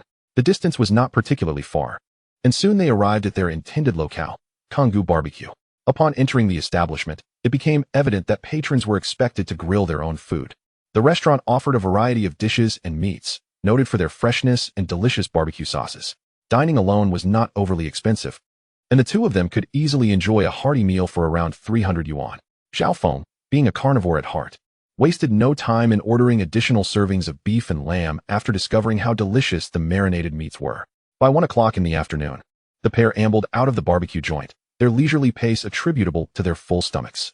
Upon returning to Tangchini Pin, Su Zizi parked in front of a building. Her family's residence was in Building 3, and since the underground garages of Buildings 1, 2, and 3 were separate, Zhao Feng exited the vehicle there. Entering through the main door, he waved at Wang Cheng in greeting. After taking the elevator up to his home, Zhao Feng was eager to take a shower, having just returned from his workout and then from the barbecue, which had left him smelling of grilled meat. After his shower, Zhao Feng mentally initiated his check-in. Check-in successful. Congratulations, host, you have acquired the skill of basic fluency in foreign languages. He opened the description, basic fluency in foreign languages. This skill level allows for proficiency in English, French, and Russian. The summary was brief, yet the knowledge it encompassed was substantial. He casually picked up a book from the study, the Russian version of How the Steel Was Tempered. Looking up, he noticed the adjacent shelf held French editions of The Red and the Black, Les Miserables, and many other foreign titles, with the English versions being the most numerous. As he perused How the Steel Was Tempered, Zhao Feng was astonished to find that he comprehended the meaning of every single word. He could even accurately pronounce the Russian phonetics. This was indeed impressive. He marveled at the thought that he had been worried about not knowing English when he met Larry Garin tomorrow. It seemed the system truly understood his needs. In the study, holding the Russian version of How the Steel Was Tempered, Zhao Feng unexpectedly spent the entire afternoon engrossed in reading it. Sipping tea while reading brought him immense pleasure. In stark contrast, upon returning home, Su Zizi found herself in a rather tumultuous situation. As she stepped through the door, before even reaching the living room, her mother called out from the sofa, "Ah? My daughter is back. Where's your boyfriend?" Exasperated, Su Zizi shot a glance at her mother and replied, "Another day, please. You're too eager. I can't even say anything on his side yet." Her mother, clearly displeased, retorted, "Look at you, not even married yet, and already turning your elbow outwards. But I only want what's best for you. Meeting him will help you determine if he is suitable." Fortunately, her father was at work, otherwise, facing the combined barrage from both parents would likely have sent Su Zizi fleeing from home. Hearing her mother's insistence, Su Zizi felt frustrated. "Seriously, when I didn't have a boyfriend, you urged me to find one, and now that I do, you want to assess if he is suitable. If it falls through, don't blame me." Her mother scoffed. "Oh please, you think it won't happen? Uncle Lu messaged your dad and me. You two went out together for lunch a few days ago." Su Zizi clenched her teeth in irritation. How could Uncle Lu be so observant? Just as she was about to respond, her mother continued, "All right, I have just one request. Be good with him when you come home for dinner. As long as he has decent character, your father and I will absolutely approve." Reluctantly, Su Zizi forced a smile and nodded. Later that afternoon, Zhao Feng sent a message to Lu Ruoxin, informing her that he would not be able to go to the gym tomorrow morning due to other commitments. Lu Ruoxin, understanding, simply acknowledged his message. In her eyes, it was expected for someone of Zhao Feng's wealth to have a busy schedule. Zhao Feng refrained from over-explaining, as that would seem pretentious. That evening, however, he received a phone call, not from Lu Ruoxin, but from Su Zizi. She called to inquire about his plans for the next day. Zhao Feng candidly replied, "I'm going to pick someone up." Su Zizi, intrigued, asked, "Picking someone up? Is it a friend? I'd like to join you." Zhao Feng hesitated. They had only recently met, but her eagerness made it difficult to refuse. Without correcting her misunderstanding, he nodded, "All right, I'll call you tomorrow." Su Zizi hung up in front of her parents, who nodded approvingly. It seemed that this young man, named Zhao Feng, had a pleasant demeanor. Su Zizi was at a loss as to how to respond to their judgment. Time swiftly passed, and the next day arrived, December 23rd. With Christmas approaching, it was indeed remarkable that Larry Guerin was still able to deliver the plane. However, Zhao Feng found himself curious whether his check-in would come with a crew. Perhaps a captain, co-pilot, and flight attendants? Chapter 65, Check-in for crew members. Mentally initiating the check-in. Zhao Feng was met with a successful response. "Congratulations, host. You have acquired a crew security team of 4. Habitually accepting the details, he read, "Crew security team of 4, including Captain Boris Antonov, co-pilot Mark Antonov, and security personnel, Garrus Vladimir, and He-Jun Goodness." Whatever he wished for seemed to manifest. Could his system truly summon individuals? This was astonishing, suddenly filled with excitement. He realized that the thrill of acquiring the private plane a few days prior paled in comparison to this newfound exhilaration.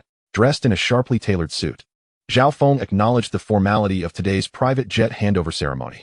As he picked up his phone and approached his front door, he suddenly recalled his appointment with Su Zizi from the previous day. He sent her a WeChat message inquiring if she was awake. Su Zizi promptly replied, "I've long been dragged out of bed by my mom. Heading to the airport now?" Zhao Feng responded, "All right. Just wait a moment before heading downstairs."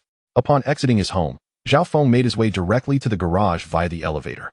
After a brief selection process, he decisively chose the Ferrari LaFerrari. The reason? It was stunningly handsome. As he drove out of the garage and circled around to the front of Building 3, he spotted Su Zizi from a distance. She sported a bun hairstyle, clad in a short white and gray camouflage down jacket, paired with white sweatpants and matching white sneakers. The small bag she carried was also white. Though Zhao Feng could not discern its brand, he had rarely indulged in luxury goods and knew little about them. Nevertheless, the ensemble exuded a certain coolness. Slowing the car, the LaFerrari glided to a stop before Su Zizi, who seemed momentarily taken aback. Zhao Feng lowered the window, calling out, "Zizi, hop in." Upon seeing Zhao Feng behind the wheel, Su Zizi's eyes lit up. "Wow, looking good, old Zhao." Zhao Feng's expression darkened. "Aren't you supposed to call me Brother Zhao?" Su Zizi feigned disdain. "I feel that calling you old Zhao signifies our deep bond."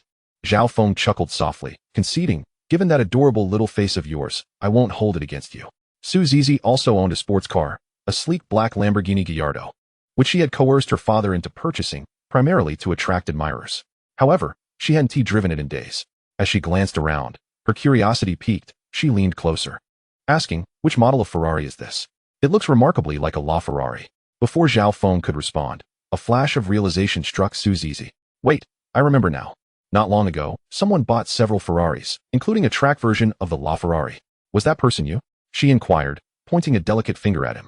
Zhao Feng glanced at the stream of cars outside, nodding resignedly. "Yes, that's me. But I didn't buy them all at once. They were just shipped together." Su Zizi's understanding dawned. Of course. Who could possibly spend nearly $1 billion on so many sports cars at once? That would be madness. Hearing her musings, Zhao Feng's expression darkened again, weary of her chatter. Realizing she might have misspoken, Su Zizi settled quietly into the passenger seat, and an unexpected silence enveloped the vehicle. For reasons unknown, her gaze drifted toward Zhao Feng. The tightly fastened buttons at his shoulder and collar seemed excessive. As she caught a glimpse of his profile, an unusual thought crossed her mind. Old Zhao was quite easy on the eyes. Viewed from this angle, he appeared more handsome than many young heartthrobs, especially when focused on driving, which gave him an unexpectedly captivating allure.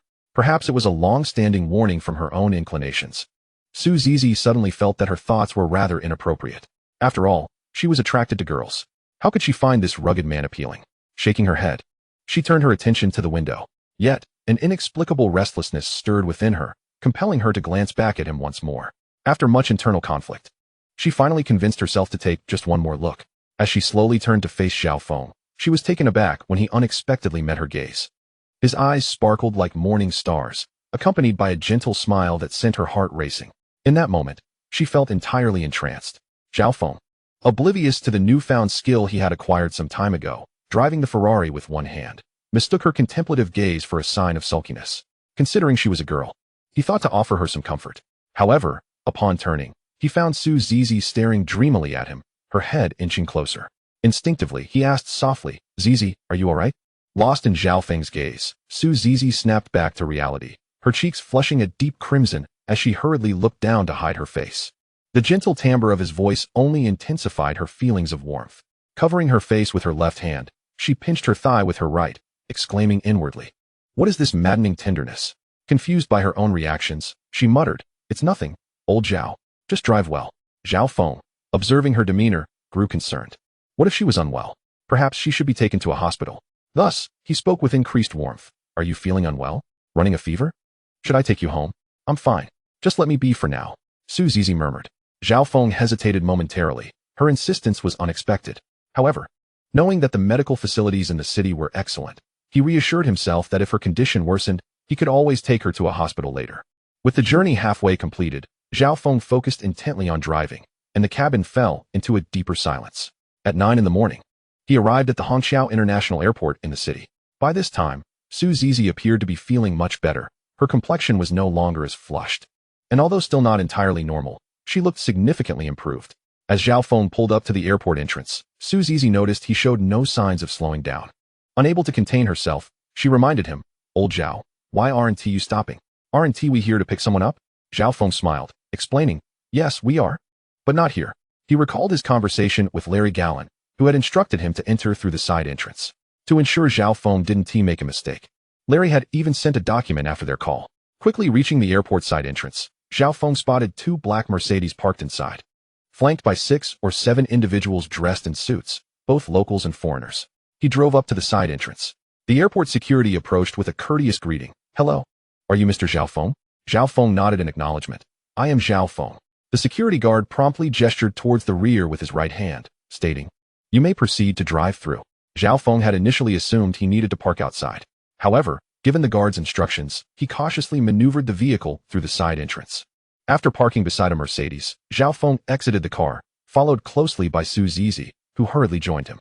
As they stood together, the leading foreigner, Larry Gallen, strode forward and greeted them in Mandarin. "I am delighted to welcome you, Mr. Zhao Feng." Zhao Feng shook his hand and replied, "It is a pleasure to meet you as well, Mr. Larry Gallen." Finding his Mandarin somewhat awkward, Zhao Feng reiterated his sentiment in English, implying his understanding of the language. Larry Gallen readily grasped this, sharing the same sentiment, as he preferred not to speak Mandarin unless necessary, especially since Zhao Feng was a prestigious client. Moreover, he had a translator accompanying him. Larry Gallen then introduced, "This is Manager Qin Wu from Cathay Pacific Airlines, who has joined me to facilitate the delivery of your aircraft." Zhao Feng smiled and extended his hand to shake with Qin Wu. "Hello, Manager Qin." Qin Wu responded, "Mr. Zhao Feng, you are truly an exceptional young talent. It is a pleasure to meet you." The presence of Qin Wu was entirely appropriate, as Zhao Feng's acquisition of a private jet bore unique attributes. It was classified both as cargo and as a means of transport. Thus, a company was needed to act as the recipient for the cargo. Coincidentally, Qin Wu had a personal acquaintance with Larry Gallen, making this arrangement mutually beneficial, encompassing future ground maintenance and services for the aircraft. However, should Zhao Feng find Qin Wu unsatisfactory and wish to change companies, Larry Gallen would have no objections. After engaging in some light conversation, Larry Gallen remarked, "I imagine Mr. Zhao must be eager, so shall we proceed to view the aircraft?" Zhao Feng and Qin Wu both nodded with smiles, and the trio began to move. Meanwhile, Su Zizi was left in utter confusion, pondering, "Who am I? Where am I? What am I supposed to do?" Her mind was filled with questions. Noticing her hesitance, Zhao Feng, somewhat entranced, reached for Su Zizi's hand and followed Larry Gallen and Qin Wu towards the hangar.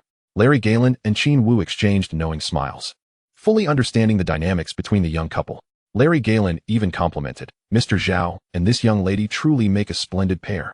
When he invoked the phrase splendid pair in Chinese, it was evident that he possessed a profound understanding of the culture. The hangar was not far from their location, and the side entrance typically accommodated transport and employee vehicles, creating a certain distance from the runway. Approaching the open hangar, Zhao Feng and Su Zizi drew near, immediately captivated by the magnificent aircraft stationed in the center. With a gray nose, a white belly, and sky-blue lines extending along its sides, its aesthetic appeal was undeniably striking. Zhao Feng felt that describing the aircraft merely as a large toy was an understatement. As the group neared the aircraft, 3 foreign faces and 1 Chinese individual emerged from it. The 3 foreigners were imposing men, each standing around 6 feet tall, while the Chinese individual was slightly slimmer but not any shorter. They approached Zhao Feng and bowed in unison. Mr. Zhao. Upon seeing them, Zhao Feng surmised that they were the rewards for his signing today. From left to right, they were Captain Boris Antonov, First Officer Mark Antonov, and Security Officer Garis Vladimir. Along with He Jun nodding in satisfaction, Zhao Feng directly inquired, "There are no issues with the aircraft, I trust?" Boris, being the captain and leader of the group, immediately assured him, "No issues at all, please rest assured." Zhao Feng nodded, his gaze sweeping over the striking resemblance between Boris and Mark. He casually asked, "Boris, are you and Mark brothers?" Boris appeared somewhat tense, hesitating before he replied, "Yes." Zhao Feng nodded again, choosing not to elaborate further. Boris and Mark exchanged glances filled with concern. In truth, Zhao Feng was not particularly interested in whether they were brothers. Rather, he pondered the implications of having 2 Russian pilots operating his private jet. It was rumored that Russian pilots typically hailed from military backgrounds, accustomed to navigating through severe weather conditions like blizzards and storms. Thus, they were known for their adeptness in landing under tumultuous circumstances. Remarkably, Russian pilots were reputed for their punctuality, often arriving on time regardless of the weather, and there were even tales of them occasionally indulging in drinks while piloting. When Zhao Feng had come across such reports, he felt as though he had discovered a new world. Nonetheless, it was unquestionable that Russian pilots possessed exceptional flying skills. Particularly those seasoned in the skies, driven by lucrative compensation, would certainly refrain from drinking during flights. As for Garis and He Jun, they met Zhao Feng's scrutinizing gaze with gentle smiles, maintaining a demeanor that was neither overly subservient nor proud, a fitting attitude before their new employer. Before signing the aircraft delivery documents, Larry Galen first invited Zhao Feng aboard to tour the interior. "Mr. Zhao, shall we explore the interior together?" he proposed. Zhao Feng nodded with a smile. "Sure." The group ascended the aircraft via the boarding ladder. Larry Galen did not need to introduce anyone personally. A tall, blonde woman in a fitted suit emerged and began the guided tour. Upon entering, you will find the flight attendant rest area here, followed by the dining area, the office area, and the meeting area further in, with the resting area at the far end. To be candid, the internal space of this colossal machine was significantly more expansive than what Zhao Feng had envisioned from the outside. This aircraft had the capacity to accommodate 819 passengers. Zhao Feng observed that the flight attendant rest area was relatively compact, suitable for 2 attendants to sit across from each other. The meeting and office areas appeared to each accommodate 6 individuals, while the resting area featured a long sofa on the left side that could seat 3, seemingly convertible into a bed. On the right-hand side, there was a seat accompanied by a tea table. To be frank, Zhao Feng found this arrangement somewhat pleasing. However, it still fell short of his imagination of a private jet that could be partitioned into several rooms, even boasting the possibility of a bathroom. After a brief tour, Zhao Feng disembarked from the aircraft, and under the watchful eyes of photographers from Gulfstream and Cathay Pacific, he signed the delivery agreement with Larry Galen. Following Zhao Feng's signature, Larry Galen beamed and sincerely shook Zhao Feng's hand once more. Next, the conversation shifted to Qin Wu, the manager from Cathay Pacific, who began by outlining the maintenance costs associated with domestic airports.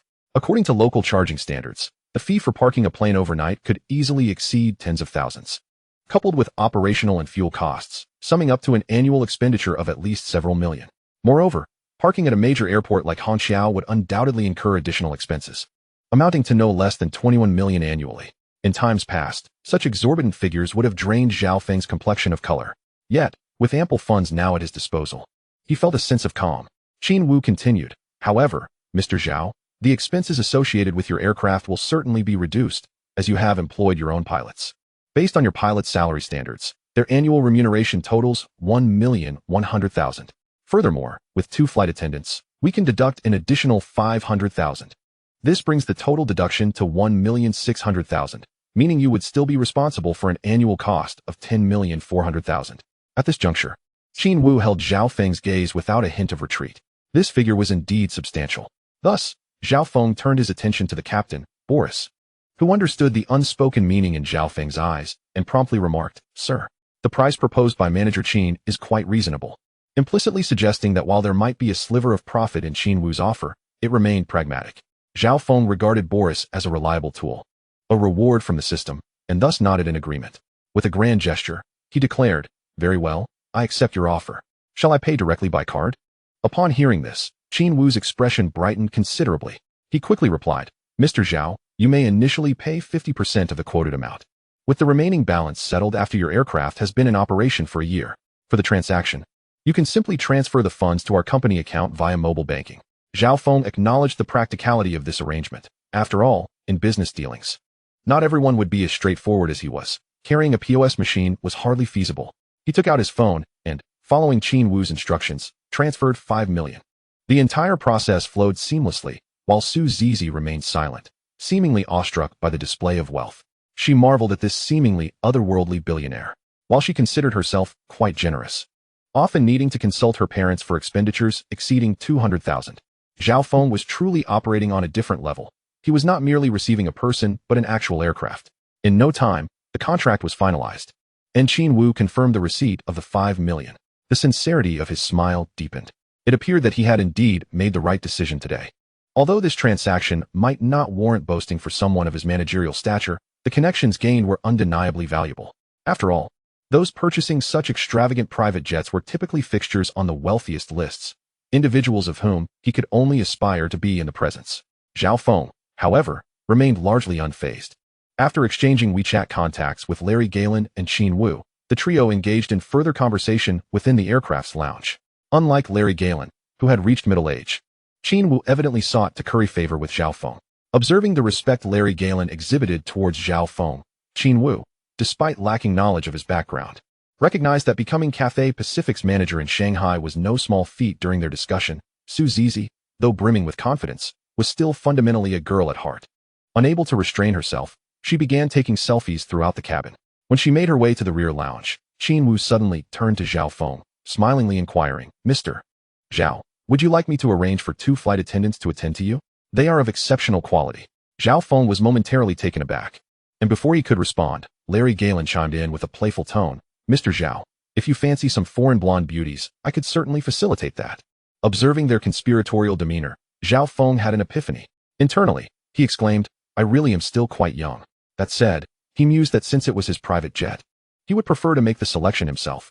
Thus, clearing his throat, he glanced towards the lounge area where Su Zizi was still engrossed in her selfies. Ensuring she would not interrupt, he earnestly stated, "I appreciate your kind offers, but I believe I shall choose myself." Neither Qin Wu nor Larry Galen took offense. Instead, they both chuckled lightly. Qin Wu, with genuine goodwill, suggested, "How about this, Mr. Zhao? I'll send out a recruitment notice among our flight attendants for you." Upon hearing this, Zhao Feng subtly nodded in agreement. Coincidentally, just as the trio concluded their discussion, Su Zizi rushed back, plopping down beside Zhao Feng, eagerly dragging him into another selfie. Her excitement was understandable. Despite the substantial assets of the Su family, they did not possess a private jet. Her father's sole business jet was tied to his company, and she had no direct involvement there. Now that Zhao Feng had acquired an aircraft, surely, as his friend and co-pilot, she could hitch a ride occasionally. Moreover, mentioning that her brother had a Gulfstream G650 private jet would undoubtedly enhance her appeal among her peers. Chapter 68. The Curious Su Zizi. Perhaps due to their proximity, Zhao Feng could feel the softness of Su Zizi beside him, prompting him to reflect, what a lovely girl, yet how has she chosen such a path? Nevertheless, he maintained a cooperative demeanor, posing for the camera alongside her. Even Larry Galen and Qin Wu joined in, sharing a few cheerful selfies with Zhao Feng and Su Zizi.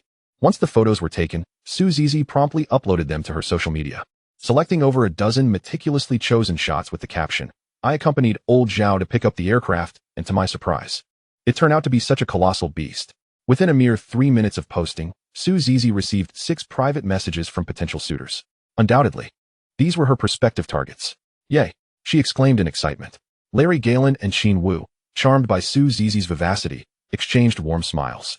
Meanwhile, Zhao Feng found himself feeling immensely exasperated by Su Zizi's antics. Larry Galen and Qin Wu soon took their leave, as they had pressing matters to attend to. Once Zhao Feng bid them farewell, he proceeded to engage in preliminary discussions with Boris, Mark, Garris, and Hee-jun in the conference area. Meanwhile, Su Zizi had scampered off to the lounge to whisper secrets with her friends. However, the sight of the private messages filled with likes from those girls left Su Zizi fuming. The reasons were as follows. The first girl exclaimed, "Zizi, your friend is incredibly wealthy." The second girl inquired, "Zizi, could you please share that gentleman's WeChat with me?" The third girl commented, Whether he has a private jet or not is irrelevant. What matters is that your friend is exceptionally handsome. Please send me his WeChat. I'm so curious. Frustrated. Su Zizi flung a cushion aside. Yet, the subsequent likes and messages made her demeanor shift instantly. After her mother stumbled upon her circle of friends, she promptly messaged Su Zizi. Look at this remarkable young man. You must seize the opportunity. Foster a good rapport with him. Bring him home to meet us. As long as he is a good person, your father and I will undoubtedly support you. This was particularly noteworthy since it was a Monday, and Su Zizi's father had gone to the office. Otherwise, he would have surely recognized Larry Gallen and Qin Wu, who were sharing a jovial conversation with Zhao Feng. Although their wealth might not surpass that of Su Zizi's father, their affiliations with prominent companies placed them within the same social stratum. In the conference area, Zhao Feng, after a thorough exchange, acquired pertinent information about Boris, Mark, Garrus, and Hejun. There was no need to elaborate on Boris and Mark. They were veteran pilots from Russia, forced into retirement due to reckless driving, who sought employment at Tianxia and were assigned to Zhao Feng by the system. Garrus was a childhood friend of the two, having served in the Russian army and also having connections with the GRU. Hejun's background was straightforward. He hailed from a classified special forces unit in Tianxia. Zhao Feng recalled that Qin Wu had not mentioned any deductions from Garrus and Hejun's salaries, implying that their remuneration was yet to be determined. Even though they were system-assigned personnel, it seemed prudent to establish a fair salary. In truth, Zhao Feng's reasoning was astute. While the four were indeed system-assigned, this arrangement had only instilled a sense of loyalty towards Zhao Feng in their hearts. Other than that, no further stipulations had been made. For instance, Boris had family in Siberia, while Mark was a hedonist, spending virtually all he earned.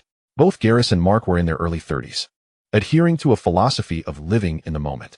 The youngest among them was Hejun, who had just turned 30 and also had a family back in Inner Mongolia. Thus, it was evident that they needed a salary. Zhao Feng promptly established their wages. Boris requested a modest annual salary of 300,000 RMB, while Mark sought 250,000 RMB, with Garrus and Hejun's salaries mirroring Mark's. However, Zhao Feng, not currently in need of funds, felt compelled to offer a more generous compensation to his team. Consequently, he raised the figures. Boris's annual salary was set at 600,000 RMB, while Mark, Garrus, and Hejun would each receive 500,000 RMB. This remuneration was undoubtedly gratifying, and the four men were elated, as such salaries were unattainable for them in Russia. Hejun, too, was quite satisfied. For an annual salary of 500,000 RMB was considered exceptionally high domestically, taking into account their living expenses. Zhao Feng even decided to grant them a year's salary up front. Such was his audacity, observing his account balance barely reaching 8 digits. Zhao Feng felt the swift influx of money matched by its equally rapid expenditure. As noon approached, having already splurged on the initial meeting with Boris and the others, Zhao Feng thought it fitting to share a meal together. Although a saying goes that money can open doors, Zhao Feng believed that sometimes it is the establishment of personal connections, facilitated by financial means, that solidifies relationships further. He invited Su Zizi and the group to dine at a restaurant near the airport. After parting ways with Boris and the others, Zhao Feng drove Su Zizi back to Tangchini. During the ride, an idea struck Zhao Feng. He turned to Su Zizi and said, "Please send me the photos you took earlier." Su Zizi, averting her gaze, suppressed her fluttering emotions and responded curiously, "What do you want my photos for?" Zhao Feng replied, "You captured images of my aircraft. Surely I can have a few." Realizing her misunderstanding, Su Zizi felt relief. She had initially thought Zhao Feng had ulterior motives. Murmuring, she said, "But those are all selfies, and I'm in every picture. Are you sure you want them?" With that, she selected over a dozen photos and sent them to Zhao Feng. Upon hearing her response, Zhao Feng was left speechless, exclaiming, "Forget it then." Su Zizi, feeling displeased, retorted, "What? You don't want them because I'm in them? Well, I've sent them anyway. Take them or leave them." Zhao Feng glanced at Su Zizi. Noting her unusual demeanor today, her pouting expression was unexpectedly endearing. Nodding, he said, "I suppose I'll take them after all." Su Zizi felt her cheeks flush under Zhao Feng's gaze, her emotions swirling within her once more. What on earth was happening to her? Upon returning to Tangchini, Zhao Feng parked in front of Building 3. Su Zizi exited the car and turned back to wave at Zhao Feng, saying, "Goodbye, Lao Zhao." Zhao Feng smiled and nodded. After arriving home, Zhao Feng received a message from Boris. "Sir, remember to hire flight attendants. Otherwise, the cruise operation will be incomplete." Chapter 69, Straightening Things Out. Boris's suggestion stemmed entirely from a pilot's professional perspective. Aside from cargo aircraft, both passenger and business jets require flight attendants. as only those trained in the profession know how to handle various situations on board and guide passengers during emergencies. Such expertise necessitates professional cabin crew. Zhao Feng pondered this and acknowledged its validity. However, he had previously declined the proposals from Qin Wu and Larry Gowan. Now, Zhao Feng picked up his phone and sent a message to Qin Wu. Mr. Qin, how does one go about selecting flight attendants? Just back at the office and having taken a brief rest, Qin Wu's eyes lit up upon receiving Zhao Feng's message, recognizing it as a perfect opportunity. Assisting Zhao Feng with this matter would forge a bond between them, both professionally and personally. Thus, Qin Wu promptly replied, Mr. Zhao, I believe you should consider conducting the flight attendant recruitment through our company. If you have reservations, you are welcome to oversee the process personally. The emphasis on the last phrase, personally oversee, was pivotal. The so-called flight attendants, while appearing as mere service personnel on the aircrafts of those corporate magnates, may indeed engage in more intriguing endeavors in private. This is a point worth emphasizing. Thus, for the remarkably youthful Zhao Feng, the distinction between life aboard an aircraft and his own existence is negligible. Therefore, meticulous oversight becomes paramount, as it reflects one's personal preferences. On the other end of the line, Zhao Feng's thoughts were rather straightforward. He did not perceive the situation with the complexity that Qin Wu did. He simply believed that if he were to board a plane, it should be one that is aesthetically pleasing to his eyes. Hence, he replied, all right. Please assist me in posting a recruitment announcement in a few days. Qin Wu nodded in agreement. No problem. Please bear with me for a couple of days. After exchanging pleasantries, their conversation drew to a close. Reclining comfortably on the sofa, Zhao Feng found himself reminiscing about the events of the morning, from departure to return. Subconsciously, he continually recalled Su Zizi, especially the moment at the airport when he turned around to find her almost inches from his face. Suddenly, a thought struck him, driving him to the brink of madness. Single-handedly driving a Ferrari. Attribute 1. Master-level driving skills are automatically conferred while operating a Ferrari, and it subtly enhances proficiency in other vehicle types. Attribute 2. Charm increases by 50, and affection from the opposite sex amplifies by 20, with a 10 chance of triggering an instant attraction. P.S. You may not be the most handsome man in the world, but the way you handle that Ferrari. Let me call you a handsome lad. The glaring nature of Attribute 2 left Zhao Feng in a state of agitation. Oh no, please don't tell me I'm going to end up straightening Su Zizi out. Straightening her out is one thing, but I'll have no allies in the battlefield of romance. What to do now? Wasn't he merely trying to gauge Su Zizi's feelings? He picked up his phone and opened the WeChat chat interface, typing a few words before hastily deleting them. Directly inquiring seemed rather perverse. What to do now? After returning home, Su Zizi dealt with her mother's inquiries and then opened her moments. Aside from a few female acquaintances, a male figure prominently occupied her message list. Upon opening it, she discovered it was Qian Yun. Qian Yun had a rather good rapport with Su Zizi, being a wealthy second-generation heir, naturally attracting females. It was through Qian Yun that Su Zizi had initially recognized her own attraction to girls. Thus, Qian Yun was one of the few male friends privy to Su Zizi's secret. Both were members of the SHSCC Supercar Club. Qian Yun's message read, Hey girl, impressive. You're acquainted with this big shot. How about introducing us sometime? Frowning instinctively, Su Zizi replied, What big shot? You mean old Zhao? Qian Yun. Old Zhao? Yes, him. He was the one who brought in 6 or 7 supercars last time. Upon hearing this, Su Zizi was taken aback. Wow. Incredible. That was old Zhao. I didn't recognize him at the time. After their brief exchange, Su Zizi became even more resolute about befriending Zhao Feng. The reason being, using supercars to attract girls was undoubtedly effective. With supercars and a private jet, she couldn't help but feel a pang of envy toward old Zhao. As for the message from Qian Yun suggesting that Su Zizi accompany him to introduce Zhao Feng into the SHSCC Supercar Club, she paid it no heed. There were too many girls waiting for her attention. She clicked on the second girl in line and messaged, Your dimples lack wine. Yet I'm as intoxicated as a dog. Honestly speaking, such tactics might not yield significant results with some girls.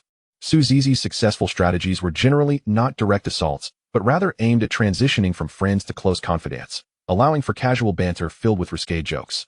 Occasionally, if both were feeling lonely, they could offer each other some comfort. Such an approach greatly increased her success rate. It must be said, age-old tactics do capture hearts. At home, Zhao Feng felt anxious for a spell before ultimately deciding to abandon the idea of questioning Su Zizi. If he were to ask, what if he inadvertently straightened her out? That would certainly pose a dilemma. After all, he felt a bit unprepared for such a situation. Although Su Zizi was undeniably attractive, he was not one to be swayed by mere looks. Furthermore, if she remained straightened out, wouldn't that inquiry merely breed awkwardness? Speaking of which, he hadn't chatted with Lu Ruoxin in a while. he decided to flirt with her on WeChat. Ruoxin gave Zhao Feng the impression of being somewhat coy yet inviting. He found himself enjoying this subtle tension. Neither of them dared to break the proverbial glass wall. Zhao Feng refrained from pushing forward, believing it wise to await a more opportune moment. Meanwhile, Ruoxin's thoughts were equally simple. She feared that if she were the first to speak, it might come off as somewhat materialistic. Caught in this delicate dance, she worried that Zhao Feng might perceive her as overly reserved. To be candid, while Ruoxin admitted that her feelings for Zhao Feng were intertwined with his family background, after spending considerable time together, she felt she understood him quite well. Aside from Zhao Feng's South cousin and her close friend, it seemed he had not interacted with many other girls during this period. Su Zizi did not count. It was rare to find a young man of such affluent background who remained so grounded. Thus, Ruoxin was undeniably intrigued. At 3 o'clock in the afternoon, Zhao Feng, who initially intended to take a peaceful nap, sprang from his bed, unable to find rest. His phone vibrated with a message from Qin Wu. Do recent graduates qualify for recruitment? Reading his inquiry, Zhao Feng stroked his chin thoughtfully and promptly replied, yes. Qin Wu responded swiftly, great. I will ensure that the recruitment announcement includes recent graduates. Chapter 70, Sunday Arrangements. After a night's rest, Zhao Feng rose and ruffled his somewhat disheveled hair. It seemed his hair had indeed grown longer. Although he had previously styled it, he had not noticed that the club offered grooming services. After tidying up, Zhao Feng set off for the club. Anticipating that a haircut might take some time, he sent Ruoxin a message indicating he would arrive shortly. On the 7th floor of the club, the high elevation was due to the proximity of grooming and spa services. Upon entering, he was greeted by 2 young ladies clad in black attire, who smiled and bowed in welcome. Welcome, sir. Nodding slightly, Zhao Feng stated, I'd like a haircut. Please arrange for a stylist to assist me. The 2 ladies nodded in unison, and one led Zhao Feng to the lounge area, while the other went to inform the head stylist. The reason she called for the stylist director was that they could ascertain that Zhao Feng was a new guest. Those residing in the Thompson Riviera were invariably affluent or noble, thus the stylist director typically aimed to ensure the guest's initial experience was captivating. The subsequent decisions regarding the guest's preferences could be entrusted to other stylists, with little risk of error. While waiting, Zhao Feng glanced at the young woman accompanying him. Which stylist here is renowned for their cutting skills? He inquired. That would be our technical director, Tony. Upon hearing this, Zhao Feng was momentarily taken aback, nearly blurting out the name of the village barber, Tony. However, the subtle shift in his expression did not escape the notice of the young woman beside him.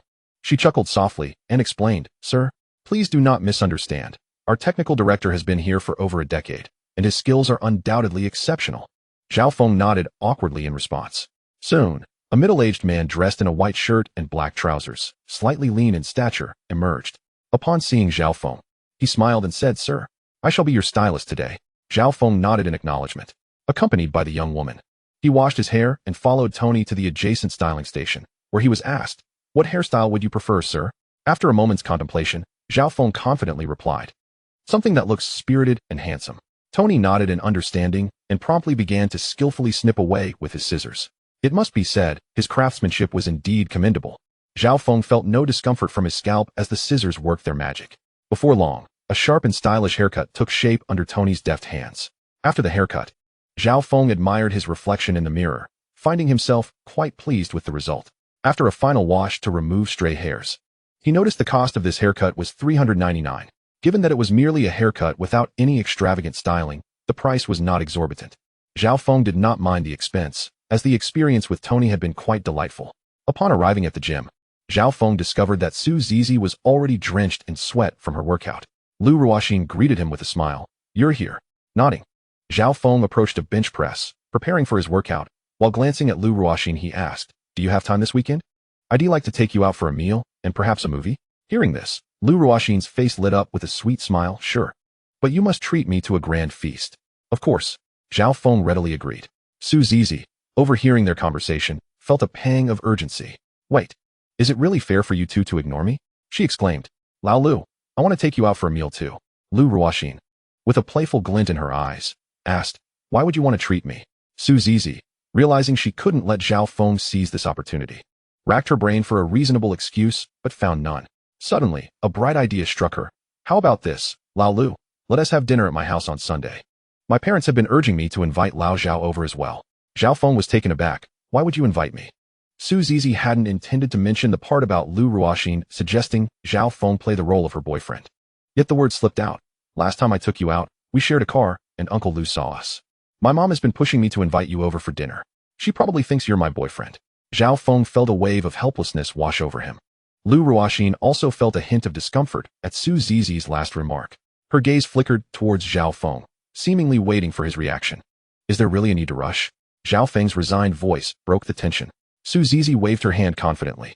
As the saying goes, swiftly cut through the tangled mess. "If Lao Lu joins us for dinner, later I can say I broke up with you. And Lao Lu can serve as a witness." Zhao Feng felt a surge of frustration at her words. Turning to Lu Ruoxin, he half explained, half seriously said, "Ruoxin, you must help me with this. Pretend to be my girlfriend. Just like in those dramas." Lu Ruoxin nodded with a smile. "All right, understood." She then turned to Su Zizi. "Zizi, we'll be over at your place for dinner this weekend." Su Zizi, satisfied with this arrangement, nodded eagerly. "No problem." She thought to herself, "You two wanting to enjoy your romantic world together? That is simply impossible." Having settled this matter, Su Zizi suddenly recalled her father's reaction upon seeing the photos she posted on social media yesterday. Her father had looked at the picture of Zhao Feng with Larry Galen and Qin Wu, radiating pride. His satisfaction stemmed from the simple observation that Zhao Feng came from a well-off family, likely on par with the Su family, making them a suitable match. Moreover, Zhao Feng's previous low profile suggested he was a grounded and diligent individual. As she reminisced, her gaze unconsciously drifted towards Zhao Feng. Meanwhile, Lu Ruoxin, who had been helping Zhao Feng stretch his shoulders, was for the first time overlooked by Su Zizi. Lu Ruoxin assisted Zhao Feng with some stretches before turning to help Su Zizi as well. Today's workout still had a small portion left to complete. Just then, a lively figure burst into the gym. Upon seeing the three of them, his gaze immediately fixated on Zhao Feng's profile. Approaching Su Zizi, he exclaimed, "Zizi, I knew you'd be here." He then turned to Zhao Feng with a smile. "Hello, Zhao. It's nice to see you again." Zhao Feng looked at him with confusion. "Who are you?" Chapter 71. The Benefits of Fitness Skills. Qian Yun was momentarily stunned, and after a brief pause, he excitedly leaned closer to Zhao Feng. "Wait, I'm Qian Yun. You don't remember me?" Zhao Feng genuinely had no recollection, his expression perplexed. "No, brother. We've met." Qian Yun felt as if all the energy had drained from his body, engulfed in despair. "What the heck? Am I really that forgettable?" he exclaimed, his eyes wide with indignation. "You invited me to join the SHSCC Supercar Club when you dropped off your car, but you didn't accept." As Zhao Feng heard this, memories began to resurface in his mind. It seemed he did recall this person, his features slowly aligning with the individual before him. Realizing his earlier reaction might have seemed impolite, Zhao Feng offered an awkward smile. "My apologies, brother. My memory isn't the best." Qian Yun, somewhat irritated, replied. "Now you remember." Zhao Feng nodded in acknowledgement. Meanwhile, Su Zizi and Lu Ruoxin, observing the exchange, couldn't help but stifle their laughter. Su Zizi remarked, "Xiao Yun, you and Lao Zhao are actually acquaintances." Upon hearing this, Qian Yun glared at Su Zizi with gritted teeth, exclaiming, "Could you refrain from calling me Xiao Yunzi?" Su Zizi nodded, "Sure. Xiao Yun it is." Uffed. Lu Ruoxin could no longer contain her laughter and burst out in amusement. Qian Yun's expression shifted instantly. However, he finally recalled the purpose of his visit to Su Zizi. He stated directly, "By the way, Zizi, I need to discuss something with you today." "What is it?" Su Zizi queried curiously. Qian Yun blinked, replying, "Shall we talk about it on the way?" Su Zizi glanced at her childhood friend, sensing that he had something significant to discuss, and turned to Lu Ruoxin and Zhao Feng, saying, "I'll take my leave for now. You two can continue your practice." With that, she shot a warning glare at Zhao Feng, perhaps to deter him from any mischief after her departure. To be honest, that glance was indeed quite intimidating. As Su Zizi left, Zhao Feng resumed his workout, now accompanied by Lu Ruoxin. He couldn't help but feel a twinge of regret for not taking action during the period when Su Zizi was away. Now, he found himself with an additional rival. Nevertheless, it appeared that he was still a step ahead. During the seated chest press training, Lu Ruoxin approached to correct his posture, leaning slightly forward. The deep valley of her chest and the striking whiteness immediately caught Zhao Feng's attention. In that instant, he was lost in thought, completely oblivious to Lu Ruoxin's calls. It wasn't until Lu Ruoxin suddenly leaned closer that he nearly mistook her intent for a kiss. To his surprise, she flashed a charming smile and asked, "What? Do you find it appealing?" Gulp. Zhao Feng swallowed hard, instinctively shaking his head. "Not appealing." Wait, had he just misspoken? Regaining his composure, he hastily nodded. "Appealing, very appealing." Lu Ruoxin's previously stern face melted into a smile. Stepping back a couple of paces, she declared, "You took a 2-minute break. Now, let us add another set of 15. Zhao Feng couldn't help but grimace at her words.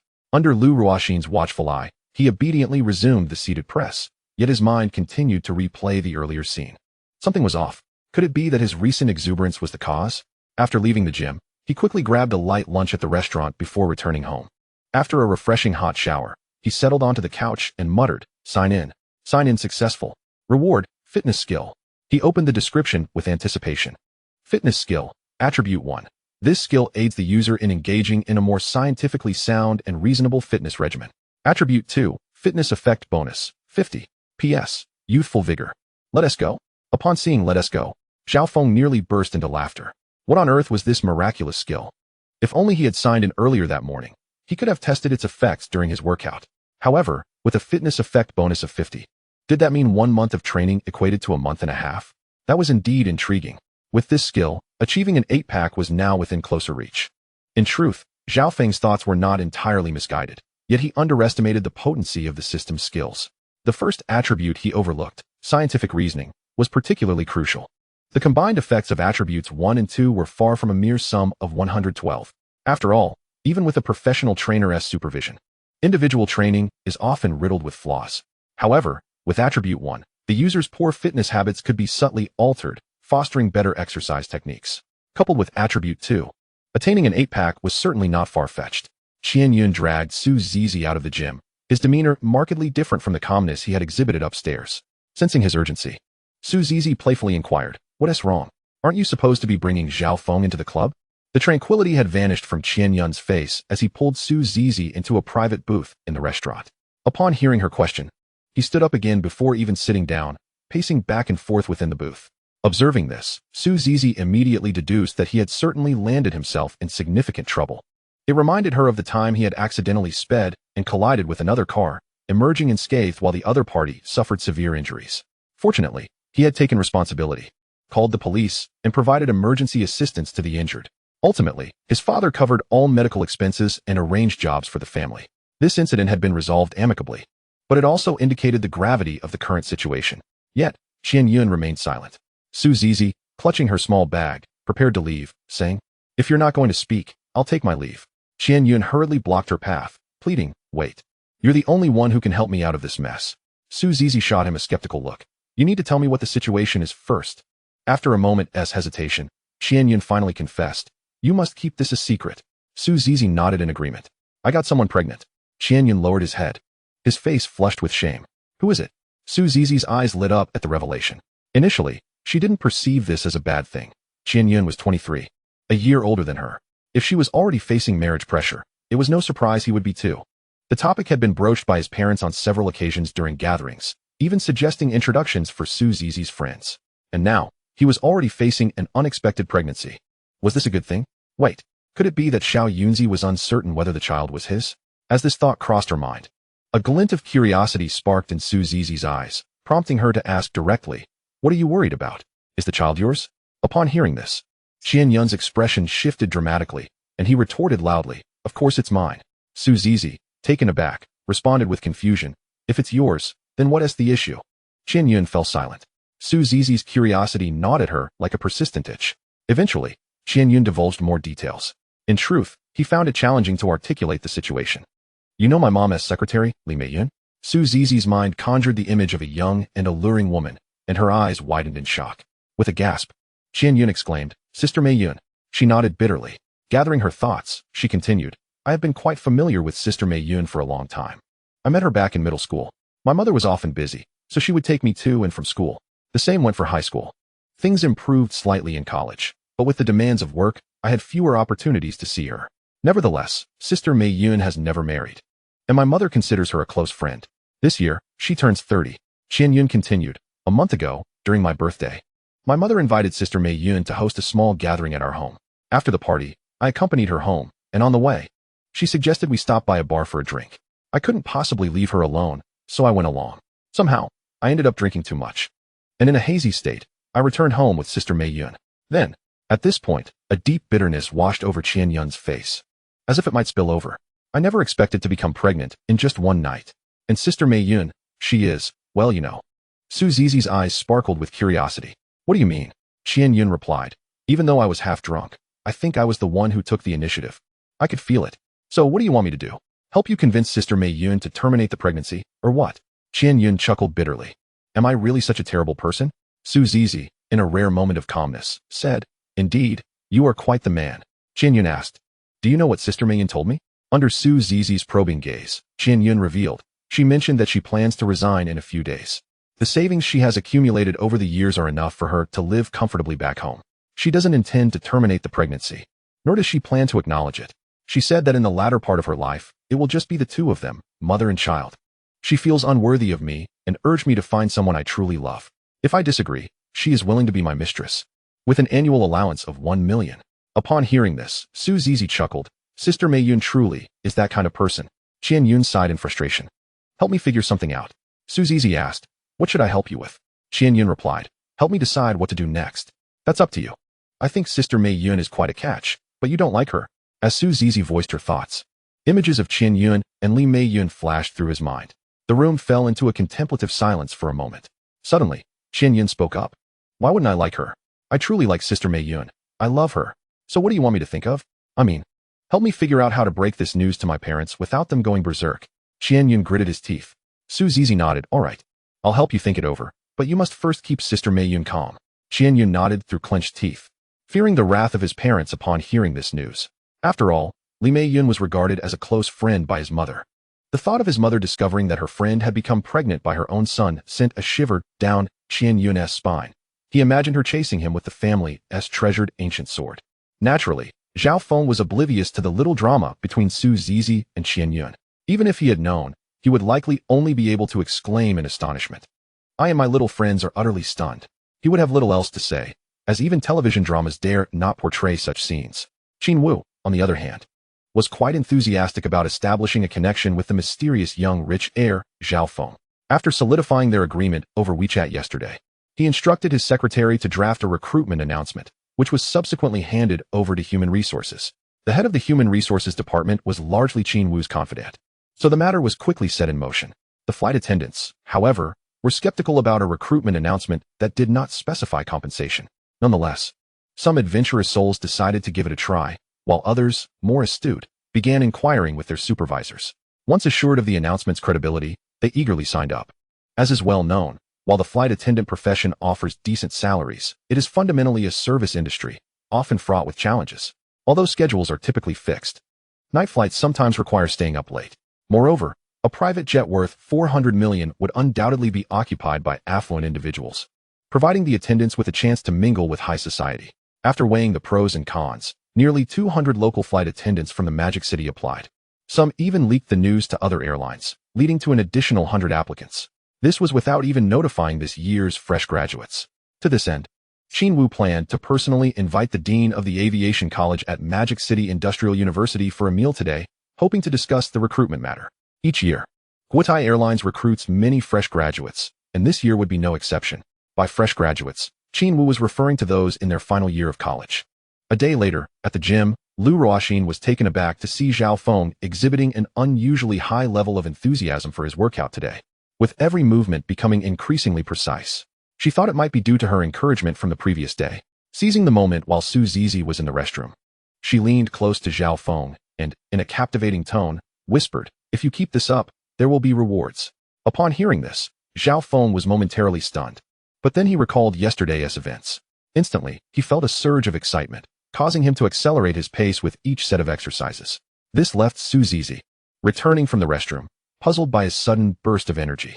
However, today, Su Zizi was too preoccupied with the dilemma Qian Yun had presented to engage in any rivalry with Zhao Feng. She was at a loss for how to handle the situation. Knowing Qian Yun's parents, she feared he would inevitably face a severe reprimand, especially his father, who might even resort to physical punishment. Chapter 73, Strategizing. Noticing the furrowed brow of Su Zizi, Lu Ruoxin approached her, correcting her form while softly asking, What's wrong? Zizi, are you feeling down today? Upon hearing this, Su Zizi looked up at Lu Ruoxin. She considered sharing the predicament with her to see if Lu Ruoxin might have any suggestions. However, given that this was Qian Yun's private matter, she hesitated to speak. Ultimately, the words lingered on her lips but were swallowed back. Meanwhile, Zhao Feng remained blissfully unaware, immersed in the delightful soreness that came with his workout. Each movement felt clearer and more rewarding, a testament to his progress. During a break, Su Zizi called Qian Yun, asking if she could consult others for advice. Qian Yun's immediate response was to inquire about the reliability of those she intended to ask. Moreover, Qian Yun mentioned over the phone that he intends to come over in person. He plans to treat Su Zizi to lunch and discuss the matter then. Upon hearing this, Su Zizi felt resigned to the course of action. To be frank, she is genuinely concerned about her childhood friend Qian Yun's situation. Yet she finds herself at a loss for solutions. It is imperative for Qian Yun to confront this issue head-on. Furthermore, if Qian Yun were to unite with Li Meiyun, the public sentiment within his company would undoubtedly require careful management, as they are all part of the same circle. Should any rumors arise, whispers would surely circulate in the elite circles of Magic City. In comparison, Qian Yun facing criticism would be a minor concern. With these thoughts weighing on her mind, Su Zizi felt a wave of mental strain. After completing his workout, Zhao Feng felt invigorated, entirely devoid of the usual fatigue that follows such exertion. Just as he was about to bid farewell to Lu Ruoxin and Su Zizi, he was caught off guard when Su Zizi called out, "Lao Zhao, please stay. Someone is inviting you to dinner." Zhao Feng, taken aback, responded in disbelief. Inviting me to dinner? Initially reluctant to get involved, he found himself unable to refuse Su Zizi's insistence. Additionally, Lu Ruoxin was watching him with eager eyes, so he decided to remain. However, when he laid eyes on Qian Yun, his expression darkened immediately. To be honest, he held no interest whatsoever in the so-called SHSCC Supercar Club. Yet, Qian Yun merely smiled without extending an invitation to join the club, instead opting for silence. This made Zhao Feng feel somewhat relieved. However, the narrative that followed from Su Zizi opened his eyes even wider. Indeed, it was even more astonishing than his first encounter with a Gulfstream G650. Zhao Feng mused that such a tale could easily captivate an audience in a film. A sprinkle of drama, heartbreak, and high society feuds would surely elevate it further. Nevertheless, one had to admire Qian Yun's audacity. He dared to pursue even his mother's close friend, something Zhao Feng couldn't fathom for himself. Alright, let us hear everyone's opinions. Su Zizi concluded her story and turned her gaze toward Zhao Feng and Lu Ruoxin. Qian Yun did the same. Before Zhao Feng could speak, Lu Ruoxin took the initiative to express her thoughts. In my opinion, if he gets a beating, so be it. It shouldn't be a big deal. After all, Qian's parents are eager for grandchildren and should be pleased. With that, she too looked expectantly at Zhao Feng. In that moment, Zhao Feng found himself the center of attention in the private room. Feeling the weight of their gazes, he felt a twinge of discomfort. This spotlight should rightly belong to that rascal Qian Yun. It was his inability to control himself that led to this predicament. Yet, Zhao Feng did indeed formulate an idea that he was certain would be effective. However, to voice it now would seem rather generous to Qian Yun. Clearing his throat, Zhao Feng surveyed Lu Ruoxin and Su Zizi before finally addressing Qian Yun, seated opposite him. I do have a suggestion, but if you expect me to offer it, this meal isn't sufficient. Upon hearing this, Su Zizi protested, Lao Zhao, you can't take advantage of the situation. Lu Ruoxin quickly raised her hand to calm Su Zizi, saying, Zhao Gu isn't that kind of person, Zizi. Please sit down. Zhao Feng remained unfazed by the two girls' interjections, maintaining a serene smile as he regarded Qian Yun in silence.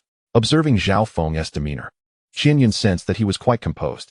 Considering he had over 3 million in his bank account and some cars he could liquidate, he was prepared to make a significant financial sacrifice.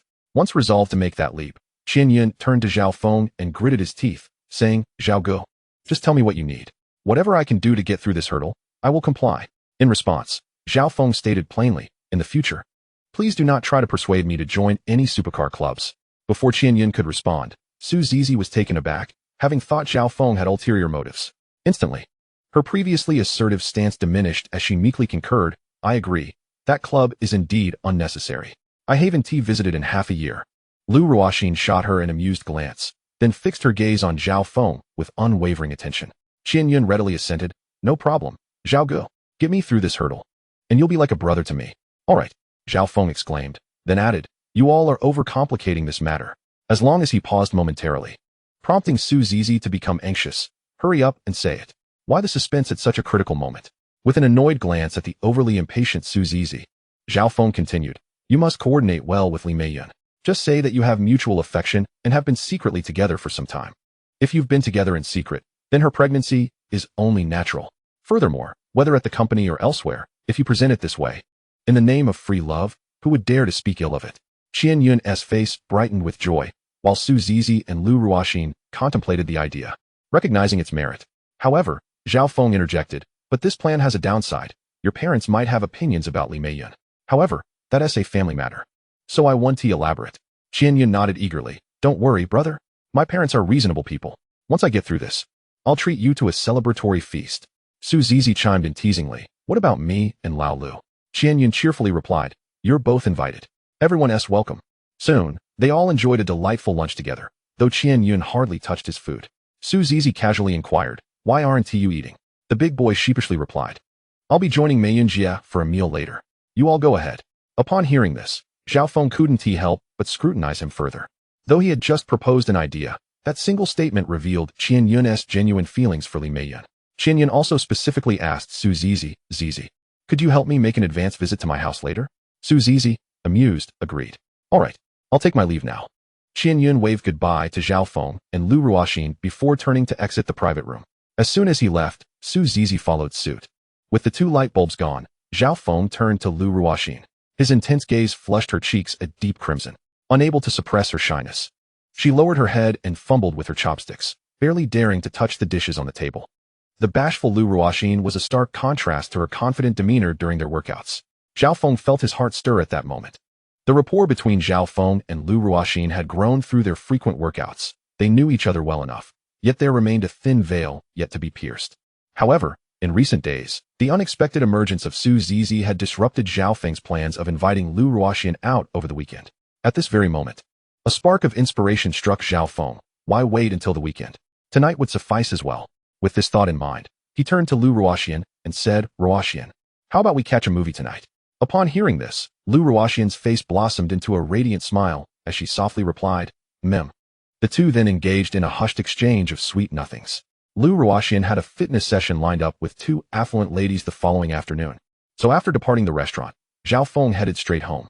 Upon checking in, he received his daily reward of 2,000,000 RMB. Glancing at the notification, he began contemplating what attire to don for the evening and which car to drive. The weather outside was quite mild. Wearing a down jacket would appear somewhat bulky. Perhaps a jacket would be more fitting?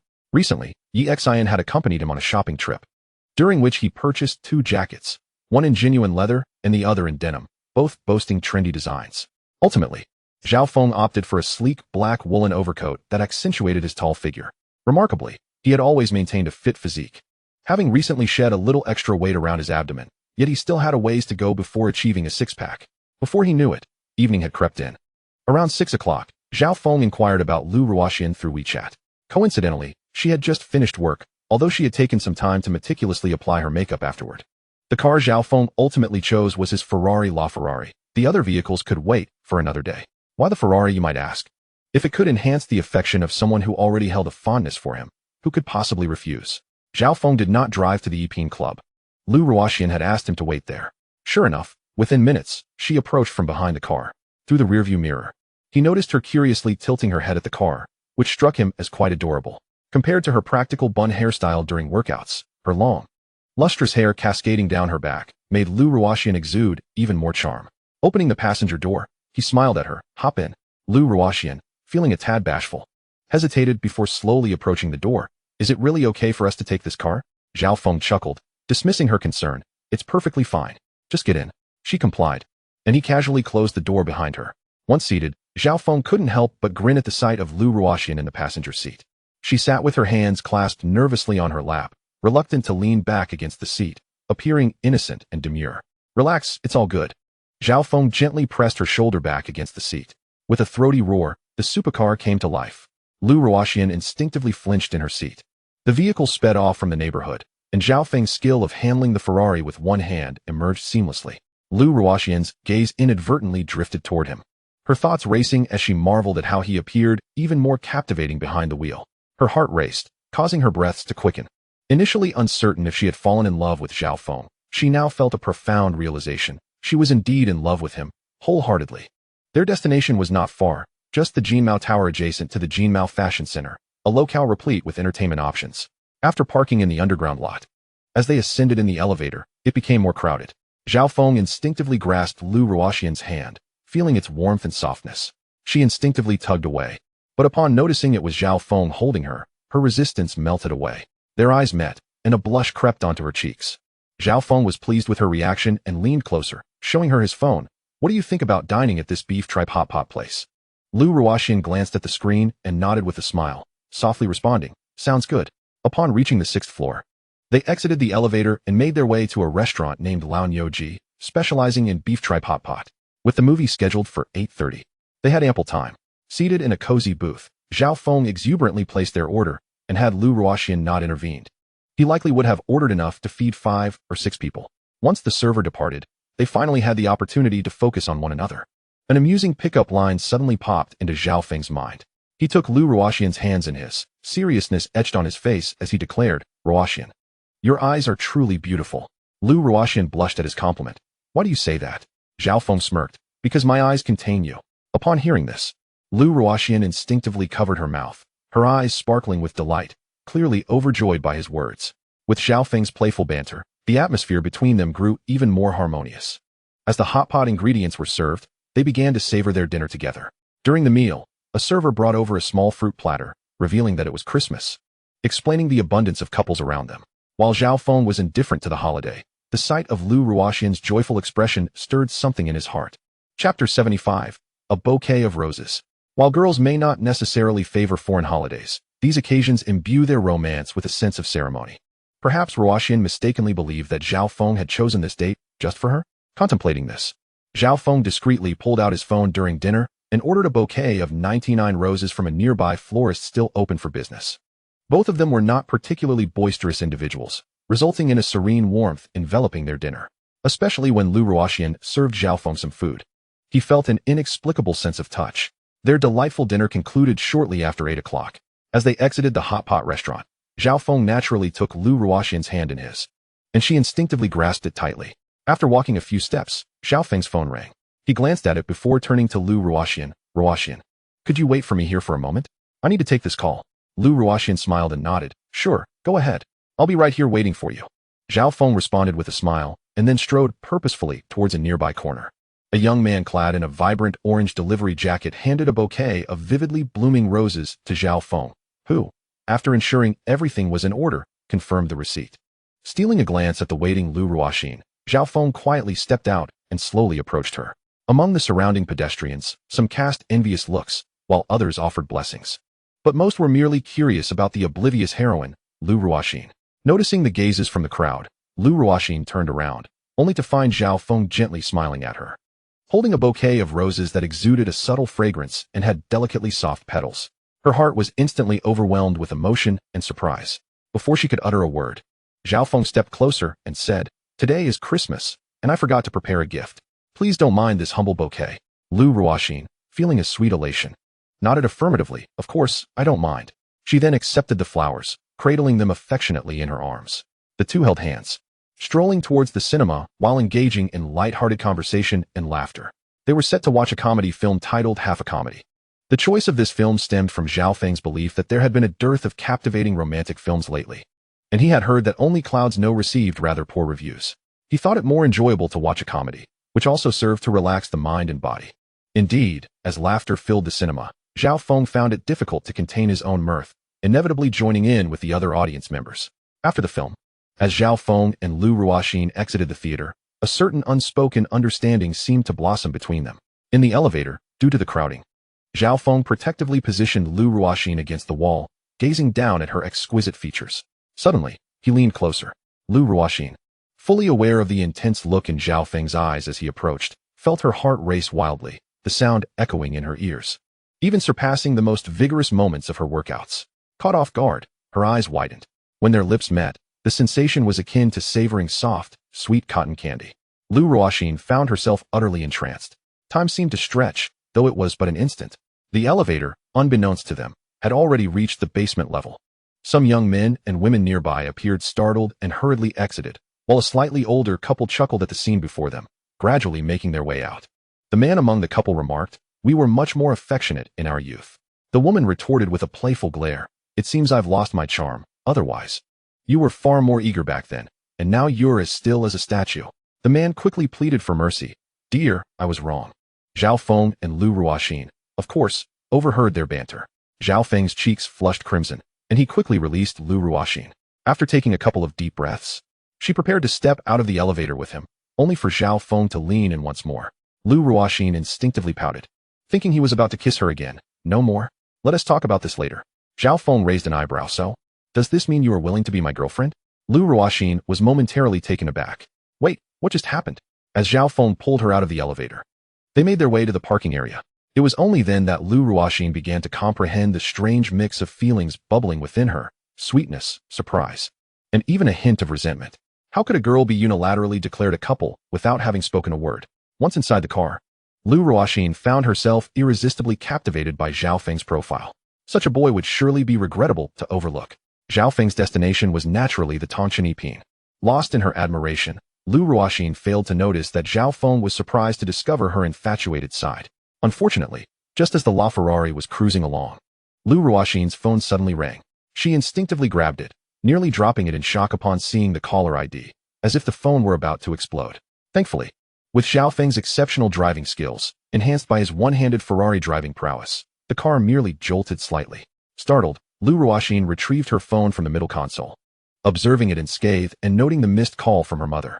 Taking a deep breath, she prepared to return the call. Soon, the line connected, but before she could speak, her mother chimed in. "Exiner, where are you? It's so late, and you're still not home." Lu Ruoxin discreetly glanced at Zhao Feng, only to meet his gentle gaze. Zhao Feng softly encouraged, "Go on, it's fine."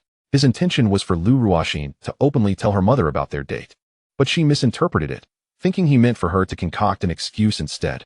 Thus, Lu Ruoxin hurriedly replied, "We had a dinner gathering with colleagues, Mom." Upon hearing this, Lu Ruoxin's mother sighed in relief and continued, "Oh right. Your father and I went out for a meal and passed by your place on our way back. So I thought I'd check in and help you tidy up. What time will you be home?" Lu Ruoxin responded, "I'll be back soon. Don't worry, Mom. I'll hang up now." With that, she abruptly ended the call. On the other end, Lu Ruoxin's mother looked at the now disconnected phone and muttered, "This child. Why is she so in a hurry?" In the car, as Lu Ruoxin hung up, a sudden silence enveloped them. They were nearing an intersection, and Zhao Feng turned left, merging into the far left lane. When the traffic light turned red, he turned to Lu Ruoxin. "That was your mother's call." Lu Ruoxin nodded. Zhao Feng said, "Then let me take you home." Upon hearing this, Lu Ruoxin looked up at him, her gaze filled with hesitation and reluctance. Zhao Feng smiled and gently ruffled her hair. "It's all right. We can see each other every day. It's not just this moment." At his words, the thought of seeing Zhao Feng every morning brought a radiant smile to Lu Ruoxin's face. She nodded firmly. "All right then. I'm sorry for today." Zhao Feng shook his head. "There's no need to be so polite with me." As fortune would have it, the traffic light turned green at the intersection. Zhao Feng revved his sports car and made a U-turn, heading towards Lu Ruoxin's residence. Before long, upon arriving at the corner beneath Lu Ruoxin's building, Zhao Feng halted the vehicle at her gesture. Lu Ruoxin gazed at Zhao Feng and suddenly closed her eyes. Zhao Feng instantly comprehended the unspoken meaning behind her action. Without hesitation, he leaned in closer until Lu Ruoxin's breathing quickened, prompting him to release her. Lu Ruoxin, akin to a startled deer, flung open the door and exited the car. Zhao Feng, in a moment of playful mischief, called out, "Don't forget to apply some lip balm." Lu Ruoxin's body trembled, and she turned to glare at him, waving her hand dismissively as she hastened towards her home. Zhao Feng watched her enter the corridor before igniting the engine of his LaFerrari and driving back home. Lu Ruoxin had initially intended to heed Zhao Feng's advice and apply some lip balm. However, a sudden thought struck her. She was about to dine out with colleagues or friends, and if she applied balm now, it would surely expose her earlier rendezvous. Thus, she took a quick selfie in the elevator to ensure everything appeared satisfactory. Just as the elevator arrived at her floor, she stepped out, made her way to her door, and upon entering her home, she took a sip of the detox tea her mother had prepared, successfully passing the scrutiny. Once home, Zhao Feng and Lu Ruoxin engaged in an extensive conversation via their phones, seemingly slipping into a state of infatuation. It was not until 11 o'clock that Zhao Feng, unbeknownst to himself, drifted into slumber, while Lu Ruoxin, suppressing her excitement, reluctantly succumbed to sleep around midnight.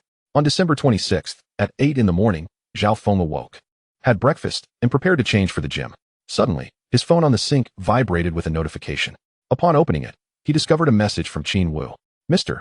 Zhao, we have received nearly 400 applications from flight attendants yesterday. The preliminary selection is scheduled for this afternoon through tomorrow morning.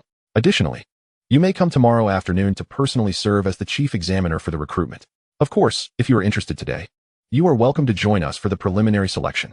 Impressed by Qin Wu's efficiency, Zhao Feng felt a surge of excitement. However, a flash of realization struck him. He had just taken a significant step with Lu Ruoxin yesterday. Would it be inappropriate to head directly to the selection now? No, that was not the case. After all, He was merely attending to select flight attendants, and he would certainly choose those who were pleasing to the eye. With that thought, Zhao Feng felt a surge of motivation. He promptly messaged Qin Wu, "Let's do this. I won't be attending this afternoon. Please send me the selection materials, and I'll come by tomorrow afternoon." "Understood, Mr. Zhao. I'll send you the electronic documents this afternoon." After changing his clothes, Zhao Feng hesitated briefly before stepping out the door. Feeling as though fortune was favoring him at this moment, he decided to silently invoke the system's sign-in feature. "Sign-in successful. Congratulations, host. You have acquired 698 shares in Guotai Airlines." Guotai Airlines? Zhao Feng's breath quickened. He had only recently established a connection with Guotai Airlines, and now this unexpected reward had manifested. System, could it be that you are a benevolent confidant? Yet, a strange sense of jealousy washed over him. Reflecting on his upcoming meeting with Qin Wu, whom he had initially believed to be just an ordinary client, Zhao Feng now realized that he had unexpectedly become the boss himself. The thought of how Qin Wu would react to this revelation amused him. However, given his sudden acquisition of such a substantial stake in Guotai Airlines, Zhao Feng felt compelled to learn more about the company. With this in mind, he silently commanded the system to display the introduction to Guotai Airlines. Guotai Airlines, Guotai Airlines Company, Limited, commonly referred to as Guotai Airlines, is the first airline to provide civil aviation services in Hong Kong.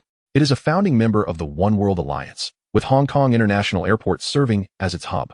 Its subsidiaries include Jianglong Airlines, Minhua Airlines, Hawaiian Airlines, and Asia Wanlihang. Currently, Guotai Airlines boasts a total valuation of $14.2 billion, with Xianxin serving as the chairman of the board. The information continued with detailed descriptions of the company's current status, its various subsidiaries, the profiles of senior management, and financial statements. Zhao Feng could not possibly review every detail. However, he noted that the chairman of the board was Xianxin and took a moment to examine his profile. Xianxin, aged 56, a native of Hong Kong, joined Guotai Airlines at the age of 26, progressing through various positions from entry-level to middle management.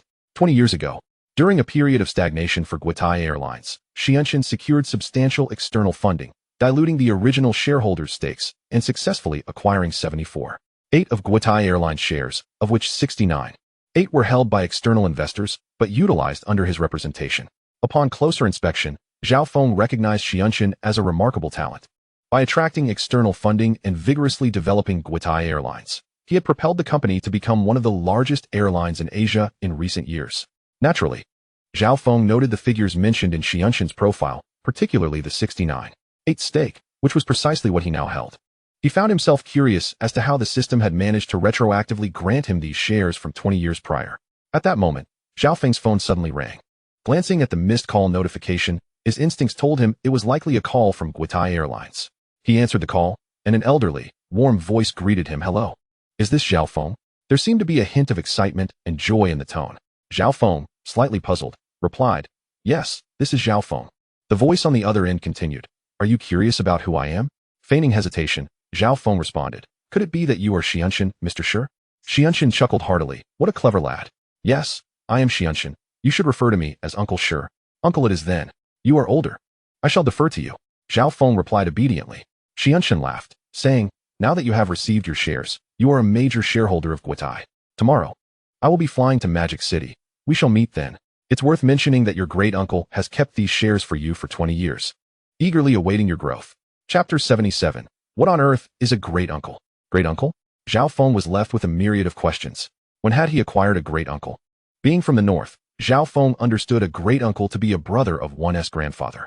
With both his grandfather and granduncle deceased, he was left pondering if this was somehow orchestrated by the system. Sensing Zhao Feng's confusion, Xianxin's voice pierced through the uncertainty. "Are you feeling a bit perplexed?" Regaining his focus, Zhao Feng responded, "Indeed. Uncle Shi, Xianxin interrupted, "I understand you have many questions at the moment. Let us save them for our meeting tomorrow, where I can clarify everything for you." Upon witnessing the situation, Zhao Feng refrained from further inquiries. After engaging in a brief conversation with Shi Yuntian, he promptly ended the call. Once the conversation concluded, Zhao Feng glanced at the time and was taken aback to find it nearly 9 o'clock. Hastily donning his coat, he exited his residence and made his way to the gym. In the luxurious abode at 18 Tianchuan Road, Shi Yuntian's smile lingered after hanging up with Zhao Feng. His daughter, Shi Qingxian, happened to approach him with a cup of tea and inquired, "Father, what has brought you such joy?" In response, Shi Yuntian could not contain his laughter, exclaiming, "It is undoubtedly splendid news. Make arrangements for a flight. We shall visit the magical city tomorrow. Startled, Shi Qingxian paused momentarily, then asked, is it for a specific occasion, Dad? Shi Yuntian stood from his rocking chair, waving his hand dismissively. That is not for you to concern yourself with. Tomorrow, you, Qinglin, and I shall go together. After a moment's hesitation, Shi Qingxian nodded in agreement. Very well. Let us enjoy a cup of tea before heading to the office. Shi Yuntian waved his hand. Never mind. Hurry along. I have instructed the driver to wait for you. I will be there shortly, she replied. Shi Yuntian had a son and a daughter. His eldest daughter, Shi Qingxian, was in her 30s, possessing a curvaceous figure and exquisite beauty. Merely gazing upon her visage might lead one to presume she was in her 20s. However, at this age, she remained unmarried, the reason for which remained a mystery. His younger son, Shi Qinglin, had just turned 27, having studied law in university and currently practicing as an attorney at a law firm. At the Yapinui gym, Su Zizi, despite her unconventional orientation, had ample experience in romantic entanglements. Thus, after meticulous observation of the interaction between Zhao Feng and Lu Ruoxin, she was nearly certain that the two were involved. Could it be that Zhao Feng had seized the opportunity in her absence yesterday? This thought tightened Su Zizi's heart. Yet, as she looked at Lu Ruoxin and then at Zhao Feng, she found herself unable to discern whom she felt anxious about. Zhao Feng, captivated by Lu Ruoxin's radiant smile, found his motivation for exercise instantaneously replenished. Today's training felt trivial in comparison.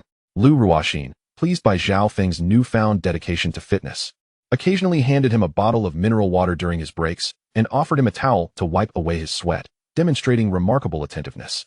Observing this, Su Zizi realized her chances were dwindling. Frustrated, she clutched her bag, striding toward the exit while casting a glance at Lu Ruoxin and Zhao Feng, exclaiming, Old Lu, you and old Zhao are such superficial friends. With that, she turned and left.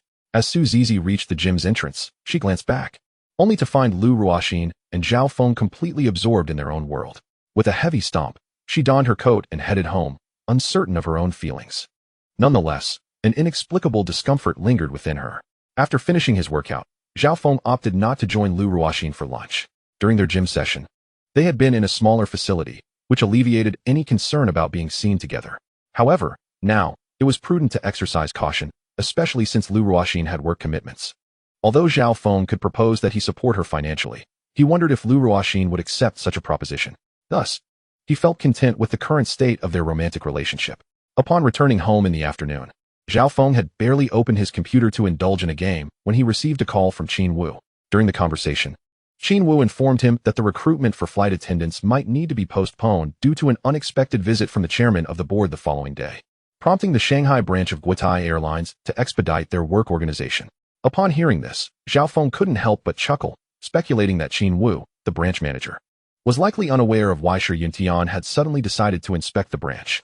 He readily agreed to the postponement of the recruitment. Qin Wu had anticipated Zhao Feng's disapproval. Thus, he was genuinely touched by Zhao Feng's understanding. Mr. Zhao, rest assured, I will do my utmost in the flight attendant recruitment. Thank you for your understanding. No need for such formality. You may find that I share a remarkable connection with your company, Zhao Feng replied. Indeed, there is a connection. Absolutely. Qin Wu responded eagerly. After ending the call, Qin Wu rose and gazed out at the somewhat blinding winter sunlight streaming through the floor-to-ceiling windows. His assessment of Zhao Feng had elevated. Noting how such a valued individual could remain humble and composed, he truly was an admirable young man. He pondered what industry Zhao Feng was engaged in, wondering if there might be opportunities for collaboration in the future. Just as Zhao Feng intended to set his phone down, it rang once more. Checking the caller ID, he realized it was his cousin, Yi Xin. What is going on today? Calls seemed to be coming in one after another. He mused. Answering the phone, he casually asked, What brings you to call me? Yi Xin chuckled. Is it forbidden to call you without a reason? I tried calling earlier, but you were on another call. Were you speaking with my sister-in-law? Don't be ridiculous. It was a business partner. Zhao Feng retorted. If you have no pressing matters, I'll hang up. At this, Yi Xin fell silent. All right. I do have something. Zixin asked me to ask if you'll be returning for New Year's. Upon hearing New Year's, Zhao Feng was taken aback. He had indeed planned to return home during the holiday. However, having just received Shi Yuntian's call that morning, it was improbable that Shi Yuntian would only stay for a single day. He might not be able to return for New Year's after all. Contemplating this, Zhao Feng candidly replied, You caught me off guard. I had almost forgotten. I have some important matters to attend to over the next few days, so I might not make it back. Yi Xin, upon hearing this, pouted in disappointment, though Zhao Feng could not see her expression. Fine. Then I'll invite my aunt and uncle over for dinner at my place on New Year's. Upon hearing this, Zhao Feng thought that gathering for New Year's would indeed be a lively affair, preventing his parents from spending the holiday alone. All right, let us go with that. After chatting a bit longer, they concluded their conversation. In the evening, Zhao Feng spent a considerable time on the phone with Lu Ruoxin. It was no wonder that they say love brings sweetness to the heart. He indeed felt a difference within. Although he had previously engaged in a relationship during his university days, it had been a long-distance romance, lacking the courage to take that first step. Thus, the inevitable conclusion arrived. The two of them parted ways. Nestled beneath a warm blanket, Zhao Feng gazed into the vast darkness of his expansive bedroom. With a fleeting thought, he commanded aloud, "Switch to starlit ceiling." In an instant, the entire ceiling of the room flickered to life with countless azure stars. Some of the brighter celestial bodies twinkled intermittently, and as the entire ceiling sparkled with starlight, a profound night sky began to rotate slowly. It appeared strikingly lifelike, as if a galaxy unfurled before his very eyes. Under the gentle illumination of these twinkling stars, Zhao Feng gradually succumbed to slumber. As the night passed, Zhao Feng awoke to find it was just past 7 in the morning. Reflecting on the shares he had acquired in Guotai Airlines with his sign-in yesterday, he felt that fortune had smiled upon him in recent days. Unable to resist, he silently recited the sign-in phrase once more. "Sign-in successful. Congratulations, host. You have obtained Villa number 19 at Repulse Bay, Hong Kong." "Ah, Villa at Repulse Bay?" Zhao Feng opened the introduction provided by Shi Yuntian from yesterday. And to his surprise, it prominently featured Villa number 18 at Repulse Bay. His was indeed Villa number 19. It seemed he would soon be neighbors with Shi Yuntian. To be frank, Zhao Feng held a favorable impression of Shi Yuntian and was rather looking forward to their meeting today. He proceeded to examine the details of Villa No. 19 at Repulse Bay, spanning 58,000 square feet, with a built area of 17,500 square feet. It boasted modern design and decor, synchronized with smart home management akin to the prestigious Thompson Riviera. The property included 1 tennis court and 1 basketball court, alongside a sprawling garden covering 20,000 square feet, with the remaining area lushly adorned with greenery, facing the sea, where spring blossoms thrived. Valued at 5.2 billion renminbi, Zhao Feng's eyes widened in astonishment. Such a magnificent mansion? At 5.2 billion renminbi, its price far exceeded that of his 2 current residences combined. Nevertheless, given Hong Kong's limited land and dense population, property prices tended to be comparatively elevated. Moreover, a mansion of such vast expanse was indeed rare. Zhao Feng took the liberty to verify the mansion's dimensions: 58,000 square feet converted to approximately 6,450 square meters, with a height of 3.5 stories, while the built area was nearly 2,000 square meters. All relevant property certificates materialized within his system space. After perusing them briefly, he stowed them away, glancing at the computer screen still displaying the inquiry interface. He then investigated recent transactions of luxury properties in Hong Kong over the past few years. What captured Zhao Feng's attention most was the villa at 22 Peak Road, purchased by Ma Oli a few years prior. The purchase price was 1.5 billion Hong Kong dollars, with a staggering price per square meter nearing 1.12 million Hong Kong dollars. In comparison, his own property appeared to be quite reasonably priced. However, upon further conversion, while his mansion was indeed spacious, Zhao Feng noticed that the built area included the basement garage and wine cellar. No wonder the garage alone measured nearly 300 square meters. Adjacent to it, there was also a space exceeding 300 square meters, which, of course, could not all be utilized for wine storage, necessitating portions to be designated for utility rooms and such. The residential area would likely exceed 300 square meters. Nonetheless, even so, it remained an exceptional luxury residence. It seemed that his Gulfstream would soon come into play. Zhao Feng devised a plan. Since Shi Yuntian had specifically traveled to Shanghai for him, should their meeting proceed smoothly today, he envisioned using his private jet in a few days to escort Shi Yuntian back, while he himself could take the opportunity to visit his new mansion in Hong Kong. Time swiftly passed, and by 2 p.m., Zhao Feng set forth from his home, driving an Audi R8. Although the R8 might be the least expensive sports car in his garage, in terms of driving comfort, it ranked among the finest. Given that he was meeting an elder, arriving in a Ferrari would seem somewhat ostentatious. Guotai Airlines maintained 2 offices in Shanghai. One was the representative office, and the other was the Shanghai branch of Guotai Airlines. Today, Zhao Feng was headed to the latter, located at Pudong International Airport. He even sent Shi Yuntian a WeChat message, utilizing the number Shi Yuntian had added yesterday. After all, in this day and age, one could hardly do without WeChat. Upon receiving the message, Shi Yuntian had initially planned to visit Pudong Airport together. However, Since Zhao Feng had arrived, he decided to welcome Zhao Feng first. In the conference room, Shi Yuntian glanced up to find all the mid and senior-level management personnel gazing at him. With a decisive wave of his hand, he proclaimed, "Everyone, let us go to welcome a person of utmost importance to our company. He has arrived downstairs, so let us greet him together." All present, including Shi Qingxian and Shi Qinglin, seemed to grasp the purpose of Shi Yuntian's actions. However, the mid and senior-level executives of Guitai Airlines in Shanghai, including Qin Wu, were utterly bewildered. What was this ploy? Nevertheless, Shi Yuntian, as the chairman of the board, commanded considerable respect within the company. Qin Wu was the first to follow closely behind Shi Yuntian, leading the cadre of mid and senior-level personnel out of the conference room. As the employees of Guitai Airlines observed the chairman of the board, accompanied by a host of mid and senior-level management, departing the meeting room, they each offered slight bows. Assuming they were heading to Pudong Airport, little did they anticipate that Shi Yuntian and his entourage were making their way downstairs. On the first floor, Zhao Feng found himself in a predicament, eyeing the two receptionists with a headache. This office building housed numerous airlines, and Zhao Feng knew that merely stating his intention to visit Guitai Airlines would not grant him access, especially since he had not made a prior appointment. Calling Qin Wu down now would be quite embarrassing. Loosening his tie, Zhao Feng had just taken out his phone when he noticed the two elevators in front of him coming to a halt, one after the other. The first elevator opened to reveal 9 individuals, led by a sprightly, elderly gentleman. Following him were a cadre of impeccably dressed professionals. Among them was none other than Qin Wu. The other elevator also disgorged a group of about 10 people, trailing behind the former.